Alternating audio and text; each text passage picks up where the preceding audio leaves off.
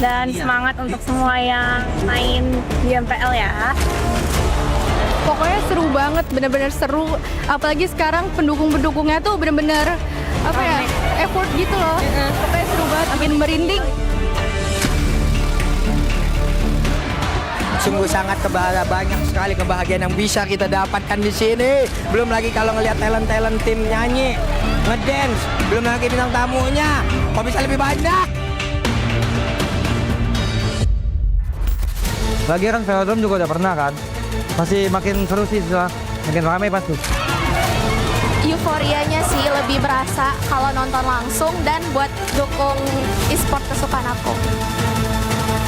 Jadi acara bakal seru banget dan turnamennya juga bakal seru banget. Jadi jangan lupa datang dan dukung tim pilihan kalian.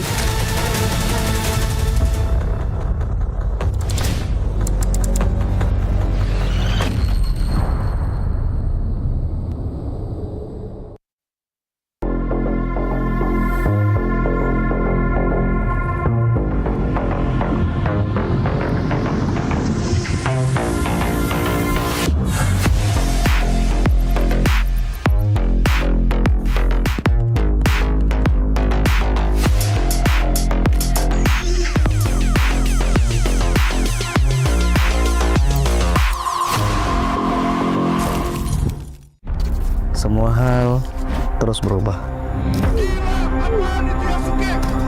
Dan kadang bikin gue pengen nyerah. Tapi banyak mimpi yang harus gue kejar. Gue butuh support yang konsisten. Biar gue bisa terus naik level, terus berlari tanpa henti. Skin gue banget nih, gue beli aja. Seperti GoPay Games yang setia menemani, walau meta dan gameplay terus berganti.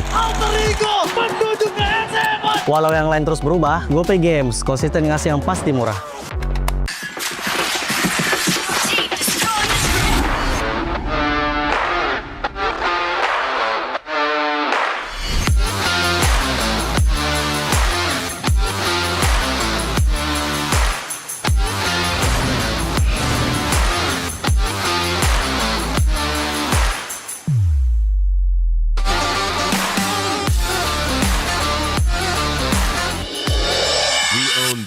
Cultured by Todak.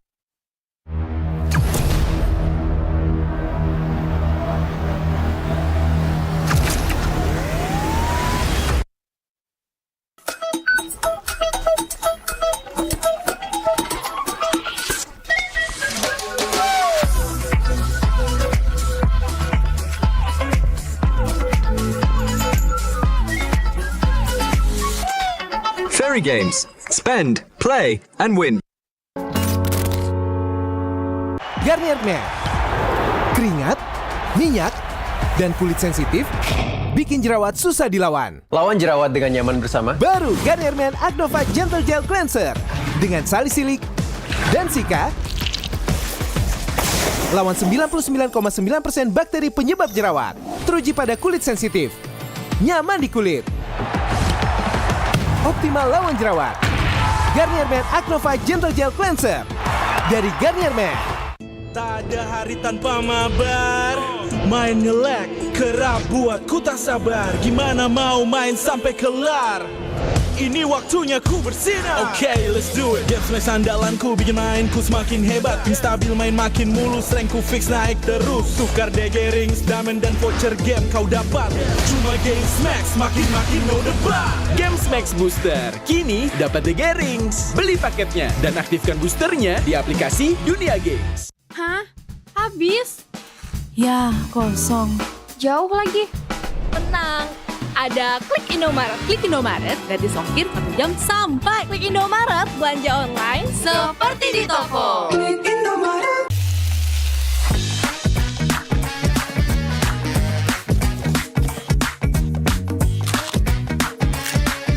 Gimana? Enak?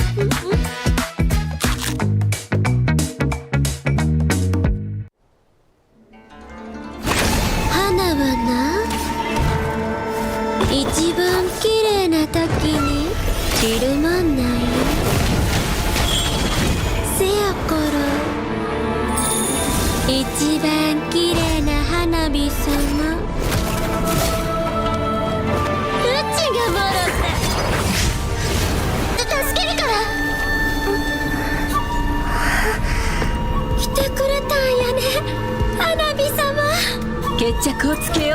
知らない。嬉しいな。ずっと夢見てたんよ。列車に落ちてけるこの瞬間を。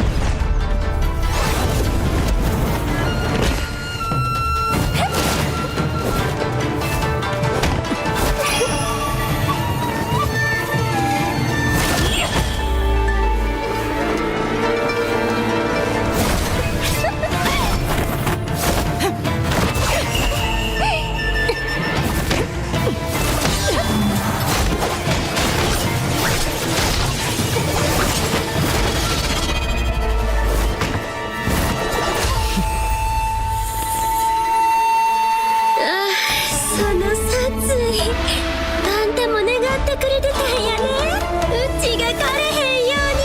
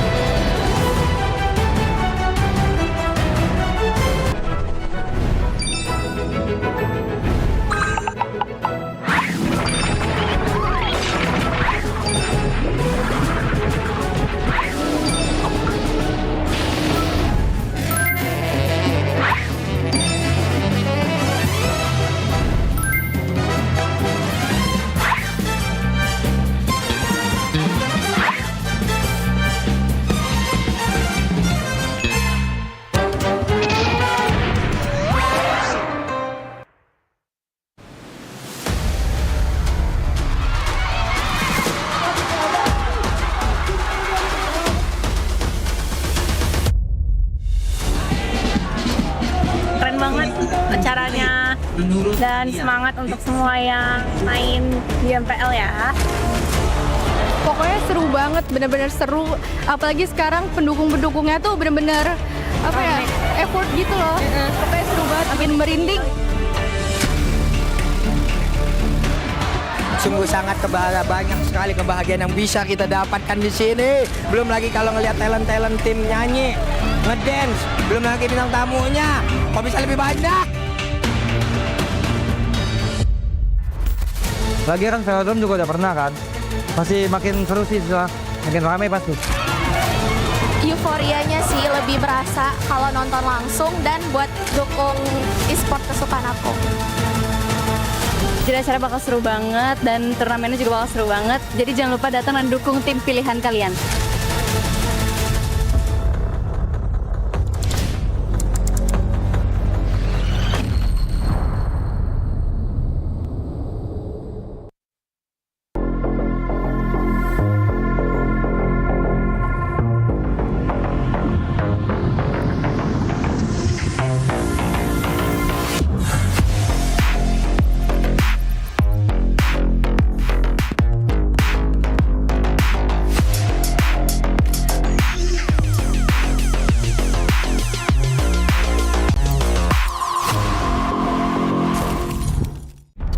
Semua hal terus berubah. Dan kadang bikin gue pengen nyerah. Tapi banyak mimpi yang harus gue kejar. Gue butuh support yang konsisten. Biar gue bisa terus naik level, terus berlari tanpa henti. Skin gue banget nih, gue beli aja. Seperti GoPay Games yang setia menemani, walau meta dan gameplay terus berganti. Walau yang lain terus berubah, GoPay Games konsisten ngasih yang pasti murah.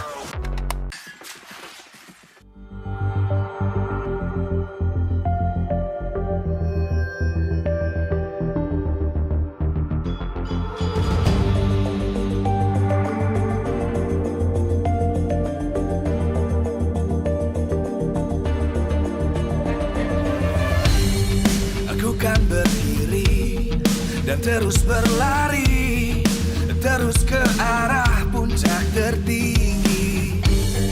Ku takkan berhenti, hanya sampai di sini. Kemenangan abadi menanti. You know we won't miss if we unite our focus. And if you haven't noticed, we all live. Nyalakan apimu, hadapi semua tantangan, hadang semua serangan, jatuh bukan halangan. Bakar semangatmu, janganlah engkau menyerah. Kita akan buat sejarah. We all this, we won't miss. We all this, we won't miss. Saatnya beraksi, jalani ambisi.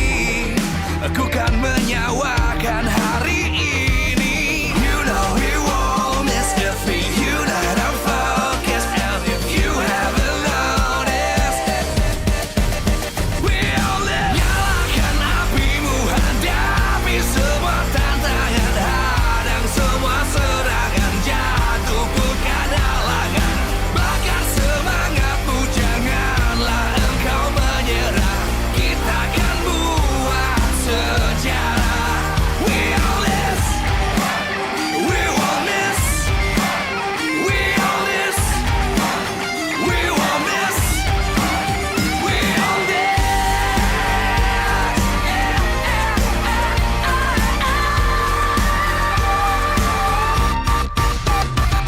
Nyalakan apimu, hadapi semua tantangan, hadang semua serangan, jatuh bukan halangan. Bakar semangatmu, janganlah engkau menyerah. Kita akan buat sejarah. We all this.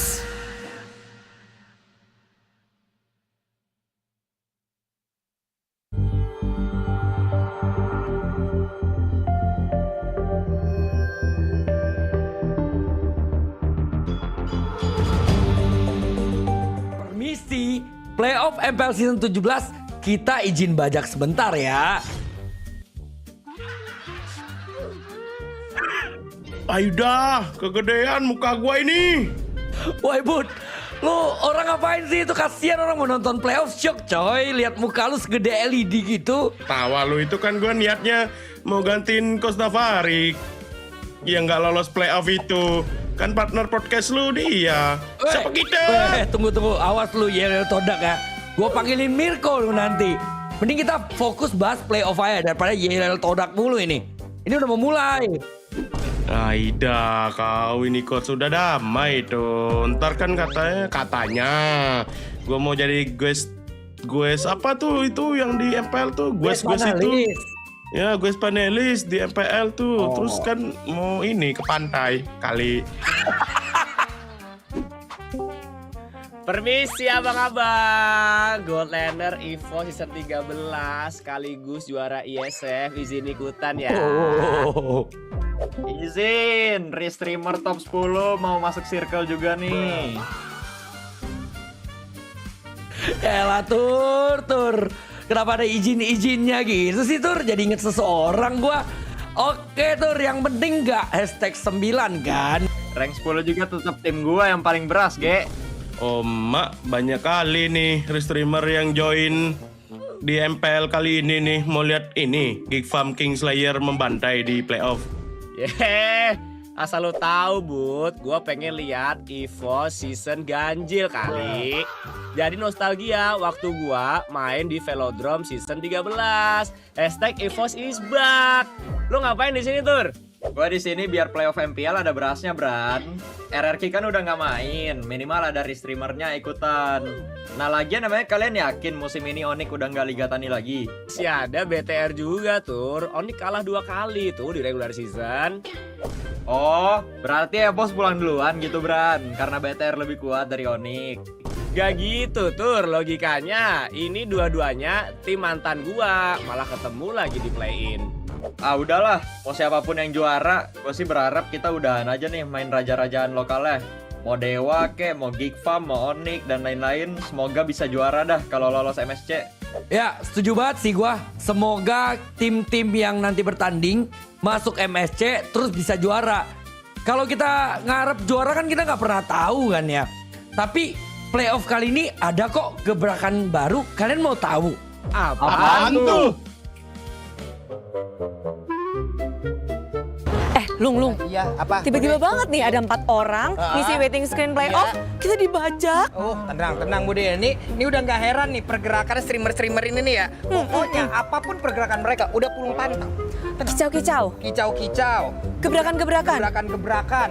Ini gebrakannya apa? Entah mereka mau jadi caster apa sawah kita mau diambil kali ini apa? Bentar, tenang, nggak apa-apa. Kalau mereka kasih masukan, bisa kita bikin buat improve nih. Tapi kalau gebrakan gimana ya? Munton. Oh benar. Ke super crew dulu ya. Bude ke super crew. Bude tanyain. Oke, kamu tenang. Streamer, tunggu.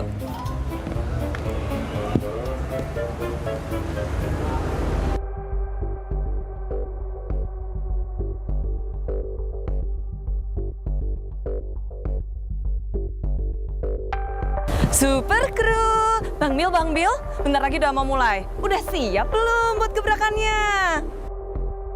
Checking station. Velodrome, ready to rock. Oke, kalau gitu MPL Indonesia, we own this.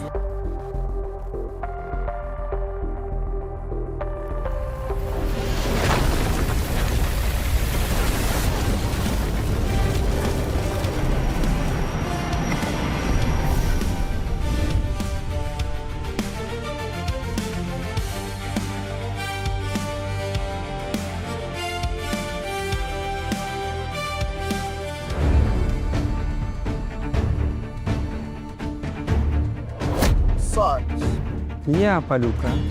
Menurutmu siapa ancaman baru untuk Onyx di playoff? Menarik. Ada beberapa yang udah mulai berani, Paduka.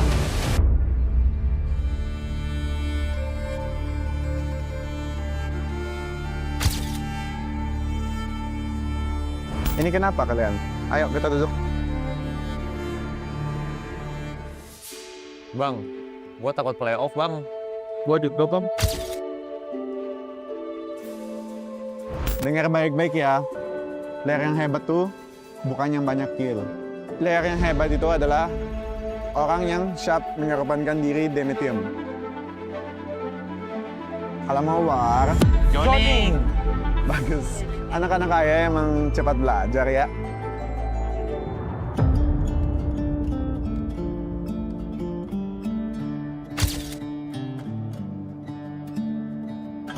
Ran, katanya playoff seseram itu ya? Enggak sih.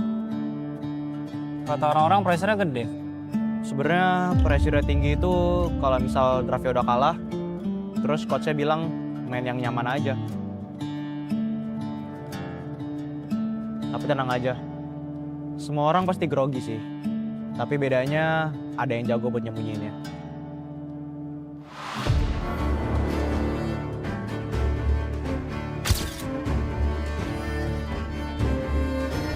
Kalau nanti gua mainnya jelek gimana? Ya jangan jelek. Lah, udah santai aja. Lu tuh kalau di scrim berisik banget, tapi di playoff malah diem. Main kayak biasa aja. Anggap aja main lagi di scrim. Jadi lumayan, tapi bukan ancaman, Paduka. Yang lawan Lihat dominasi dari Onyx yang dihentikan oleh Bigetron by Vitality. 2 kali, bukan hanya di leg 2 tapi di leg 1 pun. Bigetron unggul. Masih tidak ada ancaman, Paduka. Bagus. Liga Tani ini akan tetap damai.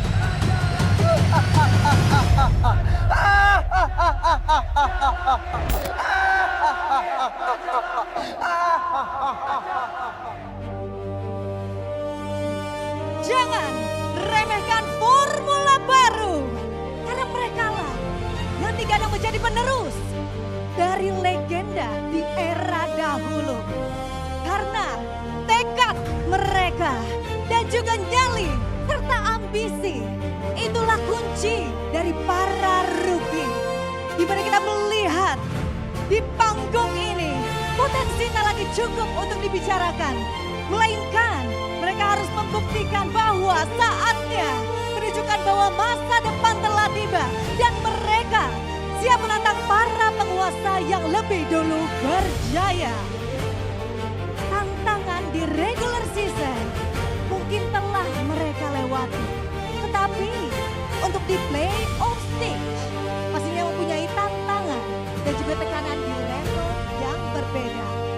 Apakah para new formula siap untuk unjuk gigi di MPL Indonesia season 17 playoff? Karena siapapun nantinya perwakilan tim dari Indonesia di EWC, kita akan berada di dalam satu naungan. Dan nantinya mereka akan menggunakan jaket yang didesain khusus, di mana ini adalah desain yang menunjukkan bahwa ini adalah simbol persatuan, keberanian, dan juga perjuangan yang selalu menyala. Dan pastinya kami akan memberikan seluruh harapan terbaik kita untuk tim Indonesia.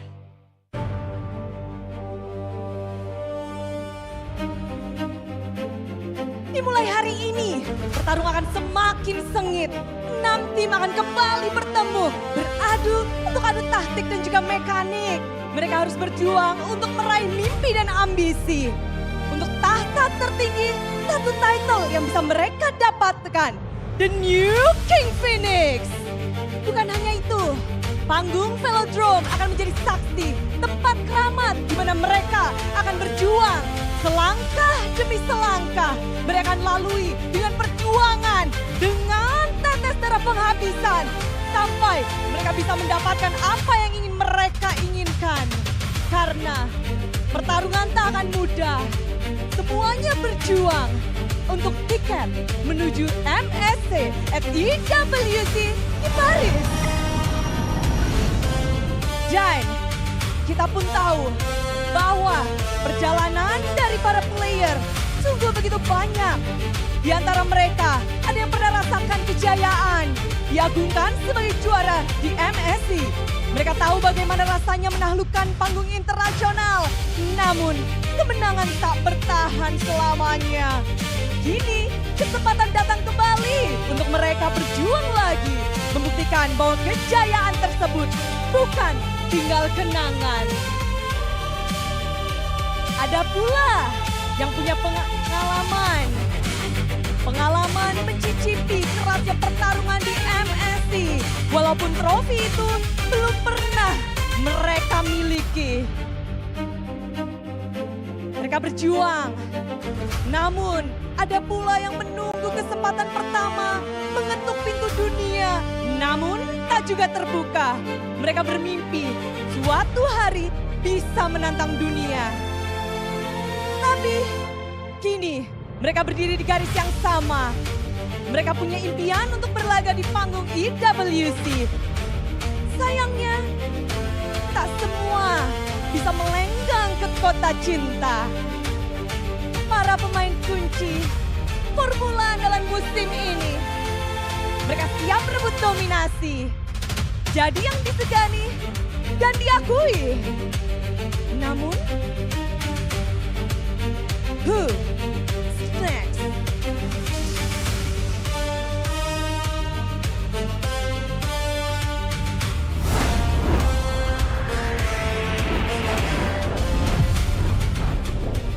Hai, Suga di sini. Sekarang 6 tim sudah ditemukan untuk bersaing memperebutkan tahta King Phoenix. Kita melihat penampilan tim kuda hitam, tim yang menggebrak sebagai penantang baru musim ini. tim-tim yang dijagokan pun harus bekerja lebih keras untuk bisa bersaing. Apalagi sang juara bertahan kian mendominasi. Ambisi juara mereka tak tertahankan. Sejarah baru akan kembali tertulis di Velodrome. Siapa yang akan jadi perwakilan MPL ID di EWC dan menjadi King Phoenix di MPL Indonesia Season 17? Sebelum mulai matchnya, Suga mau cek ombak dulu. Kalau aku bilang MPL Indonesia Season 17, kalian jawab we own this ya. Siap? 1, 2, 3. MPL Indonesia Season 17, we own this.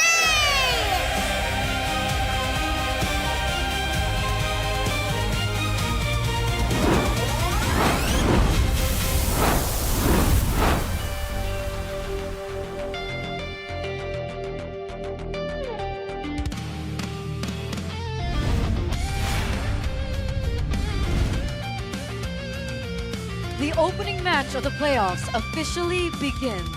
DEWA and GEEK Fam have arrived at Jakarta International Velodrome to kick off day 1 of the play-in. 2 teams, 2 stories, 1 shared goal.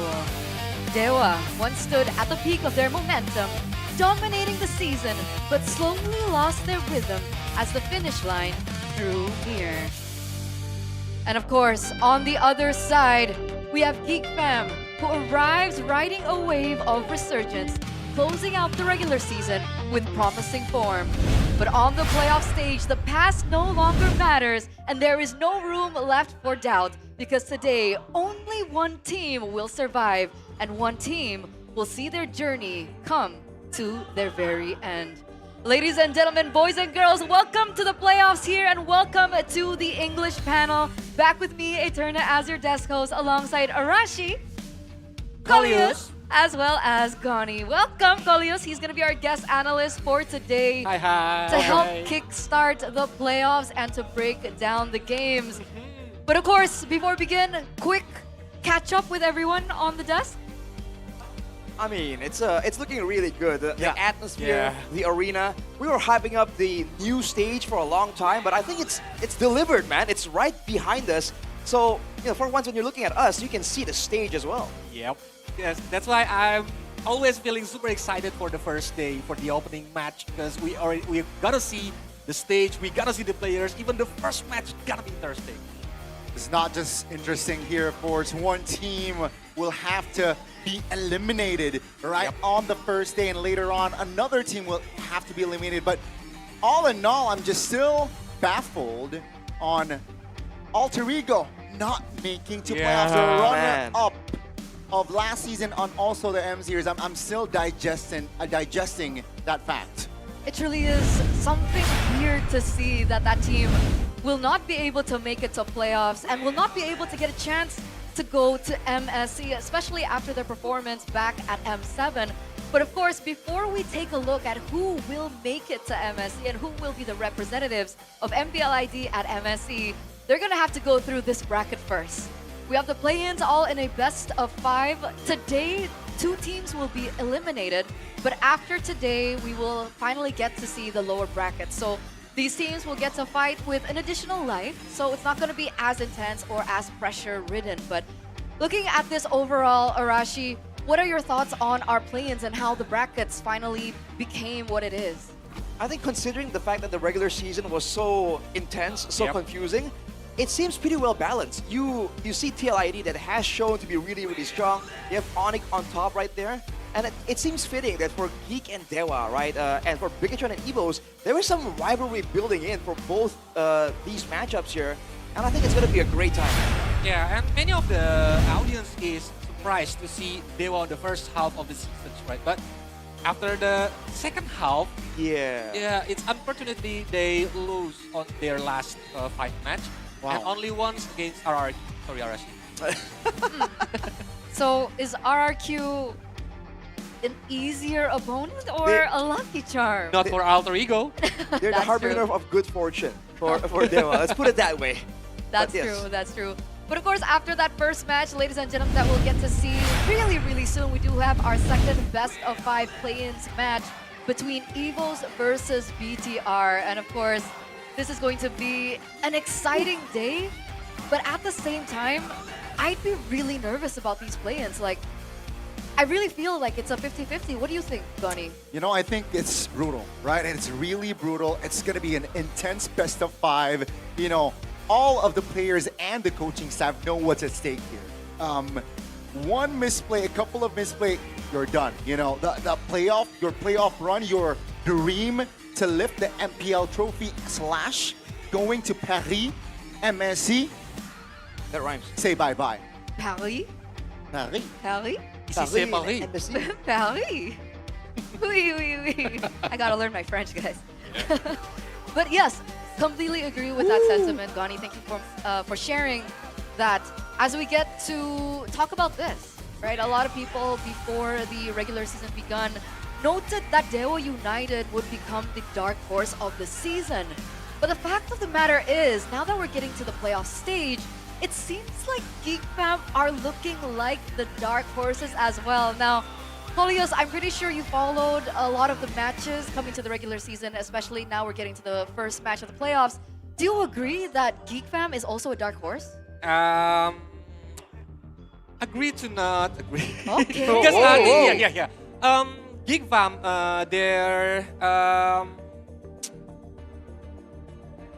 they have backstory. Okay. All right. For the playoff, they got the 3rd place last time. Yes, on the in playoff. Velodrome. Yep. That's why I cannot say that they are the dark horse and they already go to M5 before. That's true. So they have a good Track record. journey track record before.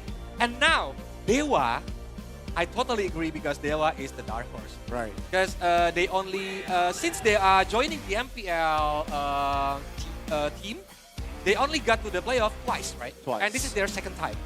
Okay. So I think we have a little bit of a difference in opinions on the panel, but what about this? We're looking at 2 pivotal players for both teams. On one side, we're looking at Kin, and on the other, we're looking at GEEK. Arashi, how important is Kin to DEWA's performance?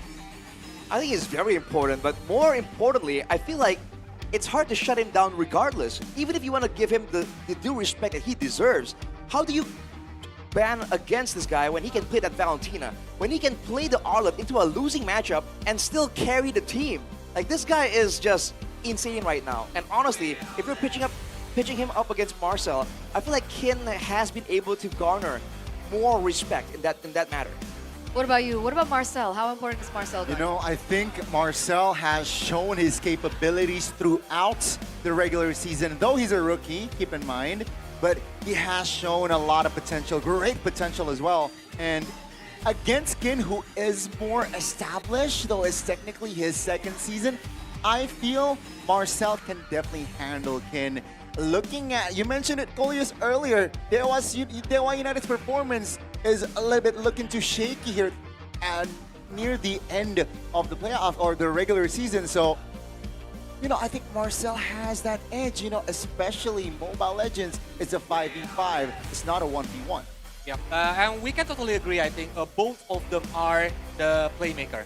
Both of them are the momentum maker. That's why on this playoff, they are the key players, especially during this match.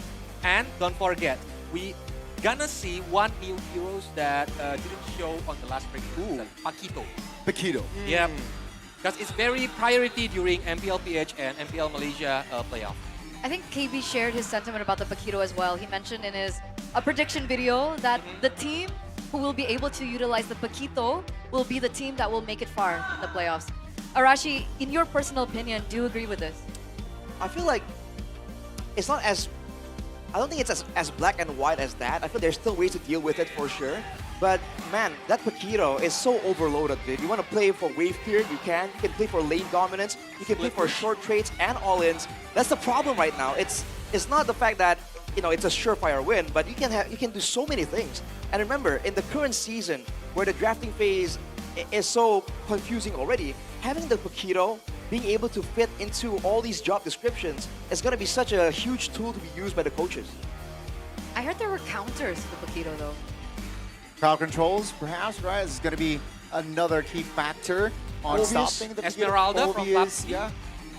Definitely a lot of ways indeed to neutralize the Paquito, but then again, all right, there's just so many layers because then you can go to the tank jungler when you add in the Paquito because that damage is going to be provided also from the XP lane. So the jungler's job description can be lessened with the Paquito on the XP lane. So lucky for us, and of course lucky for the MPL ID teams, we do see ways around the Paquito.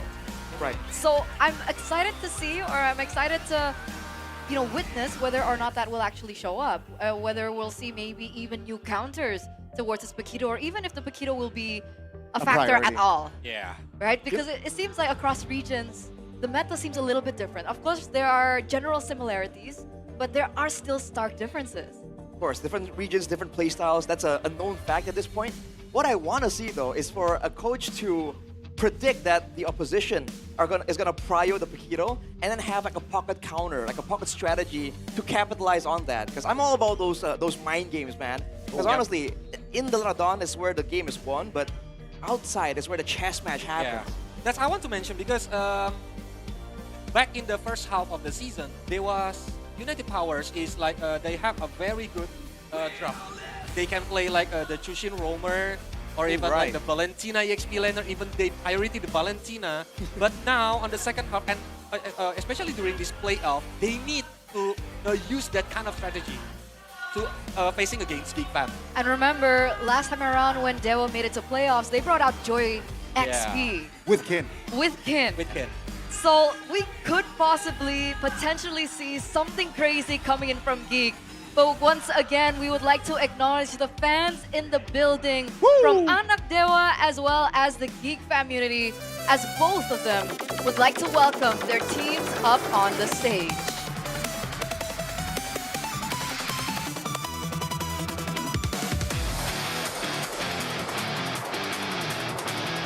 Their journey early on in the regular season is looking very shaky, but then they have reestablished themselves near the end. Let's welcome, this is GEEK Fam! They started slow and they faced setbacks throughout the season, but that is the GEEK Fam way. They established themselves as Kingslayers right here in the Jakarta International Velodrome, and today they will attempt to keep their miracle run alive. And it's not going to be easy, ladies and gentlemen. It is not going to be easy. They've done it once, but will they be able to do it a second time? So many eyes are on this team right now. Can they make the miracle happen up against their opposing team here in the play-ins? Because once again, we want to remind you that the team that loses here will have to go home.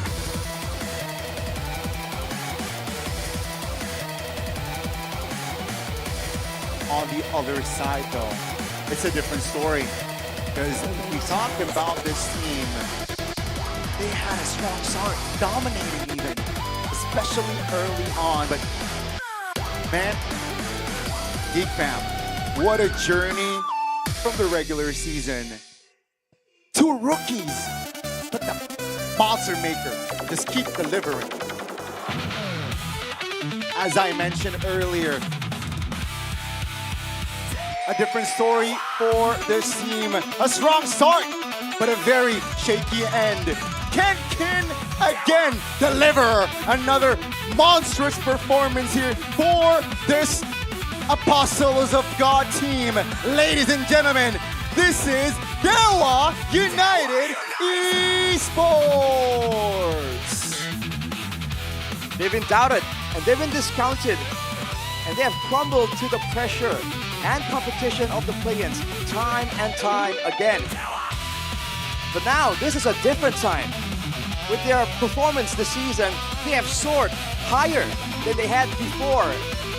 And now it's time to prove that they are the chosen ones that will break the play-ins curse that has haunted them for so long. And it's happened to them back-to-back. Season 12, Season 16. That was their debut season, by the way, Season 12. The team that debuted made it all the way to playoffs, only to say goodbye to it as soon as they landed. Season 16, a very similar story. So will they be able to make something different happen this time around? Everything is getting even more intense. Jakarta International Velodrome is feeling that adversity. And of course, this competition, this tournament, the stakes begin with the coaches. Of course, we would like to welcome from DEWA United, we have Coach Wright and Coach Acheng. And from the side of GEEK, we have MX Coach Moore. MX Moore.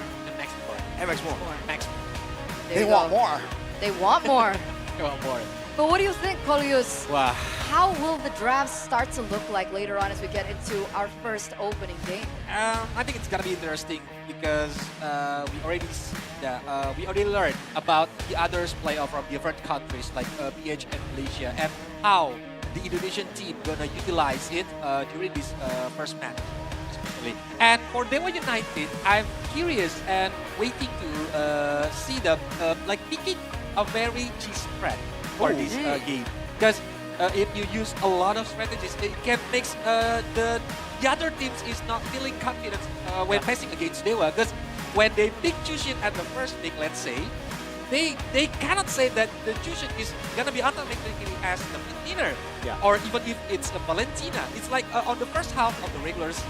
Yeah, definitely a lot of things to consider, right, when picking up the Zushin, nor the Valentina going up against DEWA United indeed. But yeah, I think it's all because of just the flexibility that DEWA United can definitely bring to the table, right?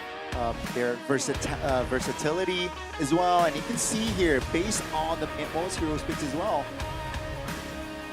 that's the glue definitely can resurface as well. Oh, for sure, man. Coach Wright has done a great job here. Like Colius mentioned, it's the flex potential, it's the mind games, but also the power picks, man. Like Bonnie mentioned too, this glue. Once it comes through here from Weza, you can see that the whole team immediately knows how to capitalize with that extra, like power weapon that they have. So if you're drafting against Coach Wright, you have no idea what he's going to go for. And again, with that Valentina flex potential, this is one of the only teams that has been able to consistently, again and again, use a Valentina like a normal pick instead of being a cheese pick. If they can do that with the Valentina, who knows what else is in the bag right now coming into this playoffs? Well, what about this? I mean, we were talking about the cheese strats and that potential coming in from DEWA United, but I feel like GEEK Fam are also a team known to bring out crazy picks as well, especially with Beloyski. Now, it's funny that we've been talking about GEEK Fam for like a better part of, 15 minutes, and Beloyski has not been mentioned. Technically, he does still have a lot of power picks. Do you think it might show up as well, Folios? Maybe something like the Hellcurt or something even crazier than that? Support meta? Maybe? Support meta? Yep, like Orin, meta. Astus, or even Rafaela. But, yeah, we gonna see. Because Beloyski is a very smart player, and what I love from Beloyski is he's resilient. Right. He can like play very stable until the late game. He really knows like how to counter or how to play very patient to wait until the right moment. And I believe he's also been facilitated and helps facilitate the rest of the team. Yeah. Meanwhile, for the side of DEWA earlier on, we did see the most unique picks and the top picks coming in from Kin as well. Do you feel like they play a similar role, Arashi? Do you feel like Kin also helps facilitate his team with his picks? For sure, which is why he excels on the playmakers, but especially on the aggressive heroes. You saw him almost having a 90%, it was like 89-point-something% win rate on the Arlet. Again, this is when he has been banned out and he has been countered in the lane time and time again. On the other hand though, for Marcel, you're seeing again that even though he's a newcomer, he's not exactly as experienced, as seasoned as the rest of the team, he's been able to just come in there and take in that playmaking role, and it's been working great for GEEK Fam because again, it opens up potential for Beloyski to try and do weird things, right? We talk about him being a smart player. When you have someone like Marcel taking all the attention away, that's where Beloyski can get really crafty. This is why Mweza needs to step up also in the series, right? Going up against Beloyski, who is a veteran, a leader in war. Mweza needs to step up, especially in game. His call is going to be very clean. And again, his engages, especially on a playmaking hero, needs to be precise. Now, the away team will take the first pick. That's interesting. They want the blue side here to dictate the draft. Cool. Just based on the win rate, I think they are good at the first pick, especially during the regular season. But DEWA, as you saw, right now they are good at the second pick because they want to play like the surprise pick at the end of the draft. Right. That's why I think it's gonna be interesting because both of the teams got their Strong picks? strong picks. Strong sides, rather, yeah? I'm actually quite curious, Colius, after, going through the regular season and watching all the games happen and really unfold, do you think that there is a benefit on either side, or do you think it's 50-50 depending on the team? Yeah, it's depending on the team. Like, for example, it's for DEWA, they love to play like surprise pick at the end of their pick, right? But for some of the team like Onyx, GEEK Fam, EVOS even, they are good at the first because they want to secure the power hero. Well, there you go, ladies and gentlemen, and it looks like we're going through, finally, to commence our first game in the playoffs at MPL ID Season 17. This is the drafting phase presented to you by the official gaming phone Infinix GT50 Pro, and we're going straight into it. Arlet, Fanny, and Marcel instantly banned away by GEEK. Meanwhile, DEWA have taken away the Phobius, the Freya, as well as that Kalea. What do you think about this first phase? The stars conspire to bring you to me. Like the power heroes of Finn and Marcel. But Marcel is still having the Sora later if he wants to pick. But Sora is very like team fight dependent. If the team is like good at like fighting game, it's gonna be disaster if they want to play Sora. But don't forget, in the early stages, level 4, 1v1 potential from the Sora is insane, man. You can be 1 kill down and still win the 1v1. So Marcel's going to be really careful here. And the Valentina that we were talking about earlier is still very much available.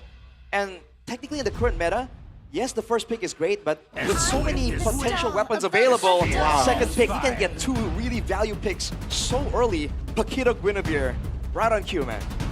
And we are going to see action from Kin on the Paquito now. We talked a bit about the Paquito being a factor, being a potential influence, and we will get to see it on this game right here. Will it be influential enough to secure DEWA United their first point of the game? Now, GEEK Fam, they gotta have radar, and that's the counter. We also talked about the crowd control on countering the Paquito. Perhaps this might be the big haymaker to hinder the Paquito's performance. And don't forget, Paquito have knock-up effect. Yes, sir. It can be having a good synergy with the Pilot with Fire from Guinevere. But now, Atlas and Cloud is a very good heroes when GEEK Fam wants to play a very team fight-oriented playstyle. And there's not a lot of good gold laners that can really stand up to the Claude right now, right? The Harith comes to mind, but aside from that, the laning and the team fight potential, the farming speed, Claude really outdoes a lot of the other gold laners. So now for DEWA, they don't want a gold laner or a mid lane. They go for the Harith, which means now GEEK Fam can squeeze down on some of those Tushin counters. If they don't take Harith right now, I think it's gonna be dangerous for DEWA United because on the second banning phase, GEEK Fam can ban the Harith, and limited. the only heroes left that will be good is if using Purify is only Bruno, maybe. Right? Yeah. And that is definitely bad. So a good spot there, taking the Harith away on red 3. And that also counters some of the engages, right? Harith not really, threaten getting engaged on, while Atlas and Claude will definitely get on your face. It's an AoE party. Let's see now. Going through the second phase, what will be the bans coming through, especially from DEWA United? It seems like they want to limit the EXP. They want to make Kin alive in this game. Well, the fact that they banned the Uranus kind of makes me think that they might be looking at some of that split push angle, because the Uranus, as well as the Esmeralda we highlighted earlier, can be a real problem there. Now if they ban the Esmeralda, that's extra value because it can steal away some shields with the Harith as well. But they go for the Alice. So it seems like they're really trying to deny the team fight combo AoE from GEEK Fam. Because I know, Esmeralda is a very good hero against Paquito during the laning phase, and when facing against Harith and Paquito, they can absorb the shield But Esmeralda is lack of crowd control power. Maybe they thinking like, okay, we have the strategy to facing against Esmeralda. Because the other two heroes that DEWA can utilize is maybe Lilia, because Lilia can use Pure Revive. Yep. And the other one is maybe Hylos for the slow e-bike, or even the other Your heroes. team is picking. Okay, that makes sense. We finally see the Lunox being banned out. The Respect banned away from Octa, considering we don't see a pick for the mid lane just yet. But now the Valentina finally pops out, and here comes the Harley for GEEK. Is this as expected? That's a lot of mobility. I think what they're saying is they want some sort of a good rotational jungler, and Harley is a good independent as well. Can dash in and dash out quickly, and I think they needed that hero in this composition. But I feel like it's a bit risky for GEEK to go for it, man. Because there's so much mobility on the side of DEWA, and there's a lot of crowd control too. This Harley isn't really as safe as it seems at first glance. And he can really follow up on a lot of the big combos. And to round it out, they're bringing the Lapu Lapu as well. So it's a full-on combo dive composition, and the Harley doing his own thing. It's gonna be dangerous for GEEK Fam if I see the draft, if they don't conquer the early game, especially the map control. Cloud will gonna be facing a hard time to scaling his item. Right. And when I saw Guinevere, Valentina, and Paquito, especially the last pick for the roamer, if the Guinevere is not the roamer, I think DEWA can play very aggressively during the early game. That's going to be very interesting. You mentioned the Hylos, definitely a potential as well. And yeah, I mean, this sort of set here, I think this is going to be a make or break pick here. I think if this pick hits for DEWA United, we might actually get to see them securing the first game. The Farsa, though. It's a flex. Who is the jungler? Who is the jungler? It's a Guinevere, no? Paquito? It's a it's a Rogue Valentina. Oh, Rogue Valentina. Coach Right. Rogue Valentina. Coach Right. This guy is so crazy, man. Yeah. Wow, you mentioned the surprise, the cheese picks coming in from DEWA, and we finally get to see it. We're going to throw it over to the casters now to ask them how they feel about the drafts. What a curveball. As always, Coach Wright bringing the heat in the playoffs. We've seen Joy EXP in the last playoffs. We've seen Jushin EXP for Kin, but right now, as you can see, it's Valentina Miracle. I don't know how I feel about this, right? We've seen the Valentina flexed all around, especially for DEWA United, but the fact that it's on Mueza, he usually just does well on pick-off heroes, straight up, go in, tank for the team. Now he's gonna be a lot more creative. He's gotta try to steal those fatal links from Beloyski. Yeah, this begs the question, is it gonna be effective as we're gonna start MPL Indonesia Season 17 playoff in Jakarta International Velodrome, starting with GEEK Fam versus DEWA United. Dang, I'm hyped, dude. Welcome to Atlanta Dawn, folks. DEWA versus GEEK Fam, our first game of the day. This is an elimination match, so whoever loses here, they're cooked. They're gonna have to go back home. Beloyski with an early Atlas, though, Sheffield. Yeah, first phase out was something that we don't see very often. Usually it's more of a pocket pick, but starting to, you know, get his picks more as we see other MPLs going about in MY or in BH. Let's see if it's Beloyski can actually capitalize on this hero, as we're going to take a look at the emblem by Bayou. Mostly a lot of movement speed boost here from GEEK Fam, so they want to play fast and rotate along with their teammates, Marco. Yep.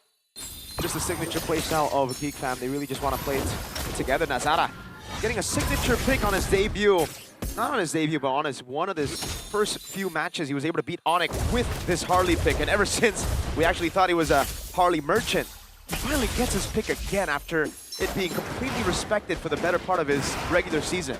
So yeah, GEEK Fam is still sticking to their strength. You could also say the same with DEWA as well, but I believe you're not really a fan of this, you know, quote-unquote maybe overcooking here from Coach Wright? I don't know. The Valentina is great because you can steal away the big ult in the Atlas. But it's also kind of like there are a lot of purifiers and there's not a lot of targets you can go for. Even the Lapu Lapu here, he's going to have that CC immunity if he jumps in. There's a lot of good picks as well from DEWA United, though. This Paquito has been a menace in every MPL that we've seen. You could even argue that it might be better than Freya at this point for some teams with the tempo that he brings to the table. For Pryo. Beloyski goes with a perfect match, tries to zone him in the back. That's going to be a boy with the Crimson Beacon as well. Dolan is going to be zoned away. That's him. Picking him up, thrown back again. Beautifully done by GEEK Fam. DEWA trying to retaliate. Kin walks up, but now gets picked up again into Beloyski. And it's Nazara who secures the neutral objective. The Fatal Links locks the Boxer down. And it's a full win for the Kingslayers. Yeah, weird flicker by Beloyski here, but he's not taking any chances in the playoffs. But a boy with a clutch knockup 2 times, I believe, securing the kill and also peeling for his teammates. And Marcel was able to use his ultimate to the fullest in that exchange earlier. What a rotation. We have our talent prediction by Kope. Hey, it seems GEEK Fam are winning. The majority vote here from me, Sheffin, and Gani. Koleos and Arashi, they were super DEWA, man. I don't know why they were super DEWA. Yeah. 3-0 as always for me. Copium and Hopium both in each nostrils. It don't look like Cope though. Yeah. He looks strong coming into the playoffs. Yeah, the trajectory for these two teams is pretty much the exact opposite. DEWA United, one of the better teams, even one of the strongest teams in the early part of the regular season. They were only behind Onyx for the longest time, but ever since the start of the second part of the season though, but Beloyski might be going for a pickup here. No can do because they're still gold plate. Yeah. I guess he's just trying to bait out a Purify if it's possible. Ooh. But Dolan, this man was one of the biggest reasons as to why DEWA were so strong in the first few weeks with Kin. He was in form, but then all of a sudden he dropped down in the second half of the regular season, and it seems like it's continued here in the playoffs. That first turtle, he got knocked up very easily. Beloyski again, just hovering over the gold lane, keeping Kenziski safe. Yeah, just some mental damage there for Beloyski as Nazara with the Genius one. Definitely going to help his first potential to the frontliners of DEWA United. Everyone is on the table right now, and the boy gets some extra damage with the Shred as well. It's all safe. Good juke on the Synchro Vision. Kenzi's trying to get the tempo over, maybe. It looks like he wants to go for the rotation straight up. Maybe there's the gold crab. That could work too. Kid, XP crab, even on level against Marcel. This is going to be big. We haven't seen any Fatal Links just yet from both teams. Moiza with the IMU scaling Beloyski's ultimate. There you go, Fatal Links into the battle. Requiem. It's a pick off now as Marcel jumps in all alone with the bravest fighter. Oh my lord. Kin goes down like he's nothing through the deadly magic. And DEWA are going to have to give this despite the first pick of the fight. Yeah. Dolan trying desperately to walk up. Mueza goes in for the Terrifier. Boy doing a good job zoning. Crimson Beacon now trying to go for the knockup on Mueza as Nazara walks up with a poker trick, but Dolan is able to get the spatial migration on Marcel. But he's going to get picked up again. Dolan way too low to contest this neutral objective. Kenziski is now around the turtle and Beloyski is back around it. That's a Fatal Links to pull Mueza back in, and he's going to have to take the shots from Kenziski. Oh man, what a start for GEEK Fam, winning the first 2 objectives, both in kills and also the take. Beloyski though gonna get pounced on. Yep. It's an all-in onto Beloyski, but he has the perfect match. Now Dolan looking for a possible kill, but GEEK Fam will stay clean with it. They go for the turret up top. Dolan! What was that, brother man? The jitters of the regular season come back to haunt him in the playoffs. Give that guy a map, because where was he going? Now Marcel, the bot lane though, is still pretty much healthy. He's gonna heal back with his Spell Fam. GEEK Fam so far, the perfect start. And I gotta say, a boy so far has been doing most of the job for GEEK Fam with the knockups and also the peel as well. And this is so good for GEEK Fam because right now they have the tempo against a Keto comp. That's what I'm saying. DEWA looked very off towards the end of the regular season, and it seems like they haven't really fixed that issue. They're still quite terrible in the early game. And it seems like Kin is lost when he doesn't have his signature pick. No Phobius, no Arlet, no play. Mueza zone away with the perfect match. Dolan just desperately trying to farm around, but Nazara on his signature pick is already 2 levels ahead, and he can do whatever he wants. Yeah, definitely. And there's also a difference in the perfect match and the Fatal Links that it's gonna be brought up by Beloyski versus Mueza. Mueza is rocking a Flicker, so he can actually use that Fatal Links quite proficiently, but if you look at these spells coming in for DEWA United, there's a bit of a lack of greens, not much purifies. Exactly. Meanwhile, GEEK Fam, they can rock 2 purifies to their damage dealers. There's layers on top of the Atlas, right? And that's why Beloyski picked it up so early. He was just that confident that he was going to be able to get Marcel on a heavy CC pick. The Lapu Lapu has been great at baiting out some of those CC immune skills over from DEWA. And this is something that you just don't do against GEEK Fam. You don't let them get the early game. They're a mid to late game team. They're known to play slow. They're known to play macro. If you give them a lead like this, they will snowball out of control without bounty. So what are DEWA gonna do? A team fighting team getting out macro this early. Neutral objective gonna be free. Muez gonna be picked up into the stun of Marcel. And it's a boy who picks up the killing spree. Perfect turtle for the Kingslayers. Seems like the Valentina pick has not been working so far for Mueza, but tried. So far, from the evidence that we're seeing, he is overcooking with this pick. Now Beloski's gonna scout out the situation here very deep into the enemy front lines. And he's not gonna get punished too. Yeah, there's no way. Kin doesn't have enough damage. He's not even tanky enough, so he's like Paquito pre-patch right now. Yeah, and the worst thing is the damage profile for DEWA United. The only physical damage that they can bring is this Paquito, which is not really that dependable. So Beloski can go just straight for an Athena shield for his first item. Again, he's trying to get a cheeky little engage. Has to flicker out from the deadly magic, and that's why Beloski is gonna try to hunt them down. Has the flicker, but doesn't decide to commit to it, and he's already baited 2 flickers out from DEWA. Dude, the pseudo pressure that Beloski brings to the table, even without the Fatal Links being used. Everyone, and I mean everyone from DEWA United is just going away. Dolan, he's just playing it super safely, and I'm not even blaming him for it. There's no way they can even do anything right now, aside from just defending, right? Mueza. Dang, that's a lot of damage. What item is Nazara on right now? He has the Genius Wand, Lightning Truncheon. He's gonna go for that Divine Glaive. That's where he can really start to melt these frontliners down. Oh man, only 1 kill so far for DEWA United as we're gonna take a look at the items here. I gotta say, I agree with the choice of Dolan here, building the Silence Robe first before the concentrated energy.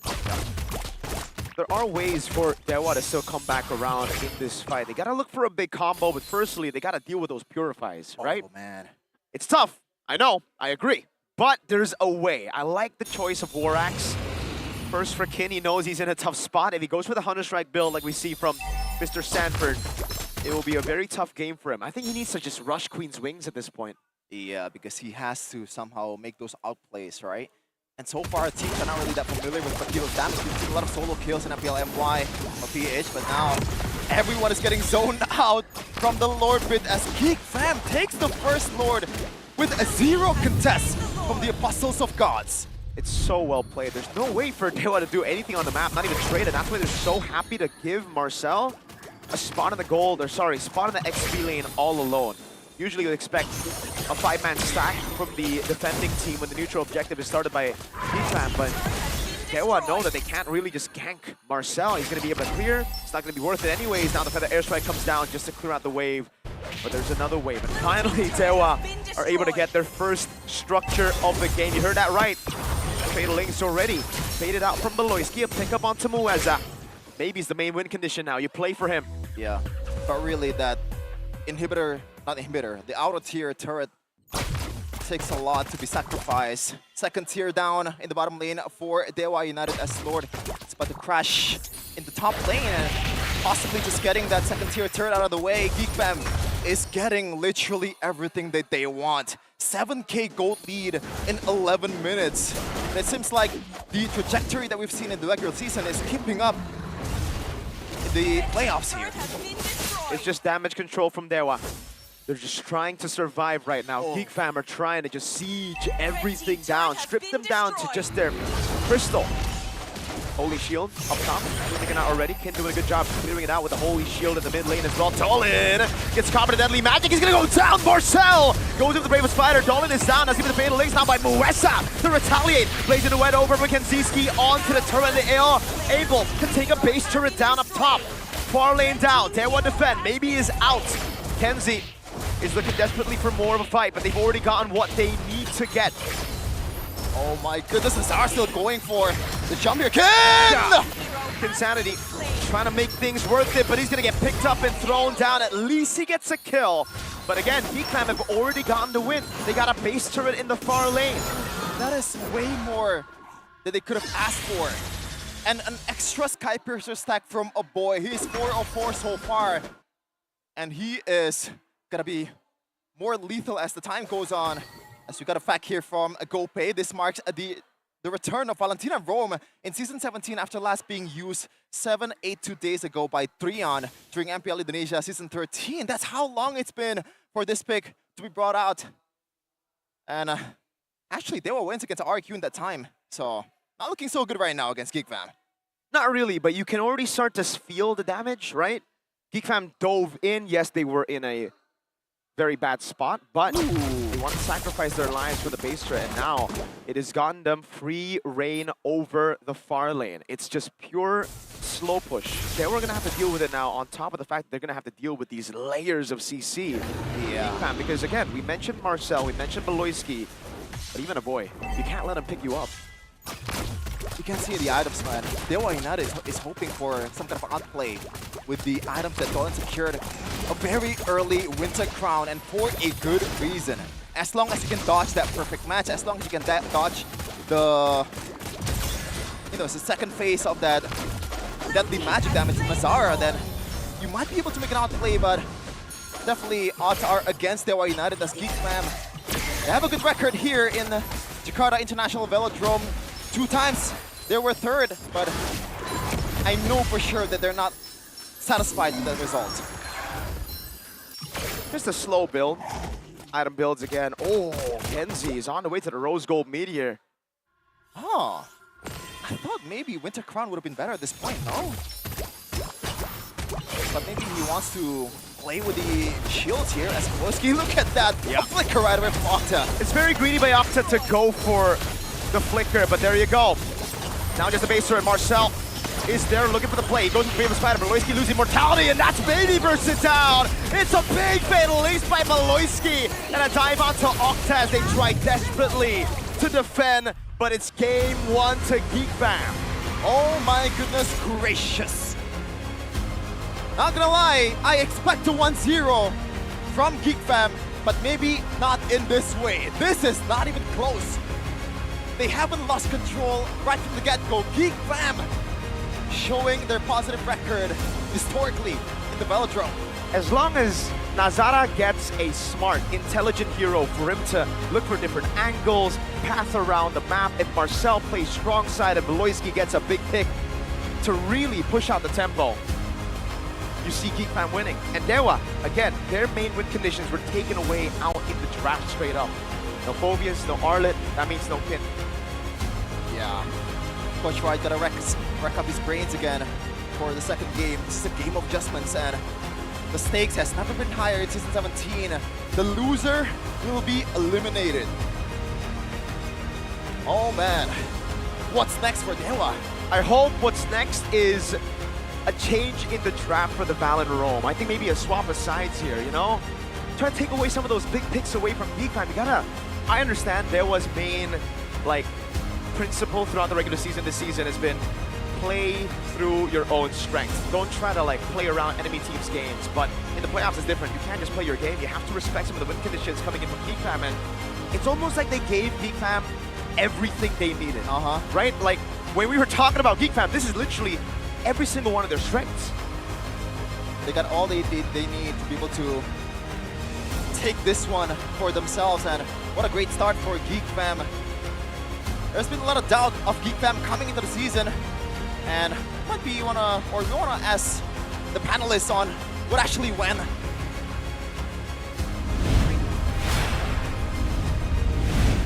The Kingslayers once again show their magic in game number 1 here against DEWA. We get to break that game down, but that was relatively quick. 14 minutes of a game, that's not something that we expected. Maybe I expected it personally to be a little bit more close, but what exactly happened in that game? Let's start with you, Kolios. How was GEEK able to control that so well? I think DEWA is failed to execute their game plan. Because when I saw the Valentina as the roamer, I tried to read the game plan okay, Valentina is gonna stole the Fatal Link and doing the combo with the Guinevere. But during the early game, I saw that the combo is not working and they look confused. DEWA is look confused. If you saw Dolin playing, is who he wants to chase. He just go back and forth and didn't know what's the goal. Okay. What about you, Urashi? You share the same sentiment? You think it was the Valentina pick? I think so, because even in the first fight, right, we saw that Dolan was the one picked off actually, if instead of being the one doing the pick-off, right? And afterwards, when you are up against an Atlas and you have a Valentina, the way for you to actually like threaten with some crowd control and harass with some damage is your mobility tool as well. So the moment it's down, right, Beloisi can pick and choose when and how he wants to engage on. There's no Purify, there's no way to escape from Mueza, and because of that, you're seeing DEWA's whole team. The moment Beloisi moves forward, everyone has to respect it and move backwards. Yeah. And so they can't control ground. And don't forget, Valentina cannot be the frontliner like Atlas. Exactly. And the second thing is, the cooldown of Battling will be longer than the original Battling because IMU cooldown. That is also true. That is also true. And in a bit, we will see the crucial, and this is a good point here. Even from the first hurdle, we already get to see the control from the side of GEEK Fam, and it did not stop there. They just continue on just snowballing, right, from then and there. And you mentioned 14 minutes. I thought it would sooner. It would have gone sooner with this sort of control, right? Because it's just non-stop, so structured as well. And the Farsa pick, unfortunately, did not come through. We gotta talk about a boy, though, the Zushin. The first pick value delivered from side of GEEK Fam. Finally, we get to see him step up here in the first day of playoffs. Was actually able to get himself a triple kill at the end of that game. But I think we heard the casters talk about a boy over and over, right? The impact that he was able to have, the fact that he was able to zone members out, pick them up, put them in situations, open up opportunities as well for the Atlas and the Lapu Lapu to work after that initial pickup. And I mean, with the Purify, there's literally nothing that DEWA can do against the Sushin, man. They don't have a lot of... Again, their mobility tools are also their damage tools, right? The Harriet, the Valentina. They need those dashes to do more damage. The Paquito as well, even. So when you're using those gap closers to get close, you have no damage. When you use it for damage, you can get close. And when you have a hero like the Sushin that can kite back so efficiently, plus the Purify, plus the coverage from Beloisi, I mean, this guy can do whatever he wants in this game, and he can itemize whatever he wants as well. And there's nothing DEWA can do. Don't forget about the Sky Piercer, because Boy is the executioner. Yeah. Yep. Like all the kill points are going through a Boy. That's why he got the triple kill. Actually, Kin is doing a very good job on that moment because he already aimed for the Kenzie ski. That's why it cannot end the game sooner. Yeah. But again, I think Kin's influence, or at least the Paquito's influence here in this game, wasn't too evident. I think GEEK Fam, they knew on how to stop the Paquito Kin in this game very, very soon. He was sitting on a 0-2 stat for 6 minutes. That's not a stat that you would want on a Paquito. And it's evident here on the scoreboard as well. I cannot say that the drop from DEWA is bad, because I think it's a bad execution from DEWA. Yeah, if they can do the execution like playing a very snowball game from the early game, I think it can be a good drop. So hot take, there has been opinion circling around out there that believe that if Kin does not get a playmaking hero, DEWA's game plan and the way that they execute the game becomes really weird.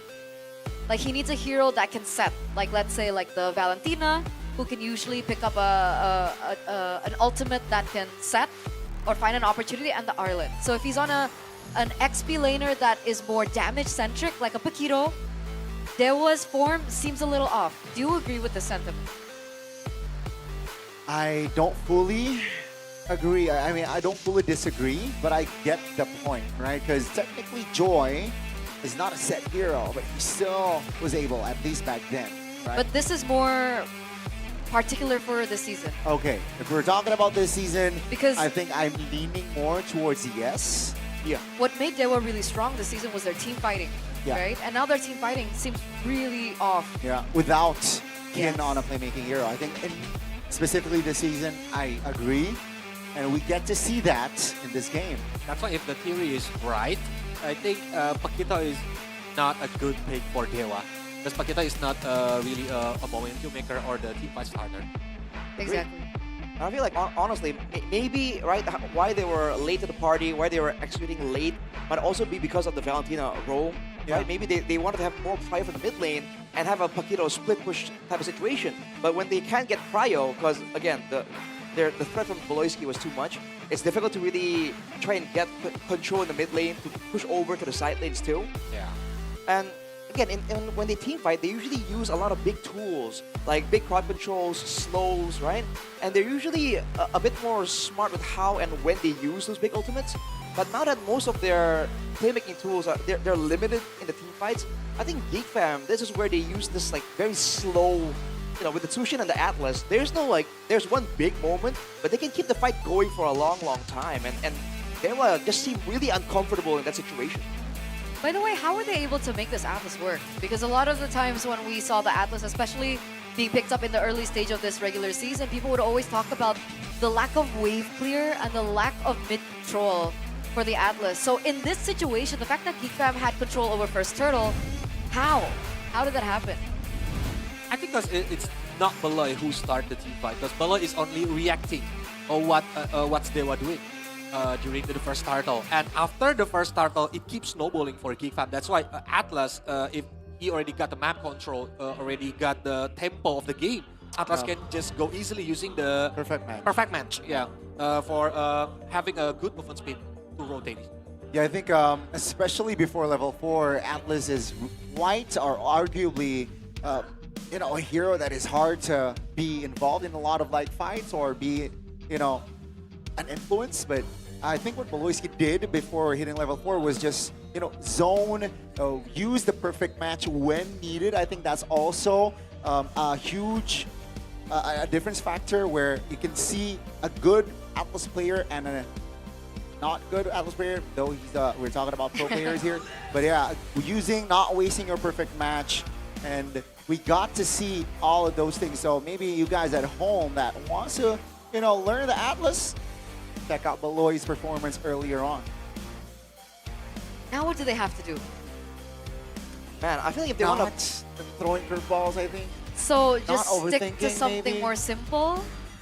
I think for the first game now, here's the thing, right? 2 rookies, playoff stage from GEEK Fam, got the dub. That tempo right there is a good start for GEEK Fam to start. I feel like for the team right now, it's difficult. But for you guys at home, man, you can probably just upgrade your device and have immediately a much better time when you're going to try and rank up. I mean, this season is intense right now with the changes, with the new heroes.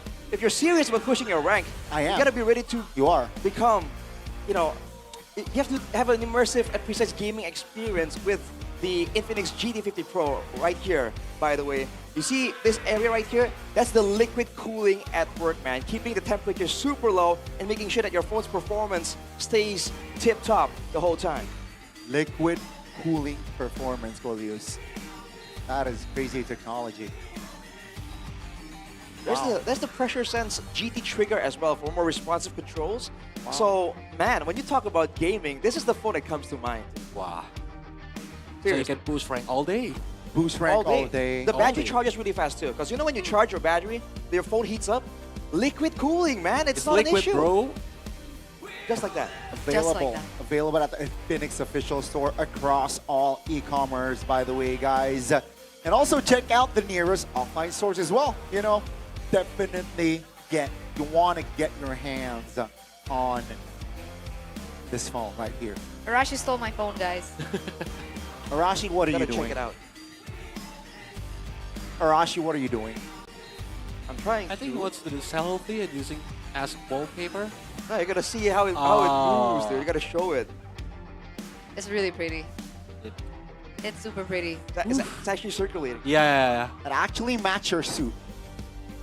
Oh, you're right. I guess it does. It was made perfect for you, just like how Click Indomart was made perfectly for me, because I am a lazy human being. I do not like to get out of my house. I don't like to get out of my room. And that's why Click Indomart comes to clutch, because from daily needs to game vouchers, I can get everything I need from the Click Indomart app. And you guys can too, so don't forget to download it. It's online shopping, just like in-store, but you get to be lazy. And I love that. I mean, I think the word we want to use here is efficient. Lazy. Or introvert. Lazy. Introvert. Yeah.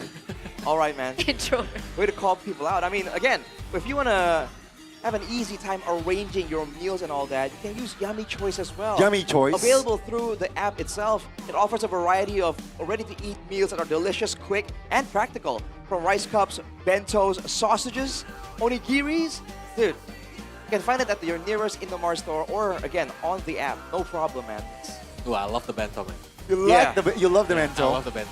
I like the bento as well. That's the best. I like how convenient it is. I ate a lot of bentos. Yeah. A lot? Like how many? Like maybe 7. You ate 7? 7 bentos? Yummy Choices bento. Yes. Wow. that is some dedication, and that's very similar to the dedication of Baloyski. Wow. A player who once had the nickname Greed. He eventually moved to MPL ID under a different name. And ever since then, he's been able to go from 0 to hero. I mean, at that point, he could have just stayed in MPL BH. Could have stick to that, built something from what he was already able to achieve. But instead, he decided to go back to 0, bring up a team from literally the depths of the red zone, and finally get to see this team come to light, top 3, top 2. I think this man is just amazing. You have to remember, like, the GEEK Fam now is a real contender. You see them in the M Series. GEEK Fam used to be the team that goes like with 0 wins a season, man. This guy was definitely a huge part in how they were able to turn that franchise around. Because Baloyski itself is the part of GEEK Fam journey. Exactly. I mean, he made a lot of GEEK Fam fans, right? Before Baloyski. Shout out Shevin.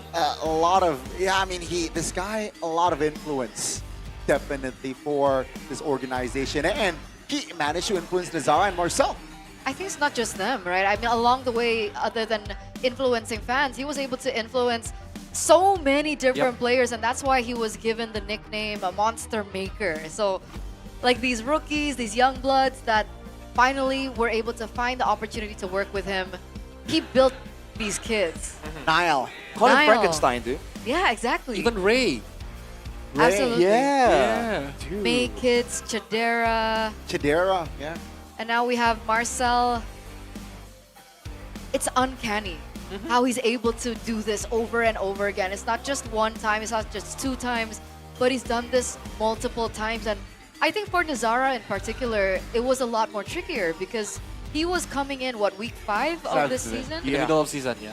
Like mid-season, he came in, had to fill in the shoes of Make Kids. And I gotta say, Nazara performed amazing as well.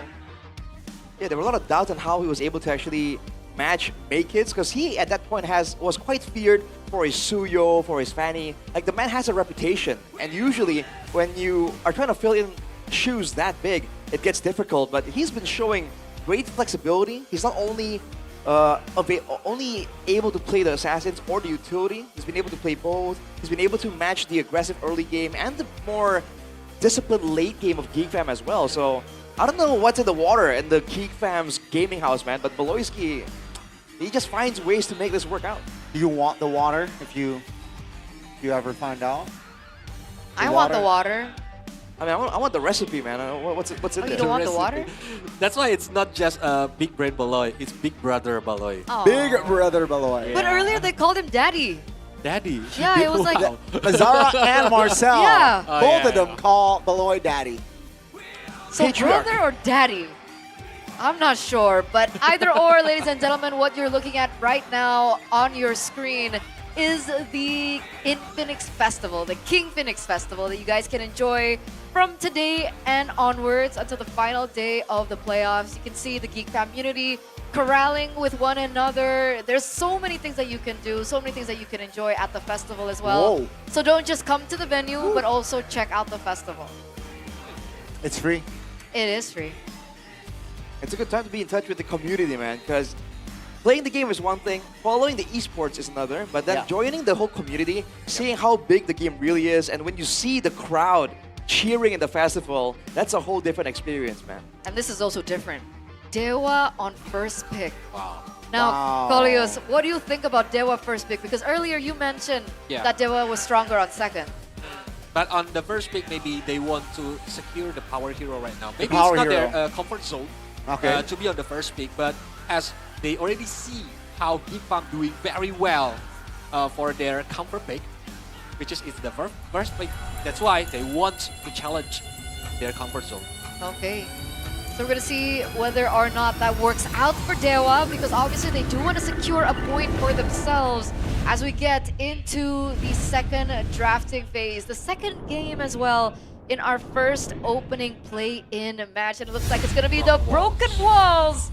Who will this map favor more? Will it be for GEEK, or will DEWA be able to pick this point up for themselves? Now, we're talking about power picks for DEWA United. Do you think they want to facilitate a hero for King first pick? I think that's going to be, that's a good angle right there, but the whoa, right? Arashi, I think I can feel your whoa. Atlas and Harith stand out. Harley. Sorry, Harley. The H's, man. It's close enough. Oh, Claude. Okay, Cloud 4 maybe. All right, well, in that case, GEEK Fam, they can go for the Tushin still very solid. And if they want to squeeze down on the EX Plate hero pool even more, they can do so right now. Freya's banned out. By the way, fun fact why this Freya keeps getting banned out, because the second time that they met, which was like leg 2, the team to pick up Freya was the team to win. So I think this time GEEK's like, and DEWA were like, you know what, we're not going to do the contest on Freya this time around, let's look for something different. But there's a lot of power heroes open right now, like Vanny, Marcel. Yeah. Maybe they can utilize if they want to play the pressure early game. I think that's gonna be that's a good angle, all right? A lot of heroes are still up and available, and DEWA United will secure their first 3 heroes here with the Valentina and Uranus. Now, it says that Kin, we talked about Kin on the playmaking hero. Uranus, not your typical playmaking hero, but definitely can disrupt your formation. I think that's the angle that they're heading. And this time around, the Paquito will still be on red side, but under GEEK Fam's belt. So we need to see what's the strategy from DEWA United, because they gave GEEK Fam 3 power heroes right now. That's a thing. That's a thing. Basically it. This might be. I feel like they're trying to play GEEK Fam's game and have that zoning advantage using the Uranus. And so far, at least, there isn't really shred to take out that Uranus. But if that Paquito gets rolling, gets snowballing, the Paquito can beat up the Uranus early game very handily. Again, this is the buff Paquito too. But you can see for DEWA, they're starting to ban away all these gold lane options, trying to make sure that this Uranus will be the one that can do what Veloisi was doing in game number 1. Okay, so they took out the Shred, right? You mentioned the Shred, the carry gets eliminated. What option does GEEK have left? Like, you can't go for something crazy like Lunox Gold, right? Because how crazy would Dairoth jungle be? Dairoth and Paquito were like an infamous duo back in what season? I don't remember what season, but it was back in the day. But they need to make sure who's the jungler from DEWA United, because if they pick Dairoth and the jungler is having a really good crowd control effect, it's gonna be hard for Dairoth to contest the objective. True. But then again, they have last pick, right? They can't hold on to a jungler pick last second. But GEEK Fam here, safest place. And I think it's still a flex, right? It Uranus is. can be a jungler, Valentina can be the XP laner. Right, Technically, yes, if you want to go that far. Oh, the glue for GEEK Fam though, right? So it's going to be limiting like the fighter junglers. For sure.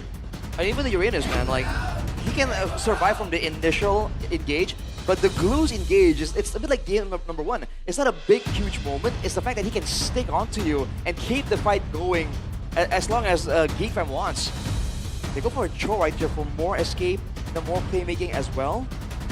But right now, DEWA seems like it's all over the place, man. They have a bit of shred, a bit of AoE.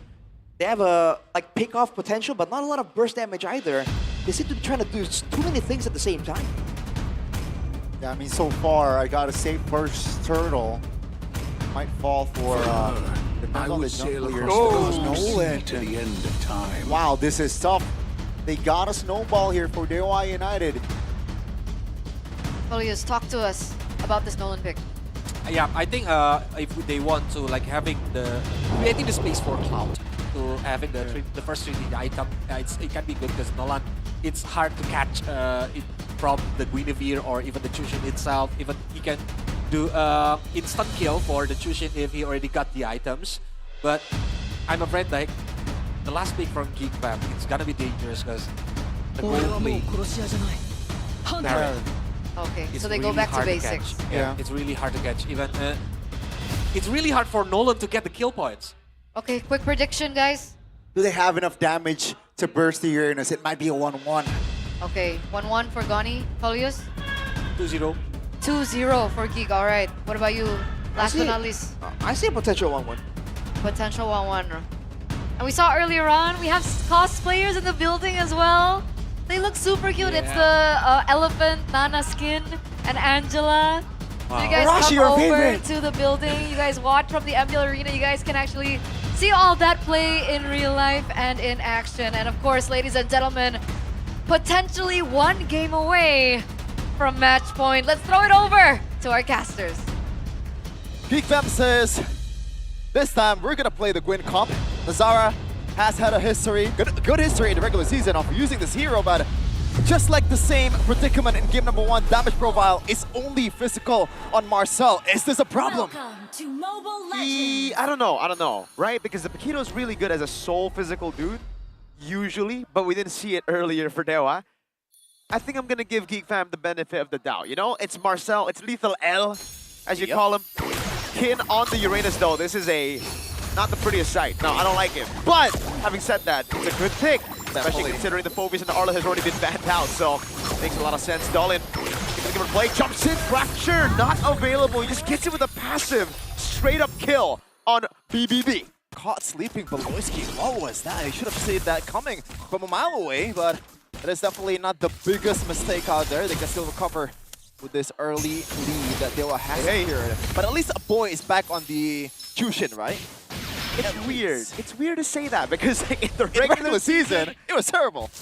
Okay, I don't think it's terrible, but it was aight, you know? And it's weird because if you're an aight juice in this meta, it's kind of cooked. Because you should just auto-win games when you get juice in. Or at least that's usually how we see things. Emblems doesn't look like there's anything crazy except for the fact that Kin has gone for Master Assassin on the Uranus Shepin. Yeah. Oh god. Shout out Super Dan. It's crazy. If it's Super Dan, everyone is complaining about it, but if it's Kin, then whoa, what a genius. So let's talk about this because I don't like it. I really don't like it. It really seems like DEWA are going to be going in for tempo, so you're just clearing out wave and rotating, right? At the same time. And the Paquito, are you really going to bully a Paquito? You would be surprised at how much damage Paquito can deal to you in the early game of Uranus. Uranus is not tanky, it just heals so much. And you need to stack to be able to actually tank a lot of damage. But now, Marcel? Yeah, he's gonna go in, dude. He can tank a lot of damage. And again, GEEK Fam are the ones actually win it out. Mueza. Good jumper around from the spatial migration. Now it's gonna be Kin jumping on Azara. Pops in the consecration and gets knocked up there. And it's Nazara who still gets it with a Battle Requiem. Anti-CC, Beloyski with a flicker in, and a boy is gonna try to make Kin pay for that devious Master Assassin choice of his. Oh man, they are paying the price with the emblem. And Marcel, it looks like the effect is completely the exact opposite of what happened in game number 1 with Kin. And Marcel was able to pretty much delete Dolin's potential in that turtle pit earlier, just poking him to half HP, and there's no way he's going to the turtle pit in that scenario. Yeah. I agree with a few of those DEWA boys on the panel, Shepin. They were saying, oh, possible 1-1.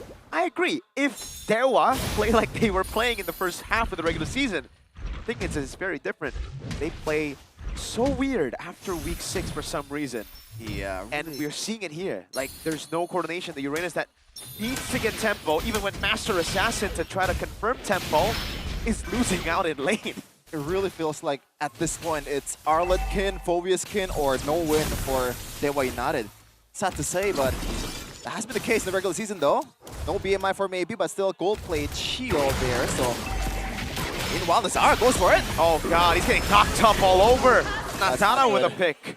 That's not good at all. Not Especially at all. Yes, it is a kill towards a roamer, but that's your counter. A boy! Play safe, gold laner, play safe!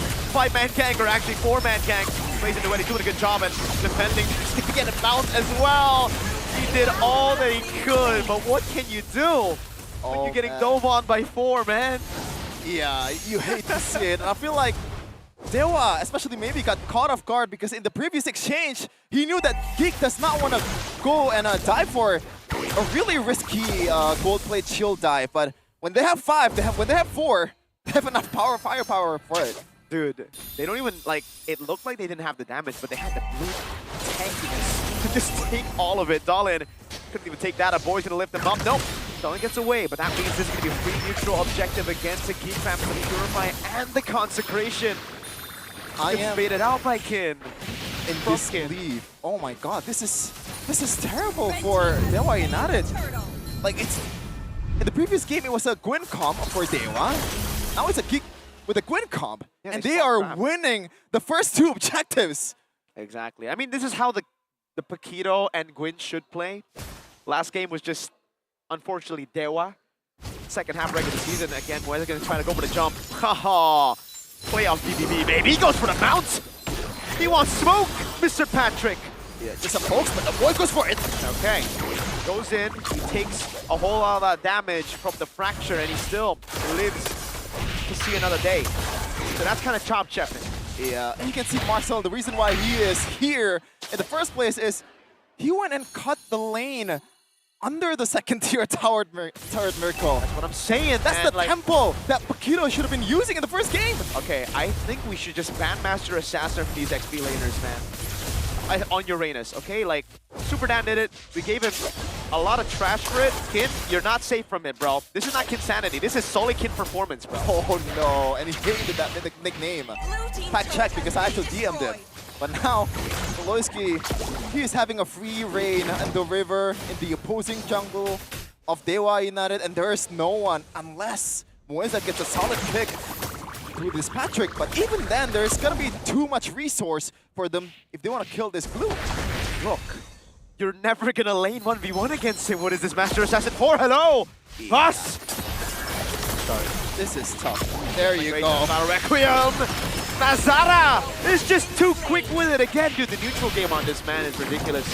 The N in Nazara stands for neutral. Whenever there's nothing happening, he's always lurking in the shadows. Even on broken walls, but there's not as many bushes. Mueza gonna get caught, has to flicker out, and Kenzie is just jumping all over the place as a boy walks up and Mueza gets knocked out. Boom. And you could argue this is even worse than the first game because they don't really have that game-changing plays, right? There's no keyboy kind of play. There's no big pickoffs, like big sets. It's like all single targets. And DEWA has to crawl back from the depths of hell. This is more than tough, especially in this scenario. A 2-0 is very likely for GEEK Fam. Hey, if you know, you know. DEWA are very interesting. That's the term, interesting. I like that. Yeah, it's always safe to say interesting in a slow way. Mueza jumps in again. Yeah, he's gonna get mounted on, thrown back. Nazara's gonna try to go for the all-in, and look at his Master Assassin, Uranus. They're gonna go in all the way. Dalin gets caught by Marcel. Walks up on a boy, goes up to Crimson Beacon. Kin thrown back again. Pops into Consecration, gets mounted on, or rather just gets immobilized. And he does get away with the Purify, but it's still a win for GEEK Fam as there is no shutdown given, and GEEK Fam are just using all this tempo to control the map. But at least DEWA right now, this is the first positive trade. Not just in this game, probably throughout 2 games that they played currently. As we're going to take a look at the builds here, Kin has not secured, oh, he actually secured a single Oracle, but that is a sad sight to see, man. Marcel is winning the 1v1, even though he is down in XP against Nolan. Yo, Marcel, you have to go Master Assassin, fam. That would have been a solo kill. By the way, he's building for T Halberd, so Kin is definitely on the table once the item is built. Oh god, he wants all the smoke. He went in against Dalin. He sees a Claude and he goes in as well. Usually you don't want to try to fist fight a guy with a gun, but I guess if you got guns in those arms, it's different. A knock up and Kenzie walks in again. He's gonna go for Kin! Oh god! The Master Assassin ain't mastering. Oh boy, with the dodge with the Crimson Beacon now. Is this season 12? Oh no! Maybe! Fuss! Remember when we said there's no shred for GEEK Fam? Yeah, it's no problem at all at this point. With a 5,000 gold lead, it seems like shred is the least of their worries. Yeah, at this point, it is their game to lose. It all depends on can GEEK actually close the game out. And based on what we're seeing in the second half of the season, there's no way GEEK is scoring this one. Yeah, especially when Octa is on a Valentina. Usually, at least he'd be on a Kimmy, on a Forest like we saw earlier, where he could actually deal damage in the late game. Here, if you fall off, your clear is, for lack of a better term, we're going to use Chepin's terrible. Horrible and terrible. And Kin is forced to build that Radiant armor because there's too much magic damage, but you could argue that at this point, physical defense is more important for Kin because he's going to be the one that's handling the long lane as GEEK Fam, again, no contest whatsoever. Perfect objective game in a combined about 30 minutes in the series. Yeah, it's 6-0 for Turtles. Look at Beloyski heart rate! 60! Dude, what a spell just hanging out in the house, in a gaming house! Hey. He's way more stressed in the gaming house, man. A lot of things that he needs to do in the gaming house as... Oh man, we do not need that at all. Oh god. At this point, I think it's very evident that it is a landslide victory in terms of gold. Lifeline for Kenziski. Chepin, we saw the Claude and the Harith matchup earlier. Maybe got cooked on the Harith. Now we're seeing the Harith Claude, and Kenzi's cooking Mr. Man maybe on the Claude. So it's not a hero issue, it's more of a skill issue it seems. Or maybe a team gap, because that 4-man gank was pretty, relatable. Relatable indeed. And the Holy Crystal from Kenziski is going to be hitting like a truck, as so does the Lord. After this, no holy shit at all, so GEEK Fam can just go in. Yep. Kin's going to get thrown back. The all-in. Oh, Nazara! Spatial migration about Requiem. All-in onto the main initiator. That's going to be Beloyski with the mount on Kid. He's going to try to pull him back. Beloyski gets off the mount. All-in. Slain in the mid lane. Nazara low, but not down just yet. Kid doing a good job at holding the Lord, dragging him away from the crystal, but GEEK Fam again have cracked open the base, the far lane base turret, with the first Lord of the game. Kin trying to zone away. He's going to be thrown back by a boy into Beloyski's immobilized. Now spinning Weza with the jump in again for spatial migration, locks him down with a Violet Requiem. A boy with a killing spree, Kenzie! Tries to kill Kin, but at least on the Uranus, there's one thing guaranteed, you're pretty darn tanky. I'm sorry, but what a follow-up for DEWA United from their potential. There's the potential, man. This is the potential team. In the first half, they were going toe-to-toe against Onyx, but now they are getting pummeled down. No chance at all against GEEK Fam currently. 9k gold lead, and they are looking to take that inhibitor in the top lane. It's Mr. Potential versus Mr. Absolute. Octa is able to get the kill on Beloyski, but at this point, we kind of expect Beloyski to die at least 9 times. Brother, what do you do for DEWA at this point? Like, it really seems like it just boils down to wait for a mistake for GEEK Fam. I hate that. I said that a lot in the regular season. I'm still saying it in the playoffs. See, that's why DEWA would have wished to go up against Bigetron, because then there's a chance to show. GEEK Fam, though, they're kind of like a team that are usually the ones who punish at choke. So mid to late, they're fantastic. 76% real-time victory rate here for GEEK Fam. Oh, is Lord. Very, very interesting. Because I think they're being they're giving DEWA a bit too much. Low cortisol gaming for the whole team of GEEK Fam. I haven't even seen a yellow in their heart rate. Oh man, they are cool, calm, and collected, and there's a good reason for that. They're up 7k gold lead, and DEWA, do they want to go for the Hail Mary at this point? I don't think they can. What is a Hail Mary for them? Going in? I don't think that'll work. They don't even have a team fight comp. They had a Stolen drive-by? I don't know, dude. Like that.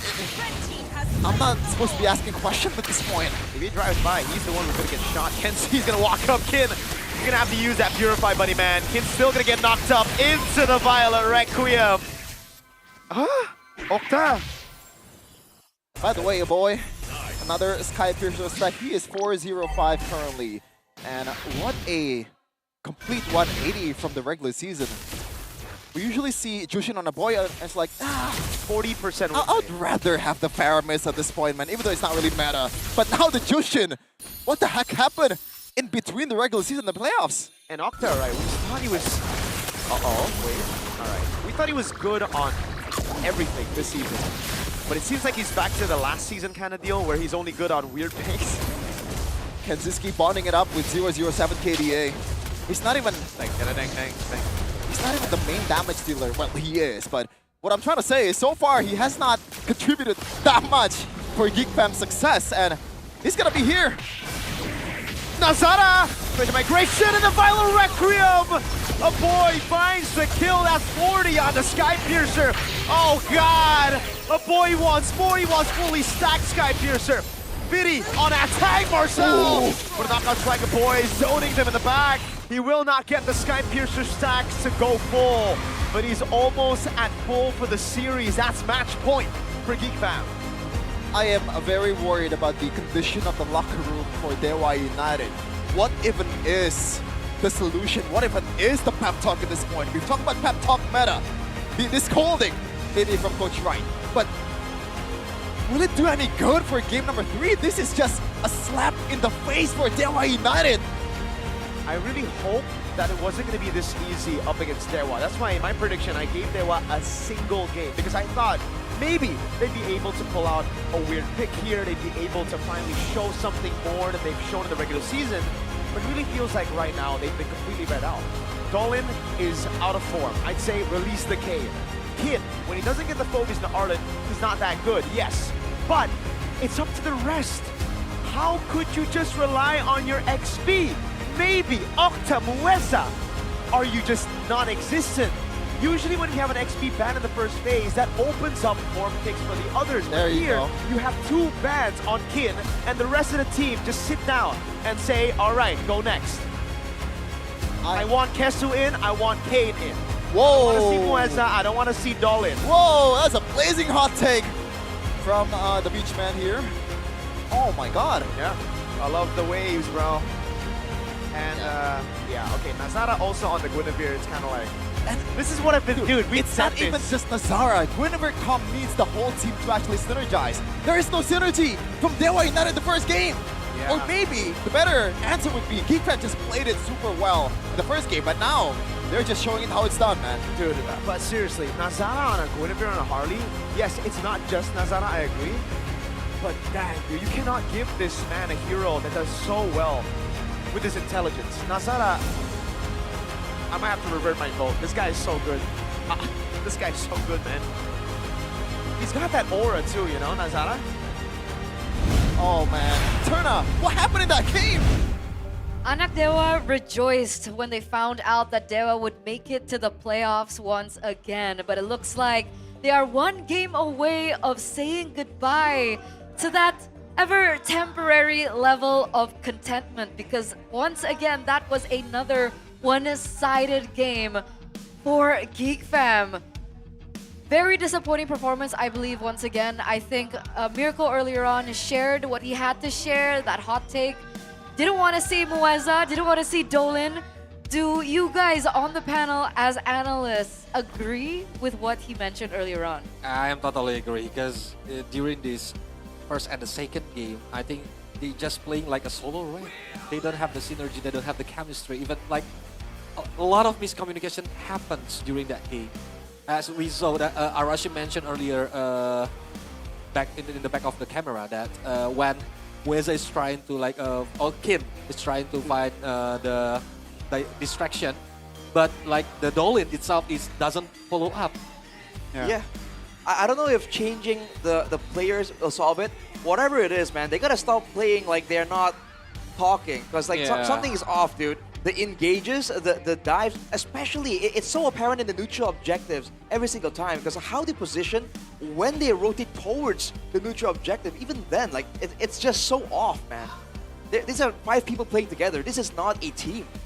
Definitely not a unit, and I think with that question earlier on, I have to be on board with that statement or that idea, right? I think nothing to lose. They're down to 0 at this point. You know, Dolan, I don't think he's ready to be on the playoff stage, at least based on the 2 games that we saw. So, DEWA United, they gotta make it big. They gotta make a big substitution. I think that's the right call. That's their only call. They want to resurrect. Like, where's the Dewa from the first half of the season? That's why I think it's so unfortunate. Because Dolan, early regular season, he performed out of his mind. I think even a lot of the casters discussed that he might have been the rookie of the season. And what happened to the kid? Was it like the pressure? The pressure, I think. Stage fright? Maybe. I mean, the stage is much bigger now. More eyes are on them. It is a whole different landscape, but something has got to change from Dewa. Yeah. And it has to come fast. It has to come now. We're taking a look at the crucial moment now with that 4-man rotation by GEEK down bottom. And another discussion was about the Harith and Claude matchup. And it seems like whoever Dewa is able to get their hands on, whatever Kenziski gets to play, seems like to win that matchup. Do you think it's because of the rotation or because of a skill issue? I mean, it looked like it was kind of even initially, right? But after a 5-man dive, you know, like they were so behind at that point. Yeah. And for GEEK to have the time, the space to out of nowhere bring 5 members to one point in the map, like, dude, where is the pressure elsewhere? It's like the objective gameplay from Dewa is we are not seeded during the first and the second game. But look at the MVP right now. Yeah, we got to give it to him. We got to give it to Nazara. After everything everyone has said about him, especially after one of a not so great Fanny performances, something in him flipped, something in him clicked. And afterwards, he showed up with the Harley, he showed up with the Guinevere, similar to the performance that we saw earlier on there in game number 2. One of the monster rookies that Beloyski successfully built from zero. And in such a short amount of time as well, right? I believe he got in week 7, and he got instantly Rookie of the Week, and now... Week 5. Sorry, week 5. Against Navi. Against Navi. He got a Rookie of the Week week 7, though, and he's just so ready for the playoff stage. Yeah. Unlike Dolan on the other side, who is struggling to find form. And it's just... I'm happy to see Marcel and as well as Nazara just performing brightly, but I feel so bad for Dolan still. Because whatever that he said during the interviews, that I know there's a lot of audiences not agree with what he said, but now he's trying to live his expectation. Yeah. Yeah. And man, coming to the playoffs, being complimented multiple times, not just for the mechanical performance, but for the big brain moments, the smart plays. On the big stage, it's difficult to like manage the pressure and think clearly at the same time, but this guy coming in so late in the season with this kind of performance in the playoffs, dude, like it's very impressive. And the fact that it's contrasted so harshly against Dewa, against Dolan right now, it's looking so one-sided. It might be a 3-0, man. If nothing changes, if we're expecting a bit more of the same for Game 3, this is a done deal.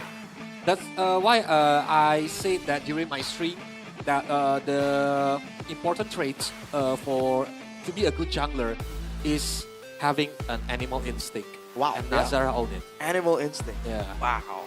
Animal killer instinct is definitely needed, and we get to see that from Nazara both games as well. On not a same story, not the same story for Dolan though. So you know, again, right?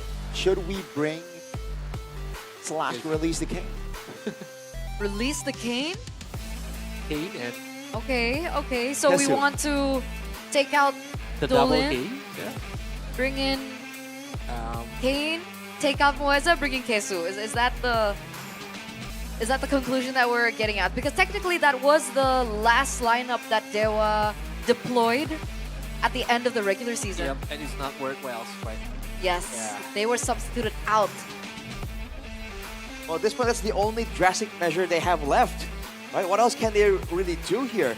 The draft, by the way, I believe the Paquito Gwyn was used by Dewa themselves. So the fact that GEEK Fam just like picked up what they were failing at and just showed them how it's done. They schooled them. Like, dude, even on a mental level, I'm not sure how Dewa are doing right now. Yeah. That's why the most important thing is like press the reset button for Dewa. Press it. Yep. Press it, Arashi. it's 0-0, start from 0 game. Yeah. Just do their best because it's a play-in stage. There's no second choice lives for them. Nope. If they lose this, they instantly get eliminated out of playoffs. So Ouch. all that sweat, blood, and tears from the regular season to make so it to bad. playoffs, which was Feels very so bad. difficult, by the way, for both teams. I mean, if we're going back to Geek's story from like the final day, the final match of MPL ID regular season week 9, day number 3, it's gonna be for nothing. I think DEWA need to revert back to what made them really strong in the early stages of the regular season. They need to go back to their team fighting. They need to go back to their chemistry. And I think it begins with Kin's hero. Is there no other viable pick when the Arlet, the Freya, and the Fulvius gets banned out for Kin to play that can be a first-man set for the team? There was one on the Alice too, by the way. Alice. Yes, he's playing Alice. What do you think about Terizla? Yeah. Terizla's a bit A less. lot of viable options. Terizla's a bit more like one-dimensional. Maybe Kim excels more when he has like options and mobility, right? Like, he's very good with the flowing blood on the Alice too, trying to play the mind games. But yeah, I really feel like there are options here. They just went for that zoning style, and unfortunately, I think there's a bunch of counters like the glue that. The glue was a signature pick for Mueza when we saw in the information in the data earlier, and they just completely forgot about it. But here's the thing. If a team relies heavily on the EXP laner to be their main figure, I don't think the team will go far in the playoffs. So if that is the angle from DEWA United, the result is as we are expecting or we are seeing right now, 0-2 down, 1 game away on being eliminated. So again, they gotta find other I think solution. The most important anchor during this meta is, of course, the mid laner, the trio mid lane. Yeah, right. You have the jungler, the roamer, and of course the mid laner. If you rely too much on your XP lane, that's why the gold laner gonna facing a hard time. Okay, so they need to look out of the box and they gotta do it quick. They gotta do it fast and they gotta do it now if they still want to continue and move forward to challenge the final boss. And you can even see Kyrie sitting there up on his throne. Aura. The aura! Aura farming. Onyx is Aura. They're on home turf as well. Come again? They're on home turf as well. Home Technically, turf! yes. Technically, yes. Because the 2 times that we had playoffs in the Velodrome at this particular venue, those 2 were victories for Onyx. Yep. For the Velodrome is the Onyx zone. For the past few years, Jakarta is their turf. Damn. I can't say that's not true. Well, I mean, you see, Even Bali, Yeah, even Bali. technically. It's an 8. Wow, you're gonna, So we gotta move out. Gonna go back in time here. Are we gonna forget TLID 1 season 14? Yeah. I won't forget that one. Where was the venue? Bandung. Bandung. El Dorado. Ah, okay. So Dorado. not Bandung. So, but Jakarta. It's and far, Bali. it's far. It's still good. It's all G for Onyx. But once again, guys, what do we have to do here? What do DEWA do specifically? Man, they need like a movie moment where one guy Movie stands up. moment. Guys, coach is right. If we want to win, it has to come from us. So they need something like that. They 'cause- need anime speech. Yeah. Like Erwin, the pep maybe. talk. Something like I said movie. Why did you have to go to anime, bro? What is this? It's because Because I'm he's Arashi looking at doesn't you. mean I always talk about anime. But that's literally all he talks about to me when we're What? talking about movies. He's like, have you watched this certain anime? Yeah, I mean, that's... I thought he's gonna end his work with using Sasage already. Oh my god. It's okay, Arashi. It's, It's okay, Rashi. I mean, Mirko does that. I think we all But did yeah. at some point. We all did at some point. And at some point, you guys are gonna learn that the best in the business is GoPay. All right. We've talked about it from the regular season. We're gonna tell you about it again because GoPay is your go-to gaming wallet. And I can't even just say it's for gaming because even lifestyle choices can be better with GoPay. You get discounts all around the board. You can look for transportation through GoPay. You get deals for food. Just everything is amazing. And there is a surprise, a special surprise from GoPay for the playoffs because the prizes aren't just discounts. They're not just vouchers. Okay. But there's also fairy rings, there's Todak thrones, and the Infinix GT50 Pro that we were looking at earlier on. And there's an additional 12 electric motorbikes up for 12. grabs during this playoffs. And of course, not to forget, you guys can get your hands on WDP or the Weekly Diamond Pass. Exactly, the free weekly Diamond Pass. You guys can check it out at gopay.co.id/games with, of course, fair prices, very efficient, easy, secure, and just all around amazing from GoPay. So go ahead, guys. That's a QR code over there. Okay, now it's far. It was close earlier on. It's literally next to me. That's true. Literally is. You can even kiss it. Beautiful, beautiful, lovely. Well, fair prices and easy and secure payments using the GoPay app. Make sure you participate in that. And don't forget, if you want to try and make sure that your posture stays fine, you want to make sure that you sit up straight. Exactly. Here's the thing. I love being a panelist, but I would love to be sitting on the Todak throne even more. And technically, if you get your VIP pass, you get to sit on it. The VIPs get to sit on the Todak throne. Wow. On our right side, right? Yeah. Wow. That's Right? sitting on the Todak throne. It's so special. Okay. It's so special. I'll be sitting on there on my off days. When is your off day? I'm third. excited for that. Yeah. Third. Okay. Damn, that's my off day too. That's no fun. Oh. Okay, Todak throne. Not about performance. It's about style coming together as one identity. One identity. Be cultured by Todak, ladies and gentlemen. And remember, Todak, they don't just sell their throne, they don't just sell that lifestyle, but they also sell the lifestyle of fashion. All right, there's so many cool drips from Todak, the jackets, the t-shirts. So you guys get to be fully cultured by Todak as a whole. They have a booth here, right? They do, they do. Yeah, you gotta come over and check out the booth, man. If you can't make it though, you gotta explore the full collection at their website at www.todak.id. Yeah, you can browse the catalog and see the latest promotions and just everything. And remember, there's even like the MPL Talk podcast by Todak. Right, yeah. Everything is by Todak. Pinavari, Age, KB. Yeah. W Todak. Insider Check it out. info. Check it out. Browse their catalog. I wonder what's their take on the current match though. Because, you know. Like Todak or The MPL Talk people. Yeah, Well, exactly. KB's working. The MPL Talk. Okay. Okay. KB's working. I'm pretty sure Age, Nafari are restreaming Yes, sir. right now. So shout outs to them. Hi. Who else is there again? Abang Lord. Abang Lord. Abang Lord. Abang Lord is also.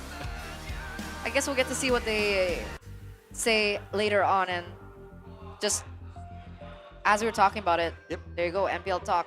Every Tuesday at 10 o'clock GMT +7, there will be heated discussions, deep insights, and of course, insights that you guys can grab over there. And I do believe sometimes they mix English and Indonesia, so you guys can understand what they're saying a little bit better. I remember the breakdown for MPL MOI, that was really interesting. Didn't have to watch the matches in order to keep up with MPL Malaysia, so that was great. MPL Talk. I hope there's one for MPL PH, because I didn't get to see that.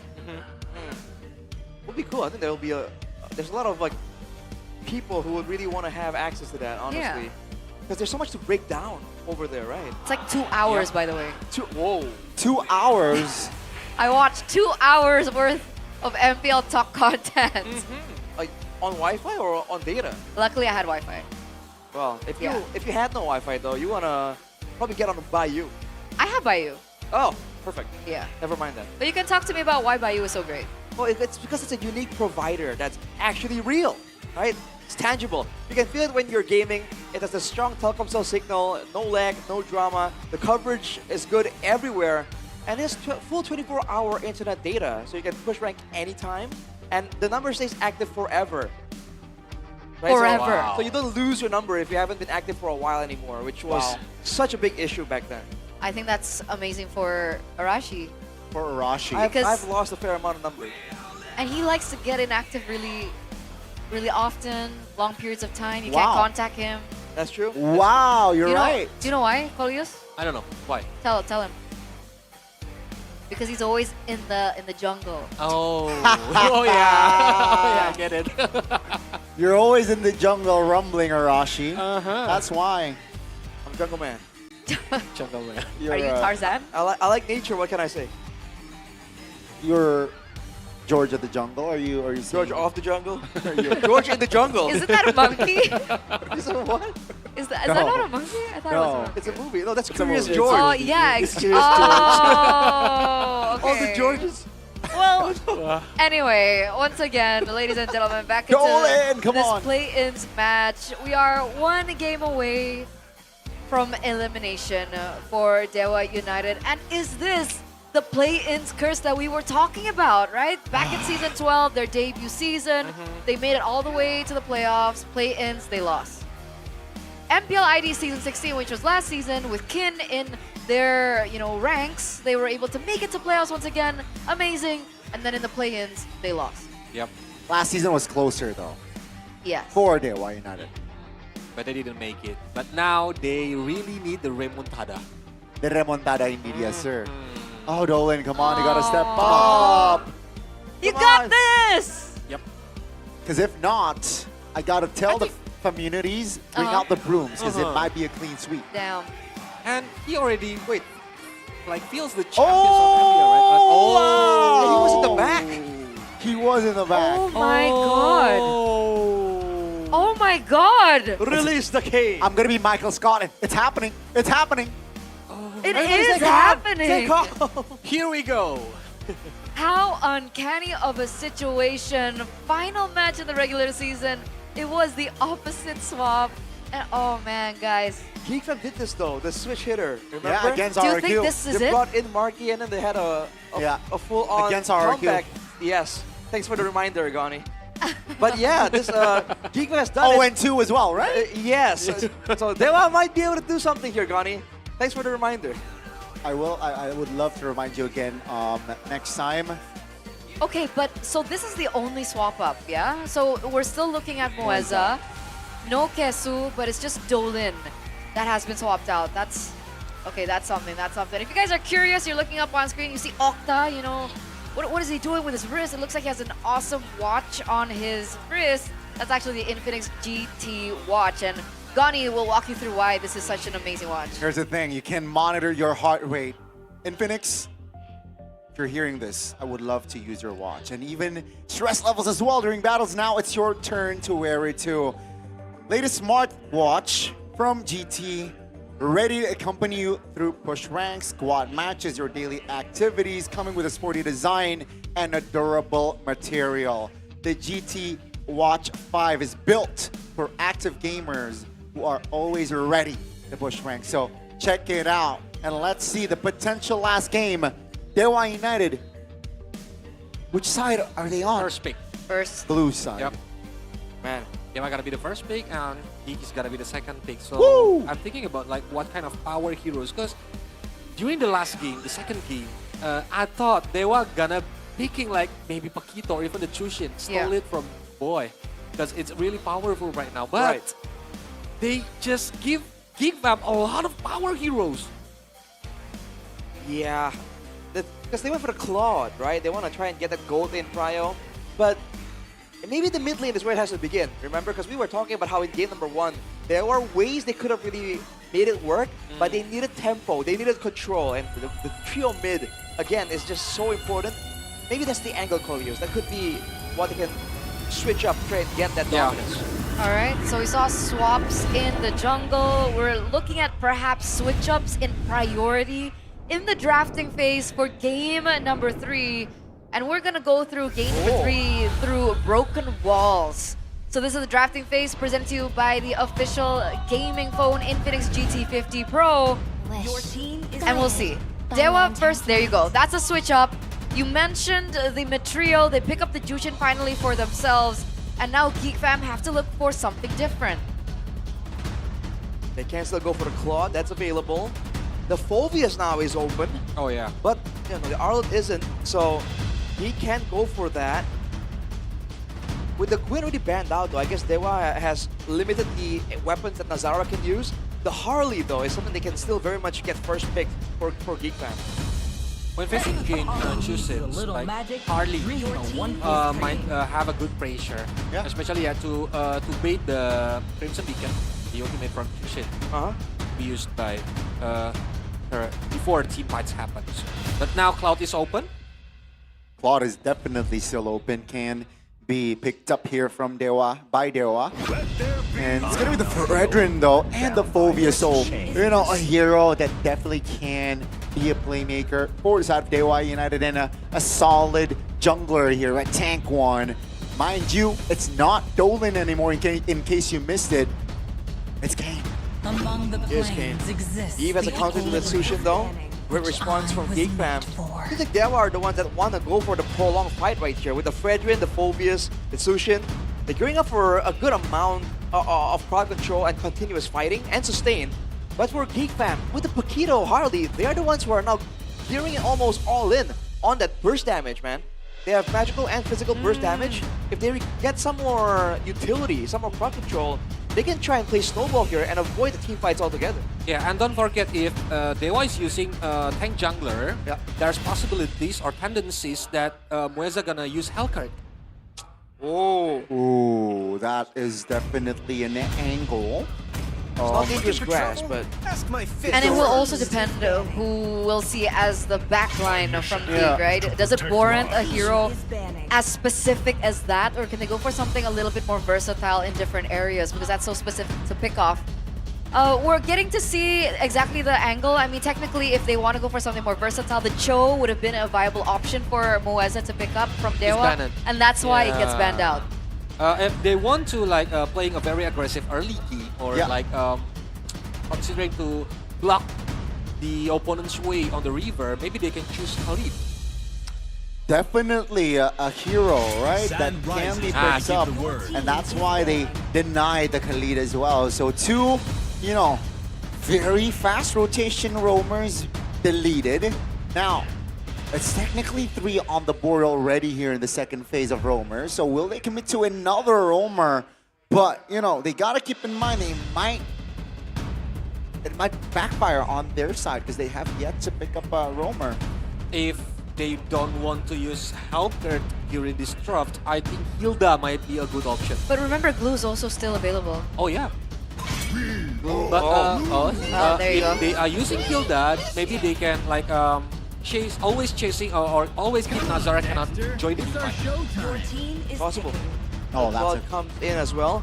It seems like DEWA wanted to deny the front line, like the sustain, right? Yeah. So they can actually push forwards. As for GEEK Fam, they're trying to deny like prio tools, like the Cho, like the Khalid. So we're looking for a roamer that has good wave clear here to help with the solution, so they can really play for tempo. They go for the Hellcurt. Good call. Coleus on point today. Good call on the Hellcurt. They stabilize. They need that burst damage, right? They burst magic damage. Harith will definitely provide that. Now, GEEK Fam, their lineup is looking a little bit thin, so I would love some, you know, big presence hero. The Hylos is banned out though, unfortunately. Gotcha can definitely play a huge role here. Adds more crowd control and a sandbag. The Gato, like, full on tank hero. I wonder if they prefer the tankiness or the utility, because at the same time, if they want to stop the Phobias and the Fredrin, they need something to push back too. What, Badang? Do they want to go for a scepter like that? Badang might be a good option to stop right, Chip. Wow, they're going aggressive here. Oh, Chip Paquito, man, that is disgusting. Yeah. The combo itself. Yeah. Similar to Masha Chip? In a way, in a way. As long as the combo is there. Exactly. If we had to call which team would win this just by drafts, let's start with you, Goni. I want to see a game 4, man. I want to see a game 4. Okay. I think, yeah, they will have the chance to win this game. I feel they have a chance. I think my heart says they will a little bit, but I think logically speaking, with how GEEK have been performing, Paquito with Chip is going to be so tough to deal with. So, logically, I think it's GEEK. Backs are against the wall, ladies and gentlemen. We're at match point for DEWA United. They brought out Kane. They've subbed out Dolan. Is this the moment that they break their play-in's curse? We're gonna throw it over to our casters for the potential final game. Welcome It's game 4 of Gaming House for DEWA United right now. It is now or never. And they brought out a very interesting draft. But obviously, the first thing that we're gonna address is they listened to you, Mirko. They released the Kane. All right, no Kesu, but they did listen to part of it. Release the Kane! Kane is, I think, the more stable jungler. When you're looking at pure mechanics, a higher ceiling, I think it's Dolan for the future. But right now, you need Kane, that mental game of his, dude. Let's hope he can actually keep the same calm that we expect from the regular season. Marcel and Nazara, though, early rotation to the purple buff. Kane already there, trying to take it away, and that's going to be Marcel who snatches it away. So Kane will start with just one. Babuesa with a flicker in. That's Nazara taken down by Octa. And that will turn things more even. Mueza will go down. So it is 1-1 plus the purple buff take from Marcel. Yeah, interesting maneuver here coming in from Mueza, and that's where the health card is going to make the difference. We haven't seen this hero for a long time, even in the hands of Poloyski. And I believe he has not found a lot of success in the regular season also. And it's interesting now, in this do-or-die game, they lean back towards this hero for the saving grace. Emblem though by Bayou, it looks like mostly it's going to be normal for literally everyone. Yeah. I think a big reason as to why we haven't seen Mueza on the health curve do too well in the regular season has been because of the choice of junglers that we've seen from Dolan. He's usually just gone for assassin junglers. You would rather him on a Suyo, on a Fanny instead of a Fredrin. So now that he, or DEWA, can finally be playing utility junglers, then Mueza can finally have the space to actually play on these assassins again. Yeah. And speaking about space, Kin on a Phobius, this is kind of crazy. Insanity hero. Crazy? I think that's an understatement. I don't know why let that go. Maybe in the bottom lane though. He pops in, the Purify instantly. Oh! He reaches just in time, Kenzie! The art of thievery. Like a thief in the night, snatching away the life of Maybe. But as expected, it should just be free for DEWA. And secures DEWA's first neutral objective of the series. Yeah, it went as planned for GEEK Fam. I don't know about DEWA though. GEEK Fam is definitely willing to let that go after the kill secure in the gold lane. But now Kin on the Phobia. So far, we haven't seen a lot of action just yet. And that is because GEEK Fam knows that they don't want to go for this gambit, but it looks like they're going to go for Kin. Short time to crash towards the RWM as well, but that's going to be the Dark Wave landing on Nazara with the Deadly Magic too. And that means Kin. Oh, he's dead. Nazara with a poker trick, but it's a trade. Kinsanity 1, Nazara 1. Uh-huh. I don't know if it's an equal trade for GEEK Fam here. I think I prefer to have a kill on Nazara. And it was a 4v1. So he did a good job by the boy though. Yep. Boom, bang, bada, bing. Map control. Lethal Ignition taken down, but the boy is able to get away. But now the Cockroach. Oh, Marcel on the Paquito. Lethal L. There you go. Immediately showing that Paquito power still. Keeping that momentum in the first or second game, I'm sorry. And now GEEK Fam, despite the objective control of DEWA United, is leading comfortably with around 1k gold lead. And they have a kind of a snowballing comp here, Mirko, with the chip as well. Yeah, they do, but like we were discussing in the draft, Chef, and I'm not too big of a fan of an all-in squishy draft. Like, yes, Marcel will be very, very tanky if he continues to snowball at this pace. But you're up against Kin on the Phobia, so you're not going to be able to have as much space as you would usually have like in game 2, right? And for the rest of them, I think the dive is adequate for DEWA to actually control everybody, the CC, the sustain as well. Oh, they're going to go for another dive. I don't know about this. It's on the turret. Dark Wave lands and the RWM as well. Kin doing a lot of damage here, jumping all around, buying so much time. What? He gets one trade on the board, and now it's Marcel who gets thrown back CC, and again, it's a punish. I kind of like the idea of you want to disable Kin as much as possible in the early game, but at the same time, you got to realize it's a Phobius. Exactly. It's Kinsanity on Phobius. Yeah.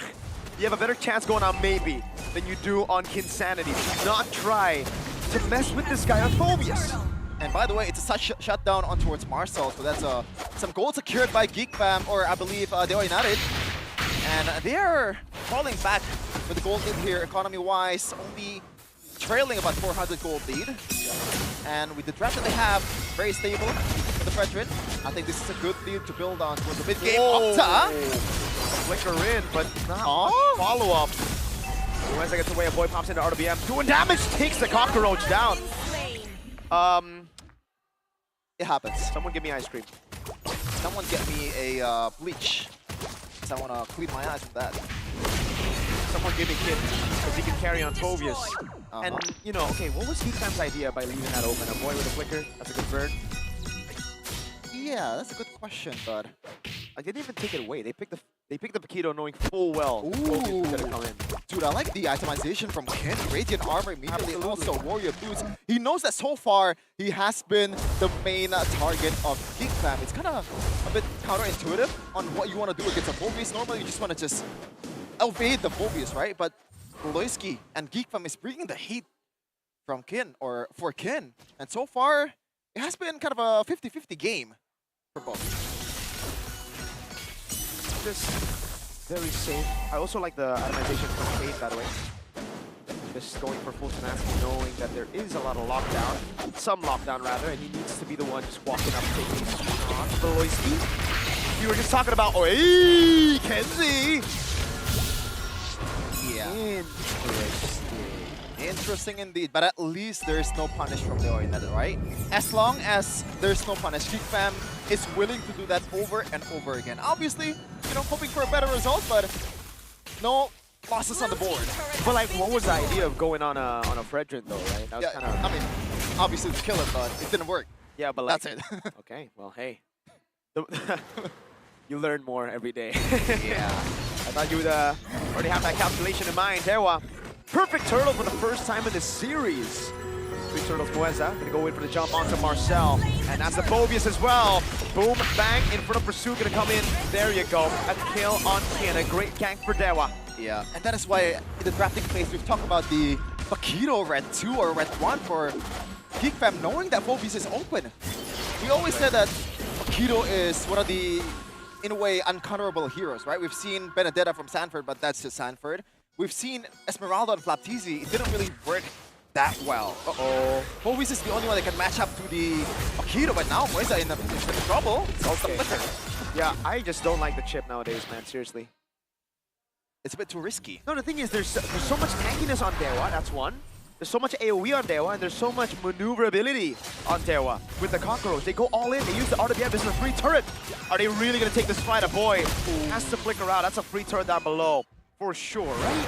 You still want to defend it, Moeza. Okay, now, I mean, turn off the lights, Lethal L don't care. He likes it with the light off.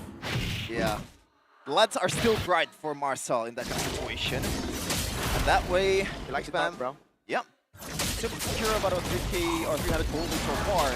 8 minutes. This is the most competitive game so far this series, and DEWA finally showing some signs of life. I think it's definitely starting in the draft. Peloski, though, doing some Peloski things here. Very devious, mischievous, if you will. And Moisa might get the target. Well, I don't know. Ken is rotating, though. Yeah, he notices the orange buff is gone. There's no way Beloyski would shortcut into the Hellcurt knowing that DEWA can group up. Kane is doing a phenomenal job this game, though. And scouting Beloyski, he's done it again. He's gonna go in, Zaman Force already. Beloyski will get picked off. Do not pop the shortcut. That's a free stack to Octa on the Sky Piercer, his first one of the game. Yeah, and this is one of the disadvantage if you're using a chip. You are easily punishable, and you don't want to pop that shortcut because not only it could give the kill from the ship towards the enemy, it could also make the team fight a whole lot worse for GEEK Fam overall. And now DEWA, knowing that they have the full control of the objective, pull the trigger. Very good control. Octa, oh god! Even a deadly magic though throw now, so most of the resources gone. He's gonna get gunned down by Kenziski as he goes over in front of Pursuit. Flickers out to safety. Now gets Kenziski with blazing weapon. Nazara is right there with a follow-up. Is with a poker trick, and he melts Kim down, but Kane secures the 4th objective of the game. Marcel caught on the top. Kane's still there, has the stacks ready, but does not have the Appraiser's Wrath. Just a good disengage for DEWA. Yeah, you know what? It's not the worst for DEWA United because Kenziski, or I believe maybe it's going to be up in a second, and he's already up. Yep. But how do you utilize this? Uh-oh, all in on Kane. Oh my god! Kane! The man who has changed it all for DEWA. I thought Helkerd is an assassin, not a Peel. Oh my god! What the heck happened? Mueza just assassinated Lethal L. He's showing who the real Lethal man is in this game, Beloyski. Not too sure if that's wise. Oh. Is it time to hit the panic button for GEEK Fam? And they're on the chip. Kanziski, where are you going? Instant cancel, and Octa secures another kill. 17 stacks on Skypiercer. And remember, this is the original Jushin man in the regular season, securing 17 kills at one point. Yep. Matching the all-time record for MPL Indonesia. But now super deep is Kane. He's always just zoning so well around these structures, neutral objectives as well. And it has given DEWA the opportunity to go for that holy shield in the bottom lane. Yeah. Not much damage. No damage at all, in fact, from Nazara. Well played. The items are from Kun. It's the Radiant. And I believe he's going for maybe like Chastise and Aldrin in a second. But we'll see. So far, he's been doing a great job. Even GEEK Fam is gunning him down. And all the second-tier turrets from GEEK Fam is gone. DEWA United has full control. And normally in this kind of situation, you can say, well, they have the Paquito, they have the chip. It's a long lane control, but so far, DEWA United, he's not even letting them play that kind of game. Nazara? He's gonna get a solo kill here, right? He's so squishy. No. Oh my god! Mueza with an insta-kill button. Beloyski baited in, has to flicker, but there's a big lantern flare and a bonk as well. Mueza gets caught, but it's okay because now the RWM is off angle. Okay, there you go. That's the long lane actually from Marcel, so that's a good, I guess, like consolation prize. But DEWA United still keeping up the control here. 2K gold lead. It's definitely not that much in this position, but they will take it any day of the week compared to what they have in the first two games. And it's back to discipline game for DEWA. They shouldn't be making too many moves while there's no neutral objective around, right? That was just a really good pickoff. Was able to read Nazara's movement. Mueza doing a phenomenal job. Wave up top. Gonna wait to build it up. It's all about the slow push now. And again, for GEEK Fam, they kind of have the advantage here in the late game, right? When it comes to holding those side lanes with a chip, with a Paquito, and a Claude. Yeah. There's some problem solving that DEWA needs to do, especially for Mueza here. Yep. I don't know if you want to take a 1v1 against a Paquito. I think it's a battle of who goes first. Who's actually dealing the first blow. Yeah. That could change the whole thing in the long lane here as Marcel is understandably there. He's waiting for the shortcut. And Mueza also doing the same. Wait, this is a crazy hold on Lord. Kane has lost half of his HP. Yeah. Look at Mueza, look at Mueza. That's a retreat. Yep. Baton as well. Big bomb coming down as the shortcut comes around. Kanziski popped in the lazy went. Now it's going to be Beloyski taken out. McCain will fall as well. Look at Marcel. 1-for-1. Mueza! What a flank in the back, finding Nazara. That makes it 2-for-1 as Mueza relocates to the tri-bush. Kid with a jump, and that's Kenzie going down to Octa and Mueza. Lethal L picking up a kill, but Kid now jumps all around. Does not have the flicker, cannot chase him, but Terrify locks Marcel down, and DEWA are back in control. And that is with GEEK Fam actually getting a better start of the team fight compared to DEWA United. But Mueza, what a clutch kill for him. KDA doesn't really justify or really pictures how important Mueza is so far in this game. Yes, he's dying a lot, but you gotta see the bigger picture. Now Marcel Mueza, this is the battle we're talking about. Hey, whoever shows first, they die. Oh, there we go, Mueza, you showed first, brother. Turns off the lights. Marcel ain't too big of a fan of this one. GEEK Fam, this is where legends are made. This is where geekable term is coming alive. The playoffs. They got a Yves, they got Kanziski and a Claude. We'll see what's gonna happen here. Yep. This is a crazy gamble. Coach Wright watching with fear in his eyes. Nazara walks up, retreat battle. Kane wins it out. The RWM is actually out of it. Kin's still able to survive right now as Marcel goes over the knockout strike, and that's giving Nazara taking out Kin. Marcel with a walk away, but Octa goes over the chase. Marcel staying out of the range right now as Mueza tries to flank all alone, and he's gonna go down. DEWA, you secured the Lord. Now they go on to Beloyski. It's Kane with a big bump to stabilize. Okay, GEEK Fam got overheated on the chase there. I don't think that was very necessary with the fact that they've already secured some kills. Nazara still eyeing for a pickoff. No. He's gonna go back. Run. But by the way, Nazara, that was a great adjustment with the fact that he is camping the bush knowing that Mueza is coming. somewhere in the back line. He is there. The cockroach is looking for the assassination. But overall, DEWA, they've been doing a great job of gaining advantage for their favor. Just a little fun fact for you folks back at home. First 2 games, DEWA had 0 neutral objectives. They released the Kane in game 3, and now they got 5 neutral objectives. Everything taken away from GEEK Fam. And you can see the man who was subbed off just earlier, Dolin. Conflicting feelings in his heart. Obviously, he's happy that the team is winning currently and possibly going to game 4 after this. But at the same time, you can only watch your teammate fighting it out in the playoffs. You are the main option. But now, DEWA United, they're definitely not, in a comfortable position just yet, though. Actually, it's almost 50-50, no? Yeah. Like, the only advantage that they have is the second-tier turrets. And in the long lane, it's only inhibitors. And that spells trouble for DEWA United because of that chip and Paquito combo. This is more like the GEEK Fam we expected coming into the playoffs, right? A team who would do well in mid to late game situations. Even with a comp like this, they do scale really well, that's one. But with no frontliners, they can still play very slow. Once they get to the late game, they can still defend really well. Oh, brother, I just realized something. In the regular season, we've been criticizing a boy with his positioning and all, dying a lot of times, but so far this 3 games, he is 0. No death at all from this guy on a Jushin, on the Eve, against a Hellcat, by the way. In the regular season, he was merely a boy, but in the playoffs, a man. That's the gold laner for BCR. That is true. But he's also a man. That is also true. What's also true, though, is... okay, I don't have nothing. But we'll see here. 16 minutes has elapsed. Or 7 minutes, I believe. And so far, Nazara does not have the greatest games, especially on the signature pick, right? It's usually almost auto win. Teams are just banning the Harley for this guy especially. And so far, Mueza has been the nightmare of Nazara. Divine Blaze done with a concentrated energy. Maybe is full items. Kenzie. Bracket behind just the... No, he's actually also full. He's gotten all of his items, just now needs to sell the top boots if he wants to. And Rose Gold is his choice of defensive item. Hold on. Okay. Moisa has to be really careful here. With a red tree again. Ooh, hey man. He's always trying to go for the chase, but now that actually is really, really bad for DEWA. The gamble did not pay off.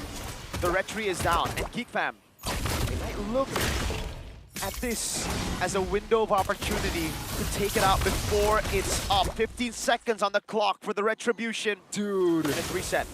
It's crazy because DEWA has the control in terms of economy, but they're, like, the long lane is in GEEK's favor. Exactly. They're winning Lord Dance. 2 seconds on Kane. Can he get it done? Oh, well played. Kenziski gets it. GEEK Fam. Fantastic control. But hold on! Turn! With the jump into the back. In front of pursuit all around his waist. He gets used defensively, but Beloyski's gonna die. And now it's gonna be Mueza in the back line. Jumping on Kenzie. He will fall to the deadly magic. And that's gonna be Marcel. Caught all alone. Bursted down by Maybe. Amazing from DEWA United. Yes, they do lose the Lord, but they know they have to get something out of it. And looks like, is this an end angle? Hold on a second. It could be. A boy has been in this situation before. This time with a, not with an Atan, but with a magic boy. It's just a base turret. DEWA will go and defend the Lord. Hopefully they get the Lord as soon as possible because GEEK Fam is about to respawn in a second. And they could use that to their advantage once they are alive. As we're gonna take a pause here, take a breather just a second because how intense so far Game 3 is. That was fantastic though. Really good decision by GEEK Fam, man, and the gamble did not pay off for Kane. He's been winning all those gambles though, so you can't really blame him, right? Those 50-50s on the red trees and also the red tree on Beloyski to go for the chase. Just this time, Beloyski was able to get away, and that meant that there was a wave up top pushing. They had proper amounts of burst. Nazara is fully built up almost. Yeeve's doing crazy damage and you have a Claws. So the insta-blitz on the neutral objective while in that spot while Beloyski just jumps in and zones was pretty good. We thought DEWA had the control, but GEEK Fam, this is really the GEEK Fam that we know in the playoffs, especially that macro game, macro genius of the big brain Beloy. BBB. finally coming true here in game number 3. So far has been the hardest game GEEK Fam has played in this playoffs, and what a start that we have here. Just looking at the items right now as we wait for the game. Nazara already has a CE and he's building towards, is that a Holy Crystal for his last item, or is he gonna go Blood Wings? It's gonna be Blood Wings, no? He hasn't really been, well, I guess, yeah, Muezza's been a problem, so, but it's not gonna save him. The fact that he's going for Blood Wings instead of something like Winter Crown, maybe. Yeah, right? It's a very... That's why it makes me think that he's just, might just go full damage, Glass Cannon. Or you can go in the middle. A boy too, actually. Warrior Boots might not be enough for Muezza at this point with the amount of penetration that he has. And he's going for, I believe, that's not concentrated, isn't it? It's gotta be Ice Queen 1 for sure. Yeah, it should be. But Kin again, and Kane at the same time. Oh, I just realized, Kin and Kane. Yeah, Kin and Kane. But, I mean, they sound like they're K initials, but it's Q and K. Uh-huh. They could have been the QKK, because Kesu. Oh. But Muezza's been doing good this game. Very good. I really think it's because of the utility jungle. That's why we haven't been able to see a lot of assassins, a lot of the weirder picks from Muezza. Because you usually just have a solid carry in the jungle with Dolin in the regular season. It's just now, it's been very different, Dolin. Okay, but we're gonna be back into the game as a turret has been secured. I believe that is the bottom second tier turret for DEWA United. And the only difference that this new team has is that mid turret. Wolski though. Oh, I don't know about going for the shortcut here. I think Kane wants it. Oh, it's a zoning shortcut to get him in position. Wait, maybe. I don't know about that. They just want to get the turret. There you go. Wow. And they back off. Wow. Wow. Wow, wow, wow, wow, wow. And also getting all the teammates there. Yep. Kane though, big bonk on Nazara. He's gonna go for the full lock, Nazara. Ooh. Oi, oi, oi. Kane gets away, just barely. Yeah. GEEK Fam is thanking God that Muezza is not there because that would be an easy execution. What a shortcut, dang. Yeah. Now that's confirmed slow push. They don't even need to send Paquito, but they will because they have a shortcut. It's crazy, right? Because DEWA United was able to get a really big consolation prize with like 3 kills after that Lord fight. And you thought, oh, GEEK Fam cannot use this Lord in full. But Peloski is there with the chip. Yep. Item check again. Clock of Destiny already built up. That's a full item Octa. How many stacks is he sitting on? Like 37? Oh, so it is a Holy Crystal Miracle. Boom! Zara. See? Hey, that's why I like this guy. He's playing with fire, man. Hey, he's got cojones. Cojones is a good word. As Lord. Oh my god. Hold on. Oh, Oh, no. Oh, the jump scares. Hold on. Nazara will walk up. Okay, whoa! Oh my god! Nazara, I take everything back, brother man. Oh, Muezza, he's gonna get 2, dude. If Kenzie, okay, Kenzie doesn't walk up. That is such an unnecessary gamble. Dude, Nazara really wanted to use that glass cannon build on Muezza. He knows just a deadly magic and a poker chick would do it, but now the jungle is down. Hold on, long lane though. Marcel against Muezza. I don't think he wants to go for that, and DEWA United will get the Lord here. An evolved Lord too, Shep, and this could be the game-winning Lord. Kane secures his 6th neutral objective. That is, oh man, that's a huge blow to Nazara, man. Again, like so unnecessary. Could have played it much safer, I guess. At least you were right. He's got cojones. Yeah, definitely, yeah. Sometimes he bites you in the back, unfortunately. I don't know how that happens, but yeah. I think he wants to still spot Muezza. That's the main idea. He does not want to. No, I think he wants to kill Muezza, dude. Because he knows that the whole team is coming, right? He just want to make sure that Muezza is not getting away, and he still has some kind of vision towards the health curve. But miscalculation, I guess. Yeah. He hasn't seen a lot of health curve in ranked games or in the pro play too. It's always tough right there, but Kenzie now to defend is a geekable chat. The Yves and the Claude. Known the time, but they do have a very good wave-clearing composition with the poker trick as well. RWM coming down as well, the Deadly Magic over on Maybe forces him to jump away, and the Lord has been cleared. I'm seeing signs, Shepin. It also happened to be in Season 14 where they did it to Onyx. Marcel trying to clear the wave kill! With a dark wave of the flicker into the back, Boy doing damage. Marcel getting away in time, but Kin jumps in again. Kenzie with lazy to win out onto Muezza. He jumps around, but Muezza's able to catch away. It's the winner crown is right there for Octa. And the immortality swap. Nazara able to come in, and that's the big bomb from Kane, locking him down. Beloyski trying to make waves, trying to get the crash course. It's GEEK Fam stripped down to just their crystal. But they gotta breathe. They gotta be happy the fact that long lane is once again on the lane where the inhibitor turret is not available for DEWA United. So in a way, DEWA does not have the control again over the neutral objective. This is crazy, especially with the fact that they've secured all the inhibitors. They've done all they can with the Evolve Lord. And somehow you are not in control. Beloy, he knows his has the man advantage. And that's the thing, Sheffin. They're not in control. Even though they have the late game here, or sorry, even though they've been doing well all the way to the late game, Fam scales really well. And yep, it's not just Nazara, but even a boy who's now a true man. Now that's what I call a real man. Holy Crystal in the face of a Helker. You know what? I like that because so far the Ice Queen won. The fight is over before you know it, right? Yep. It's a super. It's all about burst. Yeah, and that's why he went and you know, buy the Holy Crystal. This is gonna be huge. I hope DEWA spots it because this could be the game-changing item plays. Let's see it. GEEK Fam turn things around by playing the macro. Oh no! Push up Oh top. no! Oh wow, DEWA no. DEWA noticed what GEEK Fam want to do. So let's see if we can see on the shortcut. Everybody comes in. This is a big hold on! call. Who has us right there? GEEK Fam! Oh my goodness! B sends DEWA home with one swing of a shortcut. 5-stack right away. DEWA read it out, but they were too late. The combined IQ of the whole entire Jakarta International Velodrome. What a call! Oh my god. It's over before you know it. It is anticlimactic in a way, but what?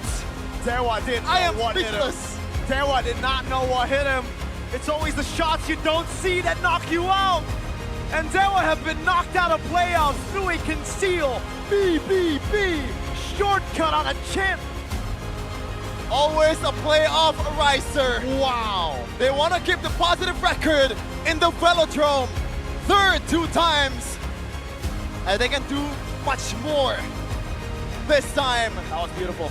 Unfortunately, we're going to say goodbye to DEWA United after an amazing first leg of regular season. But what a fall off ever since. Leg 2 hits. Even bigger of a fall off in the playoffs. I expected a 3-1. I thought we were going to get our first game for DEWA right there. It looked so good in the mid game. But wow, what a GEEK Fam game. If there's ever a team that capitalizes on mistakes, that do better as the game goes on, it's the team who knocked Onyx out in Season 14. It's a team who can hold all the way to the very end. It's crazy because it makes you think, right? Why didn't they just do this in the first place? But the fact that they're not doing it, they choose to go for a Marcel long lane on his own. Now, DEWA United, in their head, it's gonna be the same thing again because that's the, I guess, the surefire way of GEEK Fam to have that long lane. But what a call again! The serve plays for the big brain Beloy. Dan pembukaan untuk di musim ini season 17, DEWA United rupanya harus terhenti di babak play-in. Baiklah, dari teman-teman DEWA United mungkin Esports. ada yang ingin disampaikan Any untuk messages season 17 for ini. season Silakan 17? teman-teman DEWA. Gue mau ngucapin sorry banget. We would like to say, we'd like to ini apologize kita for masih this belum playoff bisa run. kasih yang terbaik. We weren't able to get the result that we wanted, the best Dan result. kita juga And we minta maaf banget buat hasil yang jelek ini. also would like to apologize for a Kita bad juga tetap result. mau ngucapin terima kasih. And we would like to buat say semua thank anak you DEWA, buat semua fans DEWA yang terus ngedukung kita dari playoff. for everyone that dari supports regular DEWA season United, sampai ke playoff. Dan regular kayak season tadi and ini, playoffs. Terima kasih. Tetap gua mau bilang lagi sorry belum bisa kasih hasil yang terbaik. And I would like to also again say Mereka harus terhenti. sorry Ini adalah that we momen cannot give di mana mereka the harus best result. kembali untuk menjadi yang terbaik They gave their all, but it wasn't enough. Momen terakhir. This is the final moment for DEWA United. Itu dia. Terima kasih banyak sekali lagi kepada teman-teman dari DEWA United. Terima kasih banyak atas perjuangan. Thank you so much for the journey. Thank you so much for the fights, DEWA United, and let's welcome GEEK Fam. Untuk dapat ngobrol-ngobrol bersama dengan teman-teman GEEK Fam. Tapi sebelumnya, GEEK Fam Unity. GEEK Fam Unity. Sambut ini dia, GEEK Fam. This is GEEK Fam. Dengan 3-0 They were able to clean sweep DEWA United. Seberapa penting sih mungkin 2 minggu break kalian? Kalian hadir ke babak playoff, bermain di babak play-in, dan berhasil ngalahin 3-0 DEWA United. How important it is for you to get a clean kalau sweep. dibilang expect juga How? enggak, tapi kalau di expect juga menang juga expect juga. Cuman ya kita menang nggak tahu juga, kita libur mulu. We Tapi kita menang ya.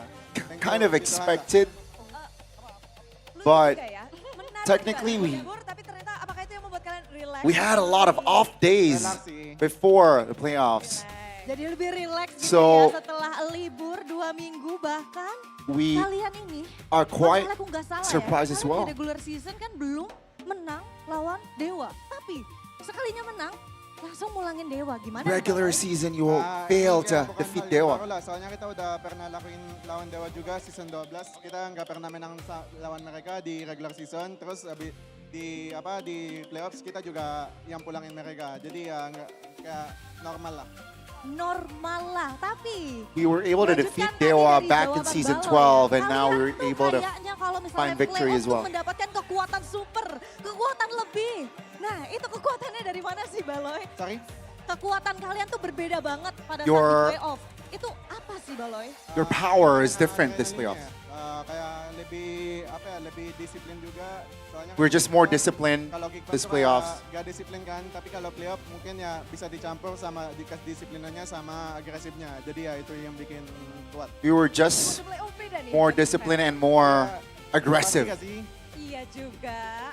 Panasnya di akhir dan di playoff panas banget kalian. Ya sama panas banget sih ini Nazara. Nazara is Disolokin lace mulu. Nazara is crazy this series. Kita ngelihat gimana sih kekuatan A lot of solo kills happened from Nazara. kedua kalian mendominasi. Apa sih menurut Balo?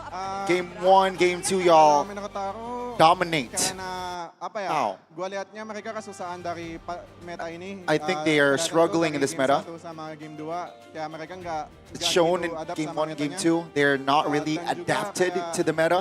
Namanya player baru juga nggak yang apa ya? Nggak seberani pas mereka regular season. Yeah, the new players are not as aggressive if you compare it to the regular season. Di babak playoff, tapi adaptasi dari player-player anyar Geek Fam terlihat Adaptation sangat baik. from GEEK Fam members are shown. Nazara, Marcel. Anyar di Geek Fam, tapi gimana sih kalian How? bisa melampaui batas di babak playoff ini 3-0 How do you break boundaries? Ini sih Especially you, Bunda, aku Nazara. lagi panas banget sih. I'm really heated. Panas banget aku sama playoff ini. I'm Jadi kayak really fired up. pengen menang aja terus. I just really want to win. I just really want to win it all. 3-0 biar cepet ya. Cepet ke grand final. Kenapa? 3-0 cepet biar sampai grand finalnya juga cepet. Amin. 3-0 to the grand finals. Amen. Jadi memang kalau dari Nazara sendiri itu seperti mempunyai kekuatan yang cukup panas gitu ya. Kenapa? Jadi dari So Nazara, from Nazara, sendiri seperti mempunyai it's like kekuatan you're- yang super panas. Iya, gitu panas ya, banget yang sih cukup aku, panas. Bude. really fired up. Tapi gimana kalau misalnya menurut Nazara sendiri tadi pada saat How ada do you think? pergantian ya. How do you think about the berubah sub? jadi ke Kain gimana? Dolan to Kane. Lebih agresif aja sih. Si It's just more aggressive. Jadi kalau Kane. dari Nazara sendiri gimana? So from yourself, kalau how do menurut you see it? aku sama-sama jago I think dua-duanya. both are Tapi good, mungkin di patch sekarang mungkin But the- lebih cocok sama Kain. but I think in this match, Kane is more suitable. Tadi dibilang lebih agresif In their lineup. gitu ya. Iya, tapi ngelihat ada perubahan ternyata itu bukan jawaban ya Nazara. Apa? Pergantian Even jawaban with the di sub, I don't think it's a solution for DEWA United. Iya. No. Apa gimana kamu ngerespon dengan permainan yang berbeda? How do you respond to a different gameplay? tetap main kayak biasanya. Yeah, just play as usual. Main aja. Main aja. Just Main play. aja mau di playoff ini. Kamu makin jago gak sih menurutmu? Karena udah denger tadi caster English, ada beberapa juga bilang, buset Nazara, Mirko bilang suka banget sama mentalmu, permainanmu. Gimana kamu ngebawa mental? Mirko said that he likes your mentality. Gak ada sih. Kalau masalah tambah jago, kayaknya I don't feel like sama-sama it. aja. Mungkin sekarang baru keluar aja. Dan terus juga Maybe- aku kan cuma 2 juga kan. Win sama Harley. Maybe it just showed up here on the playoff stage. Yes, masih banyak lagi kejutan ke depan. A lot of surprises perhaps later on from Nazara in the future. Yeah. Yes, Berarti tunggu yes. aja gitu ya. Tunggu aja. So just wait, Soalnya aku lagi just wait. mode kepanasan ini. I am in Bahaya nih ya. heated Kayaknya kalau mode. Nazara udah mode kepanasan ya. A fired up Tapi galak mode. mainnya ternyata. Kita bisa melihat benar-benar semangat dari teman-teman We Geek Fam get yang to luar see biasa. the Apalagi Nazara yang lagi enthusiasm semangat, tapi from Geek kita Fam. akan But bergeser dulu karena di sini sudah ada Marcel. Coba Marcel. let's Gimana, talk to Marcel. Di playoff stage. Playoff kalian, di stage. match kali ini ada Play-ins. perbedaan nggak sih mungkin dari Any. pressure ya, dari tekanan? Differences perhaps for Hesher? Sama No, aja? same. Lebih fun Marcel atau said. gimana? Ya biasa aja sih. Biasa Just aja, katanya. like usual. Karena Marcel, Bude penasaran karena banyak yang bilang bahwa Bude is curious. DEWA United bersama dengan Kin. DEWA ini United salah satu with Kane ujung tombak dari Dewa. Itu might kamu be the melihat solution. lawanmu, Kin hari ini bersama Kin, dengan Kin, Dewa. Kin. Might be the solution or might be the backbone of DEWA United. Gak kompak aja. Yeah, they were not synergized well in the series. Mengesahkan melawan Kin di babak playoff. Was it an issue for you? Setengah-setengah. Setengah-setengah. Apakah 50-50? pesannya dari Poveus Band itu? Iya, Apakah itu pesanmu kepada coach untuk nge-ban Poveusnya? Ya nyusahin banget soalnya tadi aku The, kepegang. the Filvius was Tapi di game ketiga kamu the issue, was the only issue. Karena ini sih low buy make chip jadi gampang menangnya kita. Beloy played chip, that's why we got game 3. Not really, you said Beloy? Bisnya tadi lumayan. Dibantai Marcelnya tadi. Semuanya pusing tadi kayaknya Nazara, Marcel semuanya pusing. Tapi yang nggak pusing malah di sini kayaknya Aboy. Aboy. Everyone helped out. berapa Aboy? game-mu di 3 game ini? Jawab, Aboy. How many kill points you got this series? nol, He said a lot. Oh, 0 deaths actually was a question. How many deaths did you get this series? 0, a boy said. Oleh GEEK Fam Unity dan mungkin semua super fans ini. Mode mau membuktikan aja sih. In the Aboy. I'm in the mode of wanting to prove to everyone Bisa bersaing. that I can still compete. Bahaya banget ya. Mode masih bisa Very dangerous. bersaing. Dan kalau misalnya dari Aboy sendiri, From Aboy. motivasi terbesarmu apa sih? Karena gameplaymu benar-benar luar biasa Your gameplay is sekali. amazing. What's your motivation? Mungkin ya emang mau buktiin banget sih. I just want to prove Punya sama kita mainnya nothing tulus juga. to everyone, and Jadi we nggak played a berekspektasi nothing to lose game, Kita yang nggak expect bisa menang. and we Jadi didn't itulah really bayangnya expect ya, that we pada can win. saat We could kalian win. udah mainnya ya udah nothing tulus aja, kita Nothing to main lose. aja, kita bawa fun We dan just play. terbukti. Langsung disapu bersih. Jadi And then kalau misalnya they menurut Aboy sendiri, ada kesulitan nggak got sih a clean di sweep. match yang tadi? Atau aman-aman aja kalau Was there an issue this series? Gak ada. Nothing. Kita mainnya santai aja sih. Nothing. Tiga mungkin kita banyak blunder aja sih. But yeah, I think just a note, game 3 was the only hard game. yang banyak bilang ini bakal 2-1. Ada yang bahkan santai-santai juga di ruang talent kayak wah ini kita nggak akan maju. Ternyata maju, kita lari dan momen di mana game ketiga terjadi membalikan Moment, the moments from game 3 where boleh dikasih tahu nggak sih ini? this moment right here, Nah, the shortcut play. gimana kamu kebalikin keadaan ini? How do you turn the game around? How do you turn the tides around? Kan lama banget kan dari tadi Lordnya, terus mereka dari tadi 4 I was lurking. Lord, terus kayak aku dari tadi lihat tim aku kesusahan, jadi kayak aku ambil decision yang jadi bisa jadi salah banget buat aku, bisa blunder, tapi aku ambil. So I made the call Ya itu berhasil. because the Lord dance was taking too long. Dari Baloy, split second yang kamu lihat ini bisa menjadi momen. Kamu bisa membaca pergerakan dari oke kita ambil. Kalau gagal itu bisa jadi 2-1 berarti Loy. Ya bisa, tapi kan I took a risk, a big one. If it failed, we might lose, but apparently it paid off. hasil-hasil kayak gitu mau salah atau benar, aku masih percaya diriku, jadi ya ambil aja. I just believed in myself that in those calls I gotta commit, and Respon Kenzie tadi. there you go. Ken? Mendapatkan ide yang teror banget itu. Kenzie, what was your response? Mereka berempat main.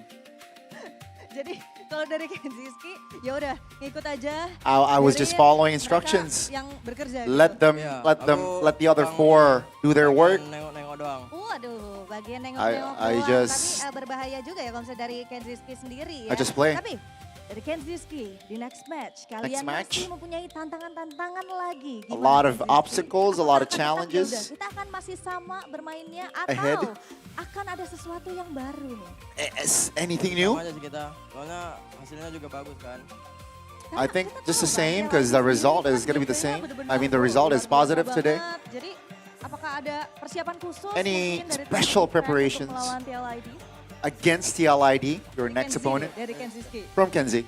Buat TLID For ada TLID. sama King Nazara.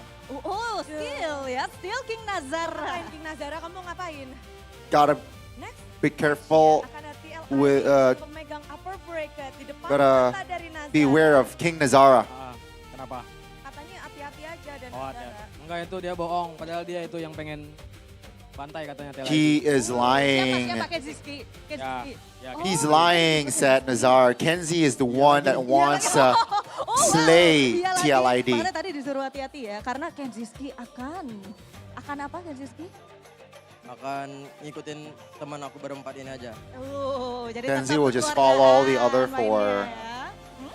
Play like usual. Tapi ini adalah kemenangan di match pembukaan dengan 3-0. Kemenangan yang begitu memukau. Coba satu kata untuk kemenangan kalian, 3-0 ini. One word for the 3-0 victory. Panas. Hot. Alhamdulillah. Thank God. Oke. Okay. Baik. Dari aku hot. Hot. Siap. Ready. Yap. Baiklah kalau begitu, karena tadi kita sudah mendengar satu kata dari masing-masing player GEEK Fam. Dan sekarang GEEK Fam Unity, marilah kita sambut. Ladies and Inilah gentlemen, dia, please welcome GEEK Fam.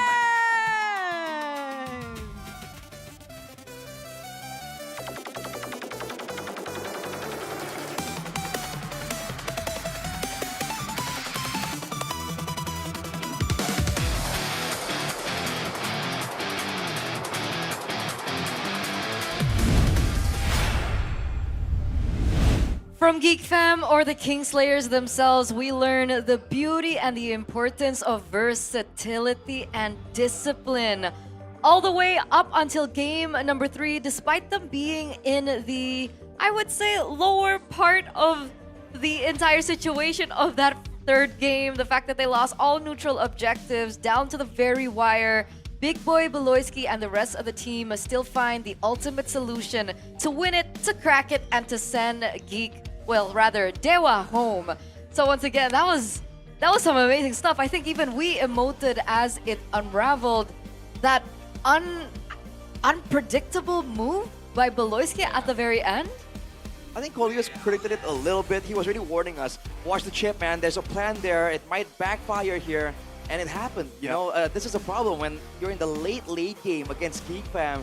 Big Brain Beloy, man. We know this guy has schemes up in there. And I would like to say I'm really surprised. At the same time, this is so GEEK Fam, right? Losing the early game, withstanding the onslaught, losing base turrets, and then finding a way in one fell sweep to turn the game around. Very GEEK Fam-esque indeed. And I gotta say again, right? Gotta commend Beloyski. His in-game decisions again just delivered again for the team. This time, sure, it was a 2-0. The brisk, if it were to fail, it would have been a 2-1. But hey, it paid off. They got the clean sweep. Move on day through where, again, TLID, your team, Eterna, is waiting. Absolutely. That's the next team in the upper brackets that are currently watching what is going on. But of course, the man that we've been talking about ever since the host threw it at us is Beloyski, the player of the match. And he definitely deserved that one. Game number 1, game number 2, maybe it wasn't as easy for him to execute the game plan. But in game number 3, that was some beautiful gameplay that I can't even believe that I agree with you. Like, it's something unexpected, but it's like a moment where it's like, I should have known. We should have seen it coming. And I think DEWA plays better on these 13, right? But way better. Almost is never enough. Almost is never Unfortunately, that is true. And man, it must be a heartbreaking situation, but this must be a great moment for GEEK Fam because they were forced to adjust to a whole different play style, a whole different roster almost, and it's business as usual. And it shows again that the adaptability of GEEK Fam is a huge problem for a lot of teams. They gave the phobias, right? They gave the healthcare that Moeza is also well known for, and yet even though they were on the back foot, they just found a way to get back into the game. Because I think they have the mentality like, I always say that as long as your base is not destroyed, you still have the opportunity. Right. Like, seize the moment. Gotta seize the moment. That's why it's a mentality. It's the GEEK Fam mentality, especially when it comes to the playoffs. I don't know what Beloyski says to the rest of the team or how he does his pep talks, but there's something about GEEK Fam, as soon as they land in playoffs, that hits different. And that was something that a lot of people were talking about before we got into the playoffs, that despite GEEK Fam's performance in the regular season that was very up and down, this is a team that you have to look out for in playoffs because of that mentality and the fact that they have mysterious gameplay setups for certain different teams. It's like they are born for the playoff. Yeah, they're like playoff type of team. Yeah. Man, maybe it's because they have like they basically have an in-game pep talk. If you think about it, that's quite a big advantage.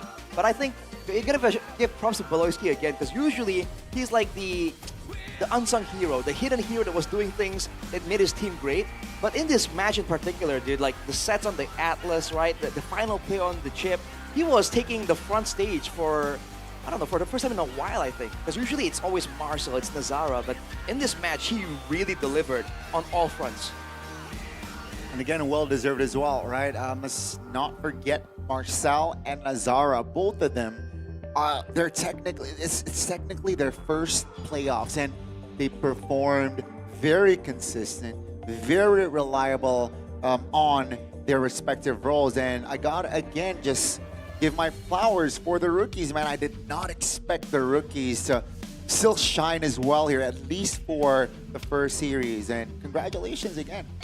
As Crazy well stuff. as, you know, noting a boy. I think Mirko said it best in the game, or was it Sheffin? I forgot. Either one of them, the casters, they mentioned, man, a boy has really stepped up this playoffs. Like, back in the regular season, you can only see him really perform on his comfort heroes like the Kimmy.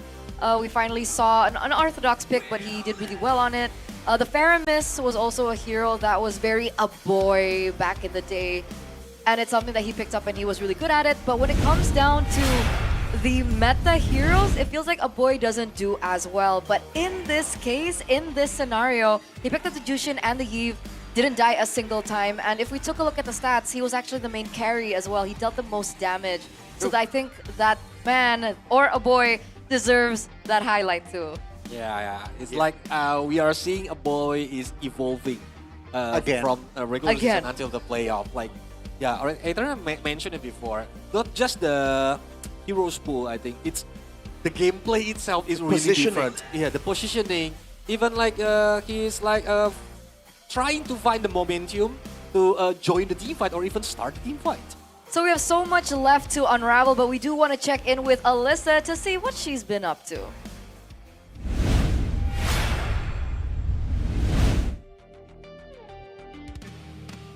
Yap, dan di Jersey Wall ini adalah momen di mana yang menang akan merayakan dengan mematikan lampu jersey dari lawan mereka yang berhasil mereka pulangkan dengan 3-0. Di sini udah bersama dengan Bude, Coach Makmur. Bener loh, bacanya Makmur, bukan Maxmur. Tapi gimana sih, apa yang kalian siapkan sehingga match pembukaan kalian bisa 3-0, Coach? Gak udah sih kita cuman siapin mental doang. Soalnya kalau udah masuk playoff, mental yang paling penting soalnya. Oke, dan kondisi mental 5 player kalian gimana sih? Puji Tuhan bagus. Bagus? Ya. Gimana cara membentuk mental mereka?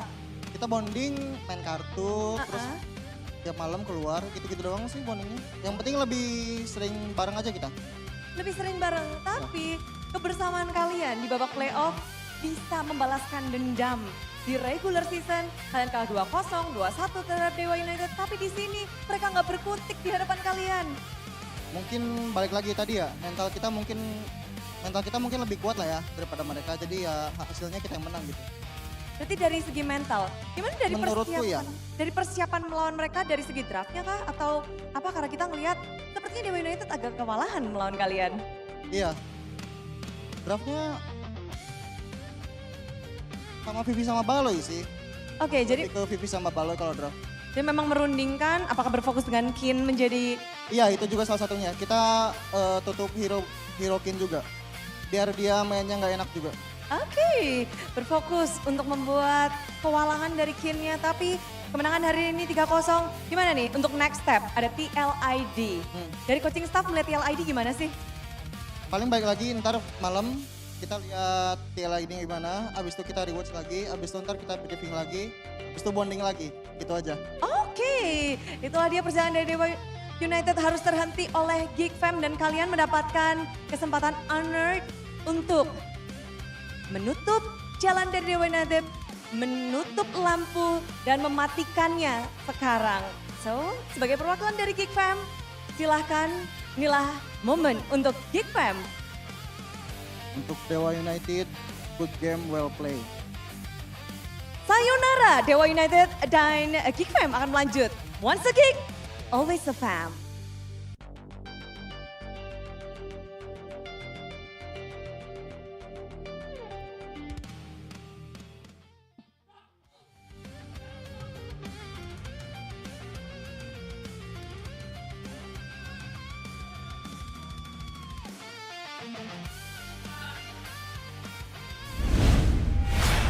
Another playoffs, another moment on the jersey wall, and you guys saw it earlier on. The fact that since GEEK Fam won this play-ins round, they had the honor of switching off the light on the jersey of DEWA United, and it feels just so, it feels rough. It's like the dreams and all that, the shutdown, you know, grand finals, EWC, it's over for DEWA now. It's almost like they have to take responsibility, man. You beat them, you have to like symbolically turn off the lights for DEWA's ambitions, right? And it's part of the game, man. Sometimes it feels, that's why the first day is usually the toughest, man, because you really have to like say goodbye to two teams immediately after seeing what they've done for the whole season. It's rough. But yeah, especially for this season, I think it's very hard for DEWA United because they almost go into the upper bracket. But during the last 5 weeks, they got a lose streak, and the point is not enough. And they were like, what? Like a couple percent away. They're 1 game away, I think. Of making it to... They only need 1 game win, right? Yeah, they had for the upper brackets. Yeah, 1 game for upper brackets. Oh. Brutal. It was. And you could even see like the emotions on, you know, the talents that supported it. Like Valen was the person that you guys saw up on screen who was crying. And fun fact is, every time DEWA plays, she's there. Yeah. Every single DEWA match, Valen is there. And that's why I think the emotions got the best of her in that moment. But it really just shows just the passion that everyone has for the game. And unfortunately, DEWA United will have to try again next season. But this season, we have something special for you guys specifically because KO Mobile Legends Series 2 has officially launched at the MPL Season 17 playoffs. And you guys can get yours now at the KO booth in the MPL Arena. So I mentioned we have the venue, we have the MPL Festival as well, or the King Phoenix Festival. And you guys can find the booth over there. Choose your favorite hero and complete your collection because the KO cards are very limited. So you don't want to miss out. You like gacha? Like, you like what's a gacha cards? What's the word? TCG? TCG. You know, even Arashi when he saw me that Police Face is Ace AR. Is what? Your face. AR. Ace AR. It's like the rating for the Yeah. gacha. It's super Equals to police is lethal. Very lethal, face card wise. Lethal face card. Put it in a frame. You gotta frame it. You gotta frame it. I believe he just did his hairstyle earlier on. Who? rare. Polius. Me? Yeah, he did his hairdo earlier on. I think it was between match or game Yeah, 3. game 2 to 3. Game Yeah. 2 to 3. He ran off. It he didn't wanted magically just appear. I like to believe so. I like to believe so. I like magic. I believe in magic. And once again, GEEK Fam have made magic in the velodrome. 3-0. Yeah. Will this be the moment? Is there a potential that they could make it to top 2? Because I mean, think that's too good to be true. That'd be so good, dude. It would. It would. That would mean defeating TLID Of course. first. But that storyline though. So another Cinderella story? Could potentially be, but you mentioned So Good, and that reminds me that What? So Good is amazing. Arashi, please take one for me right now. It's right in front of you. Because, ladies and gentlemen, I want to remind you guys One of that it's not these. just about winning in the Throw game. me You one. guys can win big too. All right? Nice catch. Everyone loves sausages. Let's unbox one right now. Arashi, you want to do the I honors? would love to unbox one, Arashi, please. No, you can do it. You said you'd love to unbox one. What? Yeah, just unbox it together. Sure. Do we need scissors for this? No, it's so convenient, Arashi. Oh, there you go. He opened Is it it? up. I think there's like a... There you Is there go. a tear tab? Yes, sir. Okay, can we get the camera to zoom up on Gani there? Here's a gun. There we go. Yummy. Yeah. That's so Somebody yummy, talk. right? Review. Okay. First bite. Are you overwhelmed? It's good. Okay, It's it's so good. good. So don't lemon forget sauce? to check out Lemon Instagram sauce. at SoGoodID for details on how to join, because I heard that there is a chance for you guys to win some awesome meaty prizes up until June 22nd, 2026. And if you guys know Eterna, I love me some meaty surprises as well. Check out the Instagram at SoGoodID for details on how to win. Okay. And on that note as well, don't forget to also follow Suga Was Here First. All right, Suga.was here. That's the Instagram. Right. All right. And drop your best comments about Suga, because the 5 best comments will receive a special MPL ID t-shirt from Suga. I want me some t-shirt. Why wouldn't you? It's exclusive. Exclusive. Exclusive, Especially for this season, special, it's a mascot. state of the art. State of the art. Yeah, and this is the first season that we finally have a mascot for MPL ID, so it's really exciting. We saw Suga opening it up earlier on, and later on we'll also see Suga do something special up on stage too. So just stay tuned for that. It's so cute, right? It's like a little boy with all the Indonesian elements, but also like esports elements, all just melded into one, and it just shows that in gaming, especially in Indonesia, our culture and our esports love, it goes hand in hand. That's the beauty of it, of course. So, how was the sausage? 10 out of 10. 10 out I of gotta 10. say. Was it like lemony? From start to finish, I did not want it to end. I want one. Yummy. Delicious. For later. Okay, Delicious. fine. I'll do it later, guys. Whoa, whoa, whoa, whoa! That's practically alter ego. That's our representative over there, man. Absolutely. For the Asian Games 2026 qualifier, it's on June 18th until 21st. In Singapore. Yep, in Singapore. So it's after MPL next week. Wow. So don't forget to show your support, ladies and gentlemen, boys and girls, especially if you're Indonesian and you're watching us right now. I mean, you could be, Filipino or Malaysian. You just have the love for alter ego. You guys can actually support them as they fight back over at Asian Games for their qualifiers. Hopefully they make it past the qualifiers too, because they didn't make it here. Yep, right. The playoff. Yeah. Gotta support our boys. Alter ego. Coach Sefer. They got this. They got this. They got this. It's fine. Finger crossed. Fingers crossed. So technically, they're not on holiday. Like I mean, RQ's on technically- holiday, Yeah. Navi's on holiday. Technically, they have time to prepare. Yeah. They need time to prepare, man. Like, So maybe luckily they didn't make it to playoffs. Is that a mindset that we're okay with? I mean, Or is that a hot take?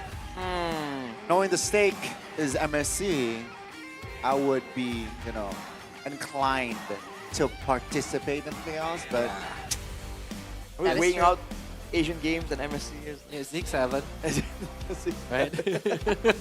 6-7. Well, My if you sausage Both of them dropped. are important, yeah. If you want some excitement of your own, you can check out the Mobile Legends Adventure, by the way. MLA, When can I eat this? here's the thing. Arashi is an onk, right? He's practically 40 years old. That's why he likes a relaxing idle RPG game. We're the same age, by the way, so I don't know about all that. MLA is the answer for Arashi. MLA. I love MLA. All right. I like it when I can play my game and grind and do something else at the same time. Yep. Right? You can go idle. Exactly. It's so efficient, right? Why waste time? Like I can play MLA while I study for playoffs. And you can explore endless game modes as well. So it's not even just Exactly. like a Endless. same thing, You can keep having varieties and you can fight players worldwide in global PvP. So don't forget to download Mobile Legends Adventure and start your idle adventure today. But speaking of adventures, it looks like DEWA United Adventure ends here. But who will join DEWA? Will it be BTR or EVOS? We'll find out after this break. So thank you so much for joining us. Stay tuned and don't go anywhere for the next match of the play-ins.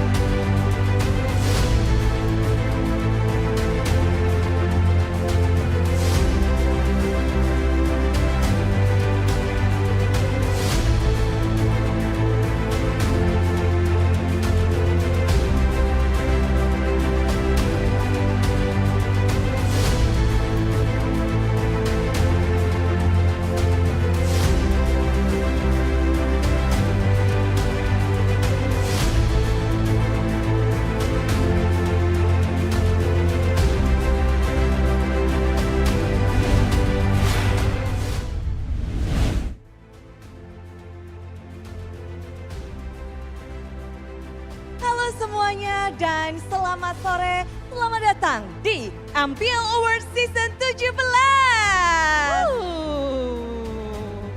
Wah, luar biasa sekali di sore hari ini ya. Sebelum kita lanjut ke match berikutnya, kita akan ada apa dulu nih Bude? Ya pastinya ini spesial karena setelah kita melihat dari regular season, banyak sekali pertarungan sengit antar tim dan sebentar lagi ini yang dinantikan karena ada momen yang tentunya menorehkan sejarah baru bagi dunia esports, yaitu momen penganugerahan, penghargaan dan apresiasi kepada semua individu yang terlibat di MPL Indonesia Season 17. Yes, betul sekali karena pastinya bukan hanya itu, terkhusus untuk para player, coach, komunitas serta semua yang terlibat nih. Jadi di sini kita akan melihat dan juga menghargai usaha terbaik mereka selama berjalannya MPL Indonesia Season 17. Pasti semua super fans dan tim-tim juga dakdikduk Sabila. Betul sekali pastinya, benar-benar dakdikduk kira-kira siapakah yang menang karena untuk hari ini kita akan membacakan di 4 kategori. Di mana untuk 4 kategori tersebut, kategori yang pertama ini adalah kategori Rookie of the Season. Lalu ada kategori Coaching Team of the Season. Selanjutnya kategori First Team of the Season. Dan ada kategori MVP Regular Season. Yes, luar biasa sekali membuat bukan cuma super fans, tapi kita berdua juga sejujurnya udah penasaran sekali. Kira-kira dari keempat kategori tersebut siapakah untuk nominasinya, siapakah untuk pemenangnya? Benar, jadi tanpa berlama-lama lagi, sesaat lagi kita akan membacakan. Yang pertama ada nominasi Rookie of the Season by GoPay. Karena kita tahu para rookie telah menunjukkan kemampuan keras mereka. Mereka baru beradu di season ini. Mereka berhasil menunjukkan yang terbaik, membuat banyak mata tertuju pada mereka. Yes, betul sekali. Di mana dari seluruh rookie di season ini yang sudah menunjukkan kemampuan terbaiknya. Sesaat lagi kita akan mengetahui siapakah nominasi dari Rookie of the Season by GoPay. Dan nominasinya adalah nominasi Rookie of the Season by GoPay. TLID Drichel, GEEK Fam Marcel, DEWA Dolin, GEEK Fam Nazara, RRQ Kuroki, RRQ Superdan. Wow, banyak nama-nama yang pastinya membuat semua penasaran. Rookie-rookie yang bersinar, namun pemenangnya akan langsung dibacakan oleh seorang yang spesial. Maka dari itu, kami akan undang kepada Bapak Rudi Tantio Setiawan, selaku Head of Product Marketing GoPay, untuk naik ke atas panggung. Bapak, dipersilahkan waktu dan tempat.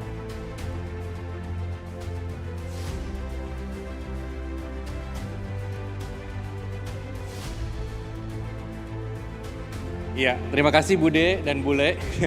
Selamat siang untuk para hadirin dan undangan yang saya hormati yang hadir di tempat ini. Tidak terasa sudah 5 tahun lamanya GoPay mempersembahkan penghargaan kepada Rookie of the Season di season 17 kali ini. Ya, menjadi suatu kebanggaan bagi kami dari GoPay sebagai official e-wallet MPL ID, juga MDL, bahkan M-Series di M7 kemarin. Kami punya kesempatan untuk melihat bagaimana talenta-talenta muda datang ya, ke liga profesional ini, dimulai dari tingkat lokal, nasional, bahkan sampai ke panggung internasional. Bagaimana talenta-talenta muda itu bisa bertumbuh dan memenuhi potensi dirinya di liga profesional kali ini. Dan kami yakin dan percaya di balik semua keberhasilan seorang rookie, pasti ada support system yang mendukung mereka. Rekan-rekan tim, para pelatih, juga para manajer yang ada di dalam sebuah e-sport team, juga tak kalah penting dan pastinya adalah support system dan keluarga mereka di rumah juga yang selalu memberikan support dan dukungan.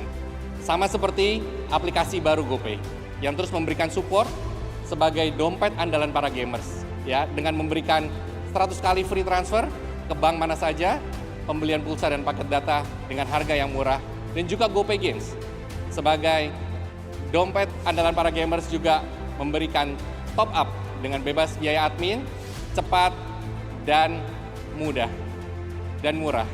Ini menjadi komitmen kami dari GoPay untuk juga terus memberikan support dan dukungan bagi para pemain MLBB di luar sana.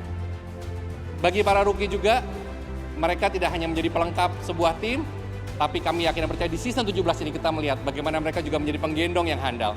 Mereka menjadi nyawa permainan sebuah tim, dan mereka mendapatkan spotlight tersendiri. Akhir kata, kami memberikan selamat kepada para nominasi dan pemenang dari Rookie of the Season MPL ID Season 17 by GoPay ini. Tunjukkan terus prestasi kalian, terus konsisten, terus memberikan komitmen, dan kami yakin tunjukkan kepada dunia bahwa kalian juga terus bisa berproses menjadi yang terbaik. Akhir kata, maju terus e-sport Indonesia.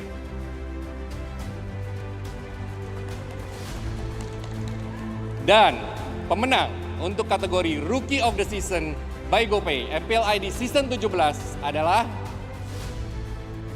Drichelle dari tim Liquid ID.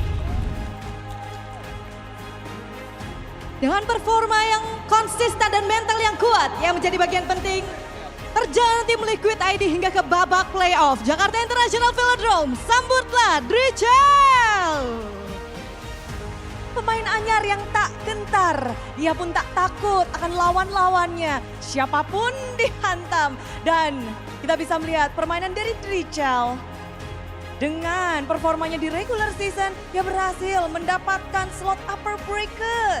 Yes, dan ini dia untuk hadiah yang sudah diamankan oleh Drichelle, yaitu ada 10 juta saldo dan juga piala di sini. Luar biasa sekali. Congratulations sekali lagi untuk Drichelle, dan juga kita ingin berterima kasih kepada Bapak Rudi. Terima kasih sekali. Inilah Rookie of the Season by GoPay. Silakan sepatah dua patah kata dari Drichelle. Selamat sore semuanya. First of all, saya pengen ngucapin terima kasih kepada keluarga saya, rekan tim saya, dan para coaching staff yang telah memberikan saya kepercayaan untuk berada di tim ini. Dan saya juga ingin berterima kasih kepada GoPay dan Muntun dan para kru MPL ID.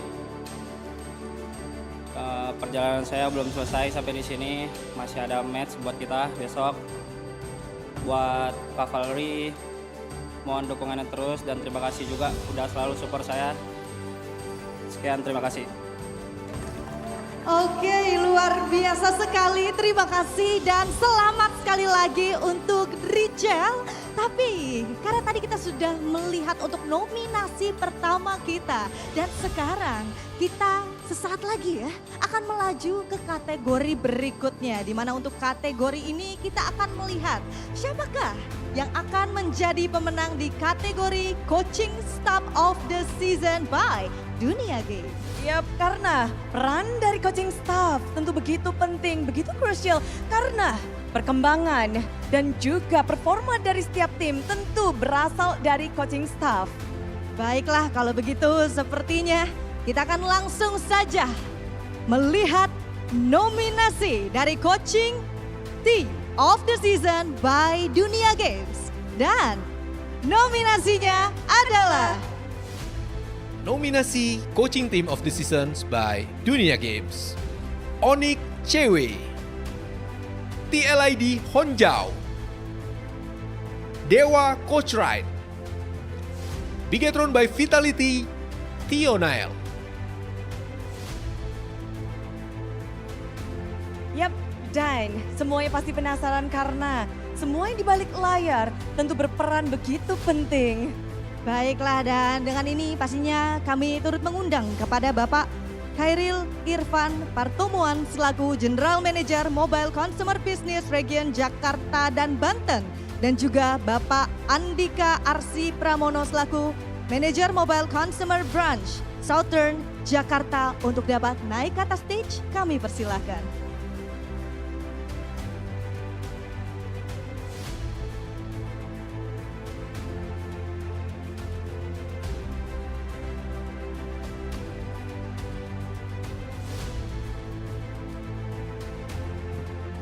Selamat siang semuanya, dan tentunya kami dari dunia games sangat bangga bisa bergabung kembali, berkolaborasi dalam season MPL ID tahun ini. Sebelum nanti kita umumkan pemenangnya, sebelumnya tentunya selamat dan penghargaan yang sangat luar biasa kami sampaikan kepada tim yang nantinya akan menang, termasuk coachnya. Karena untuk mencapai prestasi yang cukup luar biasa ini, pasti ada perjuangan yang tidak bisa dikatakan karena pasti cukup banyak pengorbanan yang dilakukan. Kami di dunia game sangat mendukung kompetisi e-sports, terutama Mobile Legends Bang, bekerjasama dengan MPL ID. Per tahun ini kita sudah 6 seasons berturut-turut berkolaborasi dan kami senantiasa memastikan kebutuhan para gamers, baik itu Diamonds Mobile Legends, kemudian kita juga punya laga-laga seperti Dunia Games Sweep waktu Indonesia bermain, kemudian Dunia Games DGL gitu ya. Dan ini kita persembahkan kepada seluruh teman-teman gamers agar bisa berkembang dan kita harapkan talenta-talenta muda yang saat ini berlatih bisa tetap mencetak prestasi dan bisa bertanding di level kompetisi internasional. Dan kita akan selalu konsisten mendukung seluruh kolaborasi dengan industri sports dan terutama di Mobile Legends MPL ID di tahun-tahun berikutnya. Terima kasih.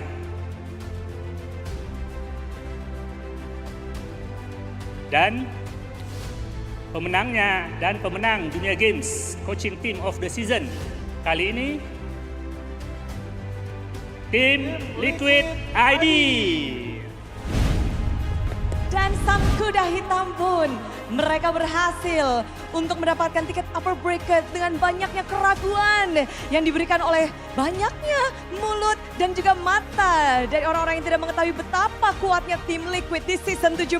Mereka membuktikan diri dan inilah mereka yang berada di balik layar meracik dan membuat satu tim Liquid menjadi sangat kuat.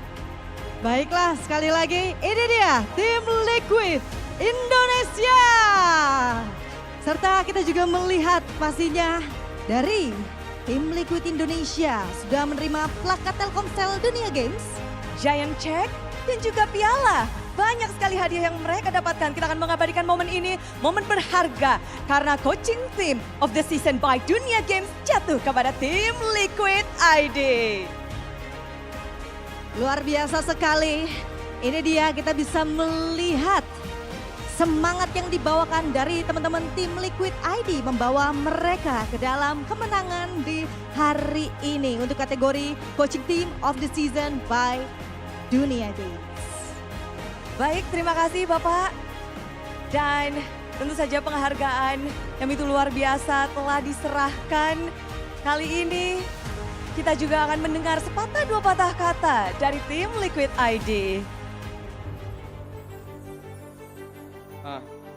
Tes, halo, selamat sore semuanya.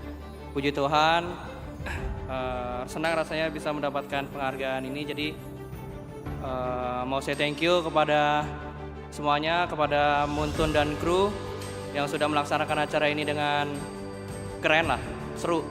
Dan mau saya thank you juga buat Bang Reja dan tim Liquid ID yang sudah mempercayakan saya berada di sini. Dan kami juga pengen saya thank you buat tim juga yang bisa bekerja sama dengan baik dan mempercayakan kami sebagai coach lah.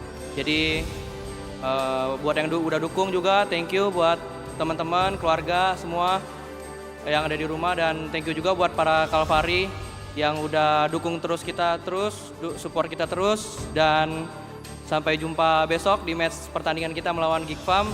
Ya, see you Velodrome ya. Terima kasih semuanya. Terima kasih. Dan mereka akan menantikan pertarungan pertama mereka esok hari. Yes, itu dia. Kayaknya sih ya akan menambah buffnya. Soalnya habis menang. Iya, pembuktian juga. Itu dia, makin serem ya berarti nanti besok ya. Benar. Oke, tapi selanjutnya ini akan ada kategori apa lagi Bude? Akan ada yang menarik karena tadi kita rookie udah, lalu coaching tim udah. Selanjutnya ini yang dinanti-nantikan karena First Team of the Season by Todak. Sesaat lagi akan kita bacakan dari setiap role-nya. Mereka memiliki peran yang penting, bukan peran yang sama, namun mereka punya tujuan yang sama. Dilihat dari setiap role-nya, kita akan tahu bagaimana tiap player bisa menjadi bersinar dari tiap role-nya.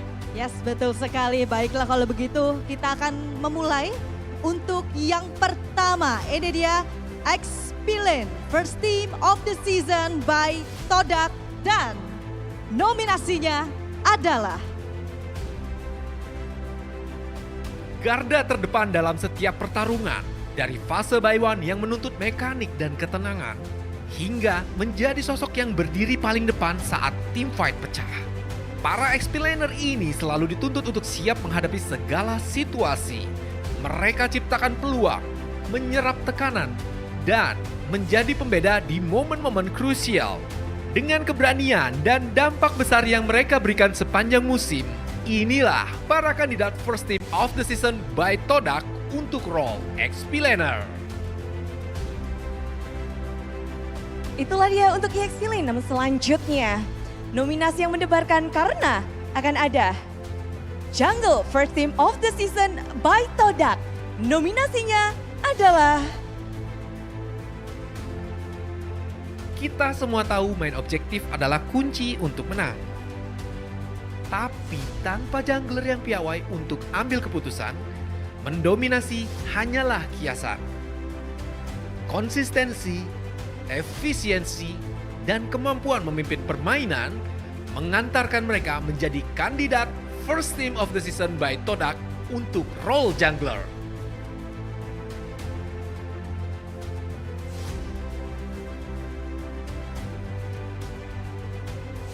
Oke, dan selanjutnya untuk mid lane First Team of the Season by Todak. Nominasinya adalah Rotasi mereka menjadi kunci, mengendalikan map dan memastikan tim selalu selangkah lebih unggul.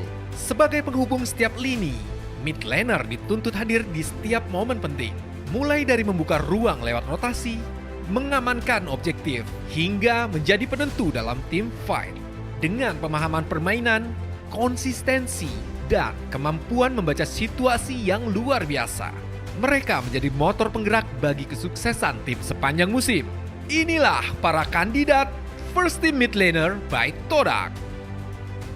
Setelah mid lane, kita akan beralih selanjutnya ke Roamer First Team of the Season by Todak. Dan nominasinya adalah... Mereka mungkin jarang menjadi sorotan, tapi dampaknya selalu terasa di setiap pertandingan. Sebagai pemain yang sering mengorbankan diri demi kepentingan tim, para roamer bertugas membuka informasi, mengatur tempo permainan, dan menciptakan ruang bagi rekan-rekannya untuk berkembang. Di balik momen-momen besar yang tercipta di musim ini, inilah para kandidat First Team of the Season by Todak untuk role roamer.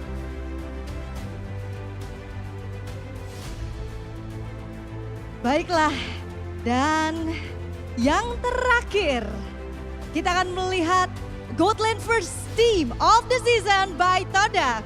Dan nominasinya adalah... Punya gold laner handal selalu jadi pembeda di tiap tim. Ketika posisi kalah, mereka jadi harapan. Ketika tim menang, mereka menjadi jaminan. Menjadi gold laner terbaik bukan hanya soal mekanik, tapi kemampuan untuk bermain di bawah tekanan. Inilah kandidat First Team of the Season by Todak untuk role Gold Lane.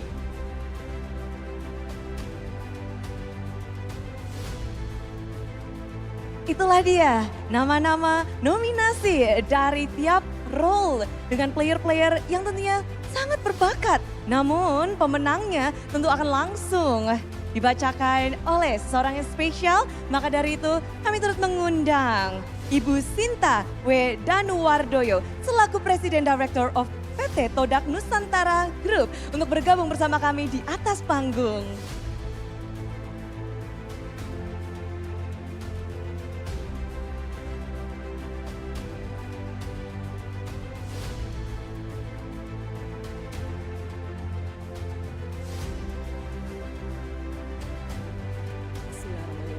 Selamat siang teman-teman semua. Saya Sinta Denwardoyo dari Todak. First of all, I want to congratulate semua players, semua tim, coach, dan of course fans dari semua tim yang telah membuat MPL Indonesia Season 17 ini menjadi luar biasa ya. Terima kasih. And mungkin saya sedikit mau bercerita bahwa Todak ini sebetulnya mungkin teman-teman taunya the past 8 years tuh kita sebuah e-sport team. Tapi tahun ini kita mempunyai wajah baru. Kita menjadi first global e-sports lifestyle brand.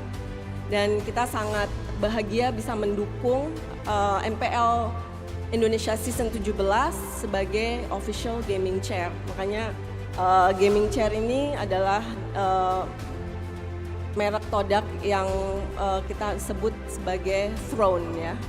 Nah, kita sangat bangga bisa terus juga mendukung ekosistem dari e-sport industri ini di Indonesia, especially mendukung MPL Season 17 ini untuk bisa melahirkan talenta-talenta yang hebat. Itu yang kita inginkan selama ini untuk terus mendukung ekosistem di e-sport industri ini.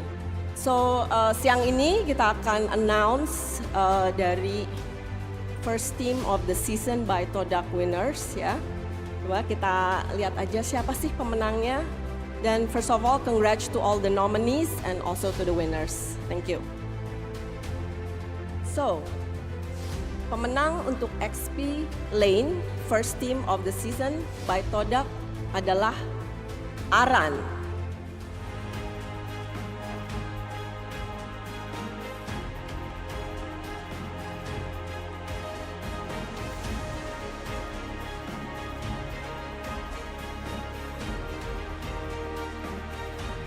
Selanjutnya, pemenang Jungle First of the season by Todak adalah Kairi.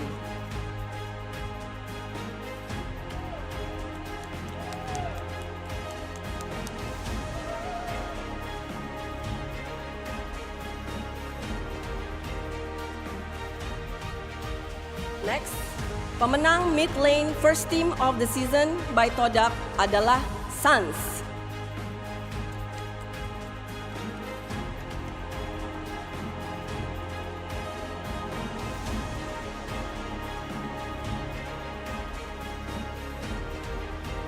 Pemenang Roamer First Team of the Season by Todak adalah Kiboy.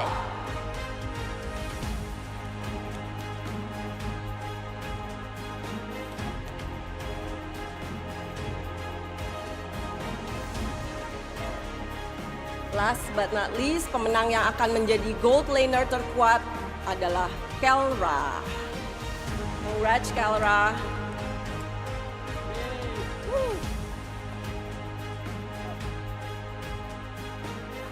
5 pemain terbaik dari setiap role di MPL Indonesia Season 17 karena mereka telah membuktikan ketajamannya di atas panggung dengan tampil konsisten dan menjadi standar tertinggi di role masing-masing. Dari setiap lane, dari setiap role, mereka lah adalah yang terbaik di antara yang terbaik. Inilah dia para player yang mungkin menjadi sorotan di mana permainan mereka tentu membuahkan hasil yang manis bagi timnya. Kita bisa melihat konsistensi dan gebrakan yang mereka berikan di panggung ini. Dan marilah kita berikan tepuk tangan untuk the first team of the season by Todak MPL Indonesia Season 17. Ini adalah momen yang akan diabadikan. Mau mata tertuju pada mereka. Dan mereka membuktikan yang terbaik perjalanannya di MPL Indonesia Season 17. Kita akan berfoto bersama terlebih dahulu.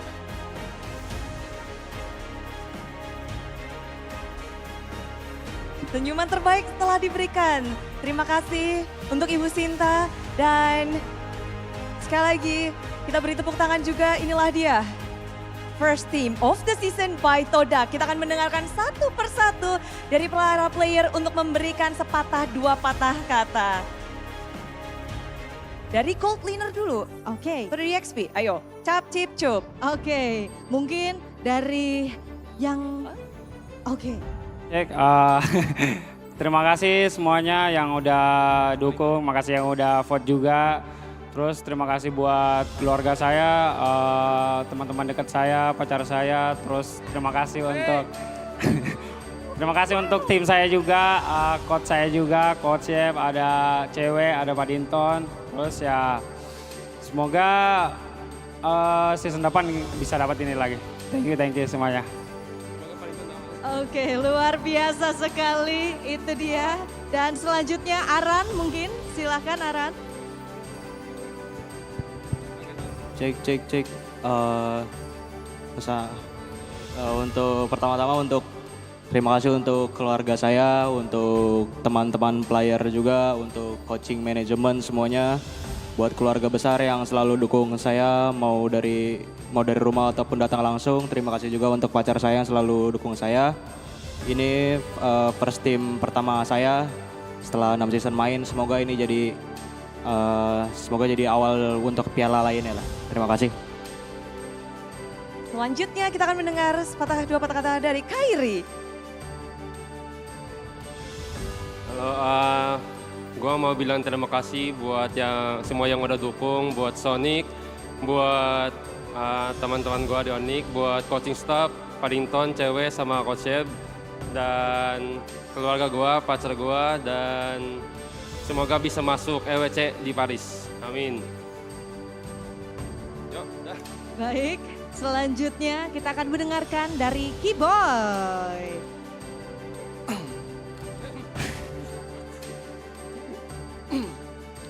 Yang pertama-tama terima kasih buat keluarga, orang tua, terus juga dari Onyx, anak-anak player, coaching staff, semua yang dari Onyx.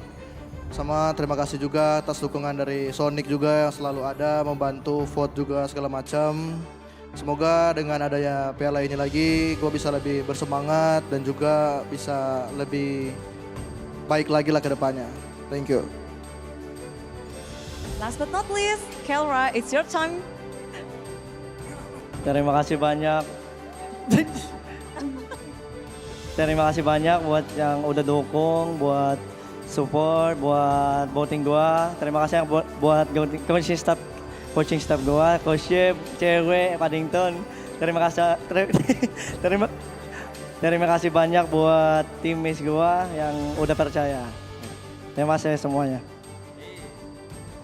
Oke, luar biasa sekali. Itu dia, selamat sekali lagi kepada seluruh player di role masing-masing yang sudah berhasil mengamankan untuk anugerah yang luar biasa ini ya. Nyempil di situ ada Aran. Iya. Ya, pemandangan yang menarik tentunya, tapi semuanya juga tentu bisa kita lihat dari performa mereka di babak regular season. Dan kalau ngomong tentang regular season, Sabila, Yes. kita melihat ada player yang begitu bersinar di regular season. Betul, walaupun ya kalau kita ngomong masalah bersinar, itu banyak banget yang bersinar. Tapi ada satu yang benar-benar mencuri pandang sekali. Permainannya yang benar-benar luar biasa, benar-benar galak banget, benar-benar tajam banget bahkan Bude. Iya, decision making, mekanik, semuanya benar-benar ditunjukkan ketika regular season. So, sesaat lagi kita akan membacakan regular season MVP by Infinix. Yes, betul sekali. Tapi sebelum itu bersama-sama kita akan melihat terlebih dahulu nih ya. Untuk nominasi dari regular season MVP by Infinix adalah Nominasi regular season MVP by Infinix, Bigetron by Vitality Moreno, Onyx Suns, Onyx Kairi, Onyx Kelra, EVOS Albert,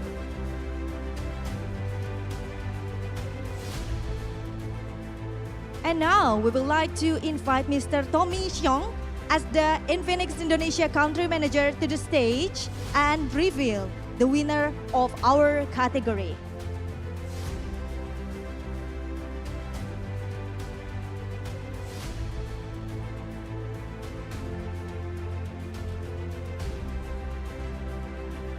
Good afternoon, everyone. I'm Tommy Xiong, country manager of Infinix Indonesia. As the official gaming phone of MPL, Infinix is proud to support the esports community in Indonesia. And now, it is my honor to announce the regular season MVP. The regular season MVP by Infinix is Kela from Onyx.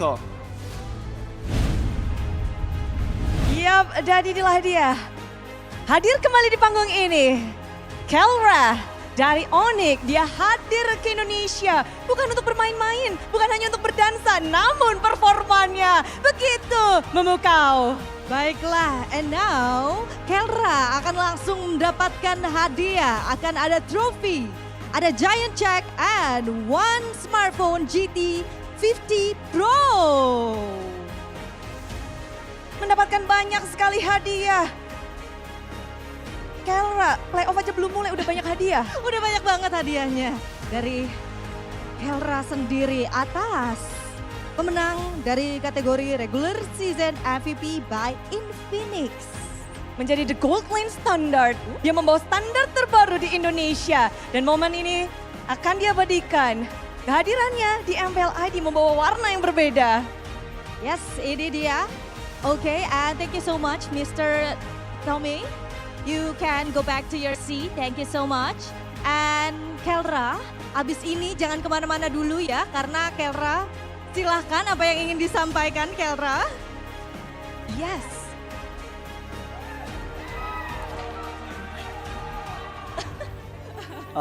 Terima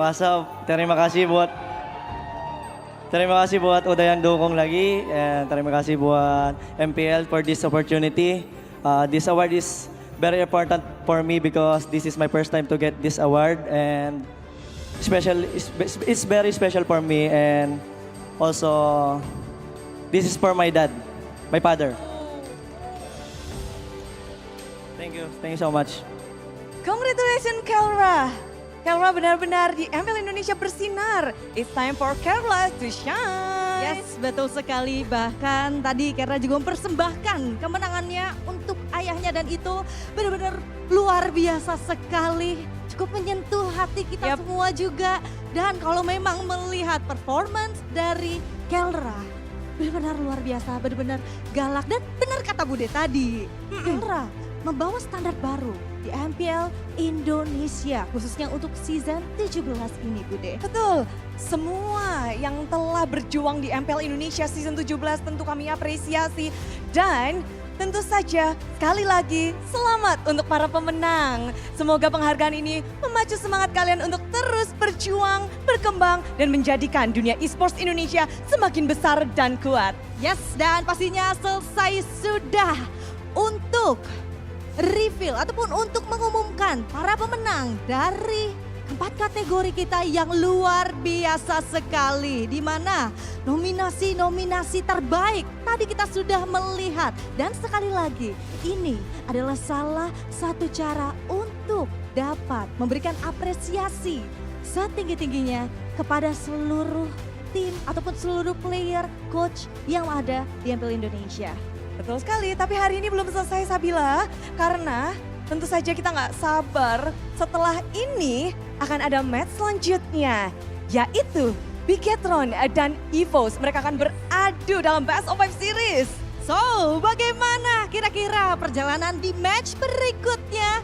Tapi sebelum itu, pastinya jangan kemana-mana, kalian siapkan dulu nih ya. Mungkin kalian punya pantun terbaik, bisa langsung ramaikan di kolom live chat ataupun dukung tim maupun player favorit kalian. Karena saat lagi pastinya akan kita panaskan kembali untuk stage playoff dari MPL Indonesia Season 17. Iya, akhir kata, terima kasih dan sampai jumpa. Selamat menyaksikan playoff MPL Indonesia Season 17.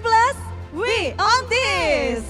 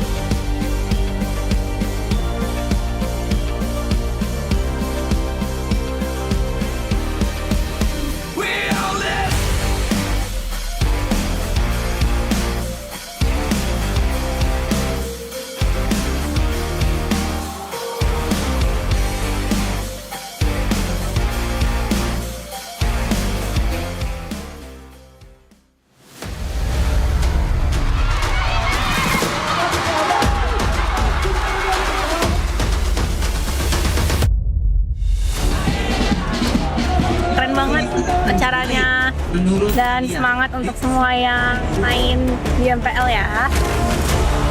Pokoknya seru banget, bener-bener seru. Apalagi sekarang pendukung-pendukungnya tuh bener-bener apa ya, effort gitu loh. Pokoknya seru banget, bikin merinding. Sungguh sangat banyak sekali kebahagiaan yang bisa kita dapatkan di sini. Belum lagi kalau ngelihat talent-talent tim nyanyi, ngedance, belum lagi bintang tamunya. Kok bisa lebih banyak? Lagi kan velodrome juga udah pernah kan. Pasti makin seru sih, makin ramai pasti. Euforianya sih lebih berasa kalau nonton langsung dan buat dukung e-sport kesukaan aku. Jadi acara bakal seru banget dan turnamennya juga bakal seru banget. Jadi jangan lupa datang dan dukung tim pilihan kalian.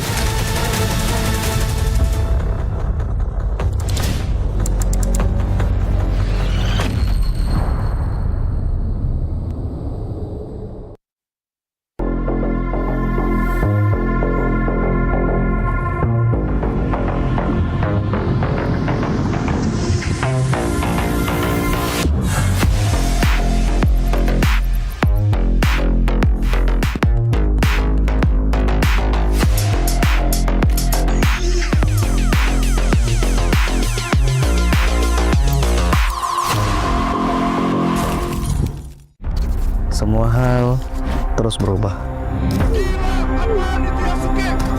Dan kadang bikin gue pengen nyerah. Tapi banyak mimpi yang harus gue kejar. Gue butuh support yang konsisten. Biar gue bisa terus naik level, terus berlari tanpa henti. Skin gue banget nih, gue beli aja. Seperti GoPay Games yang setia menemani, walau meta dan gameplay terus berganti. Walau yang lain terus berubah, GoPay Games konsisten ngasih yang pasti murah.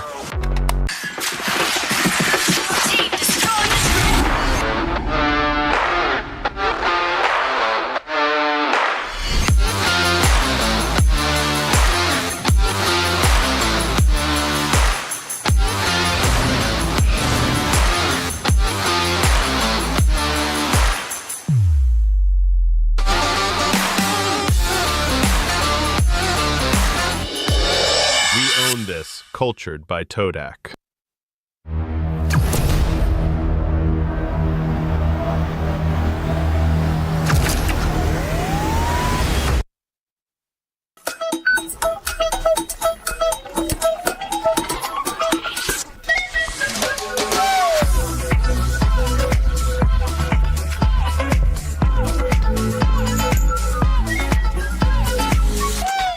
Fairy Games. Spend, play, and win. Garnier Men. Keringat, minyak, dan kulit sensitif bikin jerawat susah dilawan. Lawan jerawat dengan nyaman bersama. Baru Garnier Men Agnova Gentle Gel Cleanser dengan salisilik dan sika. Lawan 99,9% bakteri penyebab jerawat. Teruji pada kulit sensitif. Nyaman di kulit. Optimal lawan jerawat. Garnier Men Agnova Gentle Gel Cleanser dari Garnier Men. Tak ada hari tanpa mabar. Main nge-lag, kerap buat ku tak sabar. Gimana mau main sampai kelar? Ini waktunya ku bersinar. Okay, let's do it. Games main sandalanku bikin mainku semakin hebat. Tim stabil main makin mulus, rankku fix naik terus. Tukar DG rings, diamond dan voucher game kau dapat. Cuma Games Max, makin no debat. Games Max Booster, kini dapat DG rings. Beli paketnya dan aktifkan boosternya di aplikasi Dunia Games. Hah? Habis? Ya, kosong. Jauh lagi. Tenang. Ada Klik Indomaret. Klik Indomaret, gratis ongkir 1 jam sampai. Klik Indomaret, belanja online seperti di toko. Klik Indomaret.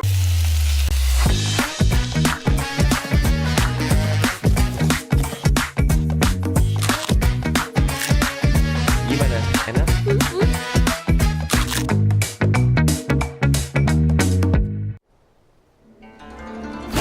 Hana wa na 一番綺麗な時に散るもんないせやから一番綺麗な花火様うちがもろたそのつの命も血塗りの花一つで飾れるんやから面白いわ。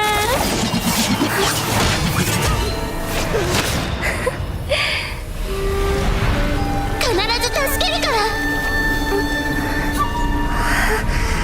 来てくれたんやね、花火様。決着をつけよう、キララ。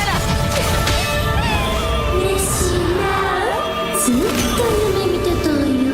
一緒に落ちてけるこの瞬間を。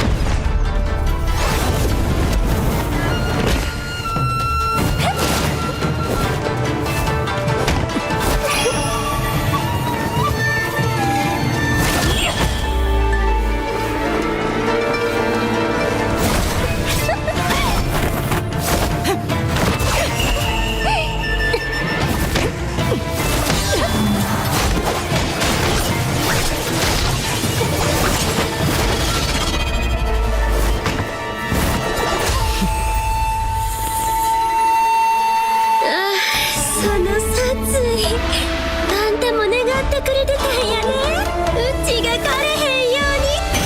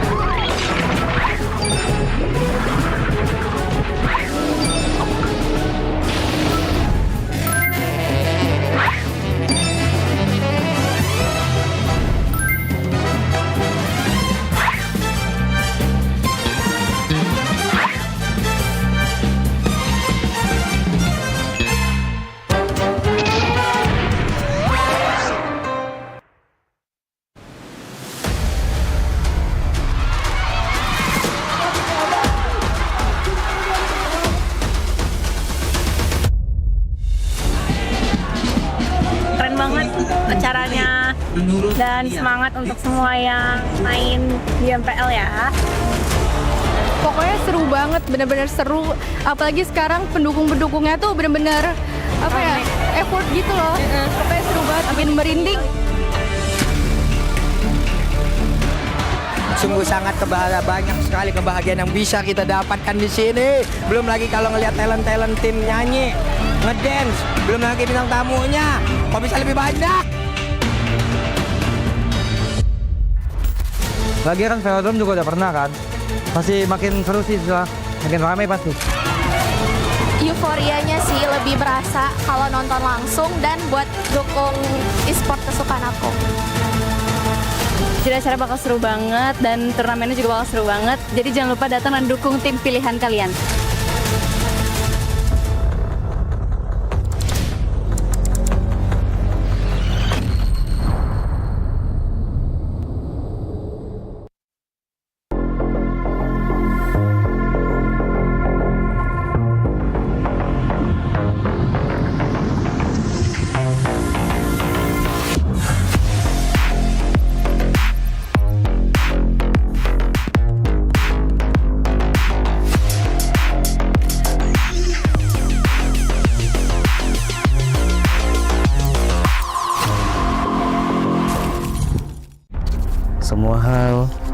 berubah.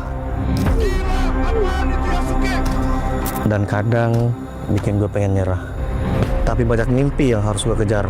Gue butuh support yang konsisten biar gue bisa terus naik level, terus berlari tanpa henti. Skin gue banget nih, gue beli aja. Seperti GoPay Games yang setia menemani walau meta dan gameplay terus berganti. Walau yang lain terus berubah, GoPay Games konsisten ngasih yang pasti murah.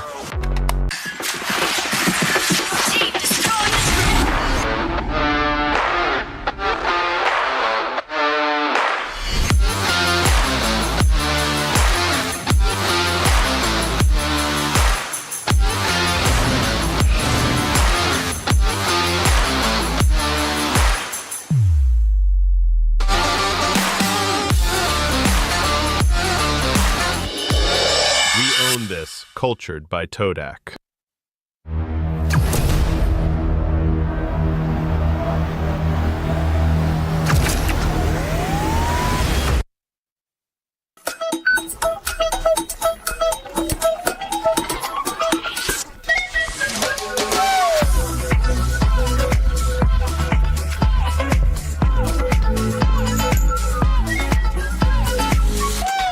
Fairy games. Spend, play, and win. Garnier Men. Keringat, minyak, dan kulit sensitif bikin jerawat susah dilawan. Lawan jerawat dengan nyaman bersama. Baru Garnier Men Acnova Gentle Gel Cleanser dengan salisilik dan sika. Lawan 99,9% bakteri penyebab jerawat. Teruji pada kulit sensitif. Nyaman di kulit. Optimal lawan jerawat. Garnier Men Acnova Gentle Gel Cleanser dari Garnier Men. Tak ada hari tanpa mabar. Main nge-lag, kerap buat ku tak sabar. Gimana mau main sampai kelar? Ini waktunya ku bersinar. Okay, let's do it. Game smash andalanku bikin mainku semakin hebat. Pin stabil main makin mulus, rankku fix naik terus. Tukar DG rings, diamond dan voucher game kau dapat. Cuma Game Smash makin no debat. Game Smash Booster, kini dapat DG Rings. Beli paketnya dan aktifkan boosternya di aplikasi Dunia Games. Hah? Habis? Ya, kosong. Jauh lagi. Tenang, ada Klik Indomaret. Klik Indomaret gratis ongkir 1 jam sampai. Klik Indomaret, belanja online seperti di toko. Klik Indomaret.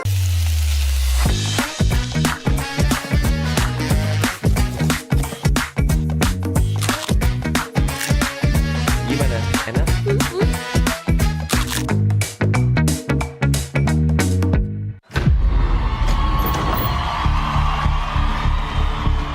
Intinya gue mau menang.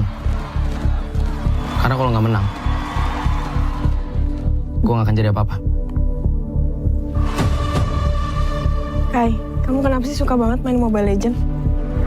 Gue ngerasa kayaknya tanpa game ini cuma anak pekerja migran yang sekolah berantakan. Kalau suatu saat aku sukses nanti, pengen bisa bantu Eyang, bantu ayah, bantu ibu, biar nggak kerja di luar negeri lagi. Kalau kita bisa main bagus di sini, kemungkinan besar proses kita masuk prosin itu bakal mulus. Kita harus step up. Warzone nggak dulu deh gue. Takut ngebebanin kalian. Ngetrel, tanker nggak boleh takut mati. Dia harus pasang badan buat karena timnya. Kai, kalau kelakuan kamu sama nilai kamu nggak berubah, kamu ibu bawa ke Arab sini. Gue udah konekin lu ke tim yang lebih kuat, lu lakuin tugas lo. Lu sombong kalau cuma ngandelin skill, Kai. Kai, belajar yang bener ya. Kita berjuang bareng sampai lulus ya.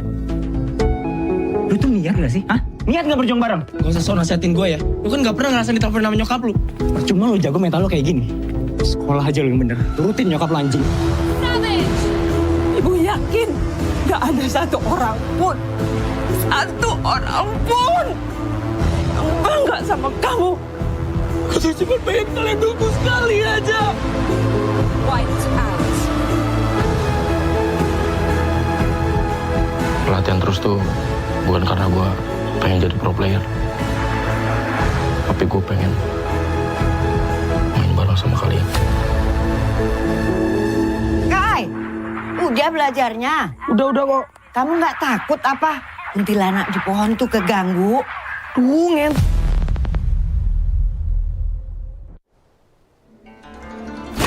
Hana wa na, ichiban kirei na toki ni hirumannai.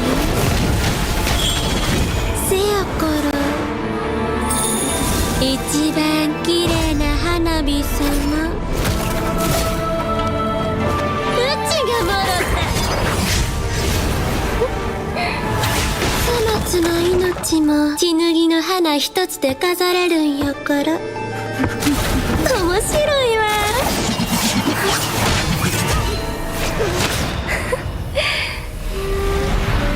必ず助けるから。来てくれたんやね、花火様。決着をつけよう、キララ。嬉しいな、ずっと夢見てたんよ。列車に落ちてけるこの瞬間を。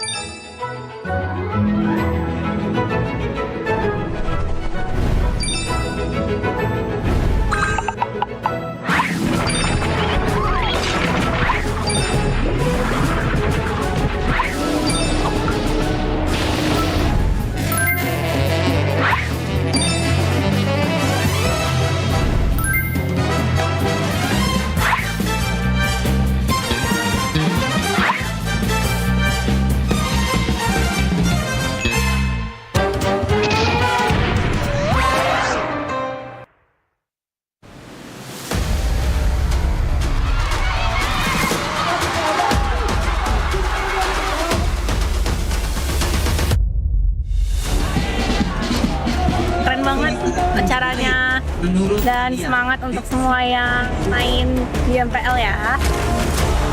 Pokoknya seru banget, bener-bener seru. Apalagi sekarang pendukung-pendukungnya tuh bener-bener apa ya, effort gitu loh. Pokoknya seru banget, bikin merinding. Sungguh sangat banyak sekali kebahagiaan yang bisa kita dapatkan di sini. Belum lagi kalau ngelihat talent tim nyanyi, ngedance, belum lagi bintang tamunya. Kok bisa lebih banyak? Lagi kan velodrome juga udah pernah kan. Pasti makin seru sih, makin ramai pasti. Iya euforianya sih lebih berasa kalau nonton langsung dan buat dukung e-sport kesukaan aku. Jadi acara bakal seru banget dan turnamennya juga bakal seru banget. Jadi jangan lupa datang dan dukung tim pilihan kalian.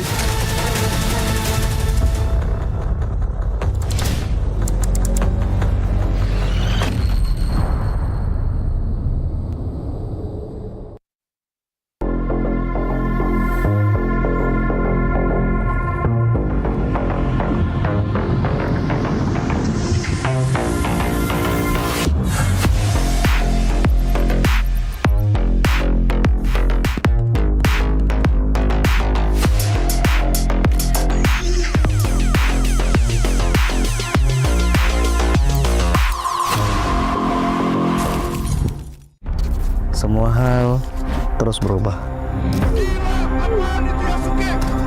Dan kadang bikin gue pengen nyerah. Tapi banyak mimpi yang harus gue kejar. Gue butuh support yang konsisten. Biar gue bisa terus naik level, terus berlari tanpa henti. Skin gue banget nih, gue beli aja. Seperti GoPay Games yang setia menemani, walau meta dan gameplay terus berganti. Walau yang lain terus berubah, GoPay Games konsisten ngasih yang pasti murah.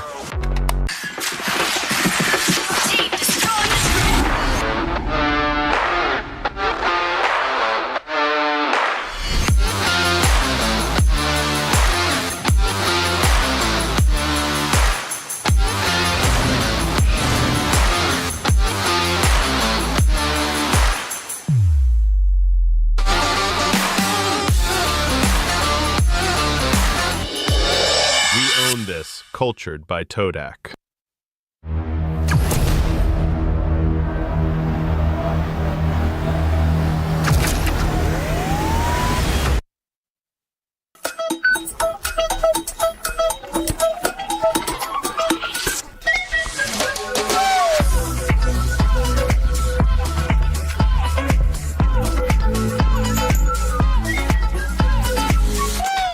Fairy games. Spend, play, and win. Garnier Men.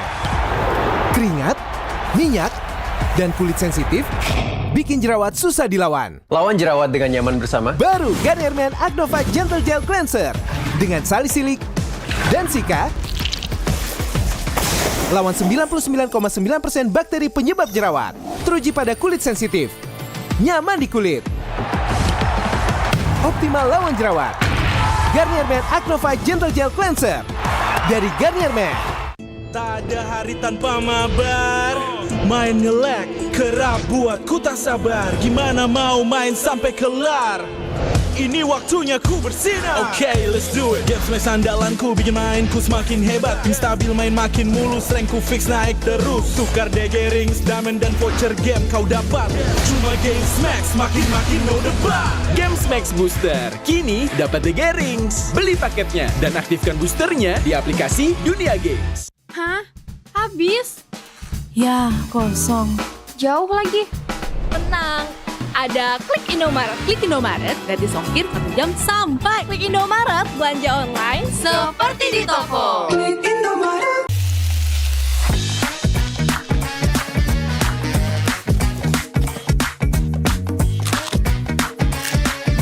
Gimana? Enak?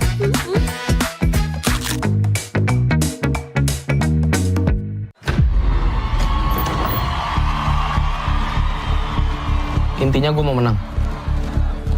Karena kalau nggak menang, gue nggak akan jadi apa-apa.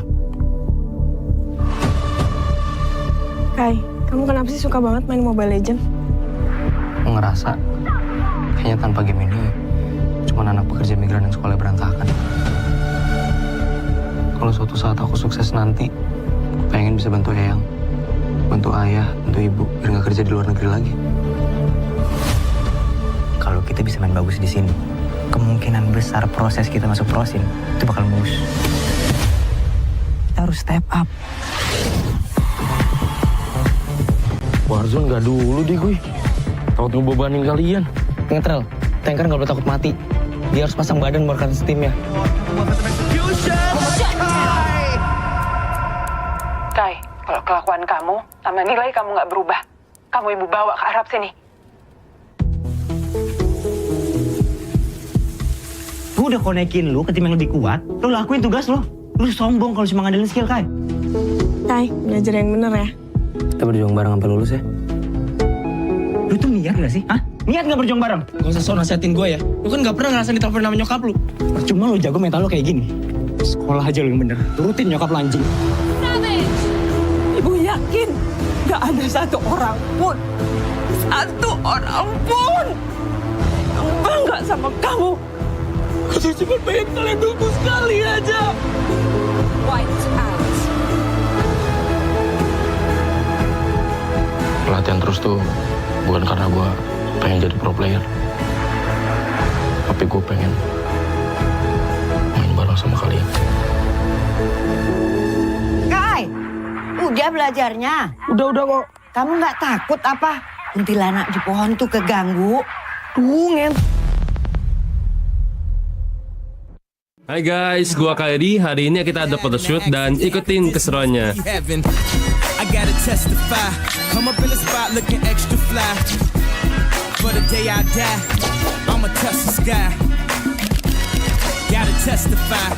Come up in the spot looking extra fly. For the day I die, I'ma touch the sky. Back when they thought pink polos would hurt the rock. Before Cam got the shit to pop, the doors is closed. I felt like bad boy street team. I couldn't work the locks. Now let's go. Take them back to the. 花はな、一番綺麗な時に散るもんなんよ。せやから一番綺麗な花火様、うちがもろた。さまつの命も血脱ぎの花一つで飾れるんやから。面白いわ。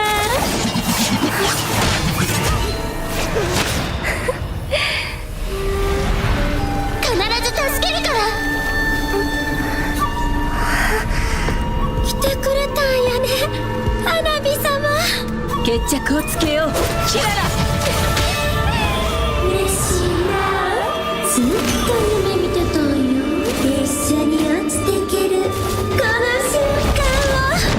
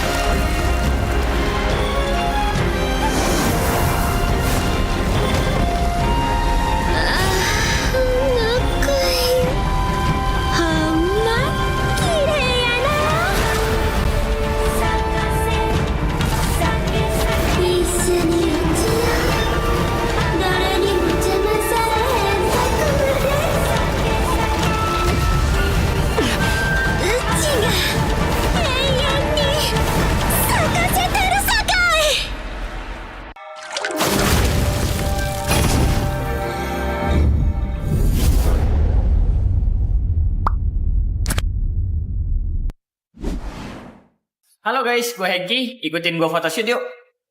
I got royalty inside my DNA. Cocaine quarter piece, got war and peace inside my DNA. I got power, poison, pain, and joy inside my DNA. I got hustle, though, ambition, flow inside my DNA. I was born like this and born like this, immaculate conception. I transform like this, perform like this, wish out you a new weapon. I don't contemplate, I meditate, then off your fucking head. This that put the kids to bed. This that I got realness. I just kill shit 'cause it's in my DNA.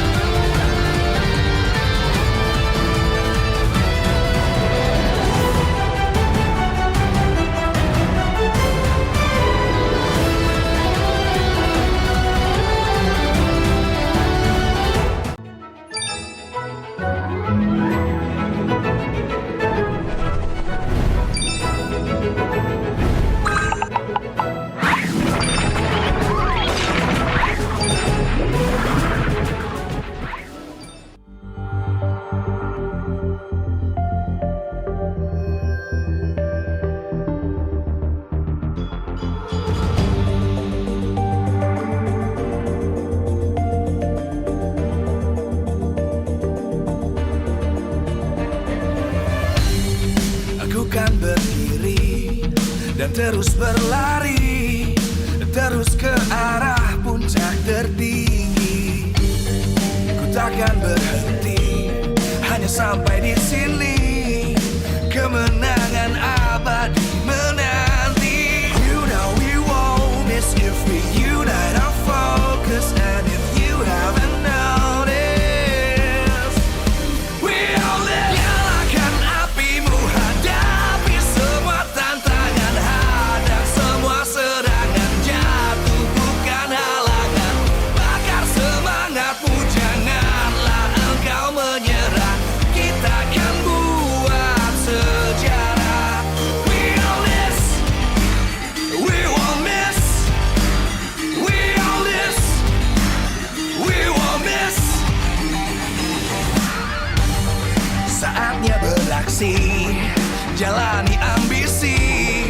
Aku kan menyawakan hari ini. You know we won't miss if we unite our focus. And if you haven't noticed, we all live. Nyalakan apimu, hadapi semua tantangan, hadang semua serangan, jatuh bukan halangan. Bakar semangatmu, janganlah engkau menyerah. Kita akan buat sejarah. We all live.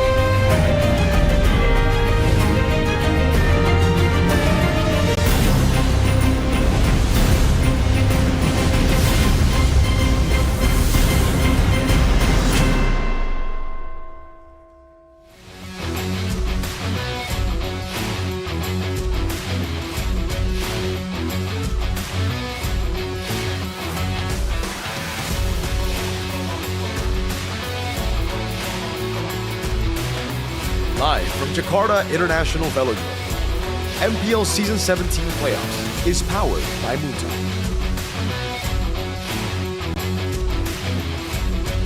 Supported by Esports Federation of Indonesia. Presented by official gaming phone, Infinix. Official e-wallet, GoPay. Official gaming chair, Toda.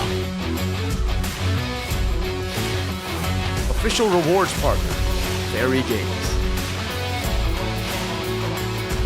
We own this.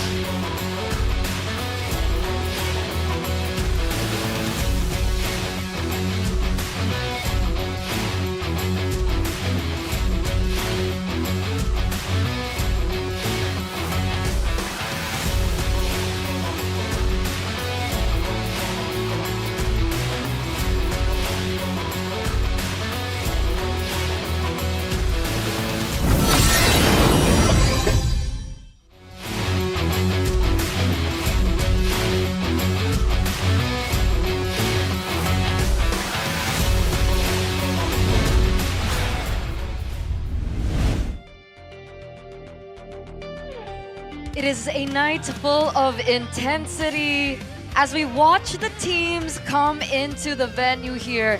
The intensity filling up to the brink as we watch the venue in Jakarta International Velodrome come alive. The second match of the playoffs will feature Bigetron by Vitality going up against EVOS. And this is a team that has never missed a playoff appearance, and they return once again to test their fate at the Velodrome. However, their journey will not be easy because they are up against a team with a Cinderella story in Season 13, and it happened right here at the same place as they were destined to come back. As the final match of Day 1, who will continue their journey to face Onyx tomorrow, and who will have their hopes ended in Season 17? You can see the EVOS fams corral into the venue, filling up the Jakarta International Velodrome out there at the festival. in here at the venue. And once again, we see the stage come alive, not just with the EVOS fams, but also on the other side, we see the Biget Troopers at full force. They are depending on this win, and it looks like the Biget Troopers aren't alone. Who is that among them? It looks like a familiar face is there as well to help corral the spirits, because once again, BTR, one of the teams that have always been able to make it to playoffs. But after that, it seems like they haven't really found their rhythm, haven't really found their solution to make it just yet. And here we are, ladies and gentlemen, the commencement of the second match here at the play-ins, back on the English panel with me, Eterna, as your desk host, alongside with Arashi. And we also have Goni. No guest speaker anymore. Unfortunately, just me on this massive couch. Got a lot of space, Arashi. That's true. But yes, we're back and we are ready. We had to say goodbye to DEWA United earlier, and we had to congratulate GEEK Fam on advancing through the next stage. That's true, and it was very close, right, towards the end. And everyone was saying that this second one is supposedly even closer. And there's a bit of a rivalry right here, because these two teams actually met each other in the grand finals of Season 7. Since then, there seems to be it's a little bit of a rivalry there. All right. I see the rivalry happening, because overall, I believe BTR are still ahead when it comes down to overall match wins since then. And even if we take a look into introspection into this season, in the regular season, it was also 2 match wins from BTR, specifically in MPL ID Season 17. So I'm wondering if EVOS will be able to look for a revenge play, maybe? Because technically that's what GEEK Fam was able to do earlier on. That's true. And EVOS right now, they seem to have so much momentum, but at the same time, they've had their own share of setbacks. And it seems like right now, the concern for a lot of people isn't about what happens in-game, it's about what happens outside of the game, man. When the playoffs come around, the extra pressure, the extra motivation almost, sometimes can make or break a team.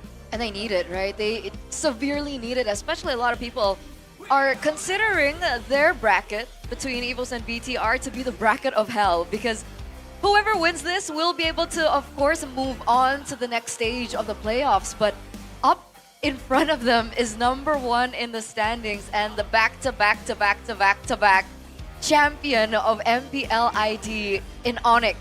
So who will be able to survive from this bracket of hell?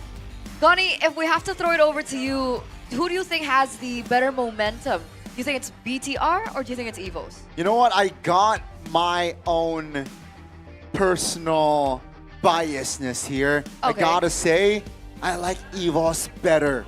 Sure, form-wise, right? Bigetron towards the end of the regular season, you know, it seems like they have finally found their rhythm. K-Dot stepping in, they got their formula somehow intact, but we can't neglect Albert and friends, and especially Erlon this season has been spectacular. So if I got to say who advances through, it's EVOS. You agree? I think Bigetron might get it done. By all means, this is the proving grounds, right? Bigetron, even when they had a really great run in the regular season, the playoffs seem to be their kryptonite time and time again. So I think they have a good chance here. I think considering they've been focusing on the playoffs instead of the regular season only, right? There's a good chance. But if they get it done here, a lot of people are on the opinion that they might get really far in this tournament. Hopefully. Because when it comes to Bigetron, we're talking about individual mechanics. Overall, I think a lot of the analysts out there are a little bit confused as to the certainty of their gameplay, because it feels like they have such a unique way of drafting. They also have a unique way of playing out the game and executing the game. But one thing is for sure, and that everyone really agrees on, is their individual skill and mechanics from every single lane. Yeah. It's just so interesting to see like Niall going up against Albert. We will get to see action in the roam as well, right? Key being ex-BTR. We will get to see him again going up against Bigetron in the playoffs. Remember, he might be the key that sends Bigetron home as an EVOS player. It will be a bit tragic almost, but they can't afford to pull any punches, man. This is their final chance. Whoever loses here goes back. And again, even when they succeed though, I bet that pressure of facing Onyx afterwards has to be weighing down on them heavily. But they gotta take it match per match. Yeah. And at this stage, they gotta take it, game per game, because once again, this is a best of 5. It's no longer a best of 3. And if we're discussing the rivalries between these two teams, we also have to talk about one of the pillars from both of the teams as well. On one side, for BTR, we have Niall, and on the other, we have Albert. Technically speaking, both of these players have experience, right? Niall has experience on the international stage as well. But for some reason, when we talk about experience, it feels like Albert is a little bit ahead. Now, we're gonna throw it back to you, Arashi. What do you think Niall has that Albert does better? Niall has, but Albert does better? Man, I feel like when you talk about the killer instinct as an assassin, Albert has been around for so long. When you talk about spotting opportunities, that Niall can sometimes do some crazy plays. I think a lot of people, I still remember when a lot of people counted out Albert, and then he comes in with a big Lancelot play and reminds everyone that he's been around. Niall is great and all, but Albert has been around and he's still performing at such a high level. So he has, through still being around, he has displayed insane mental fortitude, and he's accumulated a lot of experience, not just in the jungle position, but even in the other roles as well. So he should be able to have even more foresight when it comes down to spotting those opportunities. Okay, so experience, Albert. For sure. What does Niall have? I guess unpredictability, right? That is going to be, again, it's a flip coin, but if it's Bigetron's day, they can definitely take that trait to their advantage. Okay, so we talked about both junglers, and of course, the hallmark and the anchors of both teams. It could also circle back to their gold laners. And earlier on, I think Eman was second team gold laner. I don't think he won first team. I think he was second team gold laner, so that's something that he has under his belt this season. And this is the battle of the crazy gold laners. What do you think about these two, and how do they differ with one another? Man, I feel like Eman definitely has a bit more consistency there, but when you talk about insane plays, when we talk about the crazy gold laners, I feel like Erlan actually shows up before Eman if you put that into a search engine. Because this guy, for better or worse, has been more bold in attempting crazy plays, and that can work against them too, though. So I think EVOs need to have some really solid shot calling, because when you leave Erlan to his own devices, it really is a coin flip. He just shows up out of nowhere sometimes, though. What about you? Do you agree? I feel like this season specifically, especially with the form that EVOS is in, I gotta go with Erlan, man. Eman, respectable, but Erlan seems to just be so, I don't know, he's the ideal gold laner. Ideal? Ideal gold laner. Strong words here. Okay. Towards the end, all right? Towards the end. All right. Chill. Relax. Relax. Both are good. Okay. They're both good. But obviously, they do have their distinct differences, especially when it comes down to hero pool. I feel like Erlan has his own signature, one of which is the Granger, and then he really popped off on the Moskov. But for Eman, now Eman is, I would say, one of the interesting gold laners, because over the course of the season, it feels like he always evolves his gameplay. At some point, he was very known for his fighters, and then eventually he was really great as well, even beforehand rather, at the conventional gold laners. But if we had to talk about Eman's signature picks this season, what do EVOs need to be aware of? I think they have to be aware of his flex potential, because the current meta really favors the Claudes, the Harrods, but on the off chance they want to try something crazy, I mean, Eman can still come through and deliver. That's the extra wild card that Bigetron can deploy. This guy has been performing well in every single, change of the meta. Whereas for Erlan, when the meta shifts a bit further away from this late game hyper carry style, he dips just a little bit. Yeah, if you want to narrow it down, I think the Freya needs to be respected. I think one of the heroes that defeated Onyx back in the regular season, especially in the first leg, was Amon on the Freya. And I think that's going to be still the highlight, right, of this series. I think EVOS, they need to understand that Amon is a big issue for their team. They got to just respect the threats, like the power picks from Amon. And thus, Freya is going to be another highlight. And again, same question, right? EXP laners, will the Paquito be a highlight? Will it be a hot pick here for the series? What do you think, Arashi? I mean, we saw from match number 1 that it was a very hot commodity, right? We saw it either being, no, not even banned out. It was always picked up in our first match. Exactly, especially with, if you look at the EXP laners of both teams playing right now, they like going for that aggressive style, and they know how to play with the split push angle as well. So I feel like both teams can put it to really good use, you know? Especially for Luke, though, who likes to flank around. That could actually be, like we discussed, a bit of a replacement for the Masha to combo with the chip as well. Yeah, burst damage, you can play macro. We saw what GEEK Fam was able to do with it earlier on. So it's interesting. If we had to talk about macro plays, which was something that we did see highlighted back in game number 3 between GEEK Fam and DEWA, who do you think has the better macro here? Are we talking BTR or are we talking about EVOS? Oh, I gotta say, when it comes down to like macro as in creative strats, something more akin to what GEEK Fam did in match number 1, I feel like Bigetron, dude, they know how to play it slow, look for crazy flanks, crazy big moments, right? Whereas for EVOS, I feel like they're a bit more straightforward. They can be disciplined, but I feel like they can't really play with a lot of those mind games. Interesting opinion.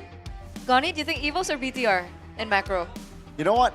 I think it's still Bigetron for this season. Yeah, I think, again, the Maestro, you know, Moreno, sure, mechanically he is gifted and can find a lot of outplays, but again, the macro, right? If we're talking about the macro, he is just able to control the mid lane so well, and thus it makes a lot of space for the team as well. And we will see in this series, will it be evident or not? Yeah, because I'm of a different opinion. Oh, okay. You're I more think of EVOS have the better macro. I think outplay potential, I agree. BTR has it because of their individual mechanics and their skill, the skill ceiling. But when it comes down to late game, lord dances, the way that they play the map, the flanking, I think we've seen a lot of games fall into the hands of EVOS because they have it above the rest of, you know, the MPL ID teams. Interesting. The late game clutch factor. Yes. I guess. Then again, though, not a lot of teams have been able to take games as late as EVOS has. You know, there have been so many games in the season so far that where they were losing and they were able to defend for so long that they take it to the late game, the 70-second death timers. So maybe when the other teams get pushed that far, they might perform the same way. I'm just saying. Okay, Who knows? We'll see. I mean, Goni mentioned it earlier. We will see whether or not all that unfolds, who will be better in the late game. And I really do hope that we do get late game games because our first 2 games was only 14 minutes. We finally got a 20-minute plus game in that third one. And like everyone keeps mentioning, this seems to be the play-in match that will be a lot closer, right? Hopefully we'll get a 3-2 maybe for this next match. I hope so. And I hope it's going to be all like game 3 between EVOS and DEWA. Arashi, do you not concur? How could I have any other opinion, man? Of course I concur.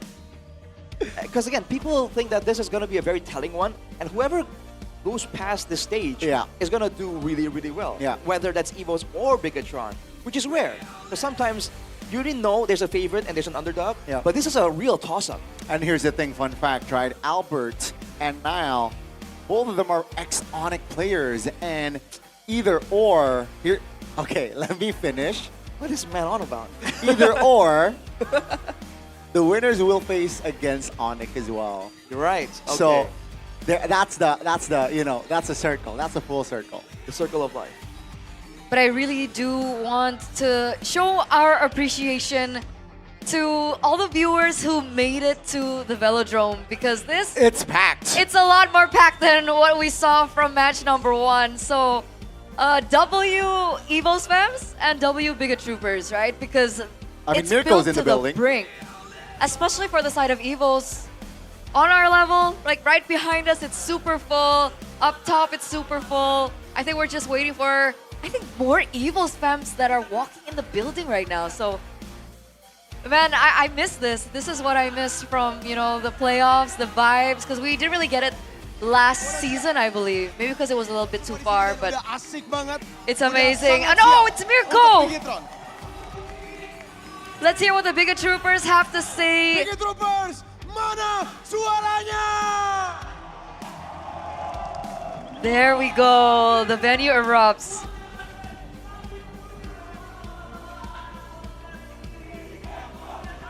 But it looks like on the other side we have the EVOS Fams. It's Cornet. Oke, siap ya bareng-bareng ya, EVOS roar ya. Woi, gua bilang EVOS, kalian bilang roar ya. 1, 2, 3, EVOS!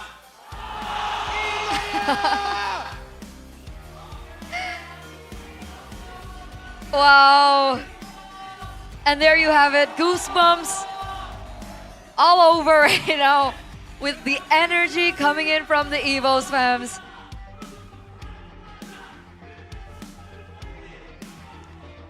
I hope Mirko comes back on time. Like, I hope he's not late. Because he has to be ready. Because it looks like both teams are ready. Ladies and gentlemen, our final elimination match in the play-ins. We're gonna welcome both teams up on stage, starting with the ones in blue. The Tigers will be tested yet again. A slot to the upper brackets is the target. Arlan, he needs to step up against the gold laner from Philippines. Will Albert and friends bring glory back to the name of the mighty White Tigers?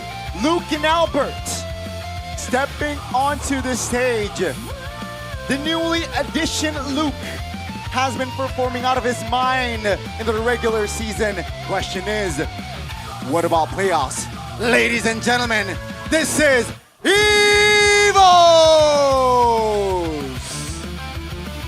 They've had their own Cinderella run right here in this venue.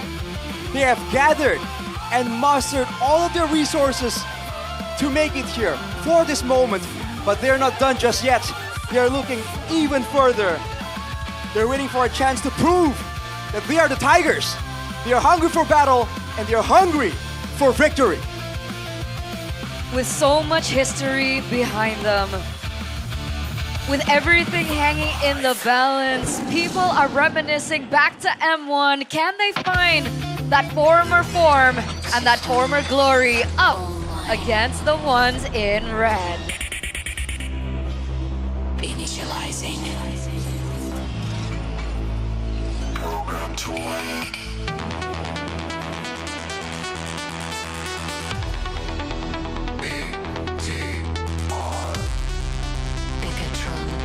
A shaky form in the middle of the regular season does not stop the Red Robots.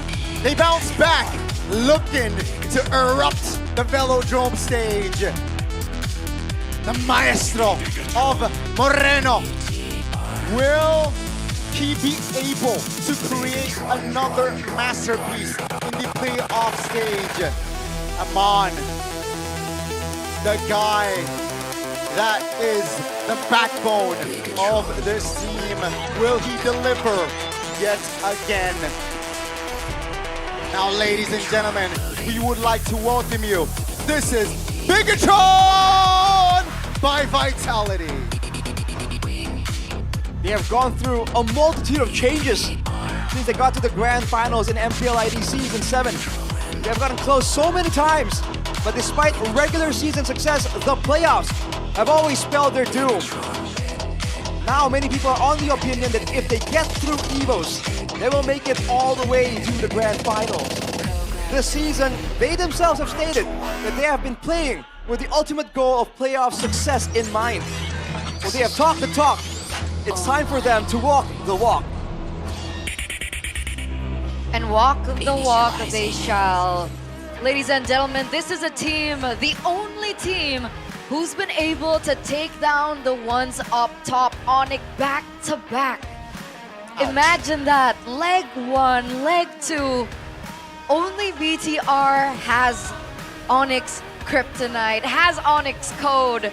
And the question is, will they also have the code of the White Tigers? Because once again, only one team can walk away from this, and only one team will be able to make it out alive and continue their playoff journey. And of course, it all starts with the drafts and the masterminds. Now, Arashi, getting into the drafts, what do we need to look out for in terms of maybe picks or signature heroes? Oh man, I feel like again, if match 1 was any indication, the mid lane, despite how you want to talk about the Paquitos, how you want to talk about the Claudes and the Harriets, the mid lane and roam combo is so important. We just talked about how both teams are so evenly matched in the macro department. Having the pressure in the lane to begin the assault, to begin the attack, is going to be so important, and it will be contested for both teams. So what are we talking about? Are we thinking Jushin? Jushin's, yeah, Khalid's chose. I'm completely expecting these roamers can help with the wave clear as well. And also, let's not forget what Chip did in the previous series. You might see that from King. You know, he played a couple of Chip plays as well. You know, we might see that here in this series. And after seeing the blueprint of the surprise attack Chip shortcut, you know, Key might have a tendency to replicate that sort of gameplay. Don't forget, there was a time where, in a way, EVOS, we talk about experience being on their side for Albert, but technically for Key, the same thing, man. This guy has been around for a while. He pulled off a Baksha roam to great success, and that's something that Bigetron have to be careful about, the flex potential and how they can find ways to utilize these heroes that really shouldn't have any business doing well in the current meta. And by the way, sorry, going back to your note about the Jushin, we do see that the Jushin is actually on the topmost picks from both teams. So it truly is going to be a battle of contest of the Jushin, or do you think it might just be banned in the first phase? Ooh. Could that be possible? But also, big respects to the EVOS fams. This is what they did last time in the Velodrome too. Yep. Is it the same banner? I Or is believe it a different one? I think it should be not the same. Yeah, it looks a bit different, but this is exactly what Realize was talking about. You know, shout out to the guy. He was very impressed that the EVOS fams can bring in so much spirit here, brings the banner, and really, they almost outdo the opposition support-wise. Bro, that is a huge banner. What is that, like? Could it be like 15 meters, 15 by 15? It's about 7 rows of people's worth of length. I'm not good at So math, they're but huge. that's a visible big scale. length. Yeah. Anyway. Player head-to-head. I mean, this is what you're good at, right? Like, you're good with the player head-to-head. Well, sort of. We already discussed the gold lane matchup at length. Again, this depends on what kind of Erlan is going to show up here, because Eman is going to be Eman. He's always been Eman, right? But for Erlan, it's a whole different situation. Here's the victory here by the Infinix GD50 Pro. For Bigetron, though, give Nile, an assassin hero, to be the main carry. Let him perform on that, so get the right tools to help him out with the pressure, with the setups as well, and maximize the macro play to pressure EVOS during the objective contest. When they do get that pressure, when they do have the good tools for setting up a neutral objectives, they've been able to do really, really well, right? They know when to move forward and backwards in that Lord dance. They can try and abuse how EVOS have been looking a bit shaky in those situations. Yeah, I think it depends on the composition later on. But for EVOS, we got to talk about the keys to victory. Minimize an overhype when, you know, in a winning position. They tend to do this sort of stuff in the regular season, which again, discipline, right, needs to be underlined bold and italic here for EVOS. And let's see here, for our opening game in this series, we will get to see BTR taking the blue side. Yeah, we saw the second keys to victory about reducing experimentation as well. What kind of experimentation are they talking about? Oh, I don't know. Switching out your mid laner late in the season, maybe? That was something that caught everyone off guard.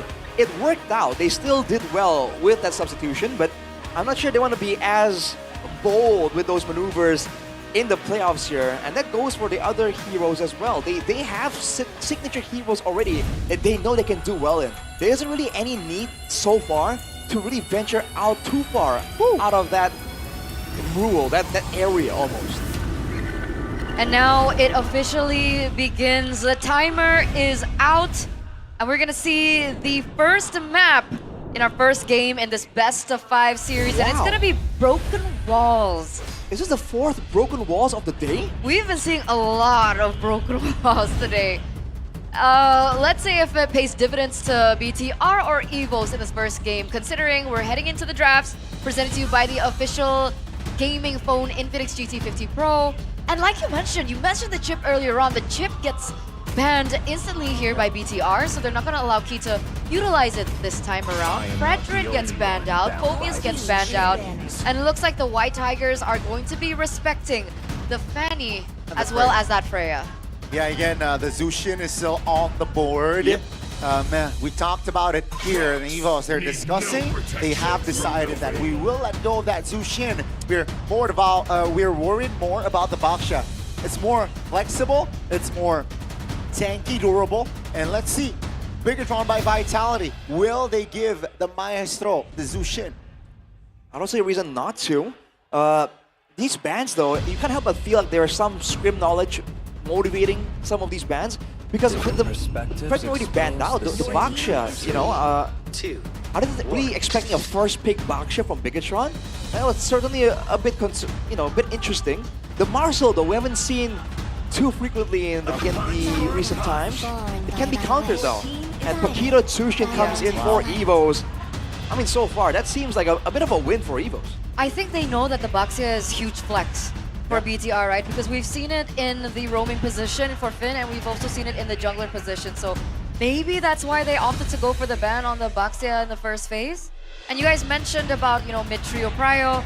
EVOS have secured some of their own. But of course, we saw the Paquito being a little lackluster against the Phobius, and that's why I think BTR are in a unique position. How do they counter this Paquito?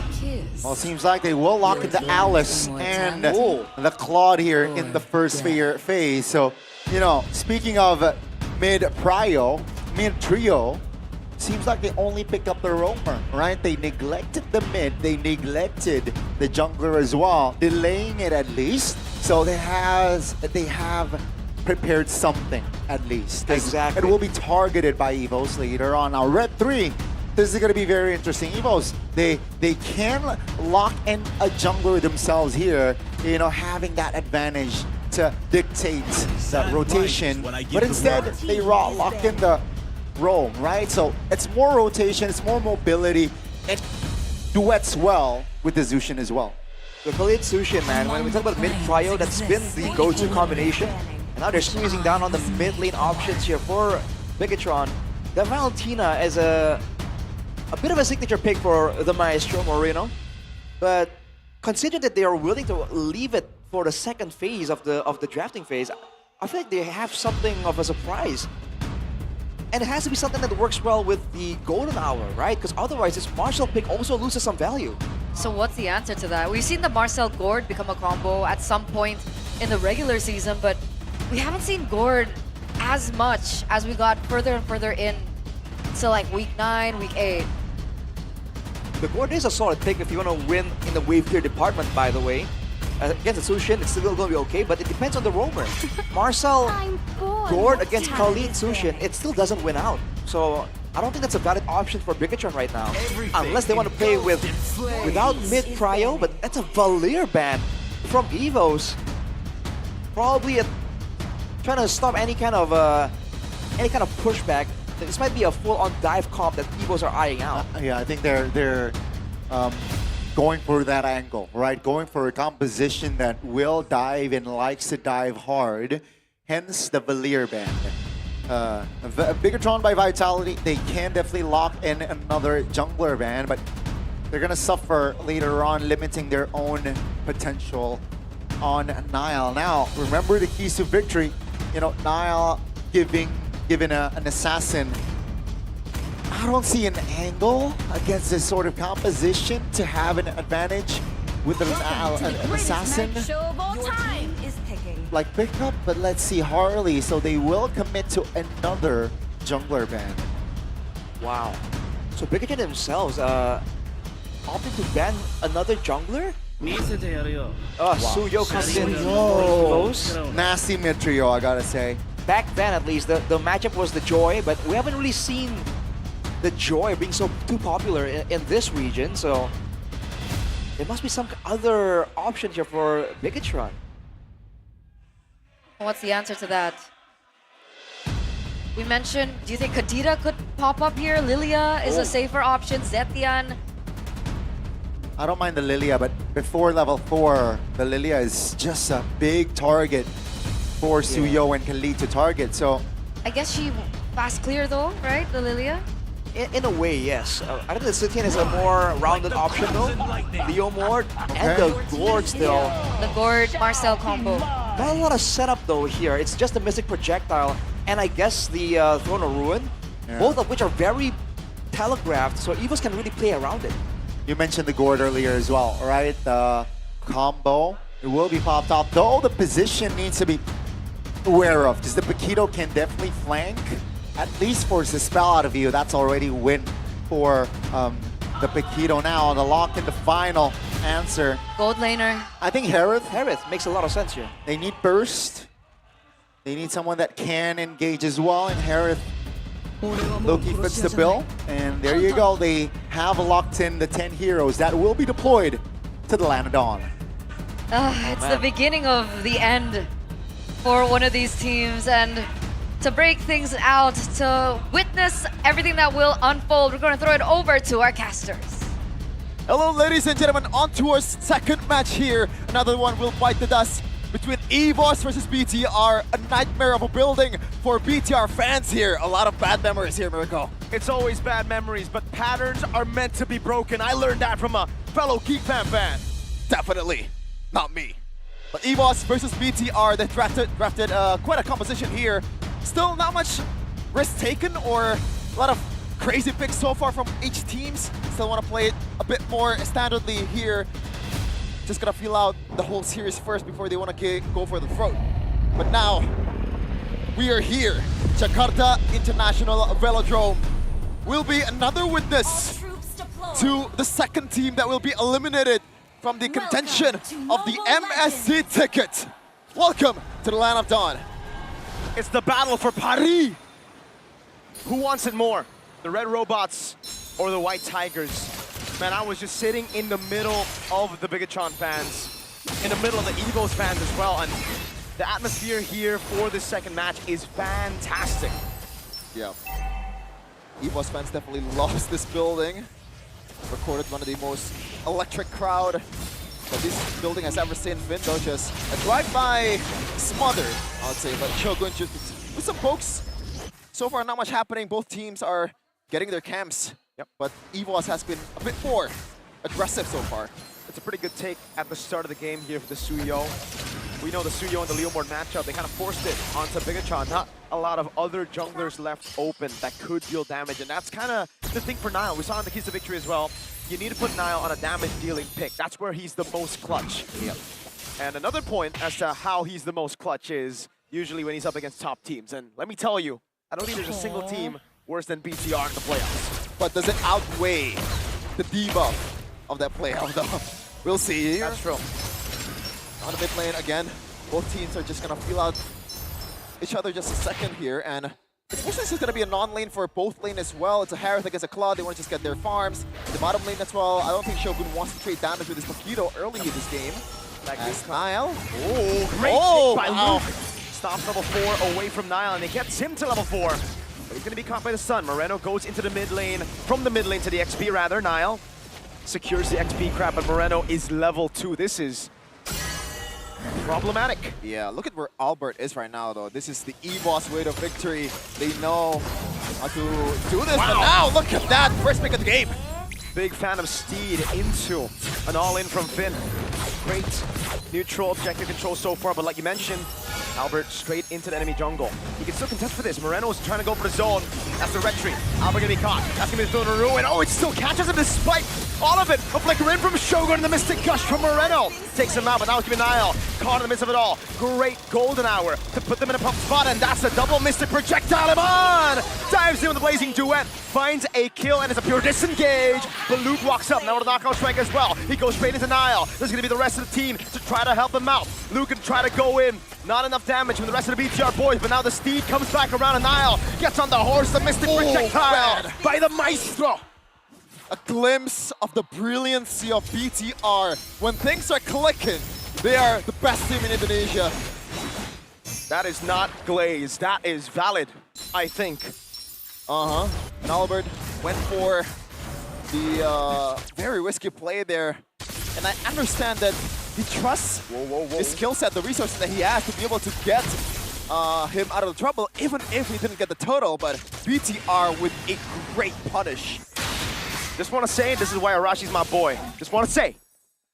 Oh, okay, I just realized that. Yeah, realize it in here, but he probably vote Bigetron too. Hey, oh, down below, they really don't like their ex-teammate Luke's getting tanked over and over and over again. Shogun tanking a turret. It's another kill over to Niall. Yeah, it seems like this is the theme for current, the current meta. Just pummel down on the XP lane, make them lose as much advantage as possible in the early game. And against a Paquito, it always will give you a lot of benefits. 3 kills already towards Luke. That's not good at all. Yep. But it's just slow. Again, we have to remember that EVOS are known to play this style. They're very slow at the start of the game.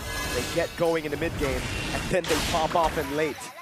It's been their style of play for the last 3 matches in the regular season, and it seems like it's going on and it's continuing to the playoffs here. Yeah, unfortunately though, Albert cannot counter jungle from now on.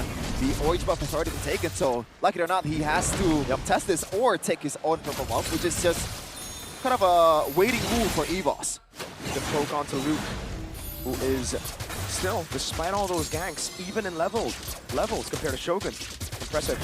Come on.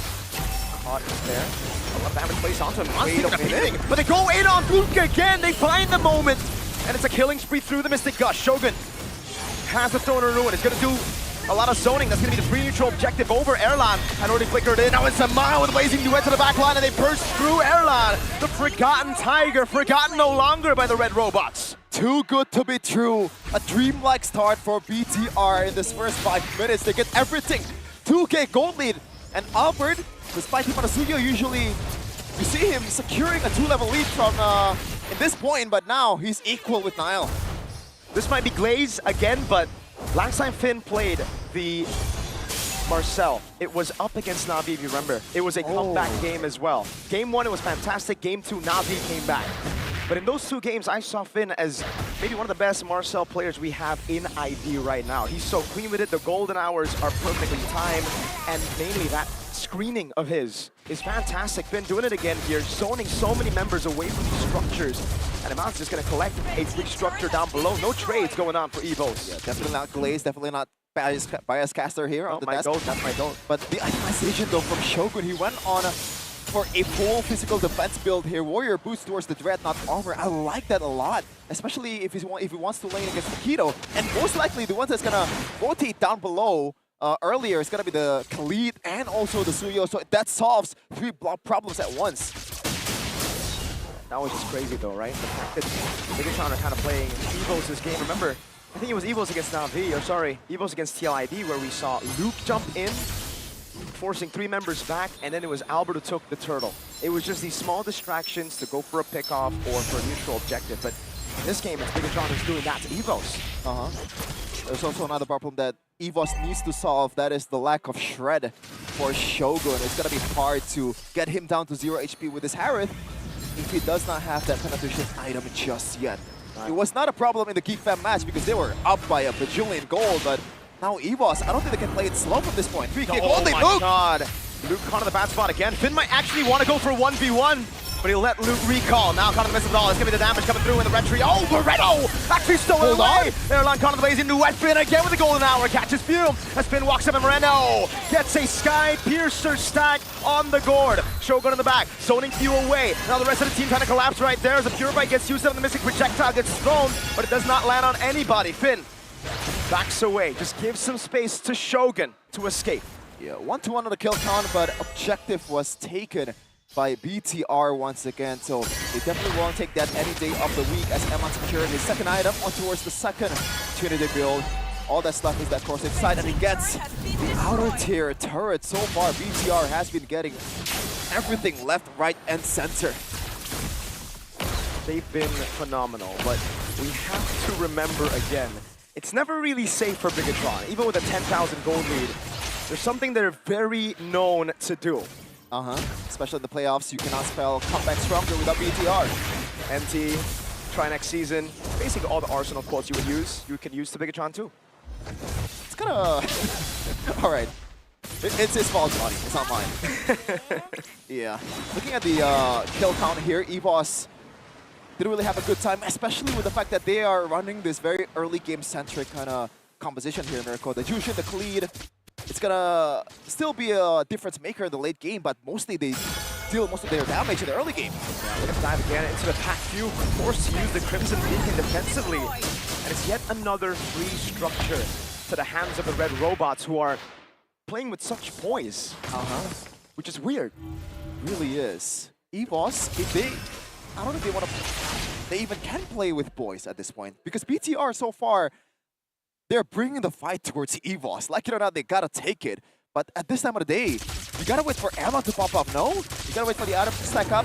Thankfully though, he can already spam his Chrono Dash and his Saman Force. And we have that item. Oh, projectile. Oh, the Steed as well! Are they gonna go for the dive? Key's gonna get dove on. Finn's caught in the bad spot, has to flicker away, but Airline's right there. Oh my lord! Locks him down for the blazing duet!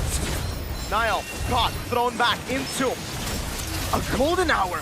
Finn catches him, the missing projectile is gonna land together with Shogun. He's waiting in the back. Luke's gonna be looking for a play as well. That Shogun thrown away. That's gonna be Luke walking up. The missing projectile lands again as Shogun will be taken out under turret. Luke finally showing signs of life. Yeah, they find the loophole to kill the Alice. Well, you know, if we do not have the shred, we can still use the turret aggro, and what a chain CC coming in from Luke. Still not the greatest of game so far, 2-4-0 and a KDA as he secured the Queen's Wings here. So you know that at this point, he is worried about his own safety instead of just going for a full glass cannon build. But now EVOS wants to blitz this. Yep, just hold on. Very good decision. Shogun's still down. They're gonna have to go for the gamble right now as Niall gets on the Steed. Luke trying to go zone him away. And Mon has to flicker away now. And that should be free Albert with a Soul Sever and the Retribution. Now he's gonna be the all-out fight as Finn tries to go for the big fight, but Niall's gonna be thrown back again by Few. And he's gonna get taken out by Airline. Oh my goodness. There were some questions about EVOS' playstyle coming to the playoffs. Are they too safe? Are they not risk takers? There you go. That's why. This is the risk-taking EVOS that we've been waiting for in the playoffs. What a fantastic decision. No hesitation from EVOS. Shogun was down, the death timers were staggered, and they took the chance. They pulled the trigger, and now they have the Lord. 2 charges. One in the mid lane, tier 1, another into the tier 2. But look at how they managed the waves in the bottom lane and the top lane. The gold lead is completely gone, but one thing that stays true is the fact that Luke is still caught all alone. Iman gets caught right there. He pops in the blazing wind in time, and Phil under the wind catches him, and now he's getting all in. His Iman is still able to survive, but Albert takes him out. Airline's Iman force. He's going back and forth right now over on Finn. The golden hour's right there. Airline's going to go for that. More damage over on Shogun, and that's the Sky Piercer as Niall dies as well. Albert is back. And just like that, the pendulum swings towards EVOS' favor. They're hotter than a fish grease right now. The classic Biggie choke begins to happen, and Airline's the one who capitalizes. And man, did you see that positioning? He was trying to walk up, trying to chase Luke. He backs away to the BMI, but Key, it's almost like he was teammates with this man. He knows his tendencies. He was just waiting on that BMI. Almost, not really teammates. Key and Emma? Yeah. Now I'm just joking. Yeah. 900 goal lead for EVOS right now, going into the 13th minute. As the Lord about this one in about 2 minutes. EVOS having full control of the map here, especially with this Mojito, man. Yep. You can see the previous match how much this Paquito bring to the table in the late game. The damage is there, but the long lane presence is incredibly annoying, even without the chip. One thing that's still all right for Bigetron is the fact that Moreno hasn't died. He has kept all of his Sky Piercer stacks, so those executions can still be very, very deadly. The thing is, do they have enough damage to get Erlan low? That's the question, to get Paquito low. Luke and Erlan. Once we get into that mid-game power spike, which it definitely hit, gold lead's completely gone, and now it's building towards a 2K for EVOS. Erlan's going to have 1 billion shields. Yeah. Luke has the Queen's Wings, and you know that damage reduction from the patch. Yeah, thankfully though, Erlan, he's on Harith, so any kind of CC, especially immobilization, is pretty much the same thing as a stun. You know, you can't really stack up your shield when Zaman Force is there. Thankfully, the Throne of Ruin is just like the perfect counter towards the Harith. And with the anti-heal as well, surely that's gonna be trouble for Erlan from now on. But he's also gonna be building his items, so at the same time, EVOS is getting deadlier and deadlier. The claws are getting sharper than ever.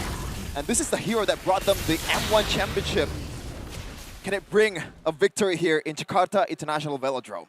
That's the thing about EVOS, man. Their mid to late is just so scary. It's almost like they start the game as Cubs, and then they continue to grow to these the monsters they are. And look, yeah, and this is their jungle right now. BTR is doing what EVOS are doing. That's the previous exchange, but I don't know about this decision, bro. That's showing the bottom lane is going to be massive. They're going to go all in onto Few. That's giving the key with Ricky Sandstorm. Man on the blade, Blazing Duet.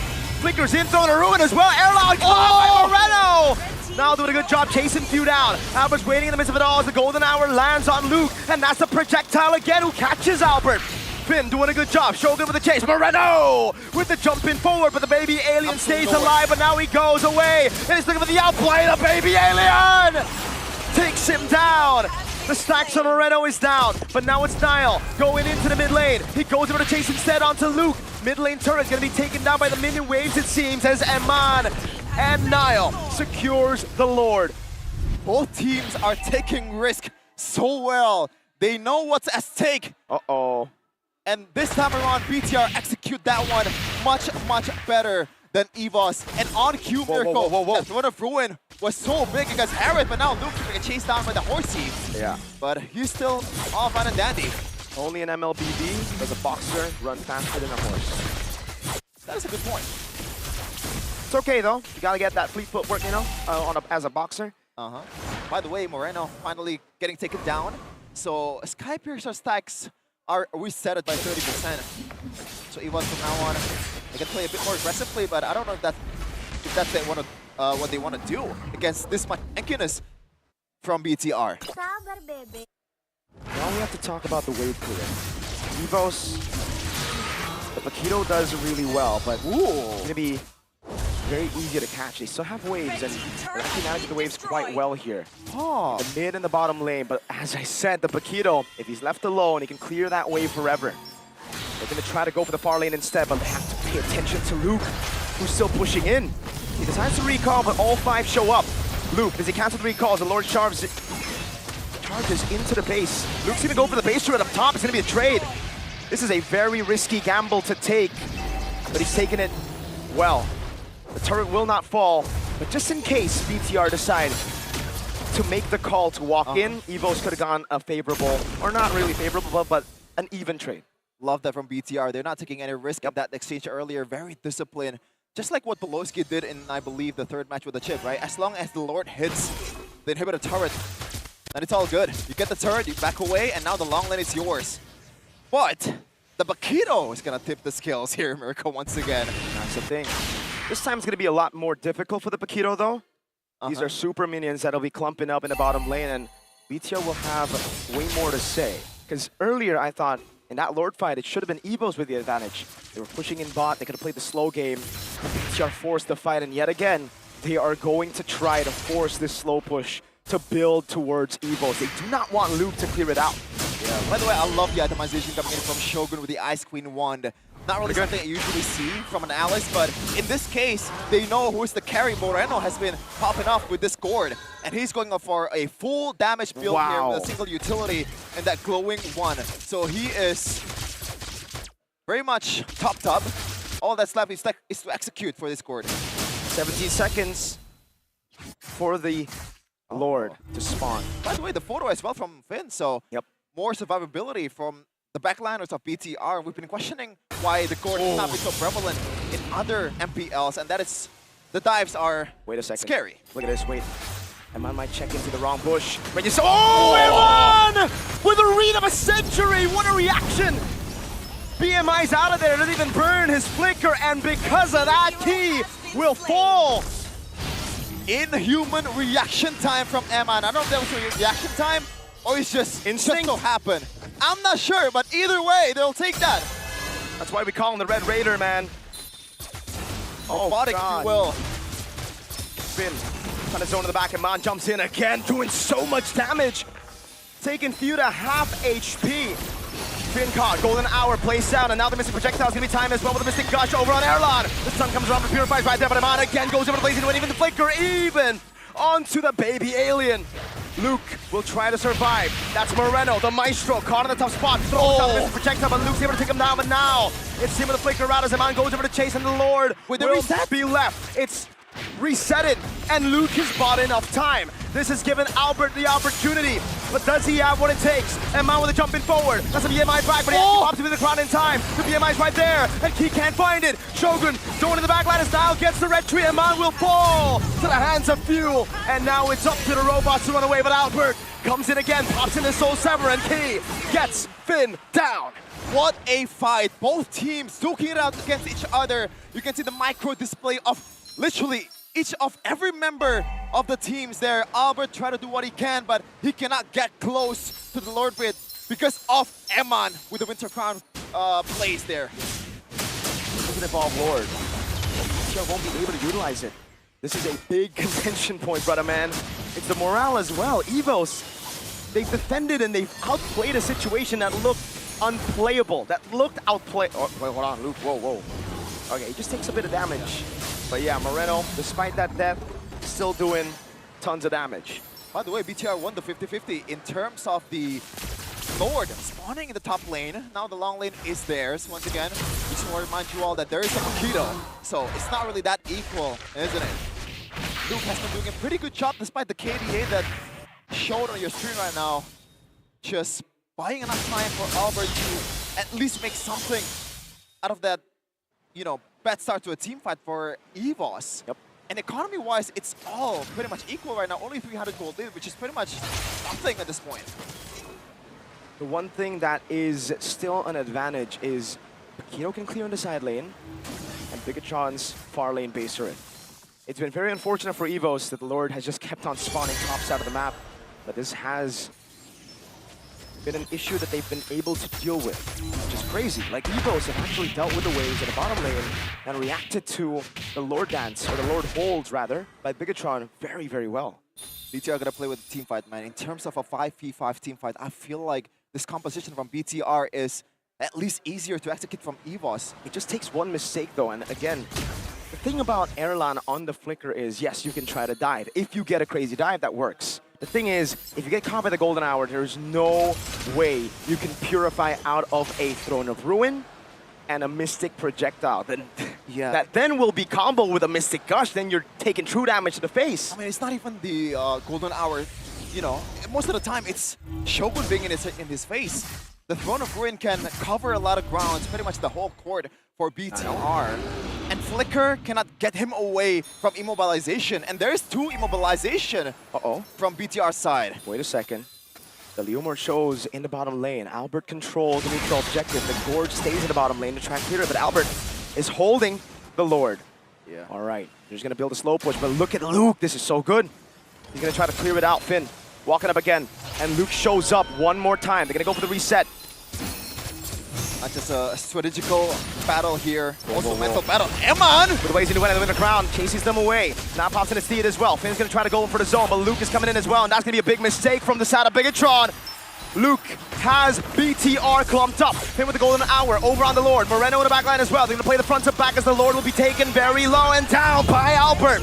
It's a kill for Luke in trade for the neutral objective in the bottom lane. It seems like the turret's gonna go down, but will it? Oh, it barely survives. Yeah, it didn't go down, but EVOS, they definitely will take that one any day of the week. That's an Evolve Lord, folks. Eman, though, that was... He pulled the trigger way too early, man. I think that was kind of... You had to do something there. Because the wave in the bottom lane was fully shoved, Chefin. It doesn't matter if there's a Super Minion wave. It would have been a free base turret, so he decided to try to go in, but they just had no damage to burst the Lord after. Yeah, but right now, EVOS got what they want. They got the Lord. EVOS or Luke is definitely a sacrificial pawn in that exchange earlier.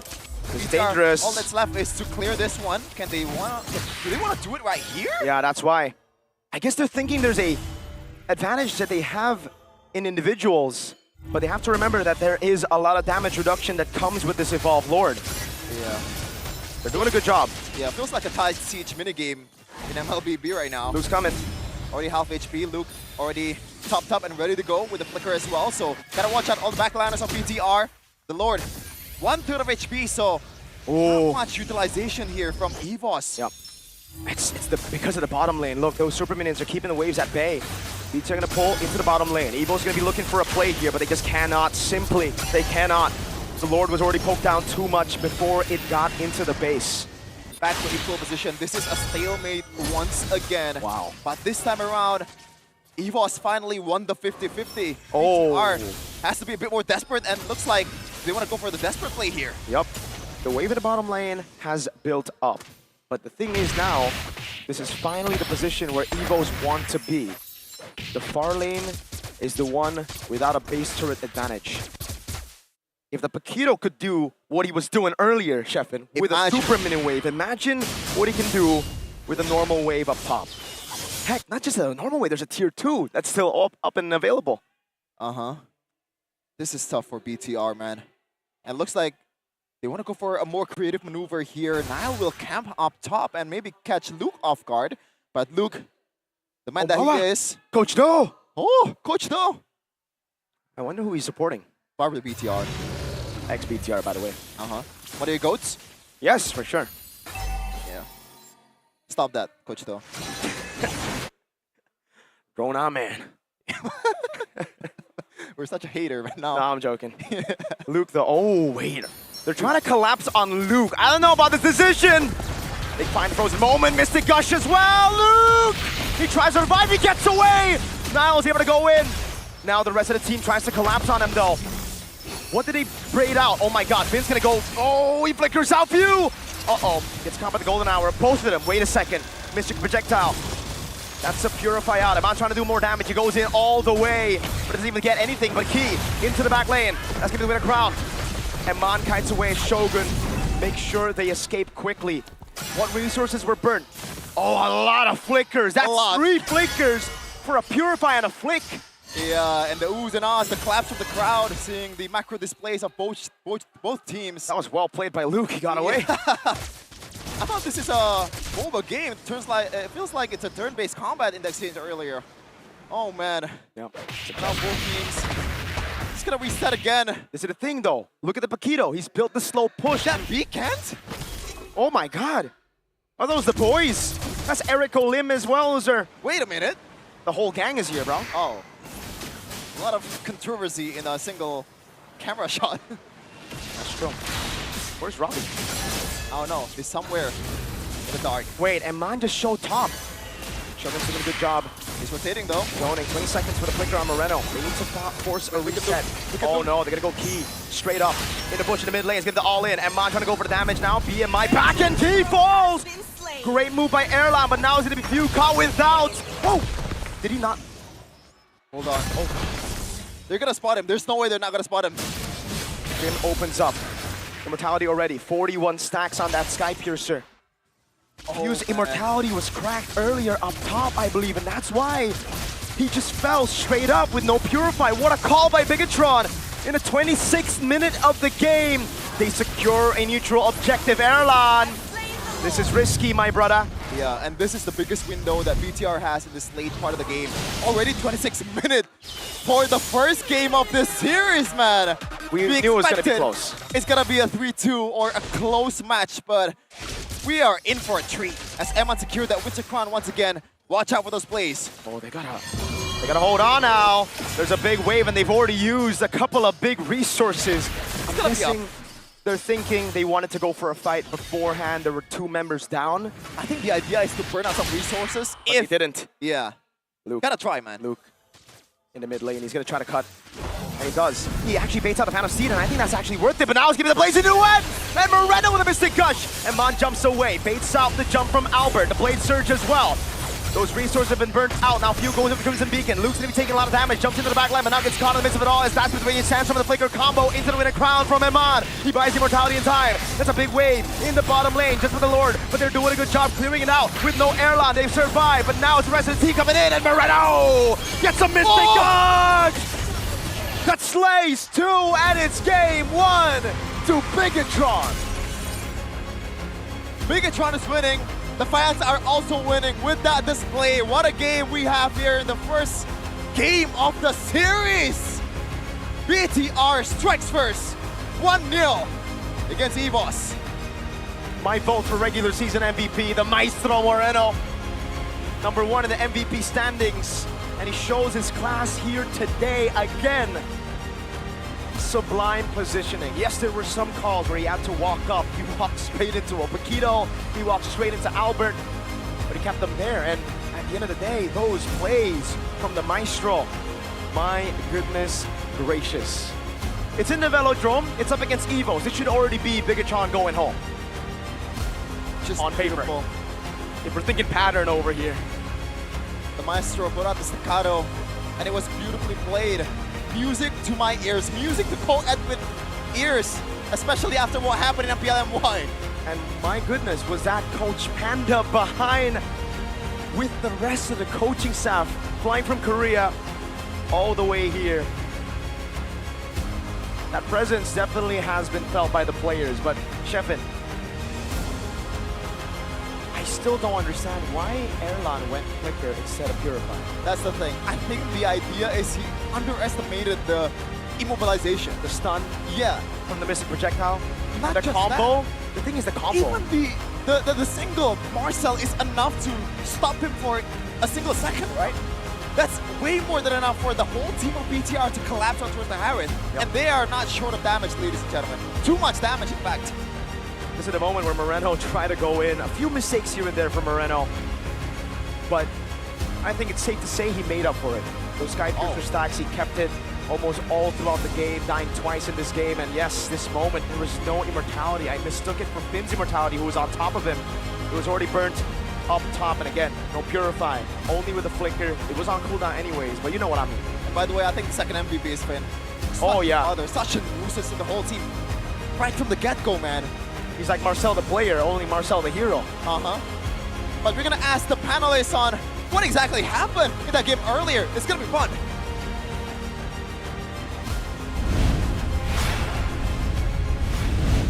Thank you, casters. We'll try to break that down because after that game, the entire arena fell silent. The EVOS fans in the building will not be too happy with how this best of 5 has started, but it went all the way to the 27th minute of the game, one of the longer games that we've seen coming into the playoffs, and it's in the hands of BTR and EVOS. So, Arashi, first look at that game. What do you have to say about it? Just FYI, man, on the panel desk, we were so tunneled on the fact that it was a Sky Piercer gourd and how Bigetron were showing biblical levels of greed right there, trying to funnel some of those kills to Moreno. He was trying to solo kill a Paquito. He was trying to solo kill a Suyo. Like, dude.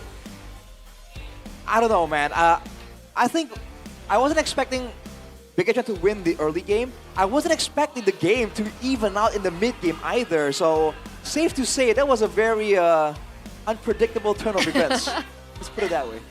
You know, I mean, sometimes being greedy pays the bills, and it showed here in the first game where you mentioned, you know, even we talked about the composition being, you know, where is this going, you know, with the Leomord, with the Gourd, with the Claude, and also with the Marcel. What are they going for? But then again, you know, they're just greedy in the drafts, they're greedy in the execution, they're greedy in the length of game time, by the way, and at least it got them game 1 for Bigetron. Now, this loss hurts EVOS, I feel like, because they drafted themselves a more stable draft, but they could not pull that off. So again, back to the drawing boards for EVOS, but again, what a fight here.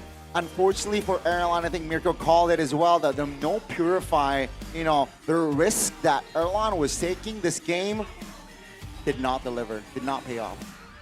No, yeah, we're looking at the highlights as well from all the other moments, and it really didn't. I think it really paid dividend as to how things really unraveled afterwards. But all in all, we're seeing exactly the same shade, I would say, of both teams. Right, a BTR with a draft that's kind of weird. Like, we really can't see the synergy behind it, but somehow they're able to get that win. And I think it goes back to the point of their individual mechanics. The fact that they're able to find that early game was because of their outplays, and one of which was by the MVP or the player of the game for game number 1, presented to you by the official gaming phone Infinix GT 50 Pro, and that was Moreno. Sure thing, we did see a lot of moments where he made some greedy plays, like Arashi mentioned. He made those 1v1s, it really didn't work out for him. And those were moments that EVOS were able to capitalize over, but when Moreno performed, that's when EVOS are like, we can't find a loophole here, all we can do is look for mistakes and capitalize over it. Otherwise, it feels like it's just Moreno controlling the game. This is one of those moments we were talking about right there. Costed him the shutdown and some of the stacks. But again, it really feels like for both teams, right?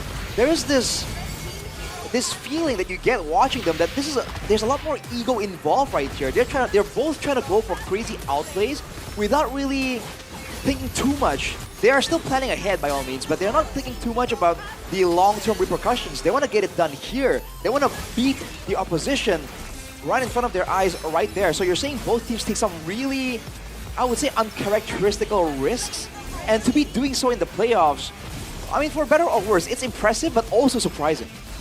Definitely bold movements were made here in this game, and this was, I feel like this is where it really starts to crumble for the side of EVOS, right? They didn't get the opening they wanted, they lose 2 members, and after this it's just, members of Bigetron penetrating the base of EVOS. Because before this all unraveled and before things went really great for BTR, EVOS hit their power spike. And I like to say the power spike is the First Lord. Because I have to say, after watching them play throughout the entirety of the regular season, and I think a lot of people will agree with me, is the fact that EVOS are so notorious for their early game. And I mean this in the bad way. Wow. It feels like their early game is really not on par with the rest of the MPL ID teams. But as soon as the Lord hits, as soon as First Lord hits, that's when things kind of turn around. And I'm not sure why that happens, but it feels like that is still reflected in our first game. Because if we're looking at the drafts, they have a really strong mid trio.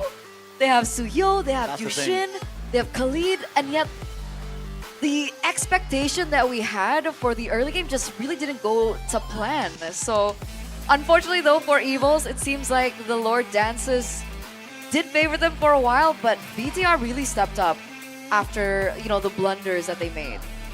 And again, we did talk about how in the late game, the macros for both teams, they both have that the options for those crafty plays, the weird flanks, the big moments. And we saw that coming in from both, right? Yeah, I think for other teams, that curveball might be too much to deal with from EVOS, but Bigetron also like doing that themselves. Like how they were trying to trap that Paquito earlier.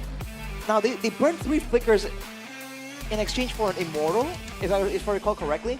But the fact that they're willing to try and make plays like that, it forces EVOS to always be on their toes. And I feel like the longer the game goes, the more the team that dares to make plays like that has a bit more of an advantage, because then you get into your opponent's heads. Because of 50-50 though, right?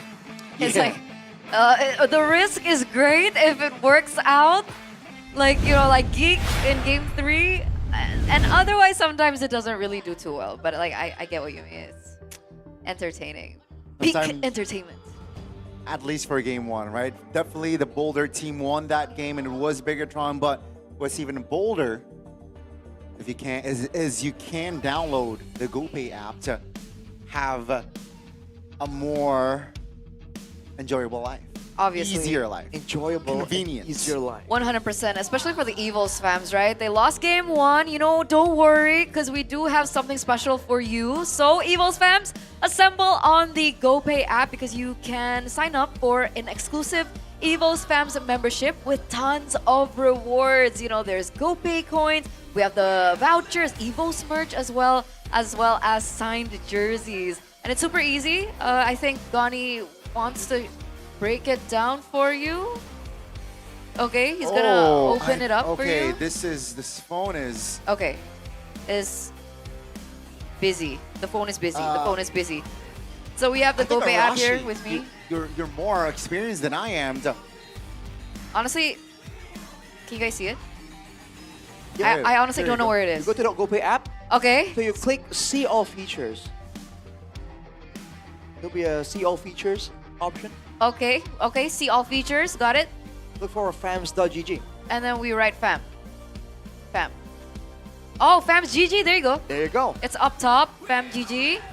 We press it. Hey! That is so cool. Boom. Look at that. That is super cool. You can watch party with EVOS. You get updates as well. Yeah. So it's like a hub for all your EVOS fans' needs. And there's a daily quiz streak that you guys can actually I love volunteer in. streaks. Interesting. That's so cool. I want to be an EVOS fans now. When's TLID's turn? When's the Cavalry's turn? Don't know. Maybe in the Hopefully next soon. couple of days. Hey. Hopefully. So, if you guys are interested, don't forget to screenshot the GG fams, all right? And let us know because you guys get a chance to win hundreds of MLBB diamonds. And while you're on your phone, you have GoPay downloaded. You got the EVOS fams GG signed up as well. Go ahead and use your Infinix to open YouTube and to support the MLBB Timnas or the national team for the Asian Games. It's alter ego. You know, again, Yes, sir. Professor X, Coach Zephyr is leading the pack, so fingers crossed. Fingers crossed. Hey, we hope for the best for them, man, because come on, right? The expectations are so high for alter ego right now. It really is. I think it was high ever since they placed top 2 in M7.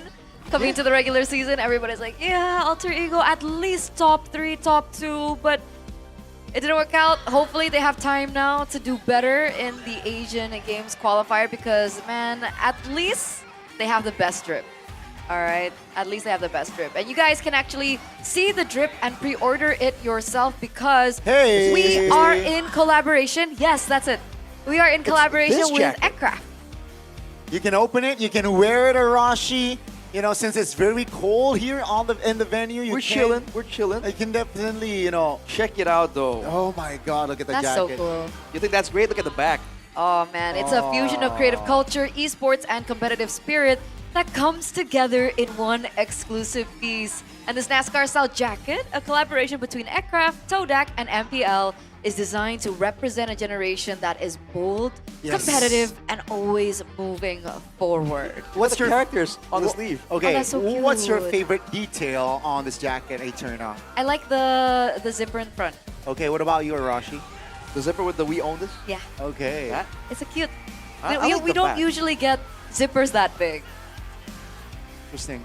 Yeah, I like big things, big zippers. Yeah. Fair enough. Easy to access. Exactly. It's pretty clean, pretty clean. Right. Pretty clean. But here's the thing. Okay. What's up?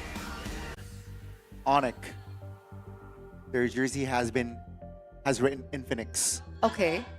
on their jersey. Okay, okay. And it can be the next sensational MLBB ambassador as well. Vote. Sensational. You can vote actually to become and decide who is going to be the next seasonal MLBB ambassador. Visit the booth at the King Phoenix Festival to vote for your favorite player to become the next seasonal. So we MLBB. pick the player that becomes the ambassador. That's guess new. so. That's kind of cool. Because I think at some point it was just No Limit, and then Kyrie. Maybe it might be you, Arashi. Maybe you next. I thought player wasn't the Just No Limit's no longer a player. But he was. He was. I was never a player. Like, what is it? What are you trying to say? But you were a caster. You're a player in the other sense. Oh! Interesting statement there. It's almost as interesting as that new hero Hirara, man. It is, it is. Miracle loves it.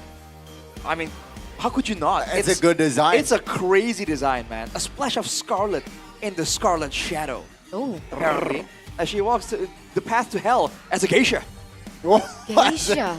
As a geisha. As a geisha. Yes, sir. That is crazy That's lore. the concept. That's so cool. Available on the 17th of this month, I believe. January, February, March, April, May, June, yeah. Yeah, 17th of June. Stay tuned, guys. The design is already leaked. So, you know, there's some Release? leaks. The design. So they did not mean to show it to us like a leak? Maybe. I mean, who knows? I thought they published it. Oh, I don't... Well, they'll officially publish it next week. So All right. stay tuned. I mean, Mirko is already like waiting for it, so you guys can too. Exactly. Oh my god. Exactly. It's all good. It is It's all good. It's all good. But of course, ladies and gentlemen, as we come closer to game number 2, we have a very, very, very interesting bracket. And this was the bracket from MPL ID Season 13. And this was also in the Velodrome. So same venue. And this was also the odd season EVOS. So for some reason, EVOS has like a passive during odd seasons where they perform out of their mind. And that's what happened in Season 13, right? They were number 9 in the regular season. Somehow made it to playoffs. And during the playoffs, it was like a complete Cinderella run. They made it top 2 at the very end. And that was Season 13. So I think a lot of people are wondering, we're still thinking about that moment. Again? Onyx, yeah? Oh, Onyx, yeah. Of course. Because Velodrome. The conquerors of Velodrome are consistent. Yeah. But So that's far. not the focus right now, Gani. Yeah. The focus is, will EVOS be able to find that same Cinderella story success? Obviously, they weren't number 9. They still, I think they were mid-table. Oh. What was EVOS? During the Number season? 5. Numero 5. They were number 5 in But the they regular barely season. got there, no? They did. They Yeah, did. that was the thing. They were doing so badly, and then they barely made it to the playoffs, and then they got a pretty high placement. So people are saying it's an absolute Cinderella story. Yeah, and speaking of Cinderella stories, these are the history of teams that have made it all the way to top 2 from the play-ins. So I think this has been a pattern for like other regions where play-ins don't usually amount to success for the teams to get top 2, but in Indonesia, we've seen in a couple of seasons that these teams have been able to make it to playoffs from the play-in. So Season 7 was BTR, Season 11 it was EVOS, and then we had a Season 12 GEEK, 13 EVOS, the season that we were talking about earlier on. 15 was Onyx, if you remember. Onyx made it to top 2 from play-ins. And then from Season 16, Alter Ego, they also made it top 2. Wow. Yeah. So the upper Crazy. brackets is not really a guarantee. It isn't. Who In needs securing. that? Yeah. Although in the last season, I think people That is were- brutal. People can agree that was a big factor in how they were unable to get first place. They had to settle for number 2. But earlier we saw the King Phoenix zone there. People seem to be having a good time. Yeah. I think they're in front of the Mythic seatings. But they're not on the Tolyak chair. They aren't. That's like the VIP special, limited, exclusive I wanna VIP be area there. that you guys could actually purchase. You can purchase it. I want to be there. And I think you get Todak merch, if I'm not mistaken. But I don't know. I gotta fact check that. But for sure, you'll be able to sit on the Todak throne. But I mean, in Phoenix Zone, you're up top again. In front, you can see the pores of the players. That's how close you are. The pores of players. The pores of the players. I don't know if I want to see that though. I would love to see the gameplay. And the pores of the players. Maybe So you can see them when they're nervous in the late game. Yeah, You can the see them sweat. start to sweat, you know? Sometimes you can kind of smell It's it. a realistic experience. Rashi, have you ever experienced this? Sitting in front? No, but I bet it's a very immersive experience, and that's what a lot of productions try and go for these days. Interesting. And look, it's Coach Age. Yeah, it's Coach Age outside in the watch party. He's at the Whoa, whoa, MPL festival or the King Phoenix Day festival. 1, by the way. And What these a are all crowd. the people watching. They really showed up there. This is like real time? It is. It's Yes, sir. real time, real time. really real wow, time. the producer is just... He said real time, Double real Real time. It's time, a really quadruple real time. real. And it's only the first day, so you can imagine it's only going to get more and more packed as the days go by. It's going to be a humongous crowd tomorrow. And that's also going to be real time. Real time, humongous crowd. Wow. Ginormous. Wow. Gigantic. Wow. Titanic. Game number 1, BTR were able to get that point in that 27-minute game. Game number 2, 50-15 it seems days. like, 50-50 on win rate on both blue and red side. And BTR will once again be on first pick. So they're going to be on blue side again. Remember, Trina, this is the only statistic that actually works, right? Oh Either my it God. happens or it doesn't. So Bigetron has the real 50-50 in play right now. Like earlier, right? That game, EVOS could have won that. So it was a 50-50. It really was, though. It It actually was 50-50. That's exactly my point. Like, no joke. Oh, Hey, man. I mean, this is close. 48-54. See, are EVOS going to double down on that early game dominance, though, if they've realized or come to realize that whatever it is that Bigetron does with a comp that supposedly doesn't have synergy, they can't handle, right? Do they want to maybe pivot over and try and play for the late game instead, get some more late game insurance, more AoE, right? Because they did go for that early type of deal with the trio mid, and it didn't really work out for them. That could be a potential strategy, I think, for EVOS. Maybe don't put all your eggs in, the early game. Look for something a little bit more versatile towards the late game. But we'll see exactly what EVOS want to do in game number 2. As you see the countdown timer up on stage, up on your screen, into the drafting phase for game number 2. I call expanding rivers for this game. Amazing. Real-time prediction there, Gani. Drafting phase, game number 2, presented to you by the official gaming phone Infinix GT50 Pro. And there you have it. Once again, Chip, Frederick, Jushin banned out this time around. And we have the Fanny and the Freya once again. So that's a big change from BTR, eliminating the Jushin pick from EVOS. So it seems like EVOS, their gameplay here is going to be, or their approach is going to be similar, at least as expected as well, because they're drafting game 1. I don't have a problem with it, It's just a matter of execution. Now, discipline is going to be the highlight for EVOS. And also Marcel. Like, do they want to ban the Marcel here? Because despite Moreno getting the MVP earlier on, I feel like the Marcel paid a big impact, I think, for BTR, especially in the early game. And it looks like they're going to pay that gamble. Baxia, once again, same bans for EVOS. That's exactly my concern, man, because the Marshall really shouldn't be doing well against bully roamers like the Khalid, like the Hilda. We've seen Marshalls get really shut down, but Bigetron were able to mitigate that, maneuver around that. So I'm not sure if there's any real, draft counter that EVOS can pick up. It definitely, that Marshall was definitely the playmaking tool for Bigetron, and they're gonna double down on it again. They will try to replicate the success from game 1. And now EVOS, will they go for the Paquito again? Or the Phobius perhaps is on the table now that they can definitely utilize here and prioritize?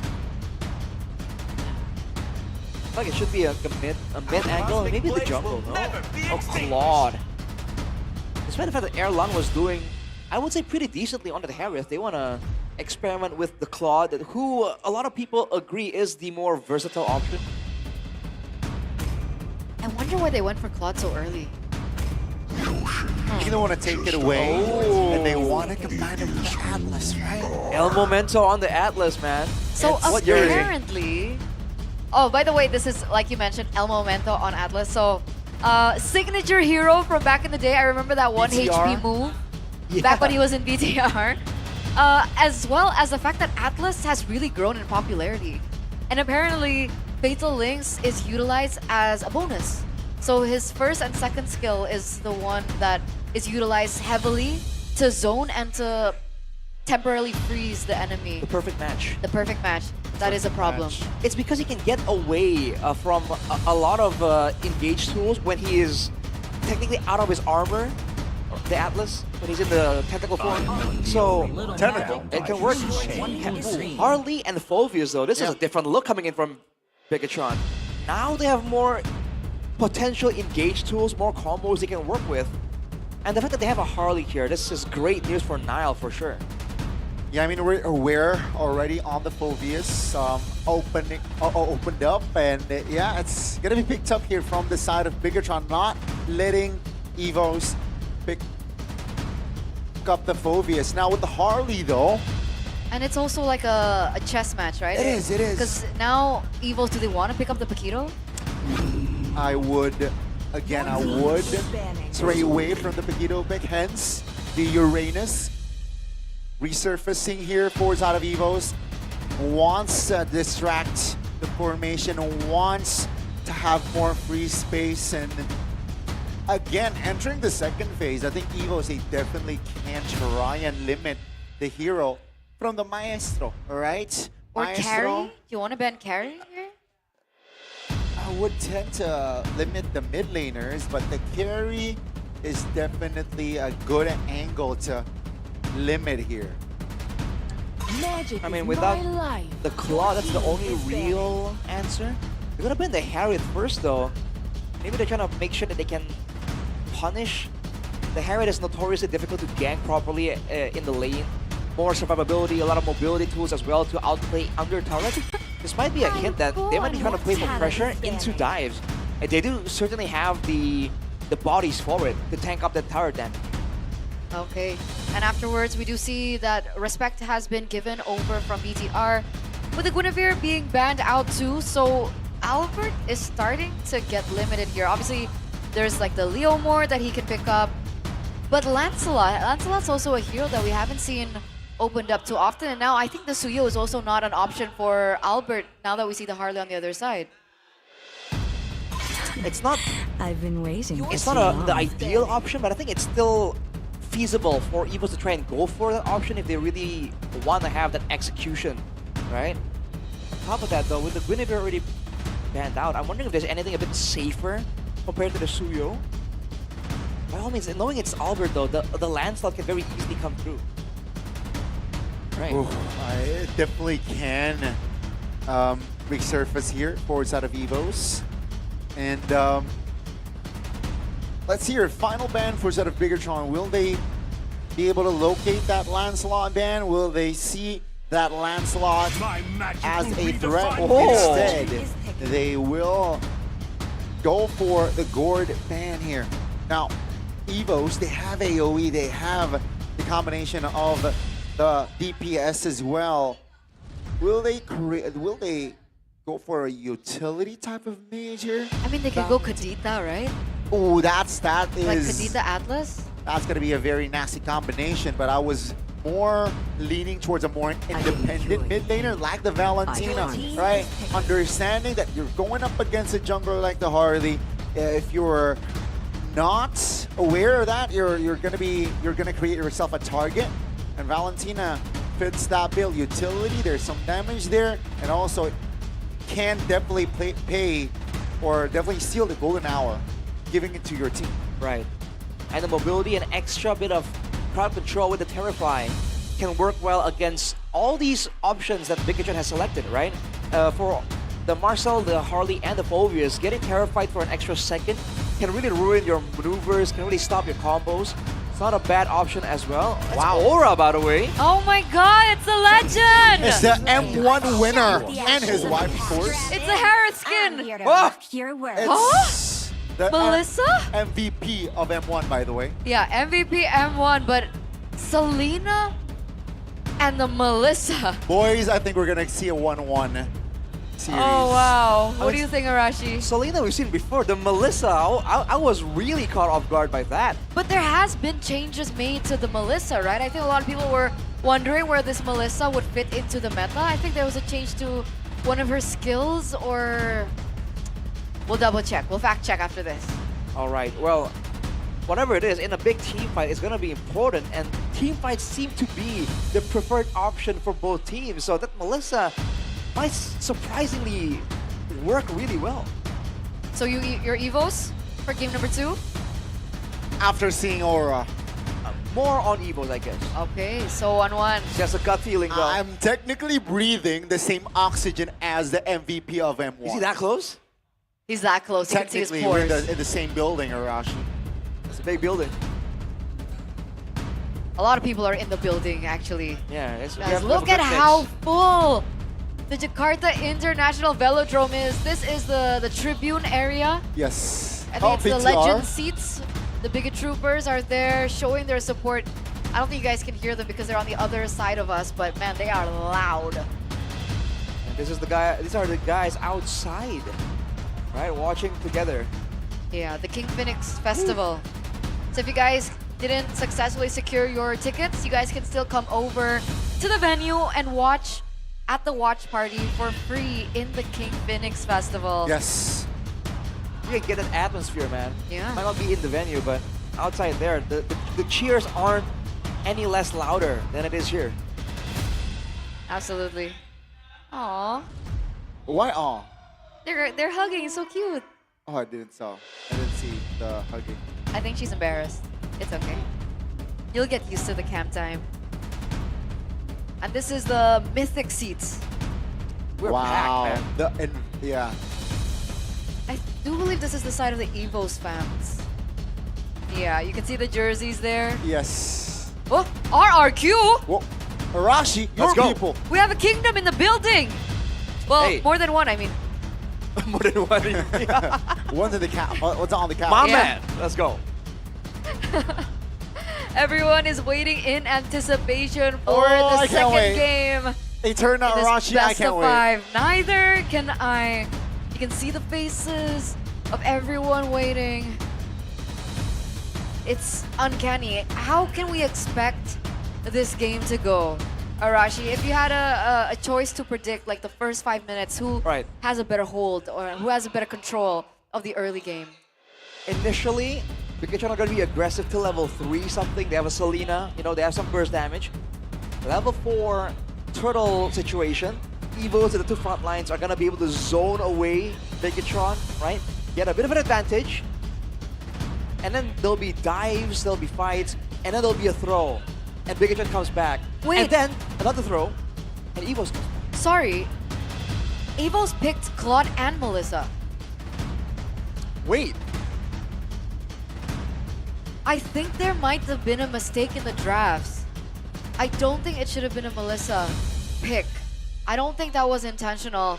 And that's why we're waiting a little bit longer than usual to get into game number 2. Ladies and gentlemen, please stay patient with us as we try and solve the problem and get some information for you guys watching online or back at home or even here at the venue. Because no way like Melissa Jungle, right? Oh, Wawa?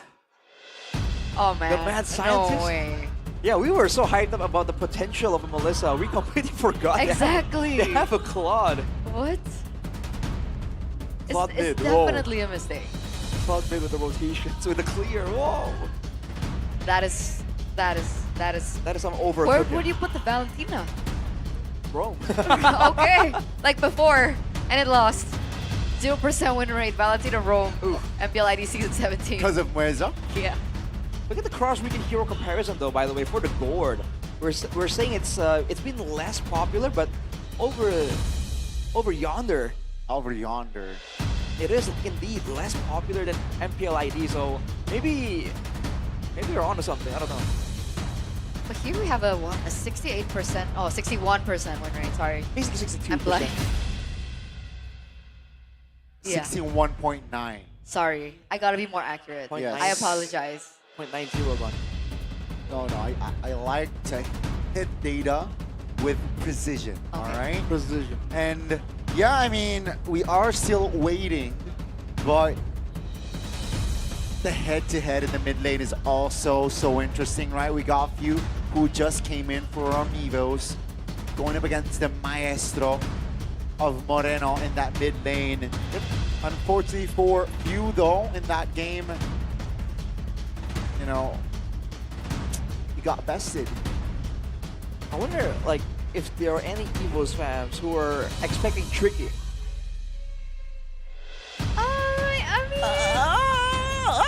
I mean, there's a lot of memes here. What's going on?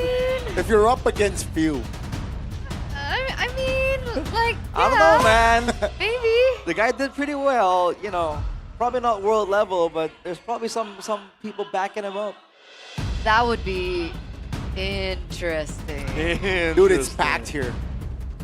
Yes, correct.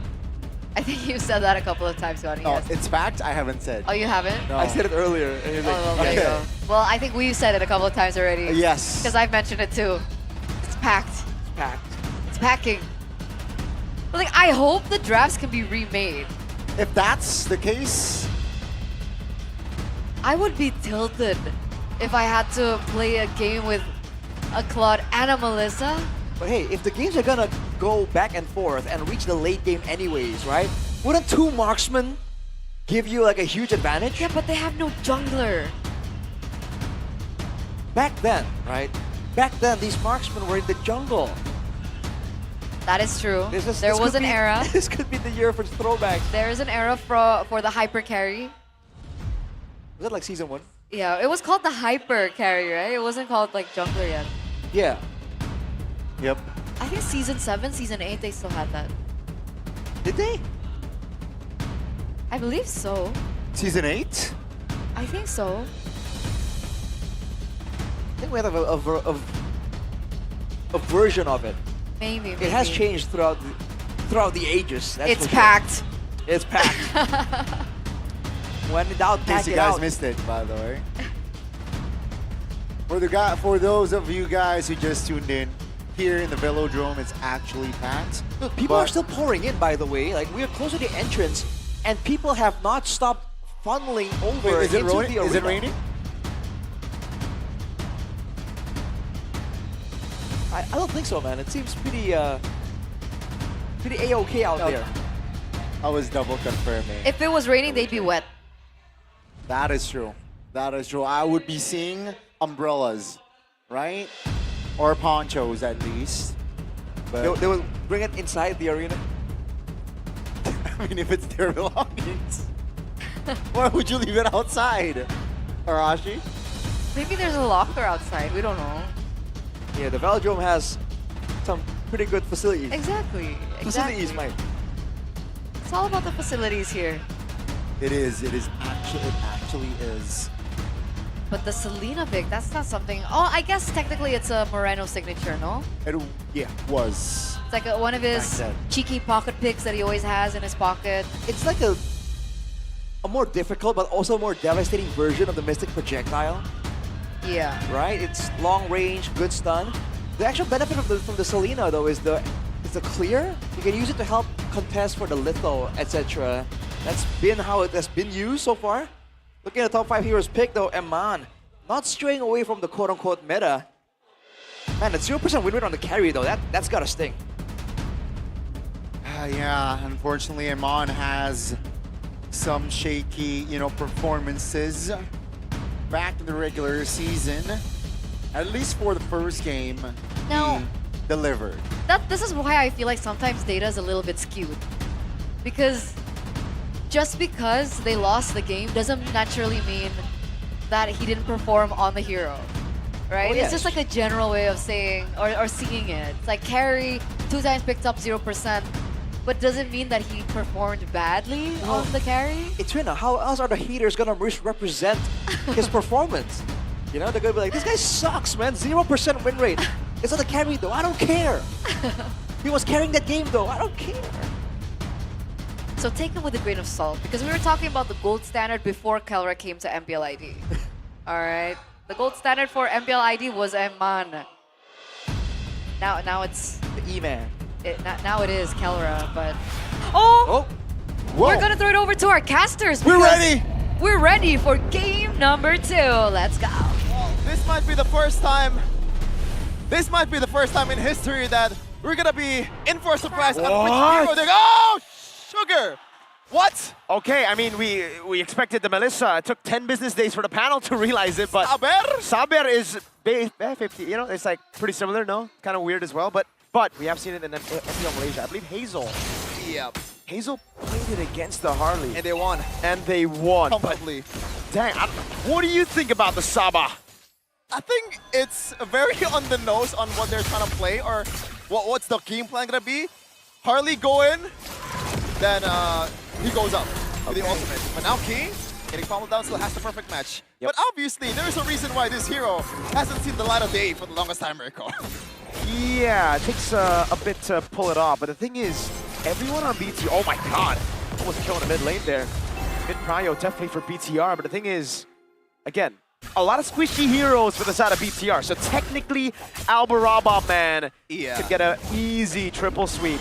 And you can argue that Finn is as squishy as the other members, right? This is not a tank. Almost, right? Yeah, it is. Even Shogun, I think they can kill Shogun, dude. Like, they have enough damage from the rest of the team to follow Check the up. emblems, though. Twin Pearl Rain. So it's like a Guinevere, right? Yeah, it's just a Guinevere, but on one person, and it's auto-target, not a skill shot, I guess. Yeah. We'll see, though, if it's going to be an overcooked by Finn here.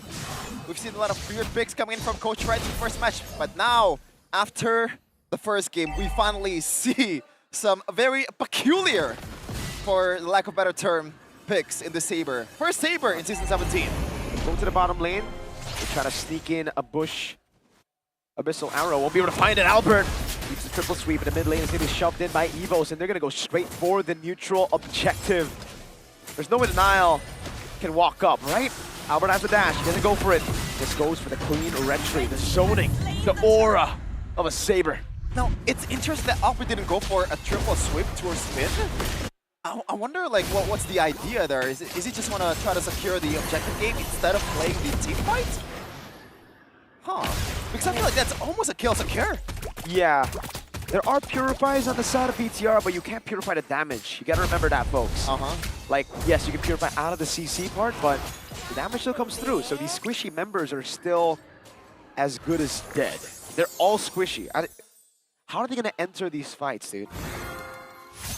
I guess we'll see, because this is the first time ever we're seeing this. I believe we're gonna see, we know this in about a few minutes. On like how much time has passed since we last saw the Saber. When was the last time? I think it was Beloyski, dude. Oh yeah, it really is. Beloyski against Natalia. I remember that fondly. Yep. Saber Rome. Yeah, he had 12 deaths. I have become death, destroyer of all worlds. He was Beloy J. Oppen. Oppen. All right. But other than that, the Selena pick. Hey, the Saber stole the show, all right? But but the Selena pick is there too, yes. Yeah, shout out to Rince. And shout out to Moreno as well. This is what used to be his other signature pick, the Selena. So a lot of river control and bush control. There you go, reverse. Oh, Albert. Wait, there's not a lot of damage there. Interesting. I thought he was just going to be dead. Oh, Insta Warrior Boots. I guess that's what saved him. But now with no triple sweep, an Abyssal Arrow lands. The Golden Hour catches 3, but no one can walk up. Yeah. He's going to play it safe. Arlan secured that corrosive side right now, so he wants to play it a bit more, I guess, conservatively early on instead of just joining in a team fight when you pick a T100 sword immediately. Yep. Oh. Duenas winning in lane against the Phoveus, as expected though. They're going to have tempo over the neutral objective, and the Harley is nowhere to be seen. I don't think he can actually even go for it. Yeah, how do you get in as Finn? Yes, you have to purify, but... Are Bigetron going to play the EVOs? Are they going to look for scale? It looks like Erlan! Hey, he usually does well when he's the forgotten tiger, when you forget about him. But BTR are able to get a trade, a pop, and it's a kill to the gold laner. Erlan, you got to be careful, brother. That should be very easy to read for Erlan, so I'm kind of disappointed in that. So Niall secured that Genius 1. He was going to get jumped on, but he is still finding that. The Golden Hour stolen. So far, still 0 kills, despite the Saber comp. For Albert! There you go! Almost an instant kill, but Niall gets away. That's the rest of the team falling in as well. Albert, uh-oh. An all-in ensues. That's going to be another shoulder bash, but whoa! Hey. Great zoning. Shogun with the jump. Golden Hour catches him. Albert gets away somehow. And the SOD lands. It's Eman who follows through. Shogun caught in the midst of it all. Now it's going to be Eman chased down by his ex-roamer. El Momento with the jump. Eman trying to get away. Has the Purify. So much damage piling onto him. Luke picks up a double. And you can finally hear the EVOS fams in the Velodrome. The Saber falls, but the retaliation from the White Tigers are even fiercer as they get some damage also in the bottom lane. They try to get some cheeky hits in with the perfect match. He's going to be able to get away just fine. Dang, I thought with Albert not being able to one-shot Niall that he would just be dead straight up. But I don't know how he dodged from an Infernal Pursuit. That was a perfectly timed skill too, I think.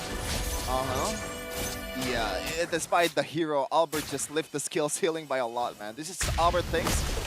Makes you wonder how the hell did he not get first team or second team in MPL? Wait, he didn't get second team? No. Who got second? Huh? It's Kevin. The Jodes, of course. The goat walked so that the goat could run. Anyways, I don't think this dive is gonna work. I mean, this gank. Yeah, Luke likes it, bro. Uranus. He's into it. Another neutral objective is on the table right now. 2 already for EVOS, and they are looking to make it perfect this time around. Key getting pummeled on. Okay, yeah. I guess the Atlas don't work if you can't react or you can't even engage.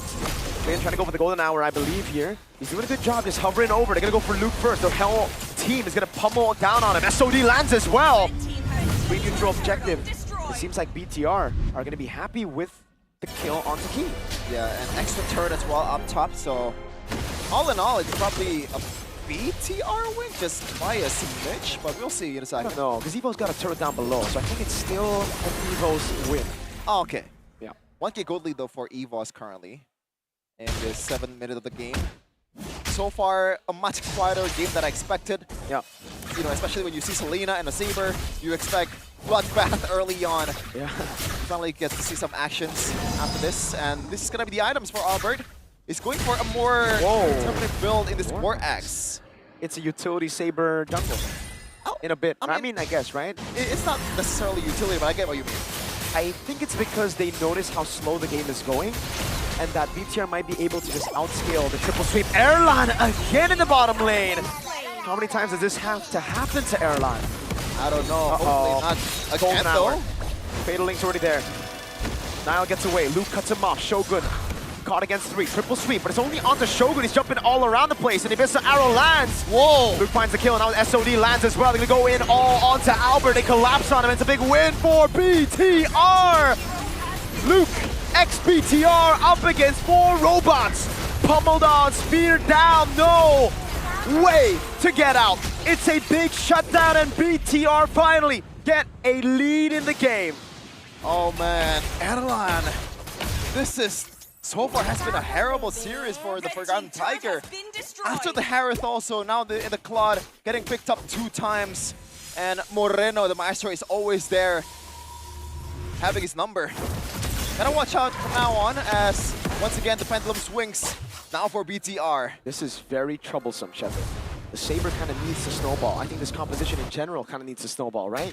Yeah, but Uranus, we know that in the mid-game, you kind of start falling off when the damage starts to get to you, or if BTR are able to pick people off or kill other people before the Uranus, basically ignoring the Uranus, right? And it seems like that's what has been happening. Yeah, that's trouble. And look at this. Now Erlan can't stay in the side lane. He's grouping up mid as a Claw. This is so much gold that he's leaving on the table. Look at the route that he's taking, right? Oh, and he is taking the long way. And it's well played by Niall because he didn't show up until now. And there you go. You isolate the Uranus, and he's nothing but a guy with no legs. Is that it? Like, he just flies and floats, you know? You can't take it, man. 4-mana Uranus. You can't really Key? defend that one. Perfect match baited. Bottom lane shoved in. Shogun's walking up, trying to bait the Fatal Links. The Golden Hour, something away. But BTR, they have a man advantage. No Luke, no party. That's your main frontliner. The SOD doesn't land, and they get the neutral objective for free. EVOS! Time's ticking. Moreno just got the Lord. Oh, man. I think it's the exact opposite, right, in the first game. BTR had the control. EVOS strike back with the Lord out of nowhere, but this time around, BTR has the full control. Safe to say this has been very underwhelming for EVOS' composition. I think it's because BTR forced it to be underwhelming. They forced them into an uncomfortable spot, right? They just never contest a neutral objective. They constantly look for scaling and farming, and now they've gone to a point where the Saber, well, even in mid-game, the Saber didn't get any crucial pickups. Yeah. Now, especially with the War Axe, it's more of a... There you go. You're just there. We know this. This marks Saber's debut in Season 17 after last being used 1,000 days ago by Beloy. It was Beloy. Oh, man. He won. Back then, Goni was 35. Oh, wait, what? Back then, Goni was 30. Yeah, that sounds more like it, man. Okay. Lord in the bottom lane gonna charge in, I believe, straight into the turret. No, it gets held down by a few minions. Oh. See, the thing is, Albert's gonna find it difficult to walk up again. The Selena traps, bro. I believe he was in range of Eman, but he knows he just can't kill him. And if he dives in, he's cooked, right? That's kind of the Saber's thing. You dive in, you're dead. And when you're behind, and if you don't have enough damage to pretty much do a trade, that is the worst possible to be in if you're Saber. But by the way, Golden Shield's not there. Yeah, very good golden hour there. Takes away the golden shield. Oh my god, he can't even walk. That was a pin down already. And Albert, look, there's no threat. BTR don't care about the Saber. You can play with your shurikens all day is what they're saying. Yeah, there's a reason why Suyo is a much better pick than Saber. There's a Queller, there's a Soul Sever, there's a dash, 2 dash in fact. Hot question, Saber or Melissa? I'm not that crazy, I think it's still Saber. Okay. But still, I like the question. This is Selena on a winning position, man. If you get caged like this, if the White Tigers are getting caged, Selena's probably one of the worst heroes that they can face, right? Dude, when you have map control, Selena is the worst hero to go up against. Yeah. Look at how many creative traps he's putting down, so many creative angles he can find with the Abyssal Arrow, and not to mention the possible flanks for the Harley. Even if the arrows are not landing, the traps are still there for vision. And also, you have to take the damage. And you might think, oh, Finn, it's not really that tanky against a Saber or against some of the burst damage, potentially from EVOS to roam around the map. The traps are there to, you know, kind of deter it. And I don't know if it's just me, man, but I understand why you would pick the Saber, like, against the Harley. You know, it's kind of like, quote-unquote, the counter. What? What is that? Is that Azure Blade on a Marcel? Is he going for Endless Battle? Holy moly. Is that Marcel the player? GEEK Fam, XP. What are we doing right now? Hey, Finn can do whatever Finn wants to do, all right? He's a human after all. Oh, Albert, I don't think, yeah. So this is a free neutral objective, right? I'm still stuck with the Azure Blade, bro. Yeah, and also like the one thing that I was thinking about is they picked the Valentina into the Phoveus, right? Doesn't that give like free? All right. Okay. Also, back to my point.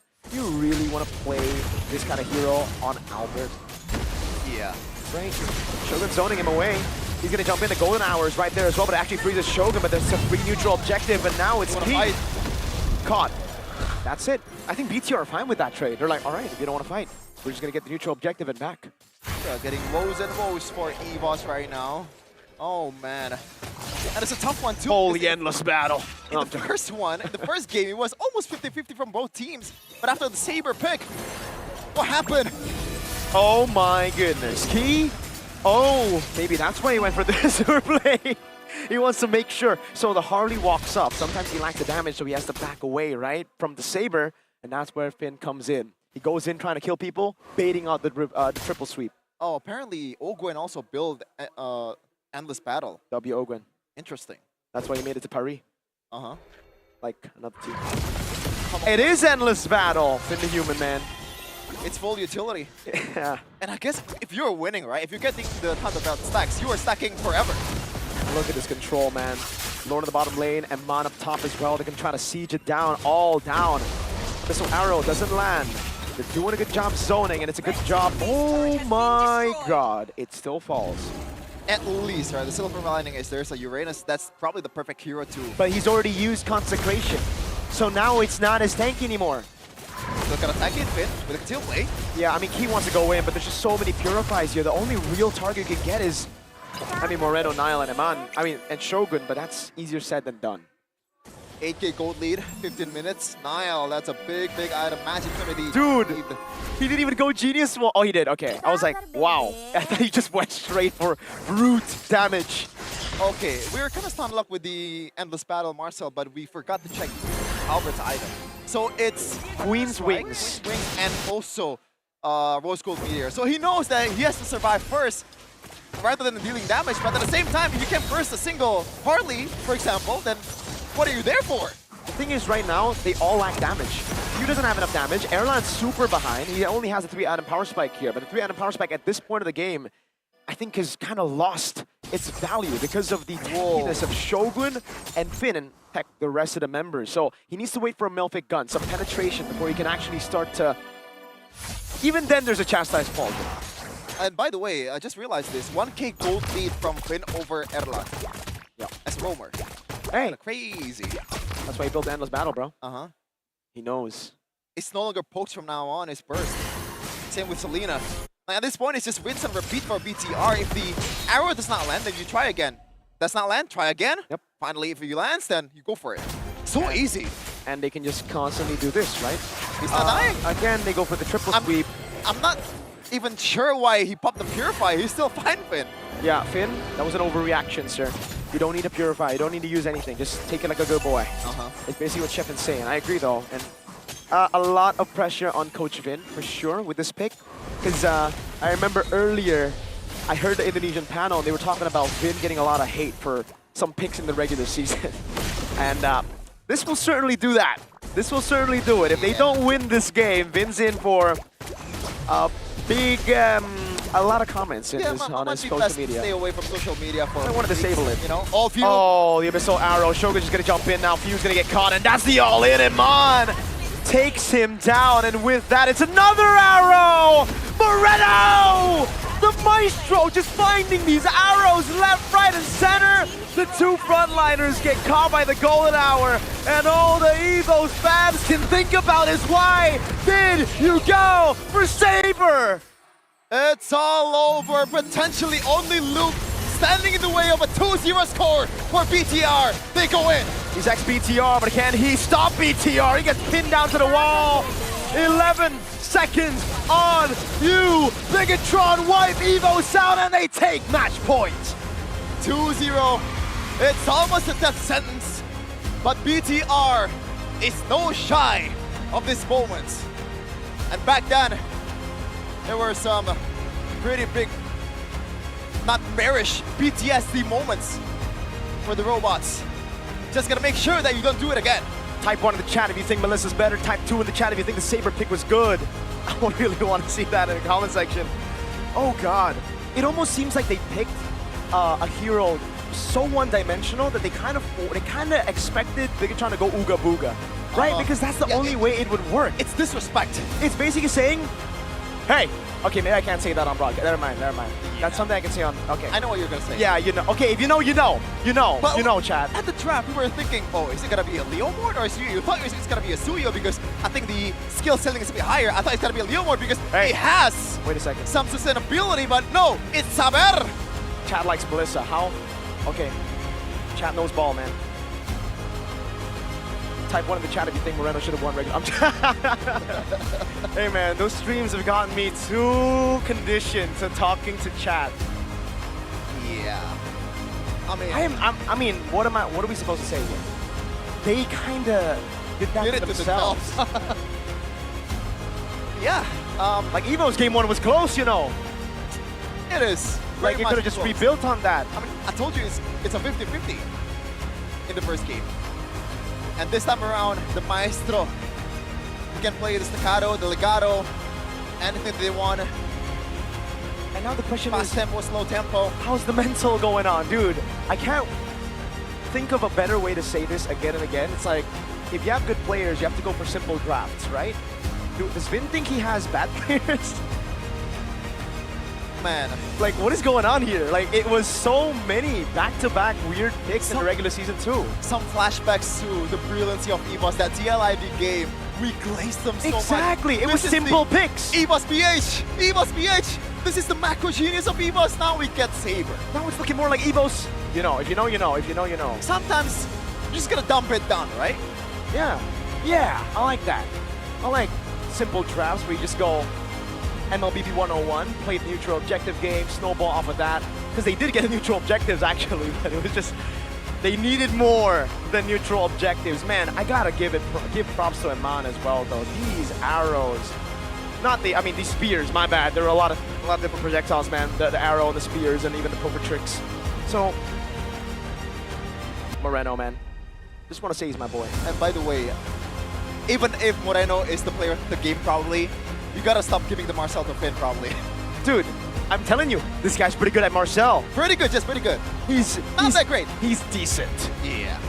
He's above, slightly average. Uh-huh. And in a few seconds, we're gonna hear the panelists. Thankfully, I'm not there because I would be crashing out. Yeah. Oh, apparently, It's Budeklar among stars, They the don't even panelists. they don't even want to throw it to the panel. Yeah, they refuse to take the mic. Now Budeklar among star, time is yours. Yai udah di sini berada di tengah-tengah ketegangan dari Washawu. Kira-kira siapa tuh? Siapa yang membuat EVOS kewalahan MVP di game ini? Kayaknya sih Eman ya. Eman. Oke. Gimana dengan Natsu? Melihat permainan dari Bigetron dan EVOS. Game kedua sayangnya EVOS kalah.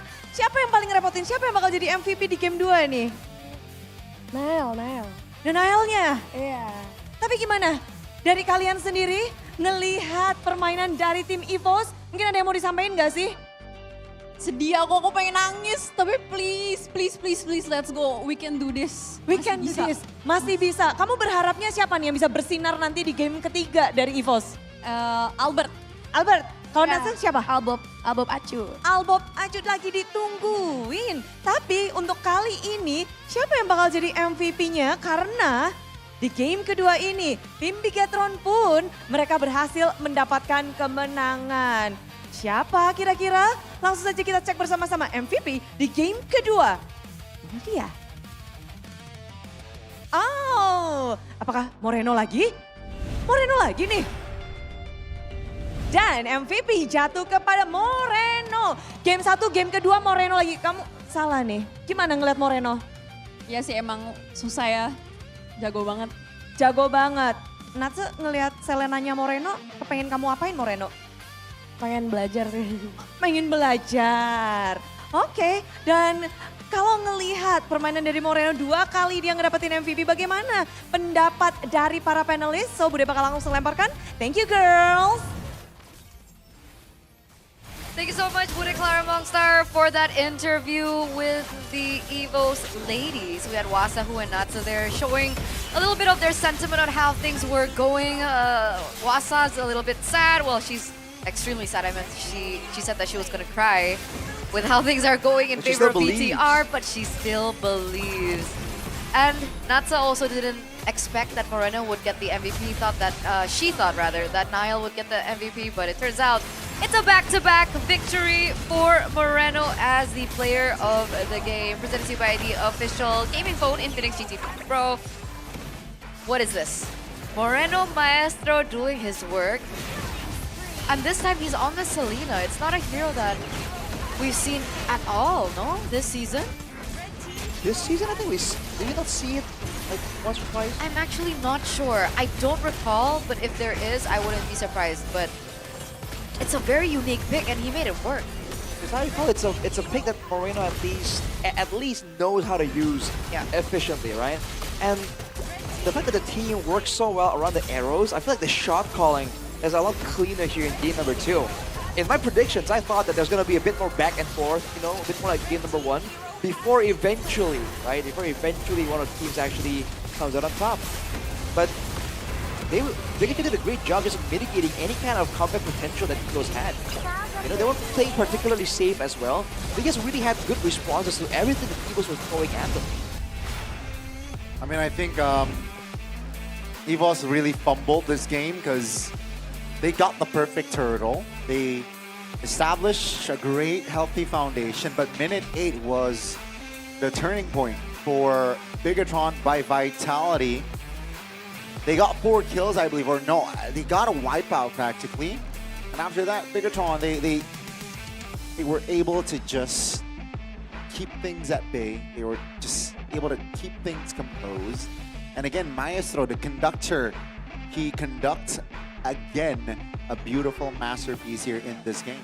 And I gotta say, like, Eman in this game, amazing. Amazing stuff. Because in the early game, there were a lot of picks that went in favor of BTR because he landed his SODs. And I feel like that's not an easy thing to do cross-map. We've seen some really low percentages on the SOD, so he was definitely pretty accurate because he was landing it on escaping members, right? He wasn't just throwing it in the midst of a team fight. Yeah, exactly. He was targeting people who are actually trying to get out, so a good amount of prediction goes into those spears. Which begs, again, the question, though, for EVOS, right? Did we prefer the Melissa? Absolutely not.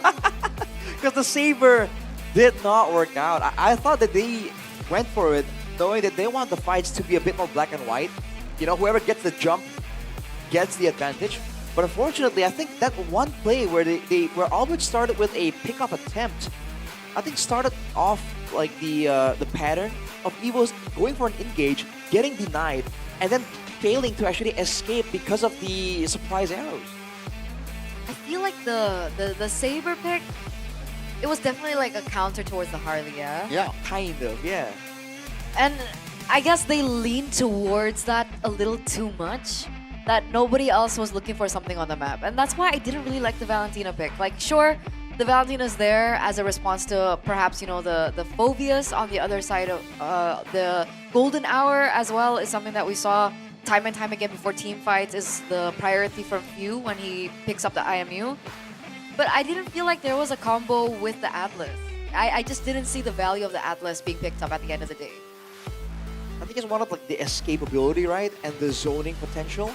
But I do agree, man. If there was something more to throw into the Fatal Links from the EXP lane or the mid lane, it would have been a whole different situation. But I think he was quite visibly disrespected there. They didn't care if the Atlas was there. They're like, yeah, what are you gonna do? Because like even if you pick someone up, there's no one else to burst or follow up anyway. Exactly. And plus, on the side of BTR, they already have 2 Purifies. I guess maybe the Selena would have been a viable target, considering the Selena or Moreno went for Flicker, but still hard to catch the Selena. There's no burst after that. That's why I was like, I would have liked the Kadita.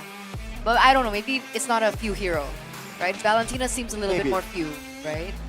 And again, that's the story of the game. EVOS want to try go for like this big burst play and get out.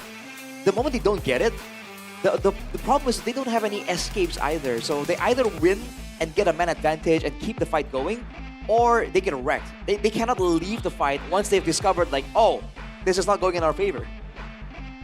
And you can see that in the stats here, Shogun was the carry on the Phobius. Again, one of the big reasons why the moment an Abyssal Arrow lands, this guy just jumps into action, dude. That final sequence in the mid lane, when I think Few got hit by the Abyssal Arrow, he did not get to move a single inch because Shogun came in, Dark Wave, you know, shoulder bash. He was gone before he could even pop the flicker. Yeah, definitely the coordination, right, from the players of Bigetron here in this game was very on point.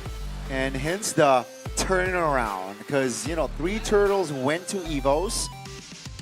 And then Bigetron, they were able to find their jam. They were able to be more decisive. They were just able to find more loopholes or weaknesses. And they were able to abuse the flaws or the mistakes from the side of EVOS. I really expected a 1-to-1. Despite the Saber pick. But hey, you know. It is what it is. It is what is it. Shout out to Fel. By the way, I have a clarification video to make. Oh. Okay. I would like to sincerely apologize on behalf of the panel for the lack of sight and observational skills, and that it took 10 business days for us to realize that there were 2 MMs being picked up by EVOS earlier on. For that, we apologize. How did we miss that? Because we were locked in on the Melissa. We were so locked in on the Melissa that we didn't even realize the claw was picked up. We're sorry, we're sorry. We're getting old.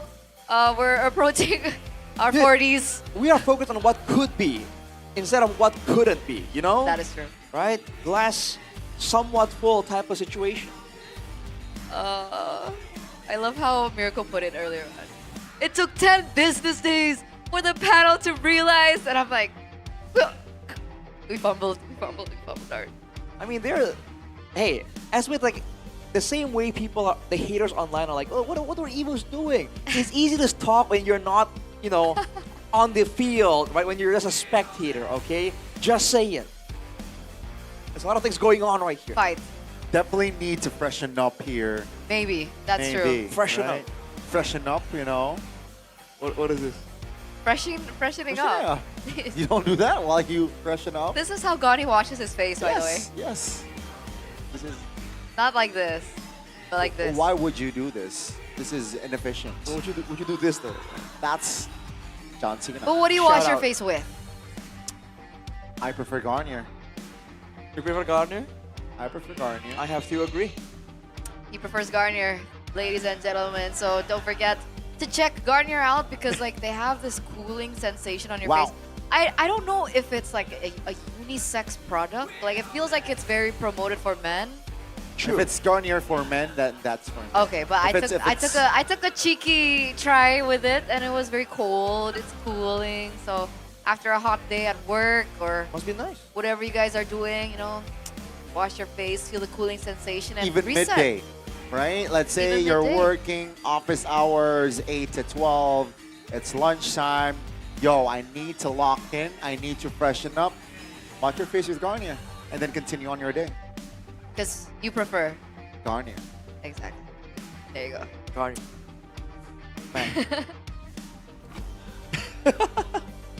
It's nice to have options, right? But like sometimes it's nice to know that you have a solid option, solid product.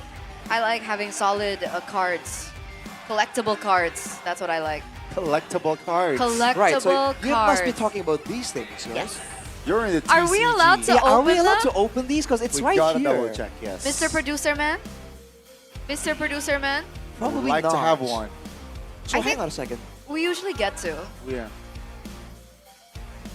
Oh, no, it's not the there. one play cards. It's a Unfortunately. different card. So there's a whole different set of cards, you're saying? Yes, I think so. Oh. I think so. Interesting. And you guys can get your World Championship collectible cards at One Play. And At I One think Play. they do have a booth. You guys can also scan the QR code down below here. Yes. And it would be nice to have more information about the product. Maybe we'll get it later on Will be cool. on screen. We know it's collectible. Information about the product on screen. Do you like to collect things, Arashi? To a degree, yeah. I don't see why not. If you really like it, why not? You know, if you're a Mobile Legends professional, why not? I mean, if you're a professional, you also need like a stable connection. That's Alright? Yes, yes. You need ping under 2 digits. Yes. Yeah. Yes. That's why. How? What? Super easy. Solution. Stable connection will make everything just so much easier. And you guys can check that out with IndieHome because you don't only get 150 Mbps. You can now get 200 Mbps of upload speed and download speed. So it's a 1-to-1 It's a ratio. 1-to-1 ratio. 1-to-1 ratio only for 385,000 rupiah IDR. Okay, that's the same thing. 385,000 IDR per month. Super affordable. That's I agree. pretty good, honestly. For 200 Mbps. For what you're getting. Some people out there, right, might be thinking that's kind of low. No, it's pretty high for Indonesia, man. Yes. Sorry, we can't match up to your standards, by the way. That is And true, some that is people true. pay more for less. That's true. That is also true. So don't forget to check that out, ladies and gentlemen. IndieHome, your #1 internet provider. There's also a lot of promotions that they have, so you guys check that out by yourself. And what's next? MCGG Crew Class. Crew Class, what's that? It's a class of crews, right? You can join the crew Wow. from KOL. It's the MCGG first ever, okay? Of, again, just crew class. You can scan the QR code for more information. I would not like to spoil more for you guys. You gotta figure it out yourselves. How? Scan the QR code. Bro, In here. if what we're seeing is that this side, one team, and that side, one team, this team is cooked. Why?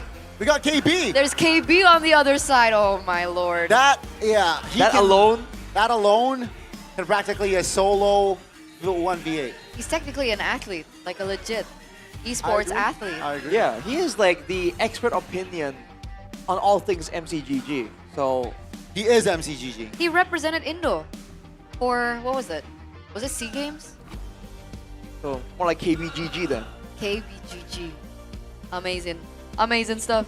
Or MTK. I think that will be very entertaining, guys. So if you missed out on that, you know, double tap on your infinite screen on the left side Scan the QR, right?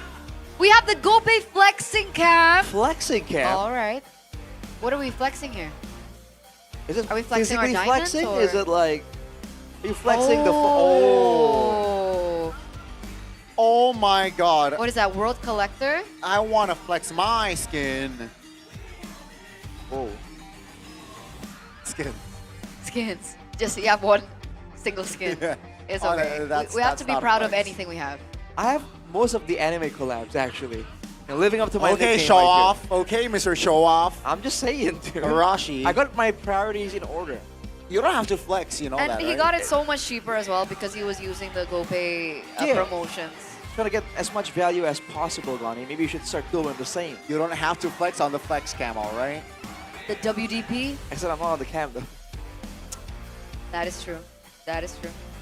Okay. Man, Man, I wish we could get a closer look. I also can't say that I'm How jealous many do you recognize? because I also have a million skins. Thank A you so million? much, Muntan. We love you. Wow. A million. I have literally a million skins. What was the last set of collectibles on The last set of collectibles? Like, I mean, like, what's the you know the line? What's the line?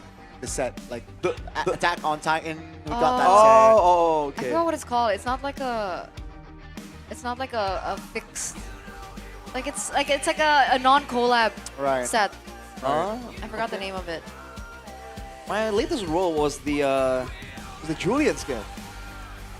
Itachi, my guy. Okay, Naruto. That was right? so long ago, no? That's the thing. I only roll for the anime collabs.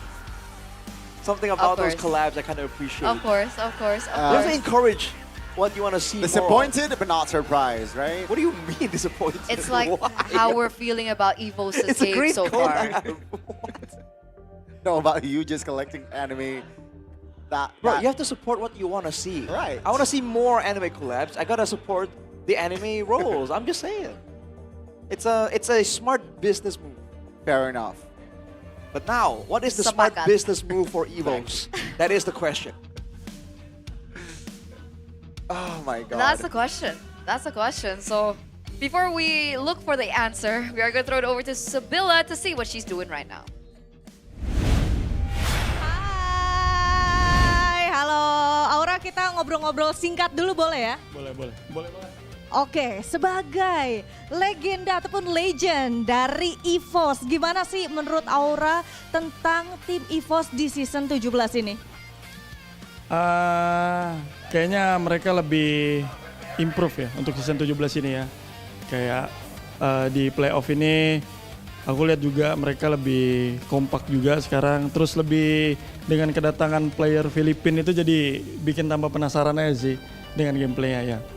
Oke, berarti dengan kedatangan dari View ya, membuat semakin penasaran. Tapi kira-kira harapan untuk EVOS di season ini? Di season ini lolos EWC aja lah. Iya, nggak apa-apa nggak juara, yang penting lolos EWC aja. Ya. Lolos EWC, berarti sama seperti season pas di Velodrome juga ya. Nah, satu pertanyaan terakhir. Apa yang pengen disampaikan buat EVOS di MPL Indonesia season 17 playoff? Ya, semangat buat tim EVOS ya. Pastinya harapannya ya yang tadi aku bilang lolos EWC aja. Tetap solid bermainnya, terus juga ya keep spirit aja, semangat ya. Semangat EVOS. EVOS roar boleh ya? EVOS roar. Oke, terima kasih banyak Aura, makasih banyak. Silahkan kalau saya mau langsung nonton. Thank you so much for that quick check-in, Sabila, with the legend, Aura himself. The MVP of M1 was something that you reminded of, to us earlier on. EVOS make it to EWC. Aura, you're a legend, but it's not looking good for EVOS right now. Hey, you gotta dream big. It's match points. You gotta dream bigger. All right, I mean, they He did pulled not the become remontada MVP. once. He did not become MVP by being pessimistic, Eterna. He believes.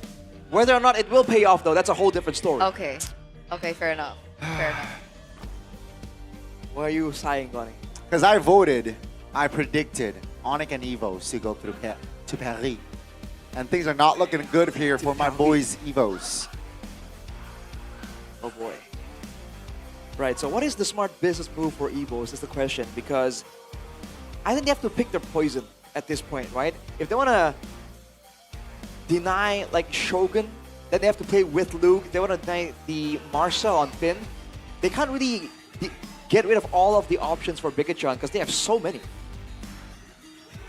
Speaking of many, sorry, I'm like zoning out. I'm figuring out what the EVOs need to do because I literally expected this to go 3-2, but because of the 10,000 diamond difference, gold. Because of the 10,000 gold difference that we Yes. saw, we are giving away 110 diamonds for only 1 rupiah, which is basically for nothing, and it's only for the first 100 people. So you guys need to scan the QR code. Right you don't now. wanna miss it, because 110 diamonds. Imagine for only 1 rupiah. That's basically nothing again. Nothing. Gotta scan the In QR this economy. code. In this economy, 1 rupiah.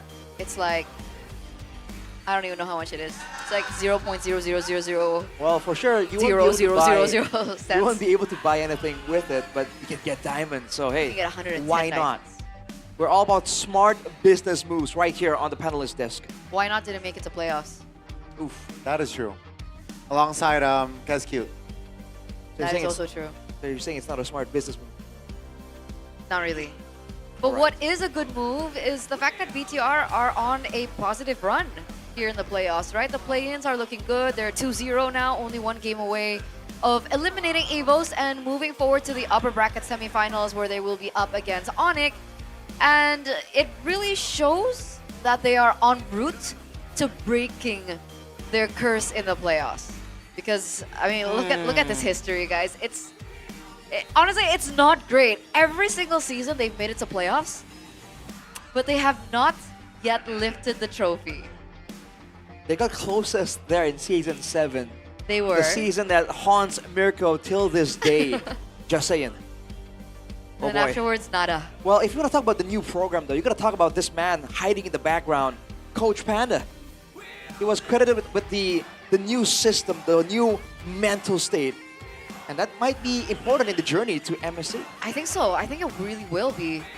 So far, we've seen a lot of MPLs from respective regions finish already. MPL MY check, MPL PH check.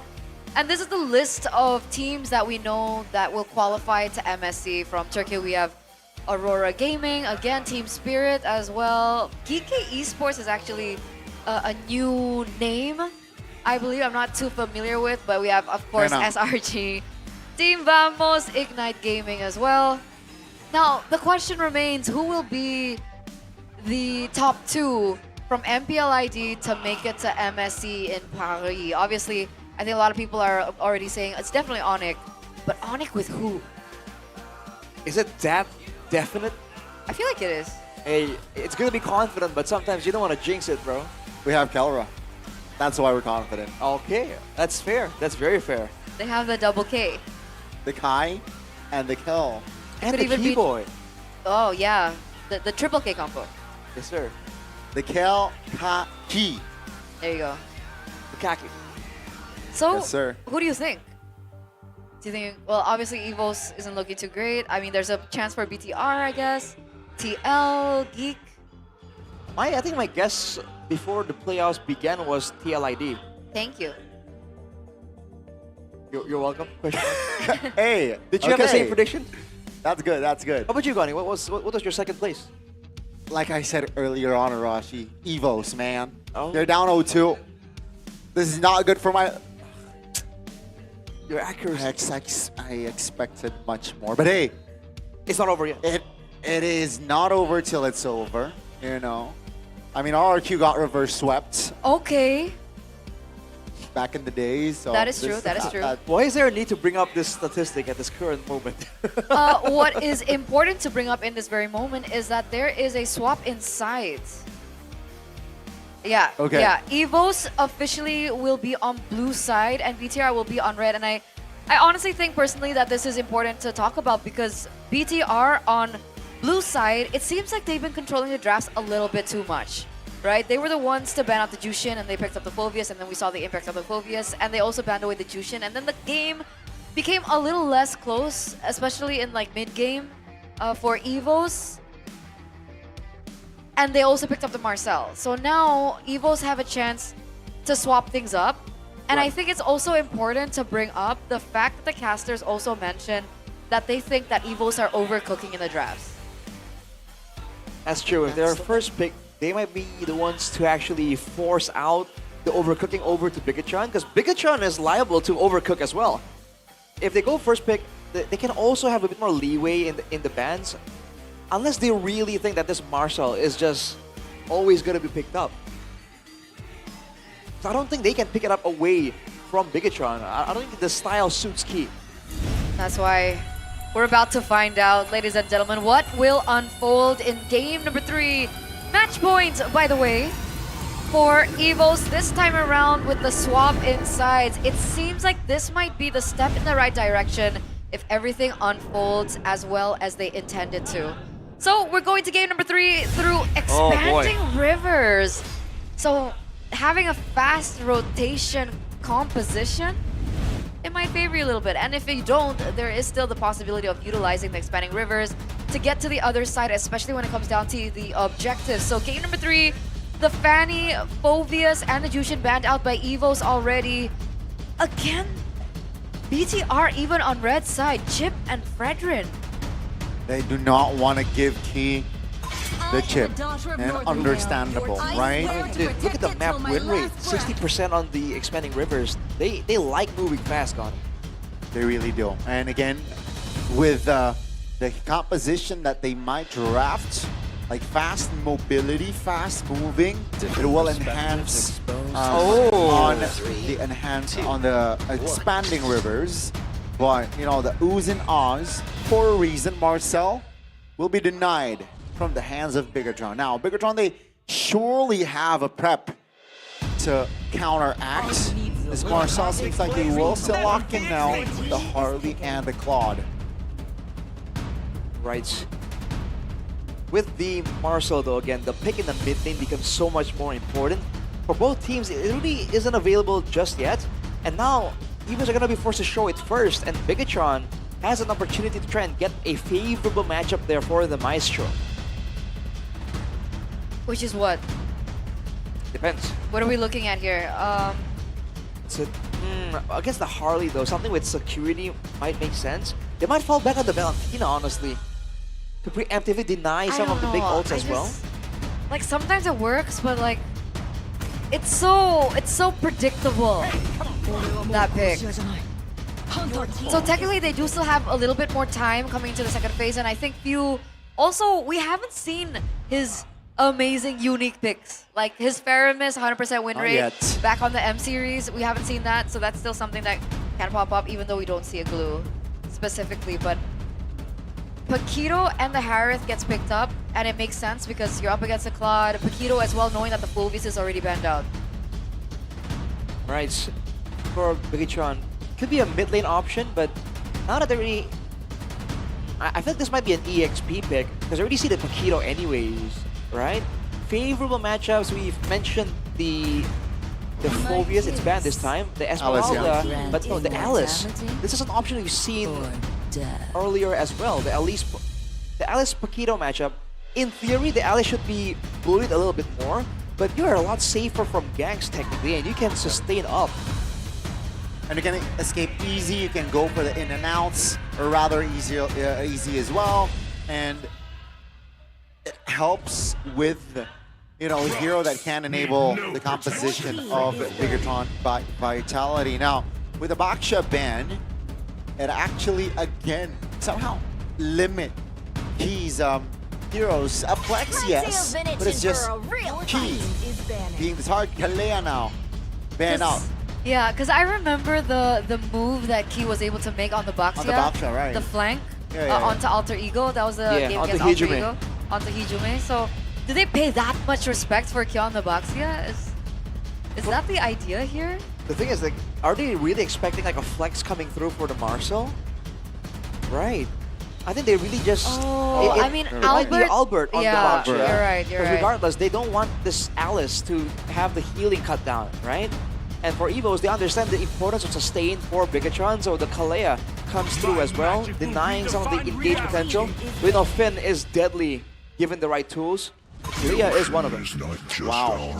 Okay. Wow. That's a lot of focus there on the roamer from the side of EVOS. Wait, is that a gourd ban?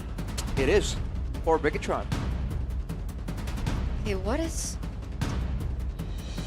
do BTR pick up first here? I think they can go for the mid lane pick here. They might hide their roam pick, no? Because Finn has a huge wide hero pool. Yep. But technically, because they already seen the Marcel, right? Picking up the roamer here is also not the worst of ideas. Leaving Moreno, again, to have a favorable pick that he's been able to carry on. I didn't sure. Eve maybe? No, the Valentina. Okay, the Eve is a little bit too vulnerable. The Valentina is more, more mobile, more independent.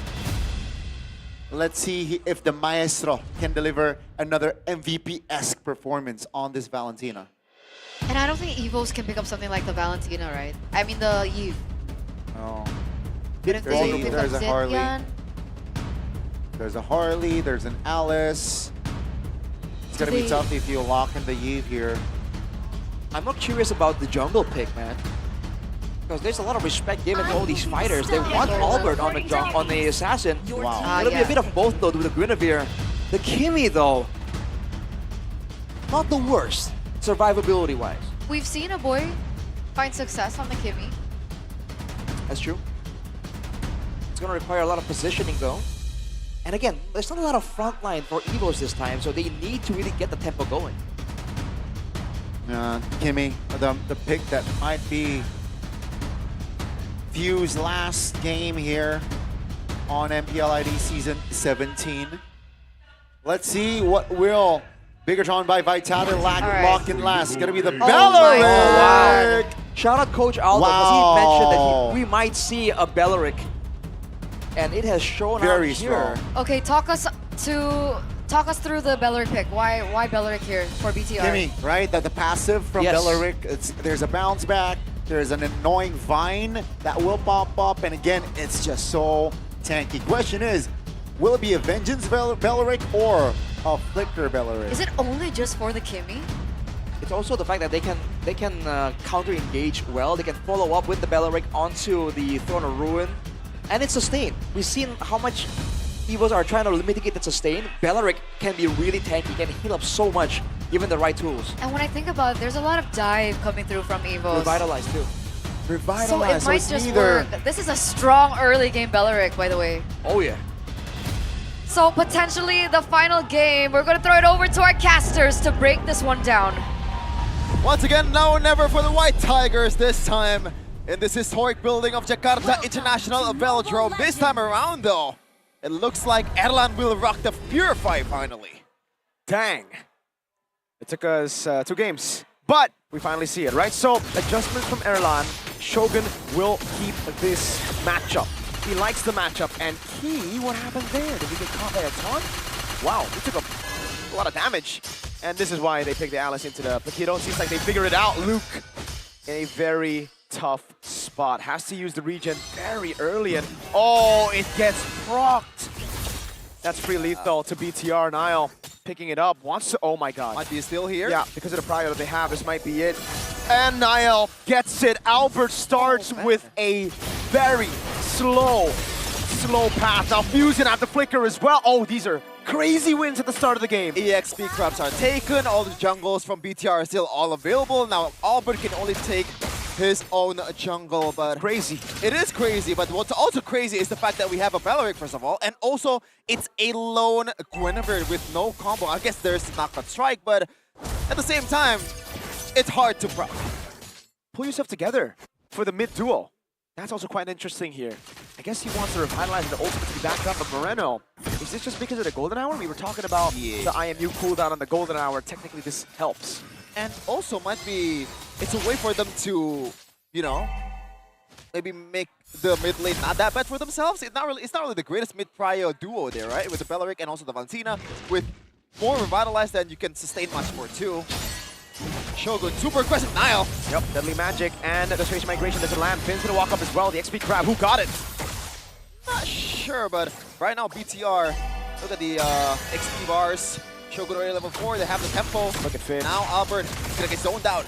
They go in onto Shogun. Spatial migration of Al Requiem. Whoa, the cover from Finn with the revitalize. A bit late there by Moreno. He wanted to get the golden hour down, and now it's a win for EVOS. A splash of damage on Key. Luke walking up. Finn. He goes forward though. Look at that. Immobilized Nile. Yep. Finn very low. Knockout strike coming down. Moreno doing a lot of damage. Blazing away from Iman as well though. And it doesn't land on anybody. I don't think Niles should take this. It's a win at the start of the game for the White Tigers. Oh man, all just because of the fact that EVOS was so gung-ho on taking Shogun down. And they were able to pretty much tip the scales right now in this early of a game. Almost 1k gold lead. Yep. Super early for EVOS. This is a good time. That's very, very good. Whoa, they want to go for more. The golden hour. Finn tried to go. That's a flicker burnt out from Key, but he delays Niles clear by a bit. And 2 kills is for Luke. And you never want to see a snowballing Makito. Yep. Never. Uh-oh, Shogun. Not in range. Knockout strike. Oh, missed time by Requiem, and rather, great throw and ruin by Shogun. CC immunity. Yeah. Still though, good attempt for EVOS right there. So it looks like they know that the combo is still there. It's just so hard to proc.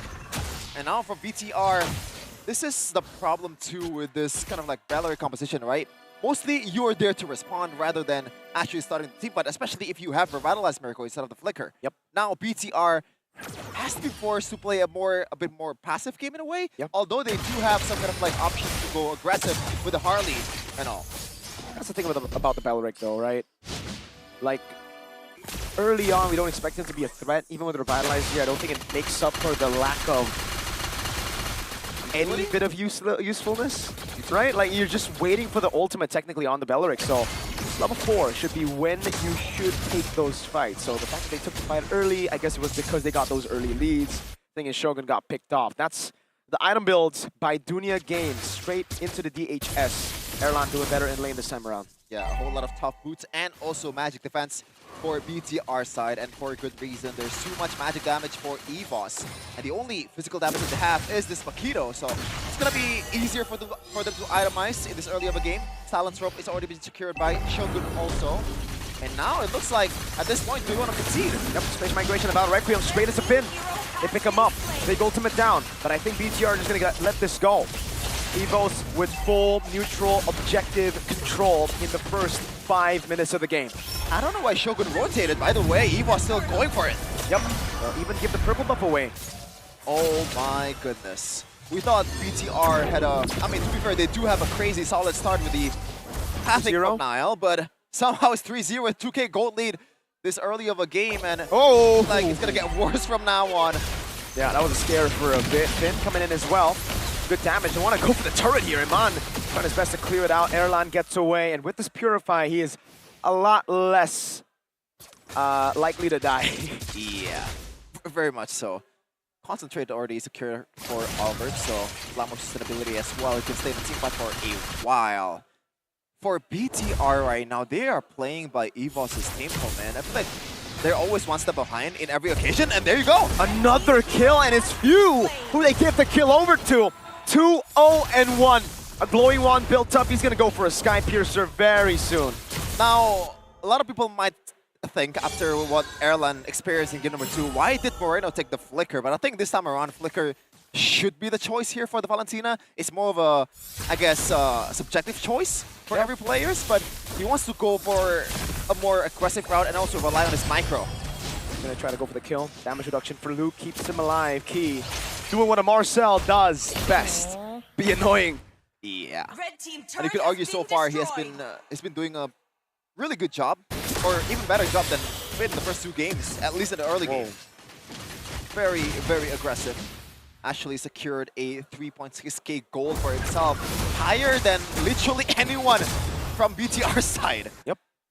And Albert, nothing towards the top side. BTR, I don't think they're gonna know what hit him here if Shogun walks up, but no. Finn was ready for it. He walked up, got vision, saw Albert, and it gave Shogun finally some bit of security to back away. That's a take for Erlan and the Gold Crab. By the way, I like the fact that they're going for a Kimi mid. Erlan has been having a pretty terrible series so far the first 2 games, and now you have this safety net in Few as the second damage dealer. So if Erlen actually messes up, there's still some kind of fighting power left. 4,000 gold lead. Turned up top as well. BTR now going to the neutral objective. Key doing a good job being annoying again. The golden hour catches Niall, throwing a ruin. Combo in the back with the Raptor Riot. They're going to go for the damage on Few, but he's able to flicker out of safety as Moreno pops in the golden hour himself. And now Iman walks over the damage onto Luke. That's his spatial migration about Requiem landing on Finn as he will go down. Albert caught in the midst of it all. Blazing Duet used as well, but look at Few. Able to kite back, got the immobilization down as well. Well played to the White Tigers.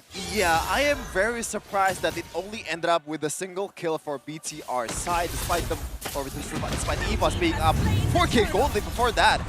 And now they got more.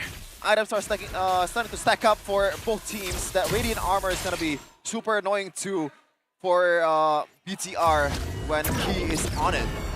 And now he can just pretty much be as annoying as possible without getting punished by the most of the players of BTR. Yep.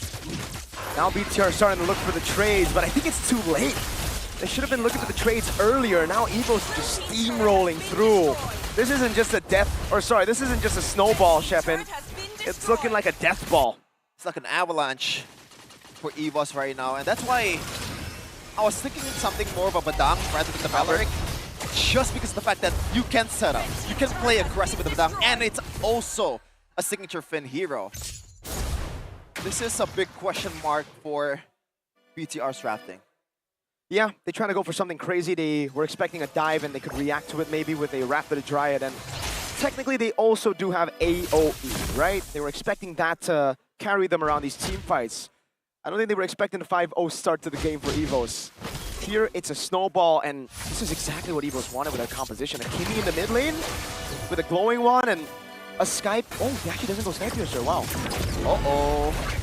Now gets away. Finn, though, is going to be caught. Good golden hour. There you go. The Kimmy and the Marcel. Oh, wow. He actually survived that. Never mind. I thought it was going to be a lot more damage, but it is a Belleric. Harith up top getting a turret for free.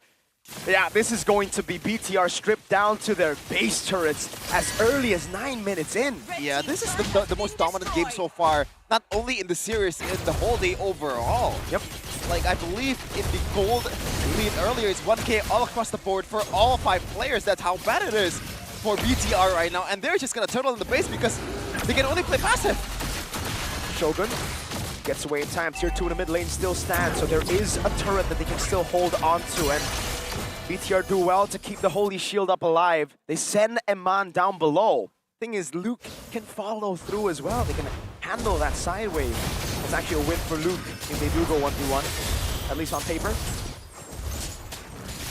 Bottom lane though, it looks like Eman is trying to get a consolation prize for the Lord, but does not happen at all. EVOS with the housekeeping. And this is what Luke does, keeping up with the side lanes and the long lanes with the Bakiro. Now, EVOS, the objective right now is to get that tier 2 tower in the middle. Oh, they don't even need the Lord to do that. They're doing a good job again, keeping this alive. Shogun's gonna become Retraction Pulse. No follow-up just yet.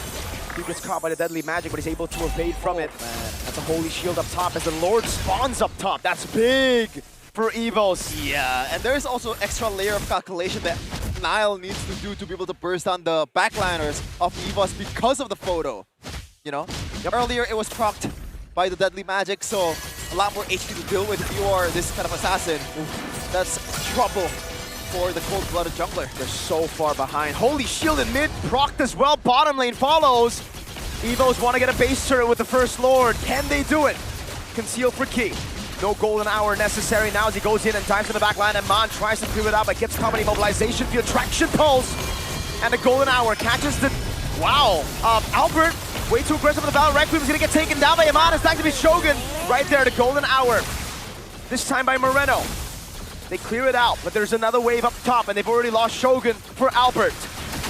Yeah, no current liners, and they're still going for it. They're still clearing really well, though. That's Luke with the flicker in, and he's going to be caught in no man's land. Erlon bursts him on down to the ground, but BTR keep their base turret alive. Yeah, at least they get a lot of turret hits out of it for EVOS, even though in the kill count, it is all equal for both teams. I guess it's not the greatest defense for BTR, but you'll take that as of right now with the lead that EVOS has amassed. It's kind of crazy, man. The Harley clear with the Claude. It's so, I guess underrated is the word to say. You don't really expect the Valentina to be of any help around the clears. That's why it's usually just not picked up when you're planning the scale. But Harley, on the other hand, together with the Claude, as long as the front line stays alive, it's good for them to clear, and they have done that. Yeah, but Shogun right now, one of the reasons why he was so dominant in the previous games on the Alice is there's not much shred from the other team, but right now they have a Kimi with a glowing one as well. That kind of counts as a threat as well. Yep. So it's going to be harder for Shogun from now on. This is a very, very good freeze by EVOS. We're seeing more of that TLID game, you know? Discipline, calm. It's the playoffs. It's the playoffs. Maybe they needed some warming up. Maybe that was what the Saber pick was all about. to get Albert on edge. I'm not sure about that, but we can put it like that. Player timeline, though, look at this. Yep. For Nile and also Albert. Actually, Nile lost. I'm sorry. Albert lost a lot of advantage in terms of gold here. I think it's to be expected, though, right? On a Harley with constant waves coming in, compared to a Guinevere, who's a utility jungler. Yeah, but still, it's 7.6k gold lead for EVOS. You'd expect Albert to be at least up by 500k. I mean, 500 gold. But doesn't matter. Yep, EVOS still has the control. They get the Lord. Rinse and reset. They've gone every single neutral objective here in Game 3. And finally, we can hear again the EVOS fams in the Velodrome start roaring again. It is a big lead, and man got a Malefic gun. Oh, that's glass cannon, brother. Yeah, that I is the very scary. Winter Crown before the Malefic gun, because staying alive is definitely much more important right now, especially. I see the reason, though. You want to wave clear while being safe? Yeah. Yeah. So it is risky, but we'll see. Face off. Fraction pulsing land. Makes migration there. Shogun able to hold the wave in the mid lane. Goes in as well. They're going to sacrifice the top lane. They know the charge will get rid of the turret. So now it's this mid in the top. Albert, oh my, almost gets bursted down. Keep with the golden hour. Catches Moreno. Actually, 3 members. Luke has already cleared the bottom wave. Few going to go for the damage again with the Kimi, but won't be able to get too much on Finn. That's Shogun in the front, trying to walk up. Key walking up as well on the Marcel. Shogun with a blink out as well as he baited out Zaman Force. Wave clear in the mid lane. Golden hour by Moreno. Catches few. But there is no way they can capitalize on that. Key gets away. Fraction pulse.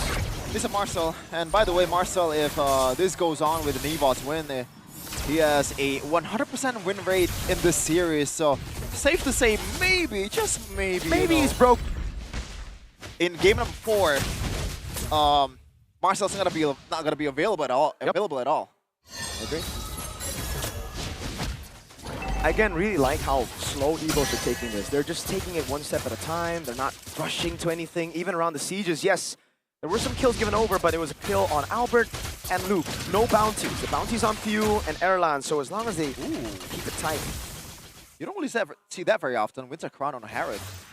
But I guess at this point, with Erlan playing kind of bad the first 2 games, it's kind of warranted.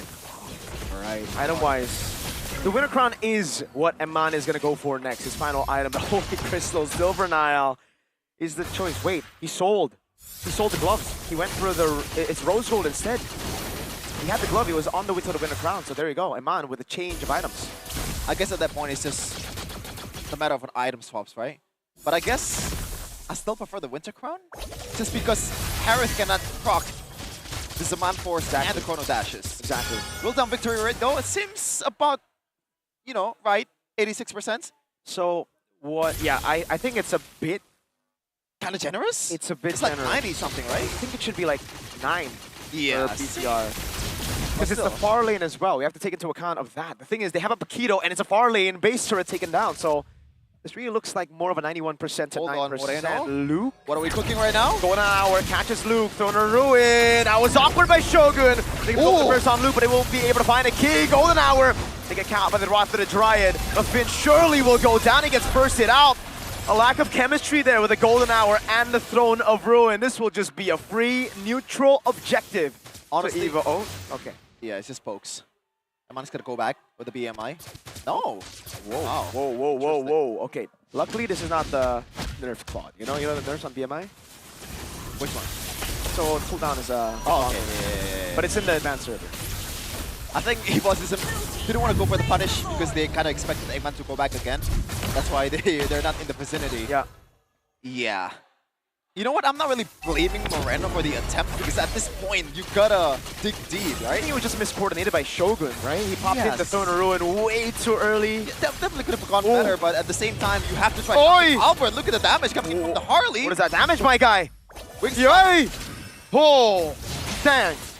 There's a reason he's called Cold-Blooded Jungler. Sure, he hasn't died, that's true. Wave up top gonna be dealt with here. I think EVOS should be able to strip them down to just their crystal here. Finn getting the taunt onto Erlan. Luke in the bottom lane, going in as well. He's gonna get splashed by damage. The man gets caught by a big golden hour. Spatial migration of Battle Requiem, but the golden hour is there. Oh, it misses! But Shogun gets in time. Throne of Ruin and the flicker in. That's gonna be the ping. Oh, Erlan! Why are you caught all alone? Shogun jumps into the middle of the whole team fight. Why was Erlan in the middle of a fight? That's a misplay. Oh Erlan my god! saw the golden hour and I feel in? like he walked in No with way. his chrono dash. Like I swear that's what happened. Erlan, calm down, brother. Calma. This is not. Whoa, that is. Okay, it's still not a shutdown, but it's a carry, and that's why BTR now are so comfortable walking up. Yeah. Oh god, wait, calm down. Niall with the damage. Immobilization field doesn't land. Okay. Yeah. EVOS do a good job recovering. Yeah. Not much conversion from BTR because the waves are not there. You know, there's still 4 players for EVOS aside. Still a 7k gold lead also, so you gotta take account to that. We'll see though. BTR, there is some light of hope, you know, at the end of the tunnel, but it is through EVOS's mistake. It is very slim, I agree. Okay, maybe now it's increased from 9% to 10%. Because the scaling, oh, I did not expect that much damage to go through, and that's why. Look at Albert's itemization. He goes for the Queen's Wings, as expected, sure, after the CE. But then the Brute Force and then the Blood Wings. I thought he would have Radiant Armor, dude, against a Harley. Do you think it's a bit too greedy to go for the Blood Wings? I think that they need to swap it for Radiant Armor. I think the idea is, because when you go in, you're gonna proc the Winter Crown anyway. Sure. Right? So again, like this 2 teams But what about played by poke? Macro. He's not poking. He's gonna be all in. No, but the Harley's been poking the Guinevere. That's true. That is true. So they're playing with fire. Maybe Exactly, that's- right? So it's like, he's trying to get in and get out with I the mean, Blood you can Wings. also argue with Nile with the Holy Crystal as well, no? Okay, but he needs it. Like, you're not in, he needs to go Glass Cannon. He's in a tough spot. There's a 9% chance of victory. Oh yeah, you're right. Right? It's desperate for BTR, but that's expected. That's what they need to do. For EVOS, though, it feels like unnecessary risk. Yeah, that's a good way to put it. Finn opening up. EVOS. Oh, man. Harley shows up top. This is going to be very good for EVOS. They hold onto it, and Luke will stay up top. Yeah. Erlan is going to be funneled. He has the purple and also the orange buff earlier, so it's like Thanos is having all the Infinity Stones right now. It's all a matter of the execution. Key, I don't know about this, my dude. Okay, the Terrify comes in as well. The Golden Hour will lock him down. Finn is able to get out, and the Golden Hour gets baited out already. Moreno's trying to go. Look at Niall. Oh my god, look at the lockdown. Niall walks up. Kumar! Read out like a book by Albert and Luke. Key jumping into the back line. Spatial migration lands on Shogun. He's still able to survive right now as he pops in the blink back away. EVOS can get the neutral objective for free, and this should be EVOS securing a game. Yeah. Should've, would've, could've. We'll see though. There's absolutely no reason that EVOS will botch this. With the amount of lead that they have, even Few is already topped up with the DHS as well. It's gonna be melting the frontliners of BTR in a second with that Kimmy. So they have all the cards on the table. They do. They're gonna go for the last base turret before the Lord even spawns. Albert jumps in with spatial migration about Requiem there, but the Golden Hour by Moreno keeps him alive. And out of the back, getting caught by Luke. That's another Golden Hour in place as Finn loses immortality. Moreno walking up, Wrath of the Dryad used up already to Purify out. His keys gonna get taken very low, and now he's gonna be Luke jumping in, but Shogun's right there to Purify. From the Mon gets used up. Oh! Knows him on force. Albert jumps over to spatial migration. About Requiem, but Niall's able to get the immortality in time, and he's gonna go down. They have an Evolved Lord. There's no reason to fight. EVOS. They gotta calm down. There's an Evolved Lord coming down as Eman is still able to stay alive, and Shogun's trying to bait in the wave to go left. There's absolutely no way this is gonna happen. BTR still 3 man strong. Moreno with a splash, Eman getting caught by the immobilization. Feel is few! Unstoppable in this game. 5-0 and 4. The Maestro cannot deal with them. EVOS secure game 3. Finally, a ray of hope for the White Tigers. A sigh of relief for the EVOS fams as they live to see another day. Game 4 incoming. Fantastic by EVOS, man. It's almost like you have good players and you should just go for the simple answer. EVOS tried to go for something crazy, bombastic even in game 2. It did not pay off. They went back to the books. If Marcel's open, pick it up. Don't take or don't give blue side over to BTR. And it's all that matters. The Guinevere for Albert. A slow front to back. Simple is always better. Do not overcook it. Yes, you've prepped so much for the postseason, for the playoffs. You've prepared a lot of pocket picks, but there's a reason it's a pocket pick. Stick to what works. Yep. It's as easy as that. And finally, this is a boost in morale, man. You can really see the jitters, I think especially for Erlan in game 3 even. The pressure of like, oh, what if I mess this up? But after this game, I think we're going to get a good game 4 where EVOS are going to let everything loose again. Yeah. So they'll be able to pounce on their targets, not as scared. And we saw glimpses of that. We saw the regular season EVOS that we expected coming into the playoffs. And in a way, this is what I expected. I thought EVOS is going to run through BTR down to the ground with how clean they're playing, how safe they're playing. But this time around, BTR, looks like the morale is still apt though. They're still up 2-1. So it's all fine and dandy. EVOS is still on the back foot. Needs to secure 2 more games to go on and fight Onyx the next round. If there's a team that can do it, it's scary for me to say, but it's EVOS, bro. And there's also a team that cannot do it when they're up 2-0. It's BTR. And it was in this very arena, was it not? The big choke, the 2-0 lead against Alter Ego into a Barat's pick. It's in every arena. That's true. The big choke happens anywhere, everywhere, any place, any time. Yeah. Oh man, phew, 5-0 and 4. That's a very good MVP choice as well. But yeah, what a read. Yes, what a read, but at the same time now, feels like a kid in kindergarten. So naive, no? Or so Nael. Yeah. Like, I think he should have saw that coming. This though from Albert, oh what a read. Yeah, he's read Nile out the entire game here, right? He wasn't able to do that on the Saber, and I think this would have been the better choice anyways. Like, hey, if you can do this on a Guinevere, why you pick Saber, bro? You gotta pick the Saber, just for the love of the game. They gave the Saber for a chance to give Bigetron hope. Are you loving this game, panelist? That's a good question, panelists. EVOS fans rejoice as the EVOS, the White Tigers that we know and love in the Velodrome, in the playoffs, the Cinderella story, it might actually happen here. It was looking really bad for EVOS earlier on, but with that win in that 3rd game, it looks like things might be looking up for EVOS, as it seems like they've gone back to their fundamentals, right? No overcooking, I think that's what the casters were mentioning earlier on, and this time around, it was BTR that may have overcooked just a little with that Belleric pick. The last pick value wasn't a value, seems like. And again, right, I expected a closer battle. Seems like game 3, we finally get to see EVOS doing EVOS things. They were more decisive. They were more coordination-wise. They were more in sync. And I feel like that we did not see in game 1 nor 2. Now, it's going to be very, very interesting to see what will happen in game 4. But BTR, right? I think they were too stubborn in executing their sort of early game, that when the gameplay was not clicking, they start to lose track. I mean, all things said and done though, even though EVOS did get quite the decisive victory here, Bigetron had some moments there where if you were an EVOS player, you were definitely a bit concerned, right? So I would like to see a bit more, I don't know, man, a bit more of a calculated, a cleaner type of gameplay coming in from EVOS, because they were dominating that early game, dude.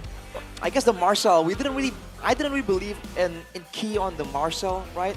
Doesn't seem like it's his style technically, but hey, they're able to actually put it to good use, and with Albert on the Guinevere as well, I feel like that puts him in the best of both worlds. He plays some utility, but also go for the assassinations, and it really paid out there in that final moment. And that's why this kind of matchup between teams is so interesting, because it really was like a bit of a chess match. If Albert didn't predict the movements, you know, if they didn't try and like read into the next couple of movements from Bigetron, that lore take doesn't really seem as easy as it would look at first glance. I agree. And I like that you mentioned earlier on about like the oversteps. What do we call it? Overhype maybe from the side of EVOS? I feel like that could have ended a lot quicker than it should have. I mean, considering that Harley late game, that damage is insane. And despite BTR kind of being behind EVOS from the early portion of the game up until the late game, as soon as that Harley was able to catch up, obviously the damage is going to come through. And that's when it seemed like a little bit more 50-50 than I would have liked. And what's going on with Erlan? You know, there's weird movements. I think Luke also made a mistake towards the later stage of the game. Is it the pressure that's getting to them? I mean, this is a team full of veterans. But of course, before we get into more detail of that third game, we do want to congratulate our MVP, presented to you by the official gaming phone Infinix GT50 Pro, or our player of the game. And that's going to go to Albert. And you mentioned Albert earlier on the Guinevere, the fact that he was able to look for these opportunities, play a very versatile game, especially in game number 3. And that was really lacking when he was on such a one-dimensional hero like the Saber in game number 2. Yeah, it's definitely the better pick. There's a reason why Saber isn't as meta as the Guinevere. And all in the early game, the neutral objective was so good because of the extra burst damage and the crowd control to supplement it. It feels like they really, in one fell swoop, within the span of one single game, fixed a lot of the mistakes that we saw in game 1 and 2. It's not just the more versatile option, it's more crowd control, it's more fighting power, right? It's taking away the Marcel that was such a big problem for them in game 1 and 2. So they really did multiple things at the same time, which makes it look like it's just one or two things. All things considered, though, Bigetron, again, they were able to keep it kind of close. They were behind like 7,000 to 8,000 gold at one point, and they were still able to take 1 or 2 kills traded back towards EVOS. So I think EVOS definitely now are going to be a lot more aware of the potential of Bigetron to mount that comeback as well. So if this goes the distance again in the next game, it's going to be really, I don't know, really strategic from both teams, because they've seen each other at their best.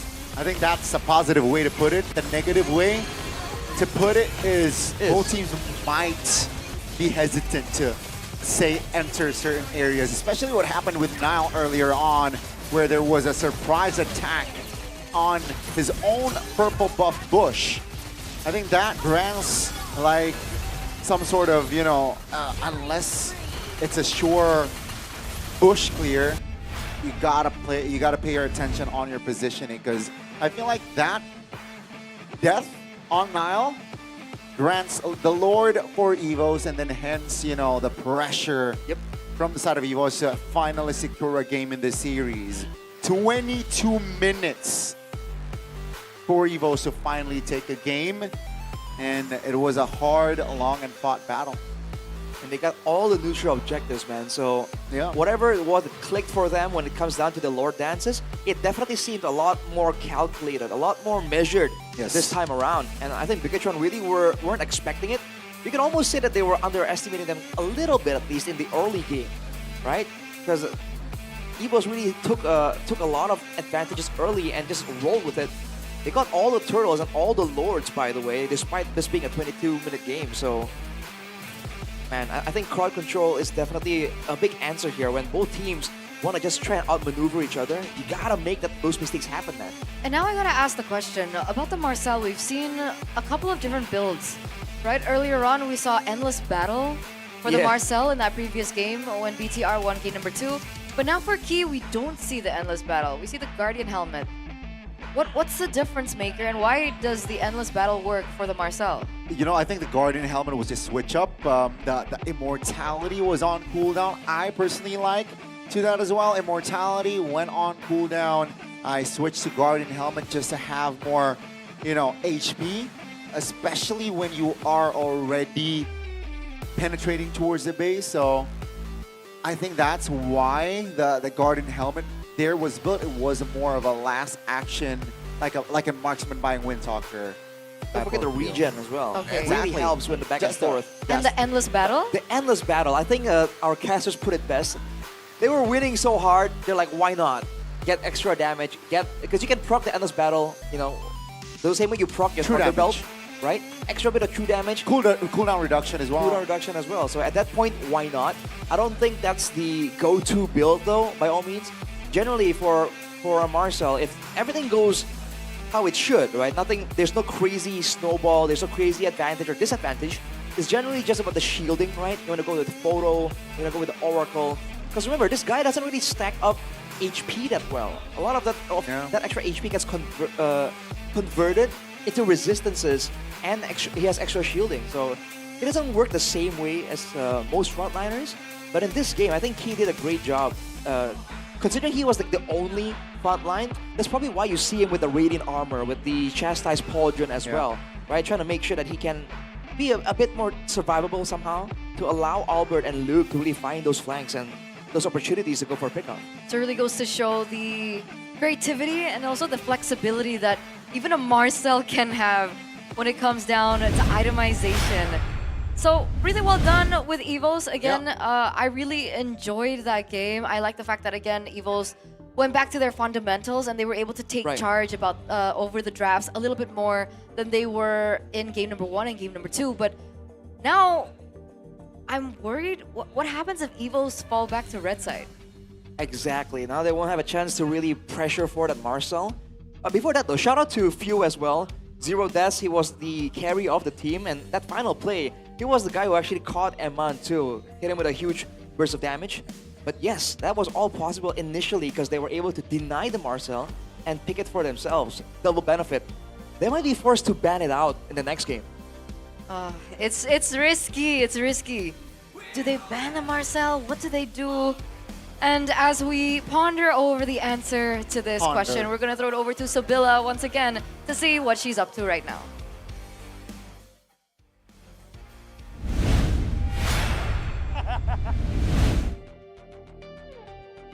Semakin malam, kita melihat pertarungan yang semakin panas karena EVOS berhasil membawa ke game selanjutnya. Tapi di sini pastinya Sabila pengen denger dulu mana semangatnya Jakarta International Velodrome. Wow, masih semangat sekali karena aku melihat banyak sekali yang masih semangat. Sekarang Sabila pengen kasih hadiah, ini namanya GoPay hadiah GG. Dimana untuk kali ini spesial di 5 hari ke depan, GoPay akan bagi-bagi dengan total hadiah 18 juta rupiah. Caranya gimana? Caranya gampang banget. Kalian siapkan aja untuk smartphone kalian. Dan juga pastinya untuk kalian semua yang udah ada aplikasi GoPay, langsung dibuka aja, nantinya akan ada QR code bakal langsung di-scan. Tapi yang belum bisa download dari sekarang. Nah, untuk cara-cara lebih detailnya, kayaknya di sini Suga deh yang mau ngejelasin. Suga, silakan.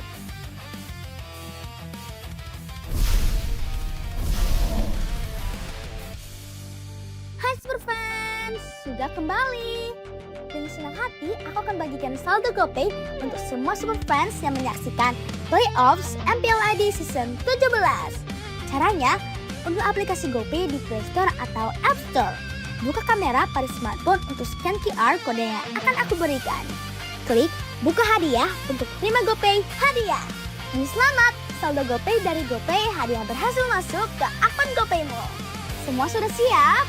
Ini dia QR kodenya.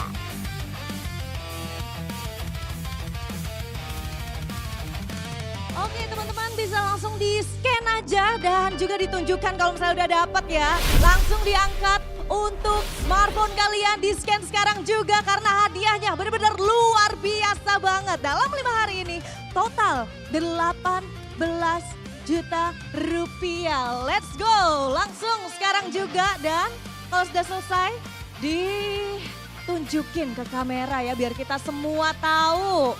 Wow, ini dia nih. Sudah pada dapat semua di sini. Tapi gak cuman itu aja. Aku ngeliat di sini, Bude tuh kayaknya lagi asik banget. So, Bude lagi ngapain sih?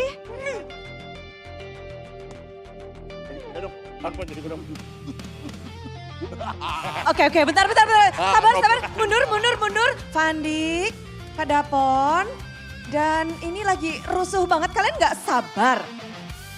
Gak sabar ngapain? Oh dia gak ngomong, kirain dia ngomong. Bentar. Kalian berdua yang tadi maju-maju. Oh iya, tadi? Kita gak sabar. Sebenarnya tadi cuman ngumpulin data doang sih match barusan.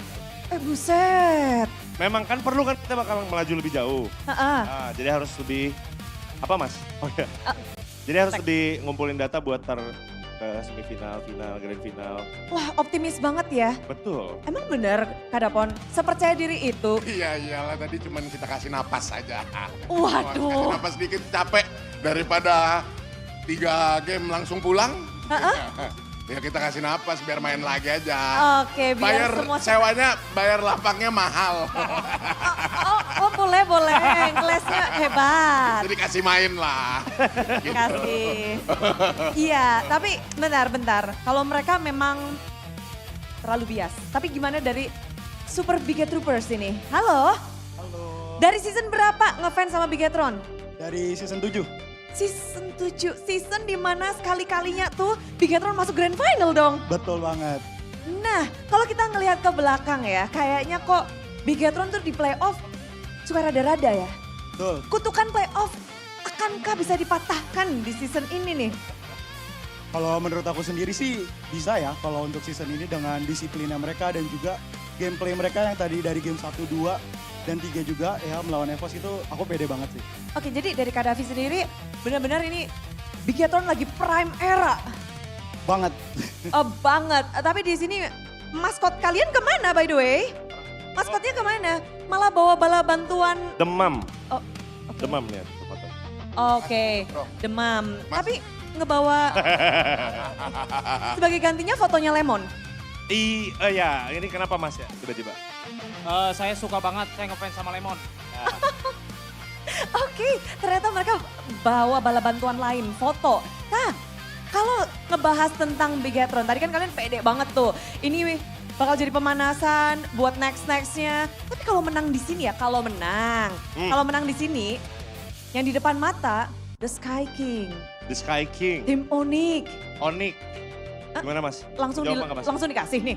Apa mau kita yang jawab? Gimana? Tapi sebenarnya statistik kita berbicara data asli. Jadi datanya ya regular season kita nggak terkalahkan sama Onyx. Di regular season? Betul. Di playoff memang bisa beda? Atau bisa sama atau gimana? HP, kenapa tiba-tiba ke gua pindahin? Apa gimana tadi? Oh iya pasti menang lah. Ya. Karena ya lihat aja by data udah BTR yang menguasai jalannya pertandingan. Wah. Tapi itu regular season. Di playoff bakal beda nih.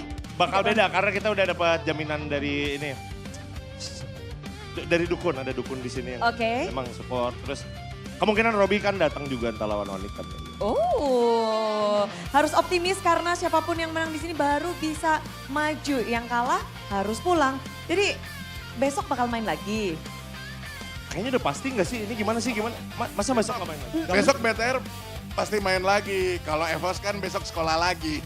Wow. Belajar buat ngalahin BTR ya. Iya, gitu ya. Itu besok menurut masuk jam 7.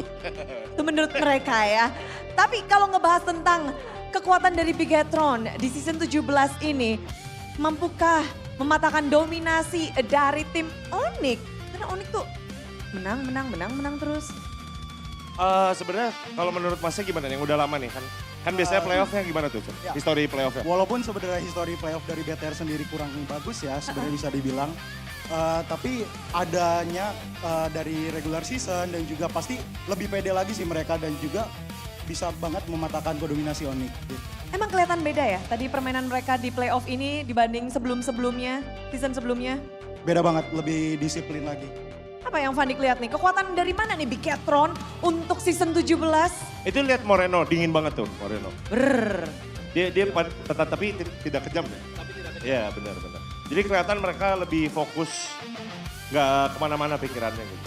Oke, mungkin apa yang ingin disampaikan langsung? Oh ini pesan terakhir. Boleh. Langsung aja. Apa? Pindahkan dapur MBG ke sini. Biarkan BTR memasak EVOS malam ini. Let's go! Mana semangatnya Bigetroopers?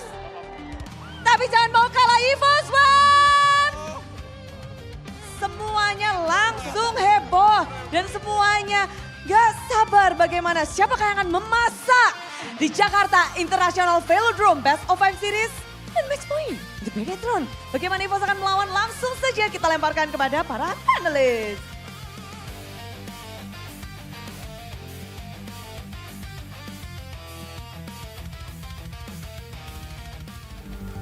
And there you have it. It's a good time to be alive because the bigger troopers are ever as confident that they will be the ones to eat the tigers tonight. They want to cook the tigers tonight. That's But they're something that they robots. said in the interview. Yeah, that's true. How are they gonna consume these tigers? I mean, robots need some protein as well. Do they? Which Yes. science fiction novel did this come from? Oh, there's Come I have one of my favorites, and he does eat. I don't know if I can mention it on stream, but it's really good, guys. I'll let you know on my personal stream what that title is. Okay. Okay. Well, their confidence is not baseless. Let's put it that way, right? Bigetron, they're already looking so good. They've Yeah. shown that they can recover. Even in the game, again, where they were behind the whole time, they were still able to find good moments there. That has to be an encouraging sight if you're a bigger trooper. But they're slowly but surely inching towards the 2-2. If this is a full series, that has always been where the question has been posed against Bigetron, right? Yeah. Can they withstand? Can they maintain that kind of performance? Well, BTR are back on blue side, so I guess that says something. So 3 Yes. out of 3 in this series, the wins has come from blue side. Yes, sir. Will that from trend Marcel continue? as well. Okay. Now, I think the straight solution for out of EVOS. It's 50-50, my It is 50-50. Oh my god, stop. Just ban It's the 50-50. Marcel. And whoever picks on the Valentina loses. That's true. I don't like the Valentina. I think the ban, like Goni mentioned, makes a lot of sense. The Valen, I think picking it up early is not quite necessary. Later on, if there's some really good value you can get from the Valentina, then maybe. But so far, the early picks on the Valen really hasn't been working out. It really hasn't, right? Unfortunately for the size that has picked up the Valentina, even the Maestro, who got MVP game 1 and 2, picks up the Valentina. Wah, wah, wow sort of performance. And it was, and the Valentina for Moreno is like his signature pick as well. Back in the day, Yeah. especially, right? Is it that far back in the day, though? Yeah, I mean, not. He still plays it Not occasionally. today. I Not feel today. like esports is so fast, and MLVP is so fast. So regular season is back in the day. Well, it wasn't regular season. It was like, what, 3-4 seasons Yeah, ago? when SBS maybe. When it was like his signature pick? Did he not play the Valentina at all this season? I mean, he did, I'm but not like, saying that, Arashi. Oh Because my lord. I'm just saying, I thought it was still considered a signature pick for him. But it's not as frequently picked That's fair. because it's not as meta. Back in the day, Valentina was super meta, and that was the moment where Moreno was able to perform really well on it, is what we're trying to say. Sorry, guys. It's been a long day. But we are inches away of coming into game number 4. And it starts here. We're gonna go through it through. Pick the map. Broken walls. You know what? I like to take my time on predicting, and that's why I call Oh, Arashi. Broken I call Broken Walls is too. the choice Oh, of did map you? here for game I number did. 4, presented to you by the official gaming phone Infinix GT50 Pro. BTR are back on first. This time they go, okay, this is a different shade. Marcel banned. Guinevere as well banned out, so Yushin's been left open. Ooh. Wait a minute, that's true. But then we did this, the Sushin getting left open in game 1. It didn't work out for EVOS. They had that Jushin Khalid combo going on. Yeah. Weren't able to use it to its maximum potential. But now that they've maybe noticed the requirement, the necessity for card control against Bigetron, they might want to rehash that. And now I want to know if EVOs want to prioritize what ban. Do they want to ban the Baxia here? Okay. Okay. So the Freya's open too. Ooh. Wait. You're right. That's true. So that is scary. Off the top of my head, the Baxia as well. We've seen contestant the Harley, if they really want to get a jungler very early on, can be picked up here. Claude even, right? If they really think that the Claude is the key, could work. Do they want to let the Freya go though? It's good flex as well if you pick it up. It's too There you go. expensive. Too You expensive. can flex gold, you can flex EXP. It is too expensive, yeah. So now EVOs, they're aware on, you know what, we let the Freya go. There's a big possibility that BT picks it up, and now what's their answer to this Freya, right? In the lane, we've seen carries being picked again, Carry, kind of. Again, yes. that's only for the laning phase though. In the team fights, you get zoned out anyways. I feel like EVOs are gonna need something a bit more out of the box here. They might even go for the mid-prio approach and then gank the Freya again and again. Keto Kalea is the option. That's key. In a way, a bit of a signature pick for Key on the Kalea. And we finally get to see the Kalea in action. Yes. It was banned out for, I think, most of the games that we've seen today, even from our first match. And finally, we get to see the Kalea and the Freya come to light. Here, we do still see that BTR has a possibility to flex, right? They can try to find a good matchup for the Freya, put it elsewhere perhaps. And I think now is a good opportunity to play with that flex, or do they want to secure a strong lane like something like the Claude or the Harris?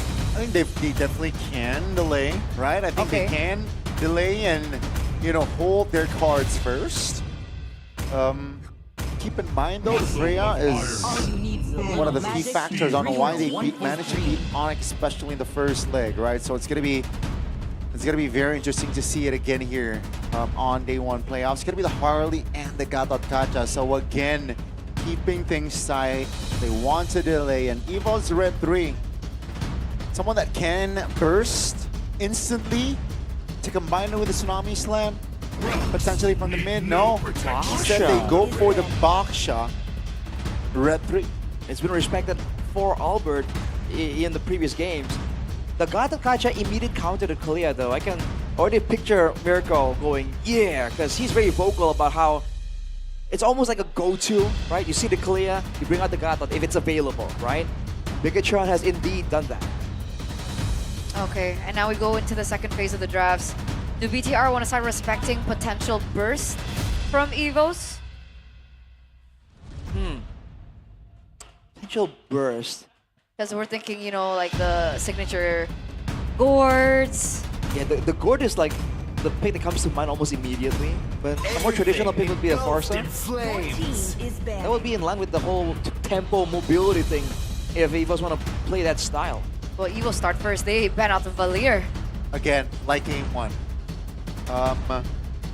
It seems like, knowing that their composition, a lot of like jump, you know, engage, a lot of shoulder to shoulders. Especially Baxia, yeah. Baxia, you know, the Paquito will like to go shoulder to shoulder, and the Valir definitely can hinder that, you know, potential. And the carry you mentioned earlier on, Arashi, will be respected and denied here in the second phase.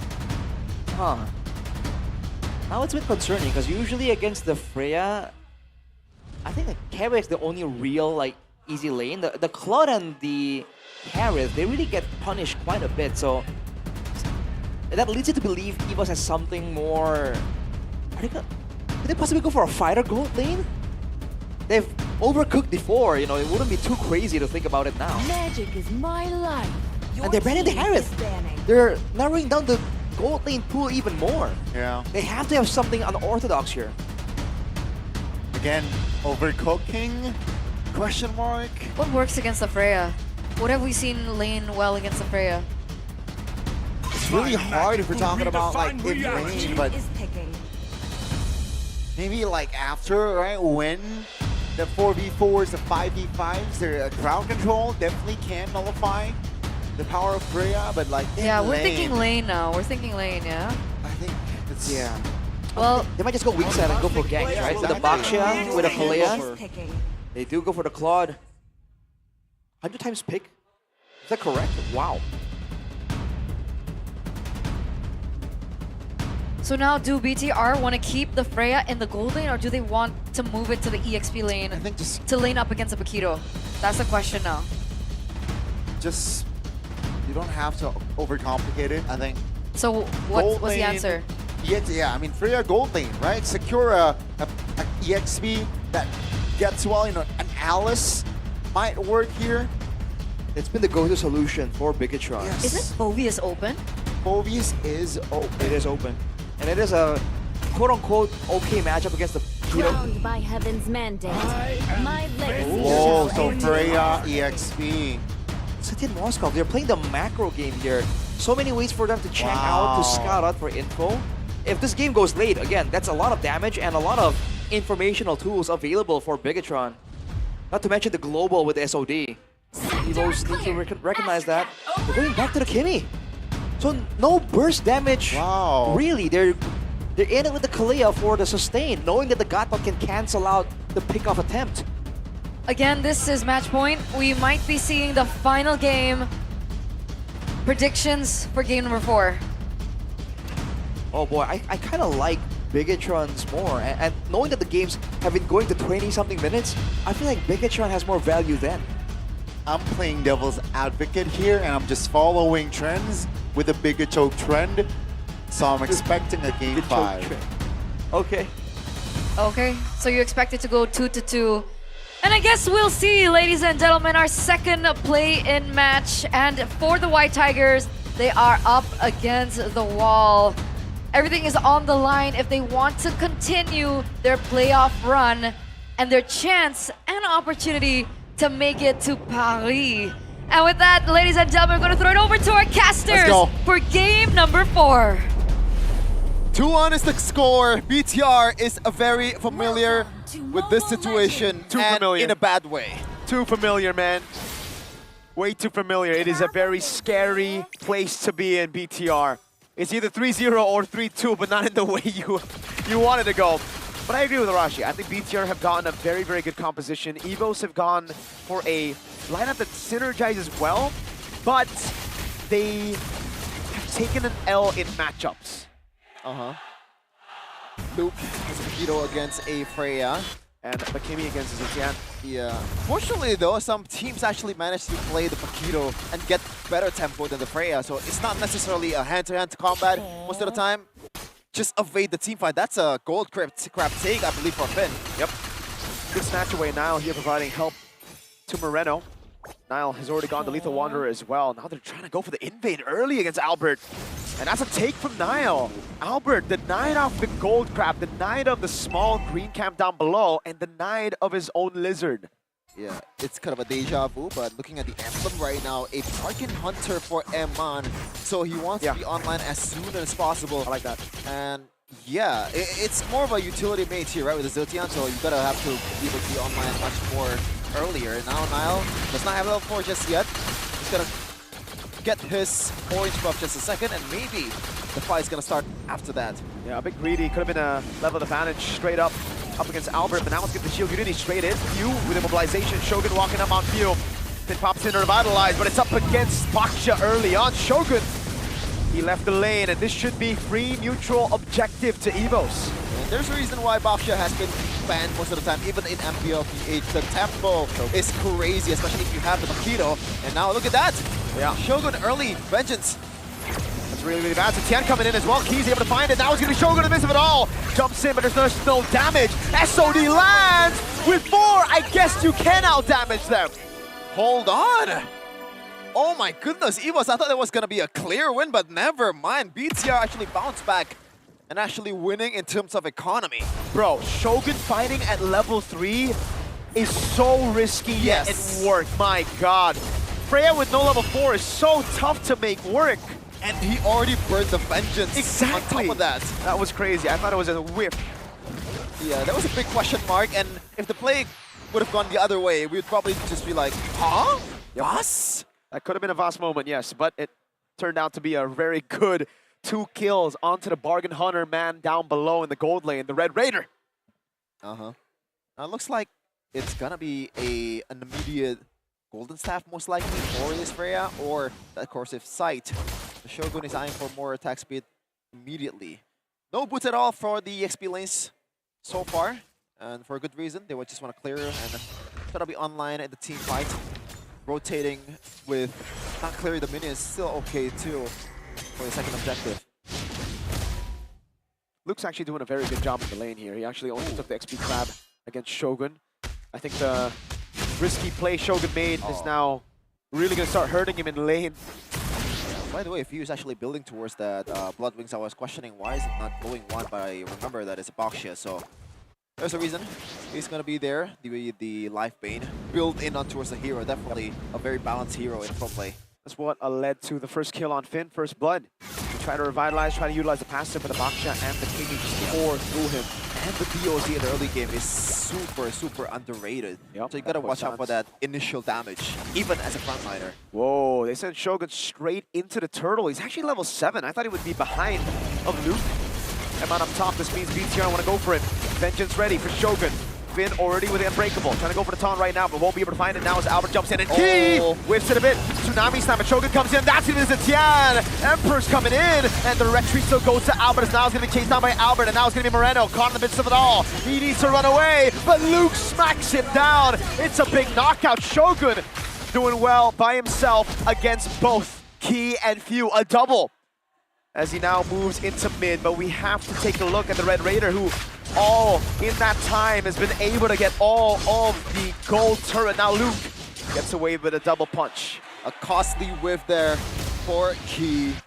And now the lead grows more and more. It's actually not that bad as I thought. Nope, in terms of economy. But we have to see the allocation, Sheffin.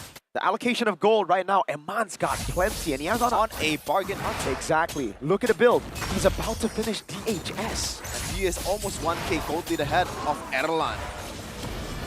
Yeah, not good at all, but EVOS still catching up, and we've seen this in the regular season a lot of times. EVOS in the back foot, they just play the macro game really well. SOD connected. I don't know if you're going to go for Albert here, but he is overstepping his bounds. Oh god, maybe they want to go for Albert. Deadly Magic as well. Albert goes down, but Finn gets the kill. All right, I mean, it's still a pick-off. It's still a win. It's still a win. It's still a win. Yeah, Albert, very optimistic in his approach, I guess. And a bit disrespectful, just a tad bit. Once you get that shield immunity out of the way, Boxia is pretty much a walking target. As long as you have the damage, it's easy, free money, walking ATM. Yep. And the Fear of the Phoenix, man, something we called out here as well. Me and Chef and Falcon Descent coming down on Luke, man. Deadly Magic as well. They're going to go for a full dive, and they shred him down. The regen is not enough to keep Luke alive. This is why the Freya needs to be banned or picked. Yeah, maybe a Phobius on the other side could help too. Yeah. But at the same time, do you want to let go of the Paquito and Freya at the same time? That's but the thing. You do have the Phobius though.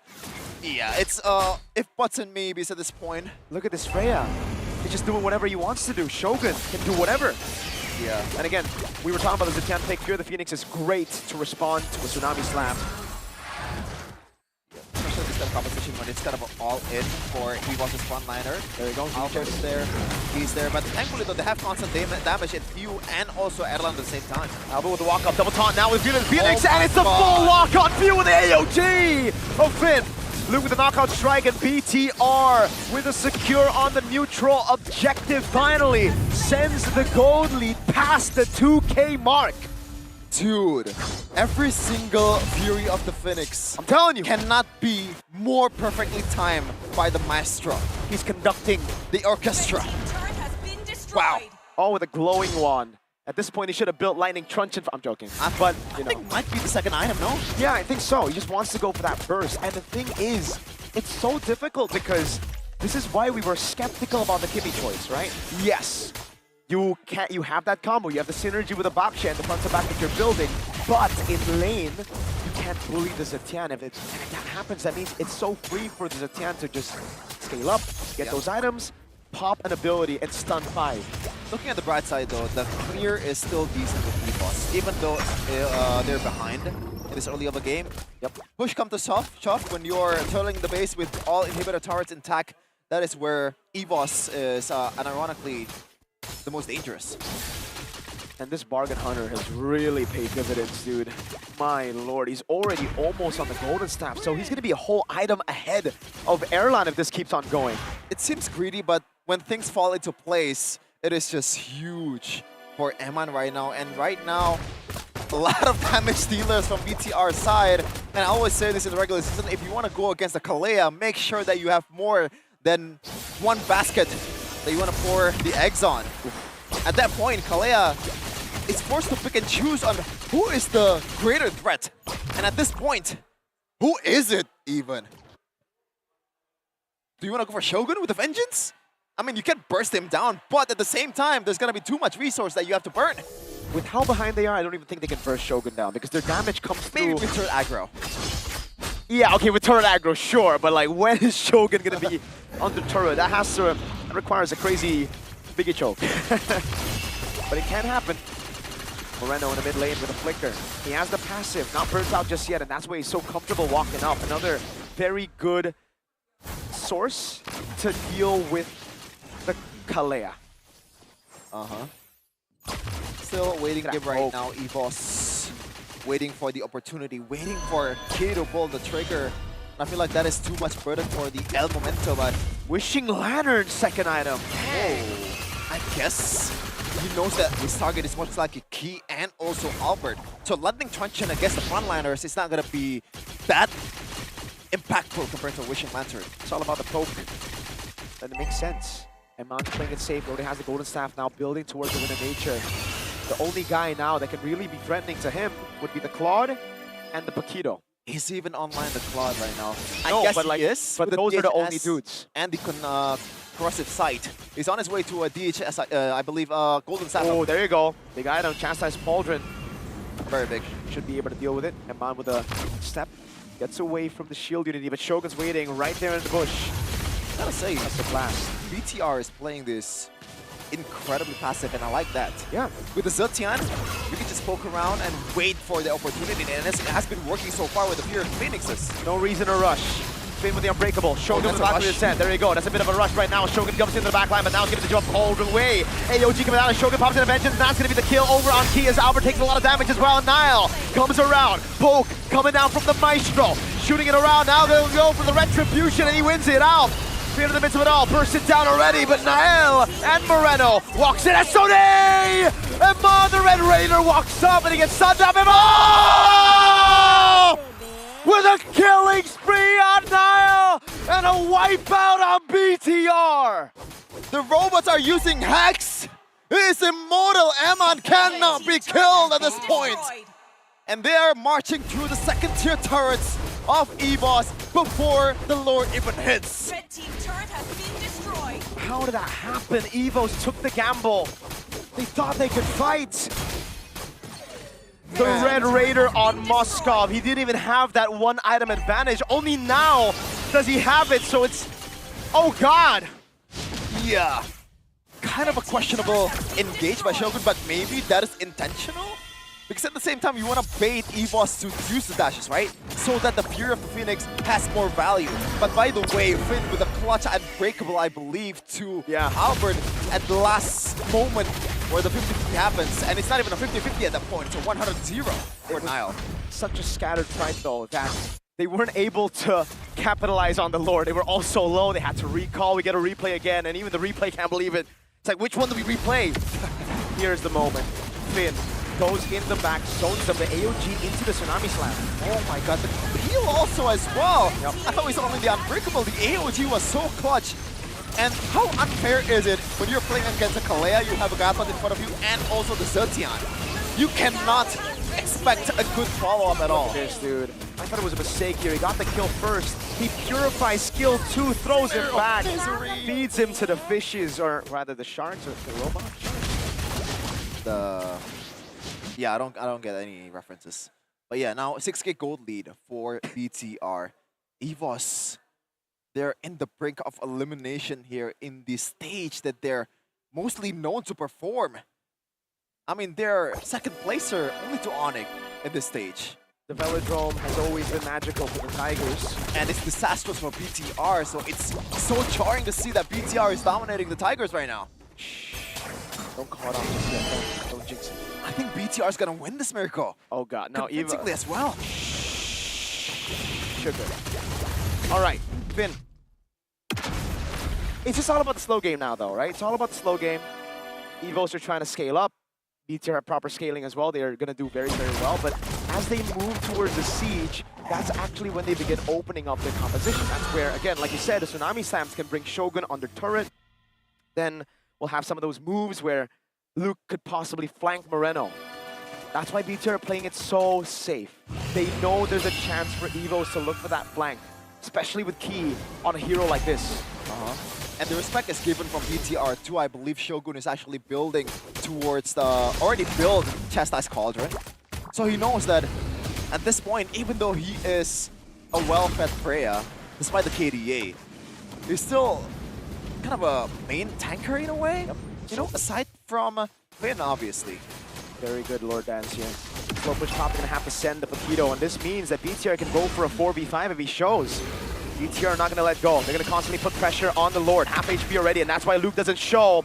And they reset.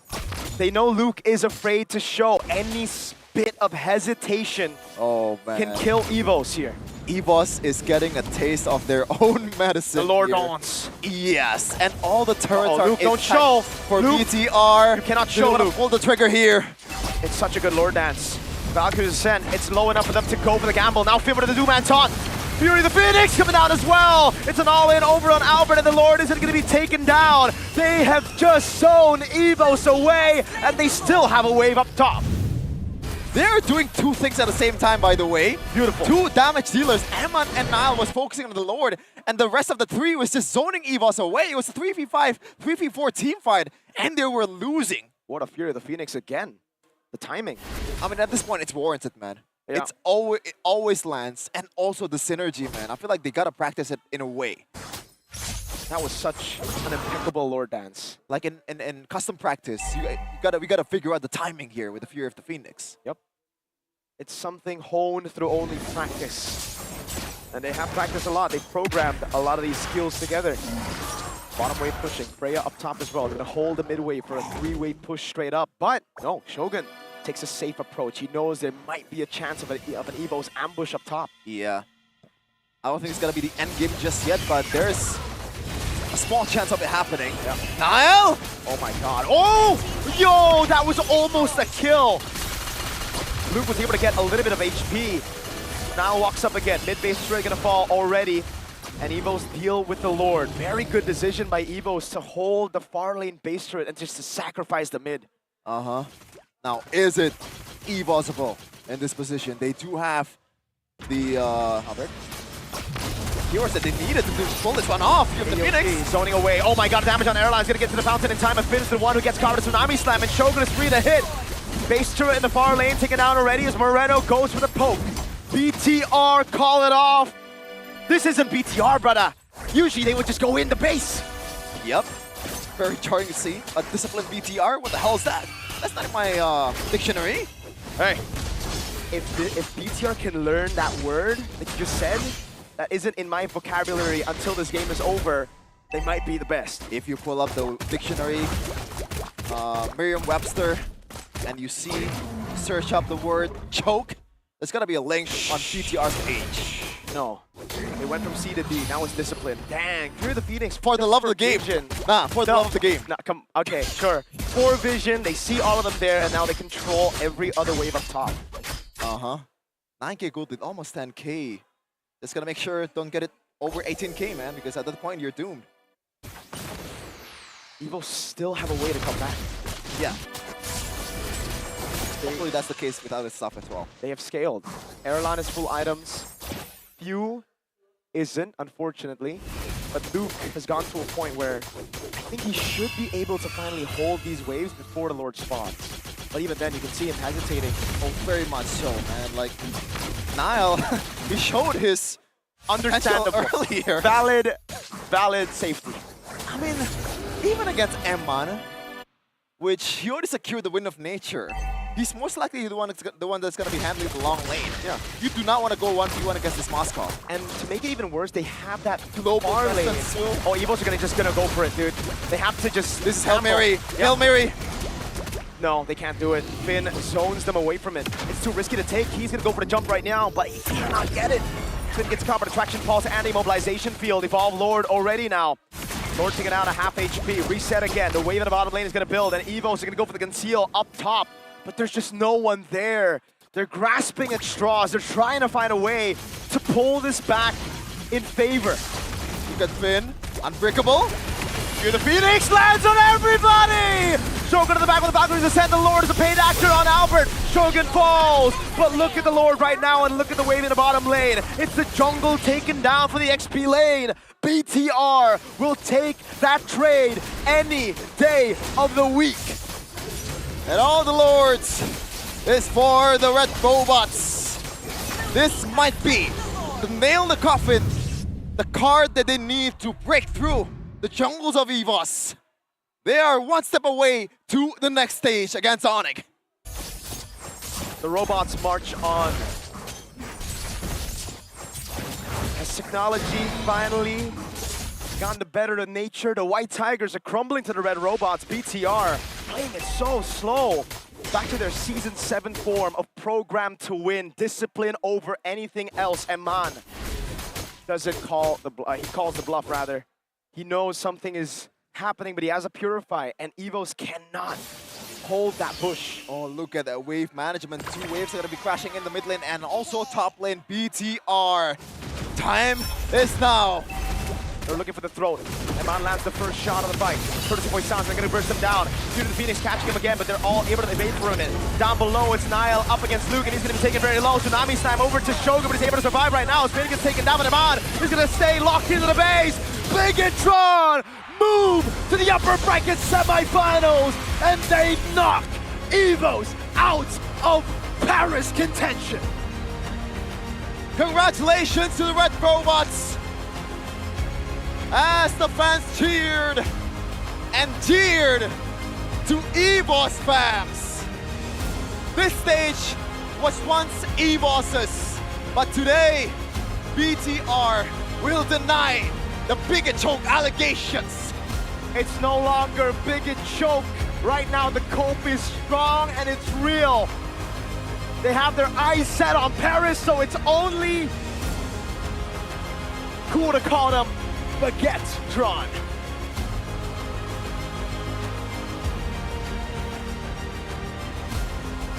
A lot of tears from the EVOS fans. They thought they had the chance. They thought they saw a lot of hope when they won game number 3. And understandably so. But BTR with a crisp draft. Not overthinking things when they are cooking all the ingredients. Simplicity is key when you have great players, and I think Bigetron showed here today that they just took through what worked. They tried to go for something a little bit bombastic in Game 3, made sense, but they couldn't execute it. Now we go back to Game 4. They go back to the drawing boards after that loss, and they build on what works. They pick up the Freya, it works. They go for the Harley.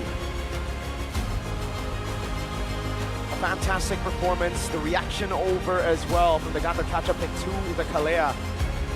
EVOS will be going home, unfortunately, today. It is a sad sight to see for the fans in the building who flew at different parts of Indonesia, maybe possibly even the world, to come and see possible comeback for this organization. It is just unfortunate. It's just a story of what could have been for EVOS.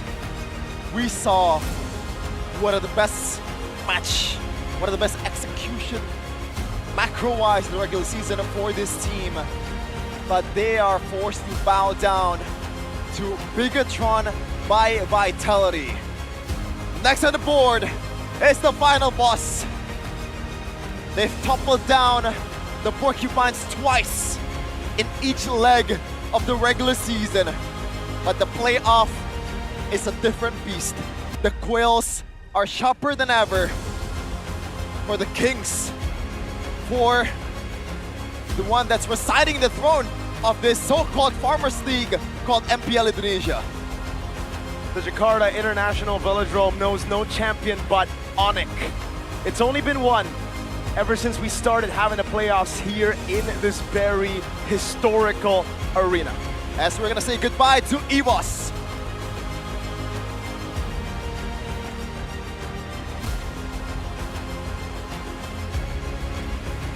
Penutupan untuk match hari ini membuahkan hasil yang tak baik. The closing match today Di Jakarta International Velodrome bears fruit for Bigetron. Tapi di season 17, kenangan pahit mereka dapatkan. In season 17 though, it's a bitter memory for EVOS. Sepatah dua patah kata tentu ingin kita dengarkan dari tim EVOS. Let's hear some words from Team EVOS. Pertama-tama, terima kasih First of all, buat EVOS Fam yang thank you udah for the dukung EVOS fans sini, yang who've udah been nonton supporting juga us, that has come to watch us here and online. Kita appreciate banget lah. We really appreciate you guys. Kita nggak bakal ada di posisi ini. We wouldn't be here without you guys. Second of all, perwakilan dari player dan manajemen, on behalf of EVOS and the management, atas hasil buruk. I want to apologize for the bad result of the season. Kami tahu kami bisa melangkah lebih maju lah. We know we can step even further away. Langkahnya harus terhenti hari ini. Ya gua harap kalian tetap bisa support. But our steps EVOS dan are stopped today. berpotensi But we hope you would still support EVOS and its players. Kami minta maaf. Once again, we're very sorry. Baik itulah, dan sekarang kita akan melihat the last bow dari EVOS Esports kepada EVOS Flames dan juga Jakarta International Velodrome. Marilah kita berikan tepuk tangan karena ini adalah semangat A round of applause dari teman-teman EVOS for dan EVOS. pastinya come back stronger untuk teman-teman EVOS di season 18. Yap, season 17, season ganjil. Rupanya banyak memberikan kejutan. Bagaimana It tidak? turns out the odd season, season 17, has a lot of surprises. Bigetroopers menyambut kemenangan dari tim Because Bigetron. it's just time for victory for Bigetron by Vitality. Waduh, ini pada pindah-pindah semua ya. Padahal nggak tahu. Sekarang kita sengaja udah apit Bude. Oh iya. Kan? Biar nanti We have you guys surrounded from two sides, so no one can escape any questions. ini Bigetron di babak playoff yang paling ganas, yang paling galak dapat MVP terus-terusan Moreno. The one that's most ferocious, that got all the MVPs, Moreno.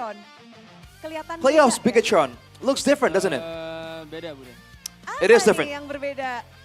What's the difference? Nggak tahu sih, vibes-nya beda aja lah. I don't know, but the vibes are different. Kita sekarang benar-benar nothing tulus aja sih, kayak We really feel like we have nothing to lose. pembuktian aja sih buat kita berlima, kayak kita It's, berlima masih it's a proving mau ground for bareng. us, for all five of us who want to keep playing together. Oke, emang kalau misalnya kalau langsung udah dibubarin. Well, if you lose, are you guys getting disbanded?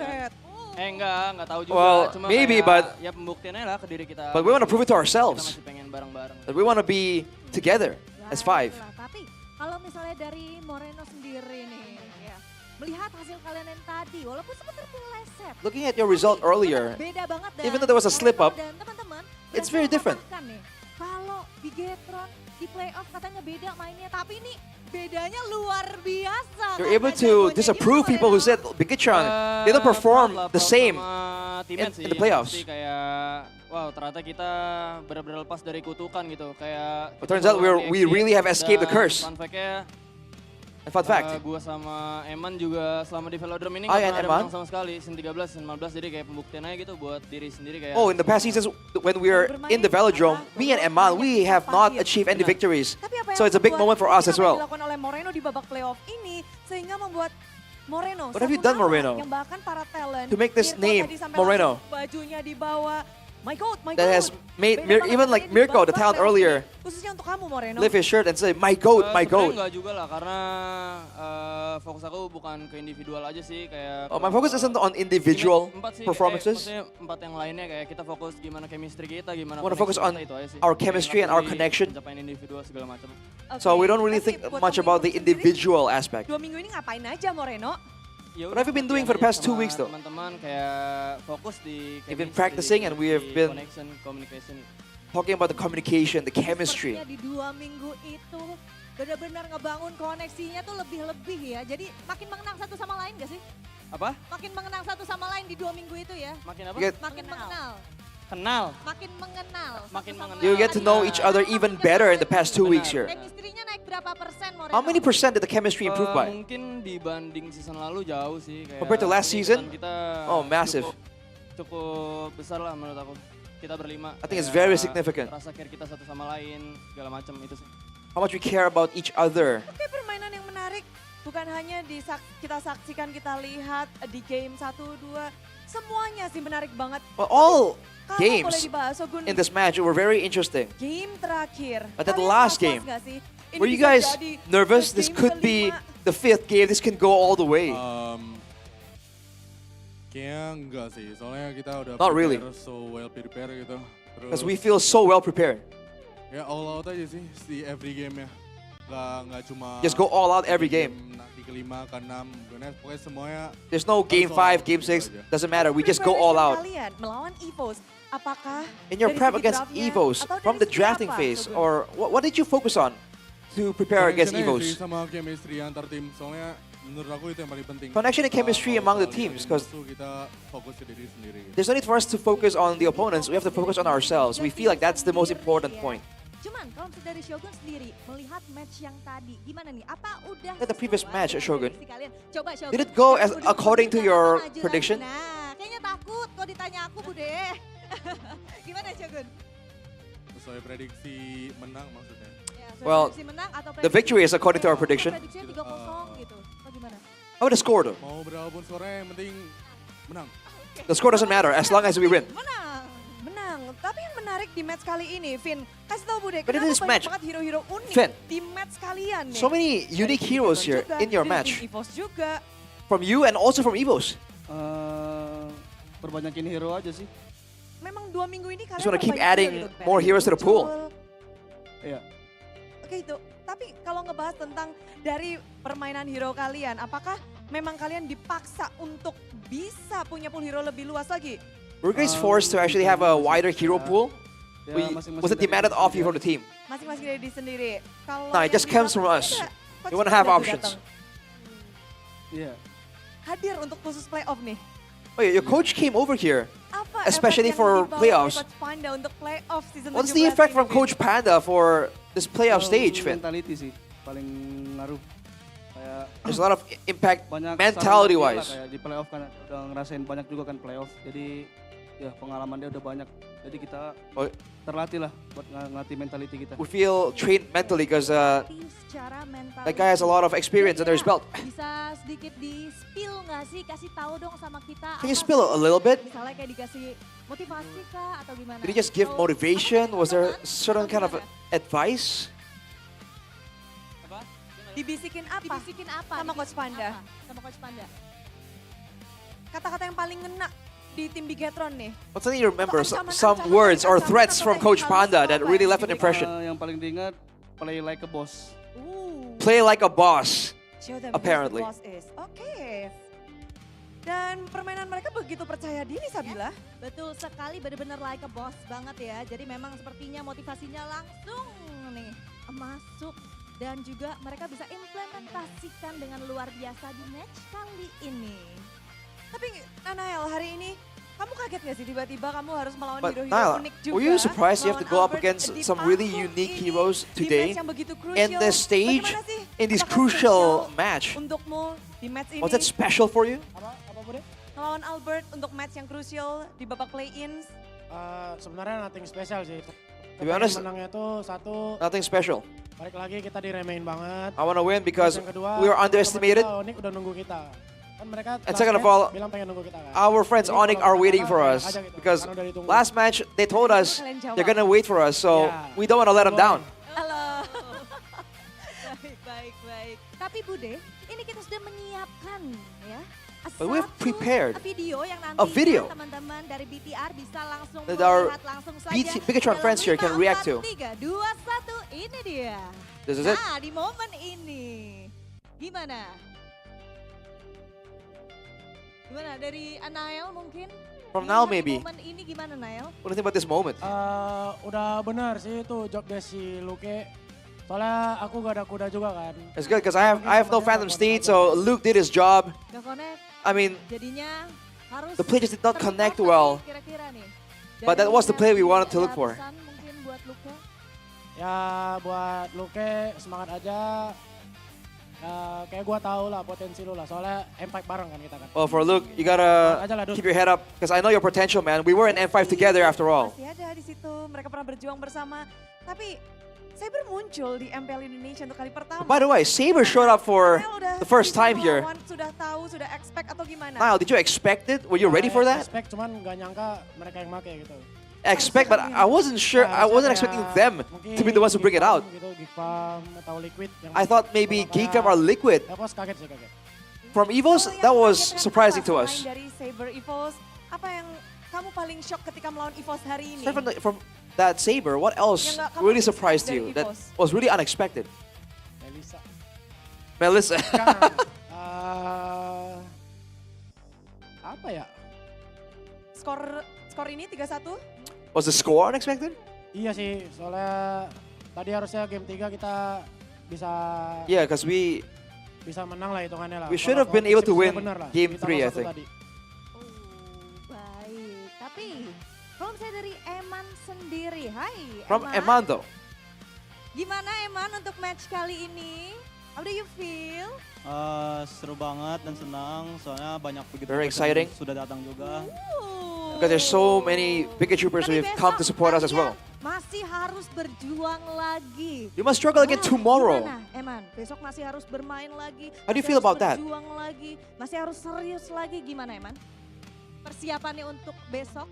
Any preparations? Mungkin kita lebih disiplin aja sih, soalnya hari Probably ini more masih disciplined. banyak yang miss gitu. Kayak Because today there's still a lot of mistakes. Bisa lebih perbaikin aja. Ya. There's a lot of things we can fix. Walaupun menang dengan cukup dominasi kalian di game-gamenya. Even though you won in quite dominating fashion, there's still a lot to learn. Harus dipelajari. Ya, masih. Apakah Yes, memang for sure. Onyx nggak boleh ada celah seperti hari It's ini? Onyx. Do you think you can afford to make mistakes like today? Onyx nggak boleh ada celah. Iya, soalnya timnya For sure. kalau playoff ngeri banget gitu. Because in the playoffs, that team is very terrifying. Sekarang, dari Eman sendiri ya, kira-kira apa pesan buat Kelra? Is there a message from you, Eman, for Kelra? Semangat aja sih. Ya, see you season depan. Ya.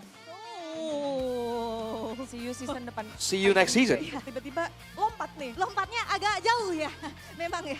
Tapi itu dia. Oh, Kelra. Buat Kelra. Oh, gua Buat kira. Kelra. Buat Kelra. Oh, salah, jadi salah. Saya dengarnya Oke, Kelran. boleh. Nggak apa-apa. Oh, Kita ulang. Satu, not dua, Kelra. tiga. He thought I was For talking Kelra. about Erlan.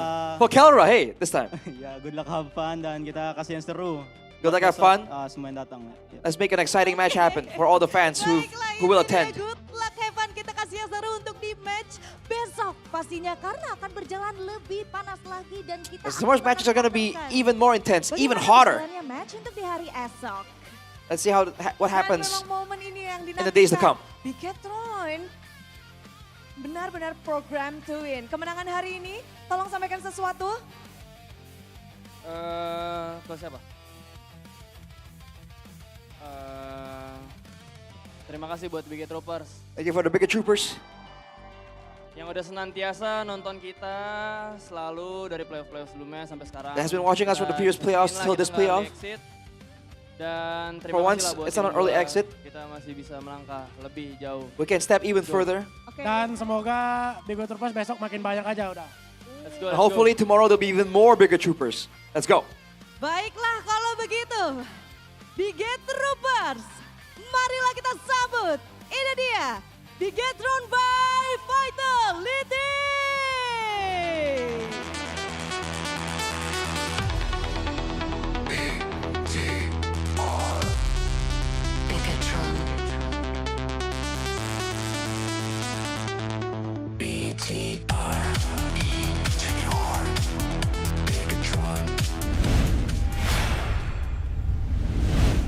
And as the dust begins to settle and the feathers fall to the floor, we begin to realize that the Cinderella story for EVOS is no more. Congratulations to BTR by Vitality for that 3-1 victory as they prove here on the stage, the playoff stage and Velodrome in particular, they are able to capture a win, because that is something that Moreno did mention in his interview earlier on, that him and Eman, him and Eman here at the Velodrome have not been able to mount a win, and this really just shows and it also proves to themselves what they are actually capable of. There's development, that's for sure. Yes. That's a sick bar though, Eternal. You should make music. That is true. You should make music. I'll think about it. I'll think about it. But no early exit for BTR this time. Wow.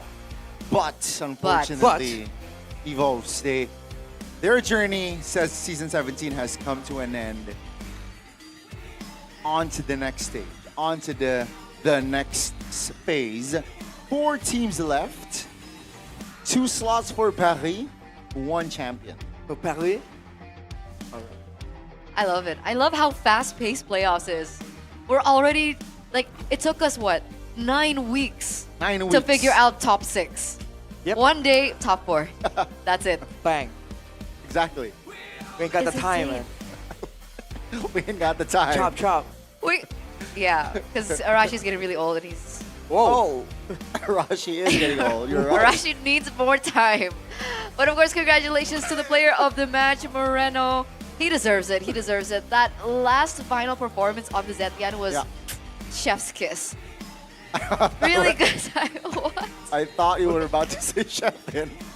But like chef's Why? kiss. No, Why would Moreno's she say performance that? is Chefin. But I continue on. Well, Continue. yes, the Fear of the Phoenix. It was highlighted again and again by our casters, Mirko and Sheffin. Yeah. So well timed, and the coordination was so good as well. And if you look at how segmented, how much mistakes were there in Game 1 and Game 3, that was looking so different. I mean, I was over here impressed as well, seeing how much more coordinated they were in Game number 3, right? There were barely any mistakes. They were playing it disciplined, and they weren't baited into any real fights. Even when it seemed like a good fight, if they didn't plan for it, if they know they have the lane advantage, the macro, the lord to work for, they ignore it. And it's kind of scary if you're going to be up against Bigetron, don't you think? I mean, there's a reason why BTR is the only team to be able to defeat Onyx, right? And we finally get to see that gameplay come to light, especially in game number 4. Sure, even Moreno, I think, admitted that they did make a few mistakes, and obviously they're going to repair it over the course of the next few days. But it was a lot cleaner.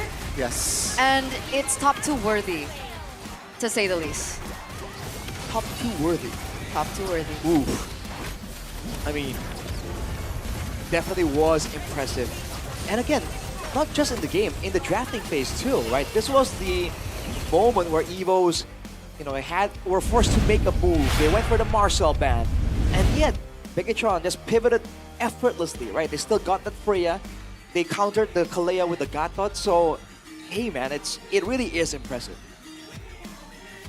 It really was. It really was. A huge factor on why I feel like Bigetron were able to find success as well was that Freya, right? It was a crucial pick in the regular season, mostly on gold, but it seems like the transition here, regular season, keep an eye on Freya EXP on Avengers as well. I mean, King taught us that as well in the regular season, right? I mean, it has been switched here and there, EXP and gold, but maybe more on the EXP now.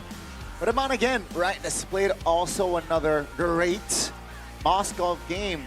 this time round with a magic shop there, with a bounty hunter, with a discount shop, right? With a bargain hunter. hunter. Yes, sir. You were right the first Okay, time. I was overthinking, right? I overcooked it. You overcooked it. But then more quicker to get those items and more faster to be an impact. Unfortunately for the side of EVOS, they weren't able to handle the pressure that came from the side of BTR. And I want to give props over to the drafts as well for BTR in that last game. Yes. Right? It's like you don't... It's great to have a Kalea because obviously you get to, control tempo usually and you get to have early pickoffs. Yeah. But don't pick the Kalea before the Gatot ban maybe. Like, especially like the Gatot plus Fury of the Phoenix, what the hell is the Kalea supposed to do? Her best. Exactly. Like, you're not really giving the opportunity for Key to look for anything on the map. Like, what did you expect Key to do in that situation? That's really why they pivoted over from going for burst damage. Just try getting like more adrenaline fight, but too difficult. They didn't even have the burst damage. They went for Kimmy. But of course, we now are going to take a look and see what's going on with our boss. Tanya-tanya kepada Coach Theonael. Anak-anak di season 17 ini, para player Bigetron, apakah bukan player Bigetron di season-season sebelumnya? Sebetulnya sama, player yang sama kayak season lalu. Cuman yang beda mentality mereka aja. Ya, jadi terlihat mereka lebih percaya diri di panggung kah atau bagaimana Coach Theo? Betul, karena fokusnya sebenarnya percaya diri, satu, kedua percaya tim aja sih. Jadi ya main untuk satu sama lain aja. Main untuk satu sama lain. Dan susah nggak sih nge-build untuk anak-anak punya mentality, punya gameplay yang seapik ini untuk babak playoff? Emang kita nyiapin sih bareng berempat lah, bareng semua staff. Dari semua coaching staff, dari yang di belakang layar berarti bekerja ekstra untuk playoff kali ini? Yes, betul. Melawan EVOS, apa yang paling dipentingkan dari coaching staff? Persiapan buat jungle tank aja sih sebenarnya lawan Albert, kayak Fredrin aja kita nebak mereka nyiapin jungle tank aja. Oke. Dan kalian sudah bisa membaca itu semua dan apa yang paling membanggakan dari Coach Theonael dari permainan Bigetron tadi? Mungkin karena nunjukin mentalitinya yang sebagus itulah, kayak satu game kalah kita tetap bisa fokus lagi next game sih. Apa yang terjadi ketika satu game itu kalah tuh? Balik lagi kita ada kesalahan di gameplay juga dan ada miskomunikasi juga. So we lost because we had a bit of a misplay, a bit of miscommunication as well. But we just have to know how to deal with it. Dari season lalu dan season sekarang, cara penerimaan ketika kalah game itu beda. It's how they accept defeat Wow, different Bigetron makin in the previous serem season. di season ini, Coach Theo. It is. So it's gonna be a very scary Bigetron. Bigetron yang berbeda di playoff. Kalau sebelum-sebelumnya susah banget menang. Tapi kayaknya sekarang akan beda nih, Coach Theo. Amin pokoknya. Amin, Amen. amin. Amen to all these positive potentials coming in from Bigetron. Dan juga tim Bigetron. Tapi kali ini karena kalian berhasil memenangkan match ya, kalian memulangkan EVOS. Seberapa As you guys sulit sih won and untuk sent EVOS bisa back menang home. 3-1 melawan EVOS? How do you feel winning 3-1? Saya respect juga ke EVOS, mereka juga try the best lah. We still respect EVOS a lot. They tried their best. Nyiapin draft yang bagus sebetulnya. We just Hari ini seem to sudah have the better apakah result. Bigetron sudah siap untuk besok? Are Bigetron ready for tomorrow though? Ready lawan Onyx. Ready for lawan against Onyx? Onyx? Yes. Soal dari regular season akan dibawa untuk menjawab Onyx esok? Pasti. Pasti. Same supplies that we Bahan took bakar mereka tentu yang to diharapkan oleh fight them Bigetron in the kali regular ini. season. Sekarang kita saatnya bergeser Coach Theo karena To ini shift adalah over momen untuk tim Bigetron by Vitality yang The moment diwakilkan for- oleh Coach Theo untuk mematikan lampu dari EVOS. for you to turn off the light Perjalanan EVOS telah to end usai. EVOS' journey officially. Untuk EVOS, Thank you dan respect untuk pertandingan hari ini. Kalian Thank you keren for juga dan tetap your semangat. respect Sama thank you juga for this match. buat kejutan cybernya tadi. And thank you for that saber surprise earlier. dan itulah dia Coach Theo bersama dengan tim Bigetron by Vitality. Sekali lagi, tuliskan hashtag Bigetron Win.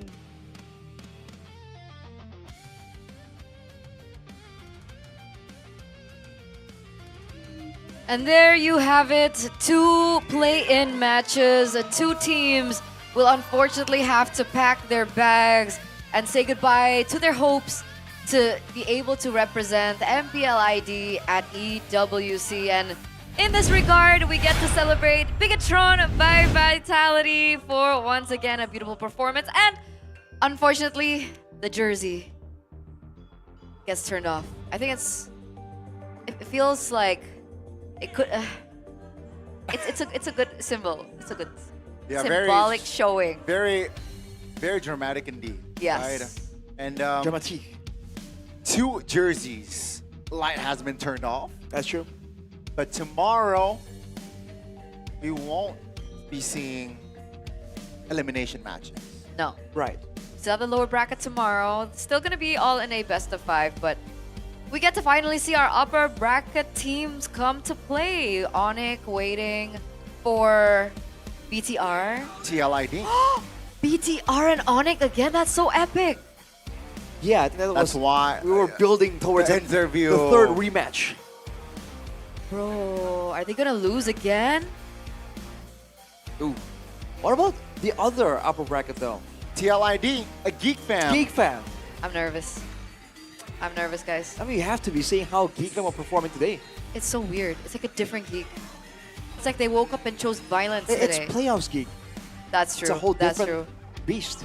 Exactly. And with that, we're going to throw it over to the updated brackets for the playoffs. MPL ID Season 17. These are the brackets by Infinix GT50 Pro, by the way. Woo. So, GEEK Fam successfully eliminate DEWA 3-0, and they move forward into the upper bracket semifinals. Where TLID are waiting for them. And for our second match of the day, BTR successfully take down the White Tigers as well, 3-1. And they're also moving forward. They get to move forward to the upper bracket semifinals where they get to meet Onyx. And tomorrow it will still be a best of 5 matches. The winner will advance to the upper bracket finals. The loser will go down and lose their extra life, where one more chance to stay alive in the playoffs. And just to make sure you guys aren't late, we want to remind you that our first match will be at 1 o'clock GMT +7, and our second match will be at 6:15 GMT +7. Arashi, between these two, are we going to be expecting finally a best of 5, a full best of 5? I think it's really possible tomorrow, man. But who knows? That's the exciting part about the season. It's so close. What about you, Gunny? Do you think it could be a full best of 5 tomorrow? You know, I think we might see a potential full best of 5 tomorrow. Which match? I'm gonna keep that in mind. I'm not gonna. You're gonna keep it in mind. Okay. Oh, whoa. Oh my God. Surprise appearance there. Who was that? I have no idea. A random Bigot Trooper. Was that a very familiar Bigot Trooper? He was sitting on the stands. Before the match. He was sitting in the stands in a suit earlier. Well, don't forget the BOGS2 playoffs as well, though. It starts from June 15th to 17th. This is the final showdown. Which team will prove themselves as champions and earn the right to join Team Bigetron by Vitality at EWC 2026? Hey! Whoa! That's something else. Yeah, so we're not just setting up for MSC, but everything is going on, and we're also setting up for MWI. And again, a crazy great opportunity for the ladies in MLBB, and it's going to be exciting to see who will be able to challenge BTR by Vitality and who will be able to join them as well in Paris. So you guys can check that out on YouTube and TikTok. All you need to type is Battle of Gamers, or you can check out MPL Indonesia as well, because it's also being streamed there. You don't want to miss it. For sure. The beautiful thing about, you know, the female tournament, the ladies, is that we get to see really crazy picks usually. Most comfort. Crazy picks, crazy gameplay. Yeah. So it's a fun time. Unpredictable, you know. Absolutely. Element.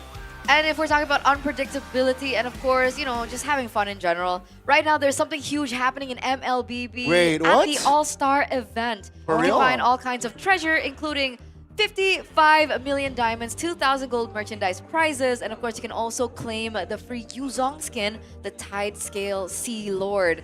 So make sure to log in and keep playing. Is this the skin where we go fishing? I think so. Right? That's the skin Yeah, that the we go Yutong fishing, skin, right? Yeah. Yes. I love fishing.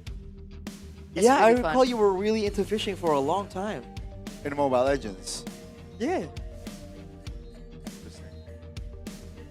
But make sure you log in and keep playing I was to asking collect a the question. treasure hunt coins. You can unlock some really good rewards. What is this referring to? I'm not sure what this is referring to. But if you guys are a little bit, maybe I want to chill for a bit, you know, I want to take a break from Mobile Legends, guys, that's okay. We've got you covered because you guys can check out Acecraft, the STG game that you guys don't want to miss. Random skills, there's bullet deflection, there's cute characters, and the cartoon art style that makes Arashi reminisce about the good old days. The 70s. The 70s, Right. absolutely. Well, you guys were there too. We're the same age. No. No. You don't bring us into This whole desk panel is the same age. And So you're you were the- right there in the 70s with me. I don't recall the 70s. Good times, good times. I gotta ask my It's a little grandma. awkward. Your grandma? Yeah. That's how far you have to go. I'm an 06 born. Oh, shit. Jump into Acecraft now and start your aerial adventure, boys and girls. And while you're at it, check out the Asian Games 2026 qualifiers and support the Indonesian national team, especially if you guys are Indonesian and you're tuning into the English desk. It will be happening from June 18th to the 21st, 2026, which will be happening, I think that's next week. That is next week. So right after playoffs next week, we get to see Alter Ego back in action. Indonesia in action. Okay, true. That's true. They're Indonesia. technically not Alter Ego. Well, it technically is, but we're talking about Indonesia. Okay, yeah. And maybe they're a fan of Alter Ego and maybe they're not Indonesian. So maybe they want to particularly support Alter Ego. That is allowed. Well, you guys want to support Suga as well. Wow. At Suga. How? Was here. WZZ here. WZZ here. Potato potato. I like CC more Drop too. your best comments about Suga because the 5 best comments will receive a special MPL ID t-shirt from Suga. Let's go. Exactly. You got t-shirts, follow it, comment, you know. Be creative as possible. You know? You can write Arashi. You can tag Arashi on that post as well. You guys got this. I know they can be creative. I've seen the comments in the live chat. Make it Gen Z. Make it Gen Z. Why? What does that mean? A lot of them They're could so be Gen creative. Alpha. They're so creative though. That's true. Look at the comments. I'm a Gen Z myself. That's why. I thought you were born Okay. in 06. Does it put you in the Gen Z Oh, category? 06 is Gen Z. Is it? Yeah. Wow. Gen Z starts, I think, 2000 or 9. You got your story 2000, right. 2000. I Yeah. think. Correct me if I'm What wrong. comes after millennial? Millennial, Gen Z, Oh, okay. That's me. Gen Alpha. Okay. Miracle's Gen Alpha. Mirko is. He might be a boomer. What? That's Arashi. Hey. Okay. But I guess this marks the end of the day. Yes. Final thoughts about the play-ins? Brutal. Brutal? Brutal, man. It's sad to say goodbye so early, right? You want to see a little bit more. Both matches, you saw the quote-unquote losing team find a glimmer of brilliance, but only a little bit. If only you could see more. Well, we get to see more tomorrow as we do still have 2 more matches ahead of us. Although they are the upper brackets, it's still going to be a very fun time. And with that, it's me, Eternal, alongside Arashi and Goni. And we'll see you tomorrow for more MLBB MPL ID Season 17 action. Luar biasa sekali di hari yang pertama dari playoff MPL Indonesia Season 17. Di mana untuk di match yang pertama kita melihat adanya GEEK Fam yang berhasil mengamankan poin 3-0 dan berhasil untuk dapat melaju di match besok yang pastinya akan menjadi semakin panas, akan menjadi penuh tekanan yang membuat kita penasaran bagaimana berjalannya hari esok. GEEK Fam akan bertemu dengan MPL. Yap, dengan hari ini 3-0 telah didapatkan, namun di match kedua terjadi pertarungan yang cukup sengit. EVOS sempat mendapatkan 1 poin kemenangan dari tim Bigetron by Vitality, namun itu tak bisa mereka lanjutkan karena Program to win dari Bigetron by Vitality terlihat begitu kuat. Mereka berhasil mendapatkan kemenangan dan akan melaju untuk melawan Onyx di esok hari. Nyawa mereka masih bertahan. Bigetron di babak playoff terlihat berbeda. Yes, betul sekali dan pastinya kita berdua juga ingin mengingatkan kepada super fans yang sudah mempunyai tiket ataupun yang belum bisa langsung datang aja ke venue kita untuk mendukung tim favorit kalian ataupun player favorit kalian karena pastinya dukungan dari semua super fans itu amat sangat berarti banget untuk player maupun tim. Yap, kita harus mengucapkan nice try untuk DEWA United dan juga tim EVOS. Hanya tersisa 4 tim lagi, jadilah saksi. Siapakah yang akan menyandang gelar The New King Phoenix? Tapi sebelum itu juga Bude ingin mengingatkan bahwa kemeriahan hari ini, kemeriahan MPL Indonesia Season 17, powered by Munton, supported by PBSI, presented by Official Gaming Phone in Phoenix. Official e-wallet GoPay, official gaming share Todak, serta official reward partner ada Very Game. Tidak lupa untuk partner ini sports kita ada Garnier, Bayu, Dunia Games, GamesMax, OnePlay, dan So Good. Ditambah dari supplier ada IndiHome, Klik Indomaret, Yummy Choice, Aqua, Kayo, Jakarta 5 Abad, Pemerintah Provinsi DKI Jakarta, dan Ekraf. Tidak lupa untuk official venue partner kita. Ada Jakarta International Velodrome. Tempat di mana kita akan menantikan siapa yang akan mewakili Indonesia. Siapa yang akan menyandang gelar terbaru The New King Phoenix. So, hari ini baru hari pertama. Bude Clara Mongsar mengucapkan selamat malam. Dan juga Sabila mengucapkan selamat malam dan juga terima kasih atas semangat yang sudah diberikan untuk semua tim yang bertanding pada hari ini. Sekali lagi, jangan lupa untuk menjadi saksi di hari esok. Akhir kata, MPL Indonesia Season 17 Playoff, we on this!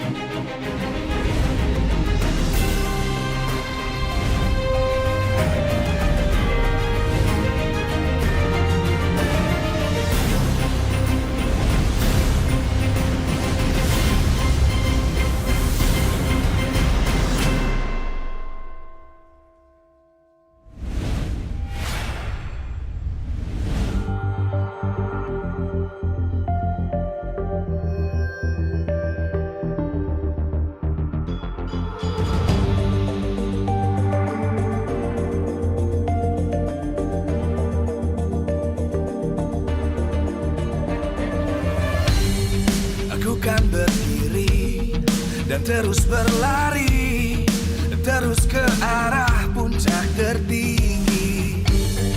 Ku takkan berhenti, hanya sampai di sini.